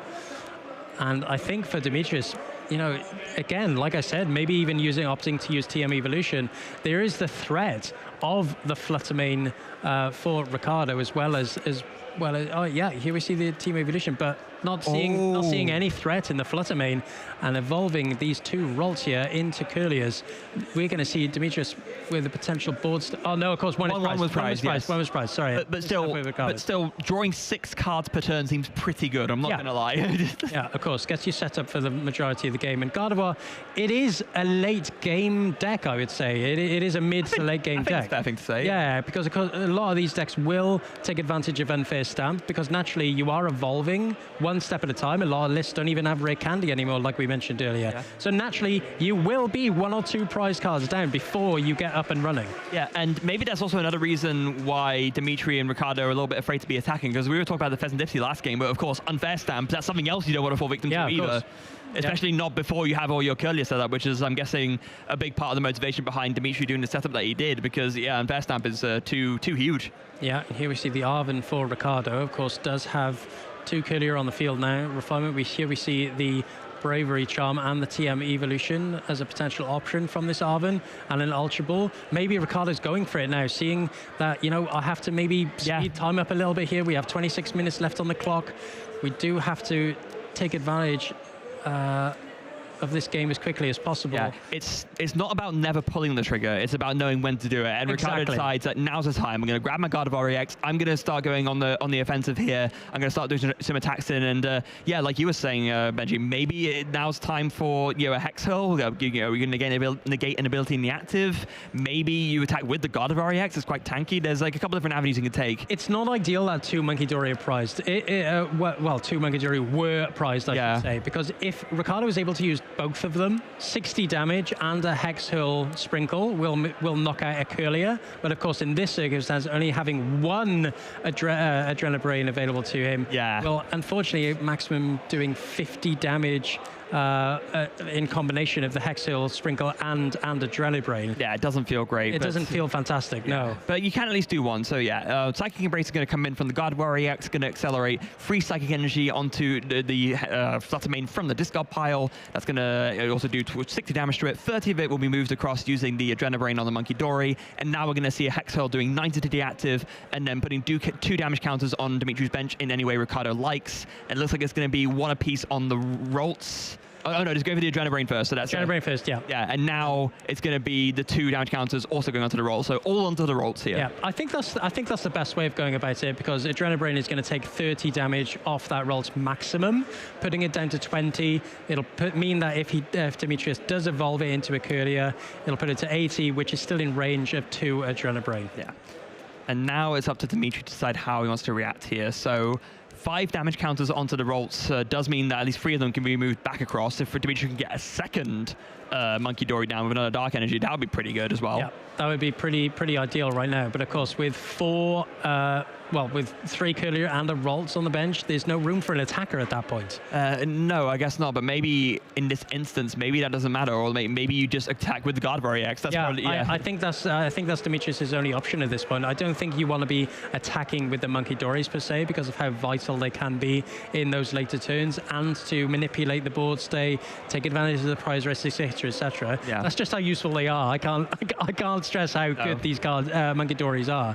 But yeah, maybe Gardevoir is Demetrius' only option here. So yeah, Earthen Vessel finds a Psychic and a Dark Energy. Refinement number 1 comes in. 1 more Psychic in the bin is always going to be a good feeling. Does draw another one as well, so discard that one off the second Refinement. That feels even better. 2 more cards drawn. I do believe that that's another Dark Energy, and I didn't quite see what the first card Dimitri drew off that Refinement was. The second move was definitely. Oh, is it rescue?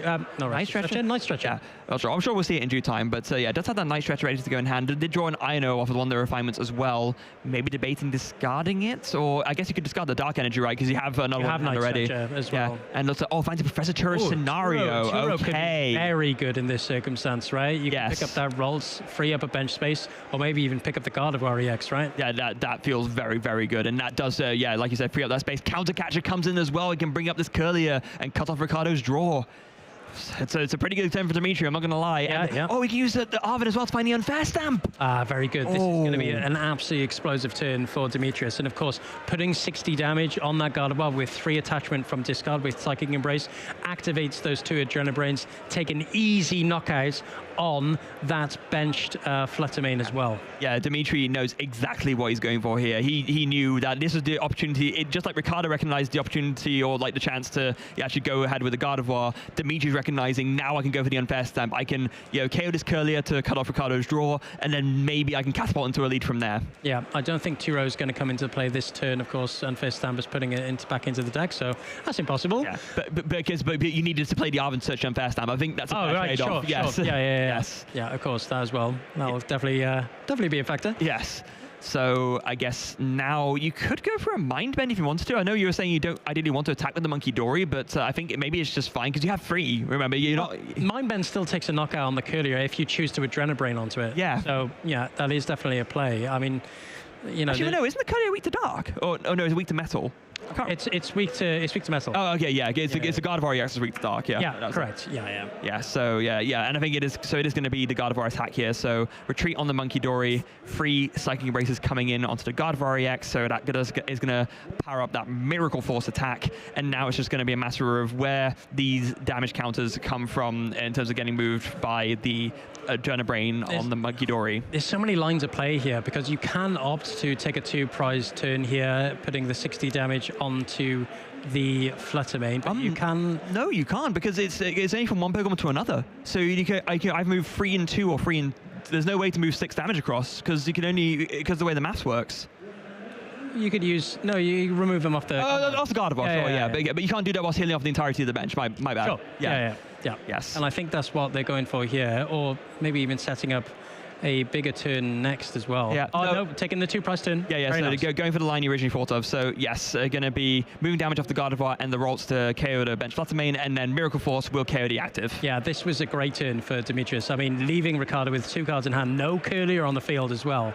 This is pretty spicy now for Ricardo, I must say. Yeah, and this is why I think Dimitri wanted to set up the way he did, because if Ricardo tries to do something similar now with the Unfair Stamp, Dimitri is in such a better position to draw out of it because there's 2 Curlier on the bench. Yeah, of course. Yeah, whereas Ricardo has 0 right now, so this needs to be a very good draw of the Unfair Stamp, and I don't see much there. Buddy Poffin, Bravery Charm does have a Curlier. Okay, all right, that's something at least. But of course, these 2 cards are pretty important, right? Yeah. Because you get rid of the Buddy Poffin, you could potentially draw into a Super Rod or something like that to get the Rolts back into deck to use the Buddy Poffin, but you don't want to get rid of Bravery Charm either. Because it's terrible discards. It's so important because if you want to be able to take a knockout on these Gallery Axes with, say, Driftloon, that's going to be a crucial card. Oh, that's absolutely brutal, but you have to choose one of them to discard. I think it has to be the Buddy Poffin, because I think the Bravery Charm is too hard to search. Yeah. Otherwise, there's like a Pokemon, there are other ways to get those. So yeah, I think weighing it up and does find a Rolt and an Arvin. Oh, that's fine. Okay. What are we worried about?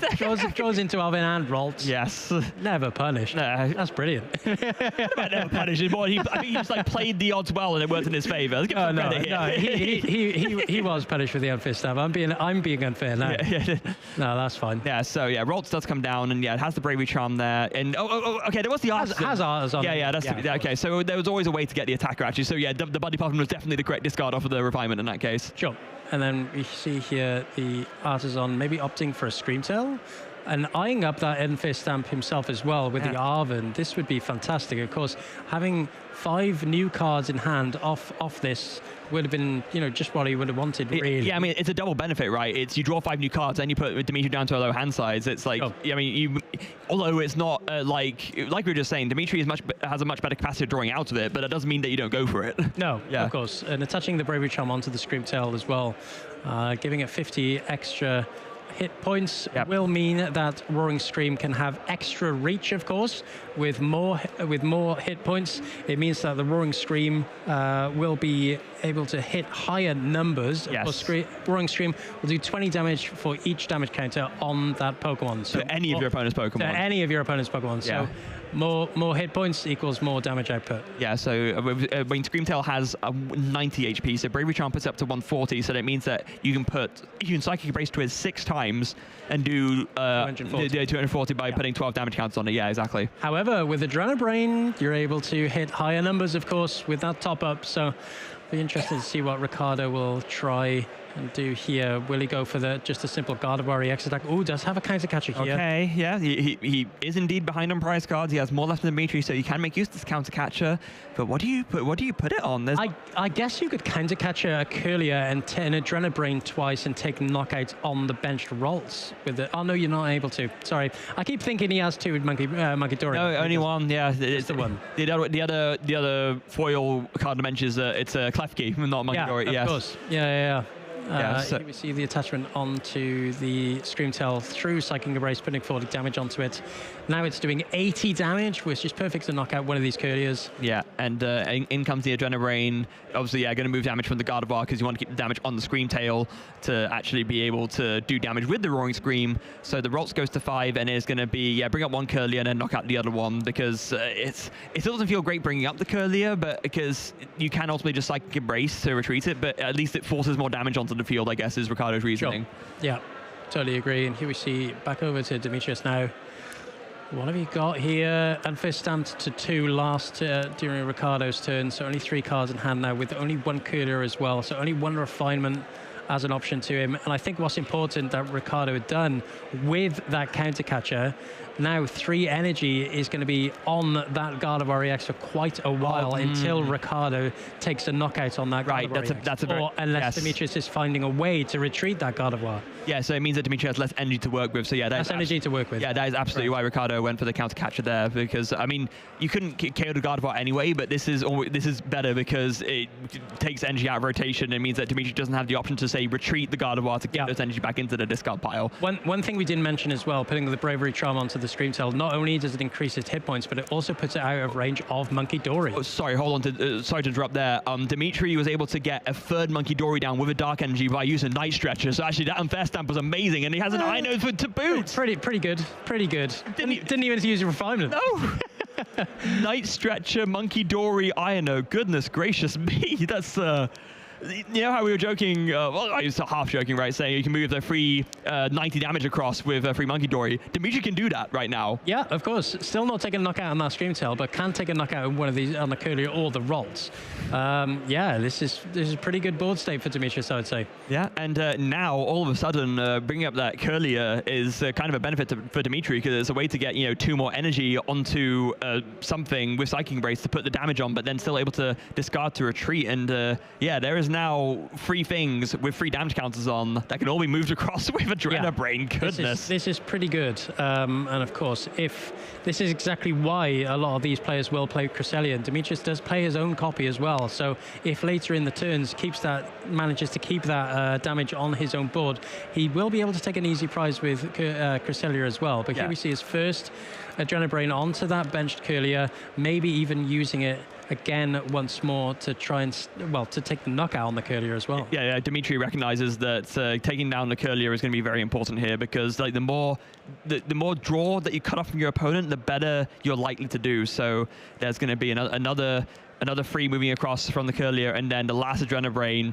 just going to go ahead and move all the damage across to KO that Curlier on the bench, and now you can KO the Screamtail as well. And once again, Ricardo is left with no draw power. And another Curlier as well, taking off the prizes. Of course, that was prize 1. This is fantastic for Demetrius, and now able to take a 2 prize turn once again as well, putting him only 2 prize cards away from taking this game. And of course, that Drifloon, that Bravery Charm, that Gardevoir EX on Ricardo's bench bench is looking pretty tasty right now. Pretty tasty indeed. But Miracle Force comes in and does take a knockout on that Scream Tail. Dimitri's board is looking insanely strong right now. Ricardo's not so much. He's not out of this game yet.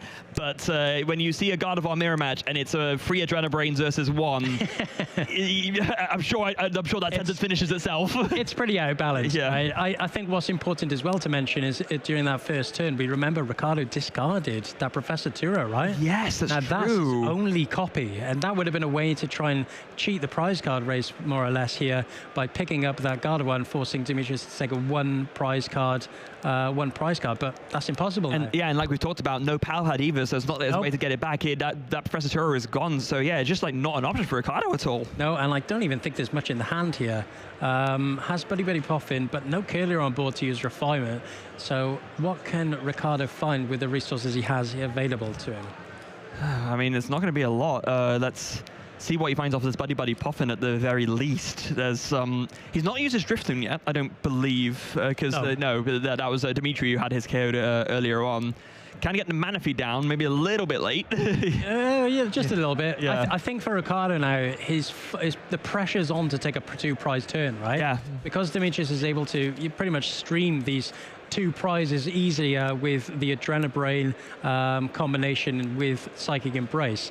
It's putting a lot of pressure on Ricardo to keep up. Yeah, there's another Dark Energy in hand, so if you get another Monkey Dory down, you can at the very least get 2 Adrenabrains out. But other than that, not much going. Is this going to be a manual attachment onto the Gardevoir? I think so. But then you deny yourself. I guess there's no way to get a Monkey Dory out right now, so that's why no. So decided not to do that. The only other Monkey Dory that Ricardo has is in the prize card. So yes, which we were talking about earlier, yeah. Yeah, a manual attachment onto the Gardevoir is not terrible, only because it reduces the fact that Ricardo will need to Psychic Embrace onto it. Psychic Embrace equals more damage, and with only 1 Adrenabrain Ricardo is able to use, will keep that damage down to a minimum. Mm-hmm. It means that Gardevoir will be on 290 instead of 270, which makes it a little bit harder for Dimitri to reach for a KO for sure. Still puts it within pretty much, it'll always put it within range of the Drifloon, of course, but you know, that's what Ricardo's played the Iron of more for, just to try and dampen Demetrius's outs just a little bit. And here we see the benching of the Pheasantipity. There's no risk to it now, I guess, other than maybe a Scream Tail play from Demetrius. Oh, no, hold on a second. Oh, no, of course, Mana Feast. Yeah, no, there is a Club King play. Yeah, there is. But hold on a second. If this Gardevoir EX ends the turn with 20 damage on it, Dimitri can take the game by doing Psychic Embraces across the bench, moving 90 across, and then Miracle Forcing, because that's 90 plus 280 plus 190, that's 280 plus. Oh no, it'll be 10 short. 10 yeah, short. Yeah, okay, yeah, there it is. Short. That's exactly why Ricardo did the manual attachment. Yeah, okay, so that actually makes complete sense. Yeah. So very sensible. Here we see the flip the script here. What did he get, Ricardo? Let us see. See the Dark Energy. I think we saw a TM Evolution as well. Nothing is of use this turn, and here we see the Psychic Embrace putting Gardevoir to 50 damage. Of course, being a 10 short of the Scream Tail, like you said earlier, but of the Gardevoir, sorry, like you said earlier. But here we see the first Adrenabrain putting it to 20 to put it out of range, like we said. Well, the only Adrenabrain to be fair, but yes. Yeah, the only one. Oh, sorry, did I say first? Yeah. I'm being so unfair. Then Ricardo put in a 30 onto that bench earlier. You'd be optimistic. It's like, of course Ricardo had a second one, right? Yeah. Bravery Charm on the Pheasantipity also does make sense. It does mean that it puts it a little bit harder out of range for 2-price knockout from there as well. But Scream Tail's maximum output with a Bravery Charm would be 240, so I think a Bravery Charm attachment onto the Pheasantipity would be ideal. Yeah. But that's just boss's orders. The boss's orders. Yeah, there we go. Easy does it. Boss's orders brings up the Pheasantipity for 2 prizes, just using Adrenabrain to move the damage across. And then it wouldn't have mattered because with the Adrenabrains, you could have gotten there even with the Bravery Charms. So yeah, Dimitri takes the game, takes the set, and will end day 1 of Stockholm at 7-1. Actually, it was already in day 2, actually, so it wasn't even a winning in. But now they're just in a very good contention for top 8. Yeah, incredible performance by Demetrius. Such a strong player, and he'll be so proud of himself getting this massive race record going into day 2 of the Stockholm Regional Championships, putting him in a great run now for some top standings going into the next day of tournament play. Maybe this will be the story. Maybe this is the story of Dimitri getting that first big result in a while after, you know, that really big finals finish in Toronto, and now coming back at it again in the last tournament where Gardevoir has access to Refinement Curlier. But yeah, let's take a look back at that series, because I mean, Dimitri really earned that one. I think it's fair to say. Completely. I mean, this was pretty much a masterclass of the mirror. I think that able to use the Monkey Dories effectively, able to use different outs, as in Pokemon, different options to his outs as well. We see that Professor Tura scenarios play there. This was just such great play. Able to pick up the Screamtail, put damage onto the Gardevoir with Psychic Embrace, and then Adrenabrain back onto your opponent's board. This is what the self-efficiency was that we spoke about earlier with that Adrenabrain and Psychic Embrace combination. Yeah, just super duper strong. And yeah, this play here, well, game 1 ended, of course, just with Dimitri just completely locking out Ricardo's board by getting rid of all the Curlier. Game 2, Dimitri had to work for it a little bit more. There was a little bit more back and forth going on. Ricardo was able to get into the game, but these small little bits of like decisions in terms of prioritizing getting those free Monkey Dory out. That's another commendation in Dimitri's favor, because we saw how powerful it was having access to 3 Adrenabrains per turn. Well, more Monkey Dories, less problems, I guess, for Dimitris, especially in this mirror match. Yeah. 3 down in game 2 with 3 Adrenabrains, able to put 90 damage wherever he likes, in succession of 30 damage each, of course. But, you know, that was just too much pressure for Ricardo. Dimitris was effectively able to take a 2-prize turn each turn. And then, yeah, right there at the end, Ricardo forced to put down the Pheasant Dippity to draw more cards, but that does mean that Boss's orders can just take the game on it, and that is how Dimitri won game 2 and the match. Yeah, and we spoke about the vulnerability of the Pheasant Dippity. I think both players having it in their lists, they're both begging for their opponents to put it down. They're both like, please put down the Pheasant Dippity. It's such a small 2-prize Pokemon in terms of the numbers that it can hit. It's just simple for Gardevoir. It has so many different options to hit it. Screamtail, it has Driftloon, it has even the Gardevoir EX, a couple of Adrenabrains, puts it just well within range as well. I just realized I was doing my best Ryuki Owado impersonation there. EUIC, it's like, come on. No, that was a brilliant play. But Gardevoir EX, it was a part of my caster prediction. I think it's just shown there just how powerful it can be. Of course, that was a mirror match, but you know, Dimitris would have had many different matchups across the day against many different decks. Such a great record. I'm excited to see how many Gardevoir make it to tomorrow. Yeah, that'll be a very interesting point of discussion. I'm sure we'll probably, when we go to our Caster Couch wrap up for the day, I'm sure it'll probably come up. But yeah, going to be very interesting to see how that plays going into day 2. And I'm very curious to see how the day 2 metagame breakdown ends up being, especially given some of the stream games that we've seen today. Well, keep in touch with us. Stay tuned for the meta breakdown for today and what makes day 2 tomorrow. But we've got the winners interview. Take it away. I am sitting right here with Dimitris Eaton, the winner of our final Switch round of Phase 1 today. Of course, Demi, I have to ask you, does feel good probably, but how are you feeling about heading into tomorrow's game? Yeah, I'm feeling pretty good that I just won. I usually lose on stream. I haven't won on stream since Toronto of 2023. I always brick, so it does feel good to finally win, and also on a winning in, well, sort of. Yeah, exactly. Last round of the day, yeah. Yeah, and you're saying like you haven't been winning on stream for a while. It's good to get that sort of curse broken when we're here. Of course, going into the Guardian Mirror match, I think you're one of the European experts. You've been playing Guardian for a while. Of course, the Mirror match has been practiced a lot. What are your top tips for the trainers out there in the Guardian Mirror match? So I wouldn't say I'm an expert on it, because I'm actually kind of new to the post-rotation Guardi from last year's rotation, but it's all about having Curlier advantage and Monkey Dory advantage over your opponent.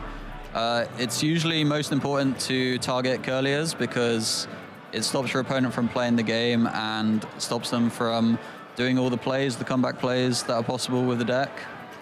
Of course, something like stopping your opponent from playing the game is one of the ways of which, of course, we all win, right? You play on first game, you had the Monkey Door advantage 3-1 in that game too. That must have felt pretty good, wasn't it? Yeah, it did feel good, and I'm glad. I'm glad I was able to win, because I feel like I made a couple of mistakes. I shouldn't have filled my bench because it was unlikely he was going to take a KO. on the next turn. But then I realized that, and I knew he was down his boss and a churro as well. So all I had to do was just wait until he took a KO, and I could really punish that with a counter catcher, unfair stamp, and double monkey play. Yeah, and exactly that counter catcher unfair stamp on the Kirlia really swung the tide in that game. Of course, that was before you got to cement those triple monkey dories, the monkey business on the bench, of course. Yeah. Now, with this season in general, how is everything looking for you? I've had a bit of a bad start to the season. I've kind of not been finding my deck until I picked up Gardevoir again at EUIC. And now it's Kirlia's rotating, so I'm kind of sad I didn't pick it up before. But we'll have to see what it looks like post-rotation. I still think it's going to be good, so I'm probably going to play it again. So, of course, more Guardy for the rest of the season, maybe perhaps after when we come to rotation. But if we are, of course, on the target of, season progression, having a bad start, what is the ultimate goal for you in this season? I've been really wanting to win a regionals this season. I came so close at Toronto. And I'm happy I got second, but it also kind of stings that I didn't win. Yeah, of course, getting the invite, winning a regional, maybe this is your shot, perhaps. Of course, everything is getting decided tomorrow in the phase 2 of competition. But one thing is for sure is that we're going to kick it back over and give it a complete review of the day we had today.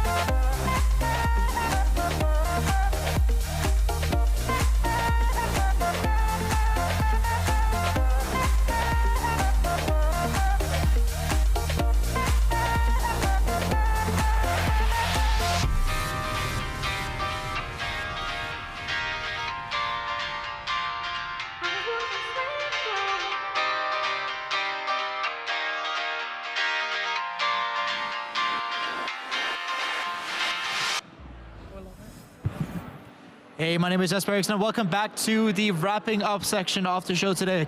Of course, I'm joined by my fellow casters, Ross Gilbert, Benjamin Rabioti, and Freya Pierce. Of course, we've had such a great day, 8 Swiss rounds here in Stockholm, and I have to ask you guys, what has been the best moments from you so far today?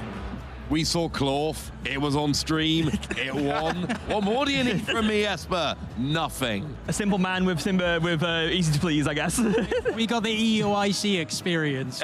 We got the turn 1 donk, the Petra, toxic subjugation. It was just, just the story yet again for Cloth, right? And then for me, I think it was being part of, again, I need to fact check myself on this, but I think it was the first ever Swiss round tiebreaker game that we've had on stream, I think. I've said it about 5 times. Every day is a school day. Especially with Pokemon commentary, you just learn something new every time you come here. And of course, what better way to have it on stream, right? Yeah, absolutely. Also, we're the Scandinavian couch all of a sudden. Exactly, we got the Scandinavian couch here in Stockholm. Well, the natural place to have it, of course. Yeah. One thing that actually did stand out to me, of course, the tiebreaker game. I was standing backstage and really was hoping for that to happen because it's just such a hype moment to learn all of you back home how the rules function a little bit there. I could see it on your face. I was watching it and thinking, oh, Jesper really wants this, doesn't he? I was stood with him and I can confirm he was hyped for the idea of a tiebreaker game. Well, as soon as you saw the Dragon Laser happening in that game, the tiebreaker game was on with the gouging happening afterwards, of course, taking out both actives. And, these tiebreaker games are always funny because it was such a back and forth. Richard Drago was about to win it there, missed the energy switch, and then we went on to, Roy Moon had the game set up anyway, and then we ended up in, I think, in a tie in that match, because Game 3 didn't have time to finish. Yeah, of course, the tiebreaker game also drained some time off the clock. Yeah, exactly, yeah. That much more likely happening. But in terms of, we've seen the metagame, we discussed it a bit during the day, of course. Any surprising in terms of decks? I guess, I mean, the closest thing I would call a surprise is probably Roaring Moon, to be honest, because it's not like it's not around, but in terms of its prevalence as a top contender, because you were also talking about how some of the top players are playing it, perhaps they wouldn't before. I think that was like the main thing that caught me off guard. Yeah, it seemed like a lot of the decks that were coming into this tournament playing Roaring Moon, it was more of an amalgamation of the Roaring Moon EX that we know and love already, but some additions from maybe Ancient Box and taking advantage of the single prize Pokemon that it has. But we know that it's a tried and tested engine already, right? But, you know, it just has 2 versatile attacks. So, yeah, why not? You know, a lot of people say the Dragapult matchup is great, and that's, at the moment, all you need to do well at the moment, I think. I bumped into our friend, the lovely Joe Bernard, here, our co-caster buddy. He's 6-1-1 this weekend with Roaring Moon, so he's in day 2 with Roaring Moon. So, apparently, he's not on the desk with us this weekend, but he does agree about Roaring Moon. Okay. The thing is, I say top players, I mean Joe Bernard, but I don't want to say his name just because he'll just take advantage of me saying he's a top player. I mean, maybe we'll have to scratch that in post-production, but of course we'll have to look at what has happened with the Swiss rankings today. Of course, such a grueling day, 8 Swiss rounds, have a lot of players moving on to the phase 2 of the tournament. Of course, every single player with a 5-2-1 record or better is making it through to the phase 2 of the tournament. Now, tomorrow, of course, we're going to be starting off these rounds, but first of all, anything jumping out in your mind here, Ross? I mean, looking over here, we've got a bunch of players. This is, of course, going into round 8. These are not including the round 8 results, but Bert and Drew there, both sitting at 7-0, obviously jumps out massively. Oyvind at 6-1. We could have a 3rd finals appearance in a row there. Demi, of course, we saw in that last round, there are a bunch. And oh, look, we got Yari on there. 6-1 with Clorf, just putting that out there. Yeah, and we see quite a lot of American players on this list as well. We see John Eng, Isaiah Bradner as well, Billy Bellinger. You know, these another cohort of American players coming over the pond and doing well in another European tournament, just like EUIC. But you know, who knows what they've got kicking up their sleeves. Or is it John coming over to defend Azul's honor from last year, maybe? Yeah, good point. Very good point. Maybe another American win in Sweden. I mean, of course, speaking about Sweden, didn't see any Swedish players on the top 16 graph, but I did spot out Ronan Nilsson, who, of course, top 8 at EUIC too, and we get to see a lot of the day 2 qualified players. Of course, Rune being a part of it, but also another Danish guy, Malte Bowie, being a part of it. And I also do know that our 9th place finisher at EUIC, Oscar Messen, is within the contention too. So a lot of Scandinavian success, perhaps not Swedish, but I mean, Stockholm, Scandinavia works. Yeah, I mean, if you extend to like the Nordics generally, right? Then you could also include Oyvind as well, representing for Finland, and again, just on an absolute tear this season, and clearly with no signs of stopping. Did Joe not make the day 2 qualified players graphic? Oh, I think not. And the difference between me and Joe in this case, at least when I make day 2, I'm on the graphic. I did make a little spot here. Of course, we did have Linus Wikström, who me and Ross were casting together against the Lugia of Chris, did make day 2 at the end. I have to point out, Jesper, when Joe watches this back later, he will be fuming. He's watching right now. Okay? There's no doubt about it. I do hope Joe is watching, but one thing for sure is that we also have to make sure that everyone is also watching tomorrow. But one thing for sure, what are you guys looking forward to tomorrow when we're talking about come back and watching? I'm just looking forward to a bit more of the same. We're coming back 10 a.m. The internet's been invented. You can use that to figure out your time zone. But what I will say is we've had, and it is just Dragapult and a bunch of other stuff. There's some control at the top tables with Snorlax and Pidgeot. Roaring Moon's here. Glorf is out there. Miraidon is still hanging around. I just want to see, is it really just going to be the coronation of Dragapult like we expected, or is there a serious contender out there? Yeah, what's going to be the knight in shining armor when it comes to decks? Who's going to take down the Dragapult, which is theoretically the dragon right now, right? Over the format. Top dragon. Like you said, I share your excitement to see what can come out on top other than Dragapult. It's not the year of the dragon anymore. I'm just putting that out there. Oh, well. Clearly, Dragapult didn't get the memo. Oh, yeah, very good. And you're true about that. Staying up with tunes in terms of that. Of course, also, one thing that's really, really important for us tomorrow is, of course, we get to crown a Stockholm Regional Champion. Of course, whether that be Dragapult or not, that is one thing to be seen. But one thing that is to be sure is if you want to be able to register and get to spectate these events, or maybe even compete at them, make sure to go along to the page of RK9. But one thing for sure we have to follow along with is our ending of the season. Of course, right now we're in Stockholm here this weekend, but we do still have the Seville Regional Championships, or actually special championships happening, the Utrecht Special Championships, the Bologna Special Championships. Of course, the last year event of the year to earn championship points is in New Orleans at the EUIC, wrapping up the season with Worlds in Anaheim. Yeah, it's a heck of a schedule for sure. And yeah, you can, if you want to register to maybe go to one of those future tournaments, there's a link there, arcane9.gg/event/Pokemon. Register to compete or spectate today. It's honestly, so I actually came here with a friend of mine who's never been to a Pokemon event before, and they were here to spectate, and they've had an absolute blast. And I would highly recommend it to anyone else. If you're not sure what it's like, but you want to just dip your toes in and see what a regionals is like, give it a go. Register as a spectator. It's a good time. Fun is guaranteed, okay? Just putting it out there. You can't guarantee fun, Ben. And can, apparently. I'm guaranteeing it. Bring some old friends, make some new. One thing we can guarantee that if you love Pokemon, you will be guaranteed to find like-minded people at this event. Correct. But that is one thing that is for sure. Probably you will have fun with them. But that's not a guarantee at all. But one thing that is a guarantee is that you will be there. But of course, you can always go ahead and check out our action over at Pokemon.com/broadcasts to make sure that you do not miss any future streams, and especially do not miss our stream tomorrow. Well, don't tell anyone, but I have heard rumors. Apparently, we're also streaming Pokemon Go and the Pokemon Video Game Championships all weekend on Pokemon.com/broadcast. So we actually have all 3 games running all weekend. So when there's a little bit of break in the TCG stream, maybe you could check out some other games. Yeah, but only then, obviously. Yeah, only then. Yeah. And of course, we do have a Twitch schedule coming up, of course, on Tuesday, Wednesday, and Thursday. Tuesday, we do have the Pokemon, the Series X and Y Kalos Quest, and the 2024 Los Angeles Regional Championships VG rerun, and then ending up on Thursday with Pokemon the Series X and Y Kalos Quest. So, of course, one thing is important. What are you guys looking forward to watching there?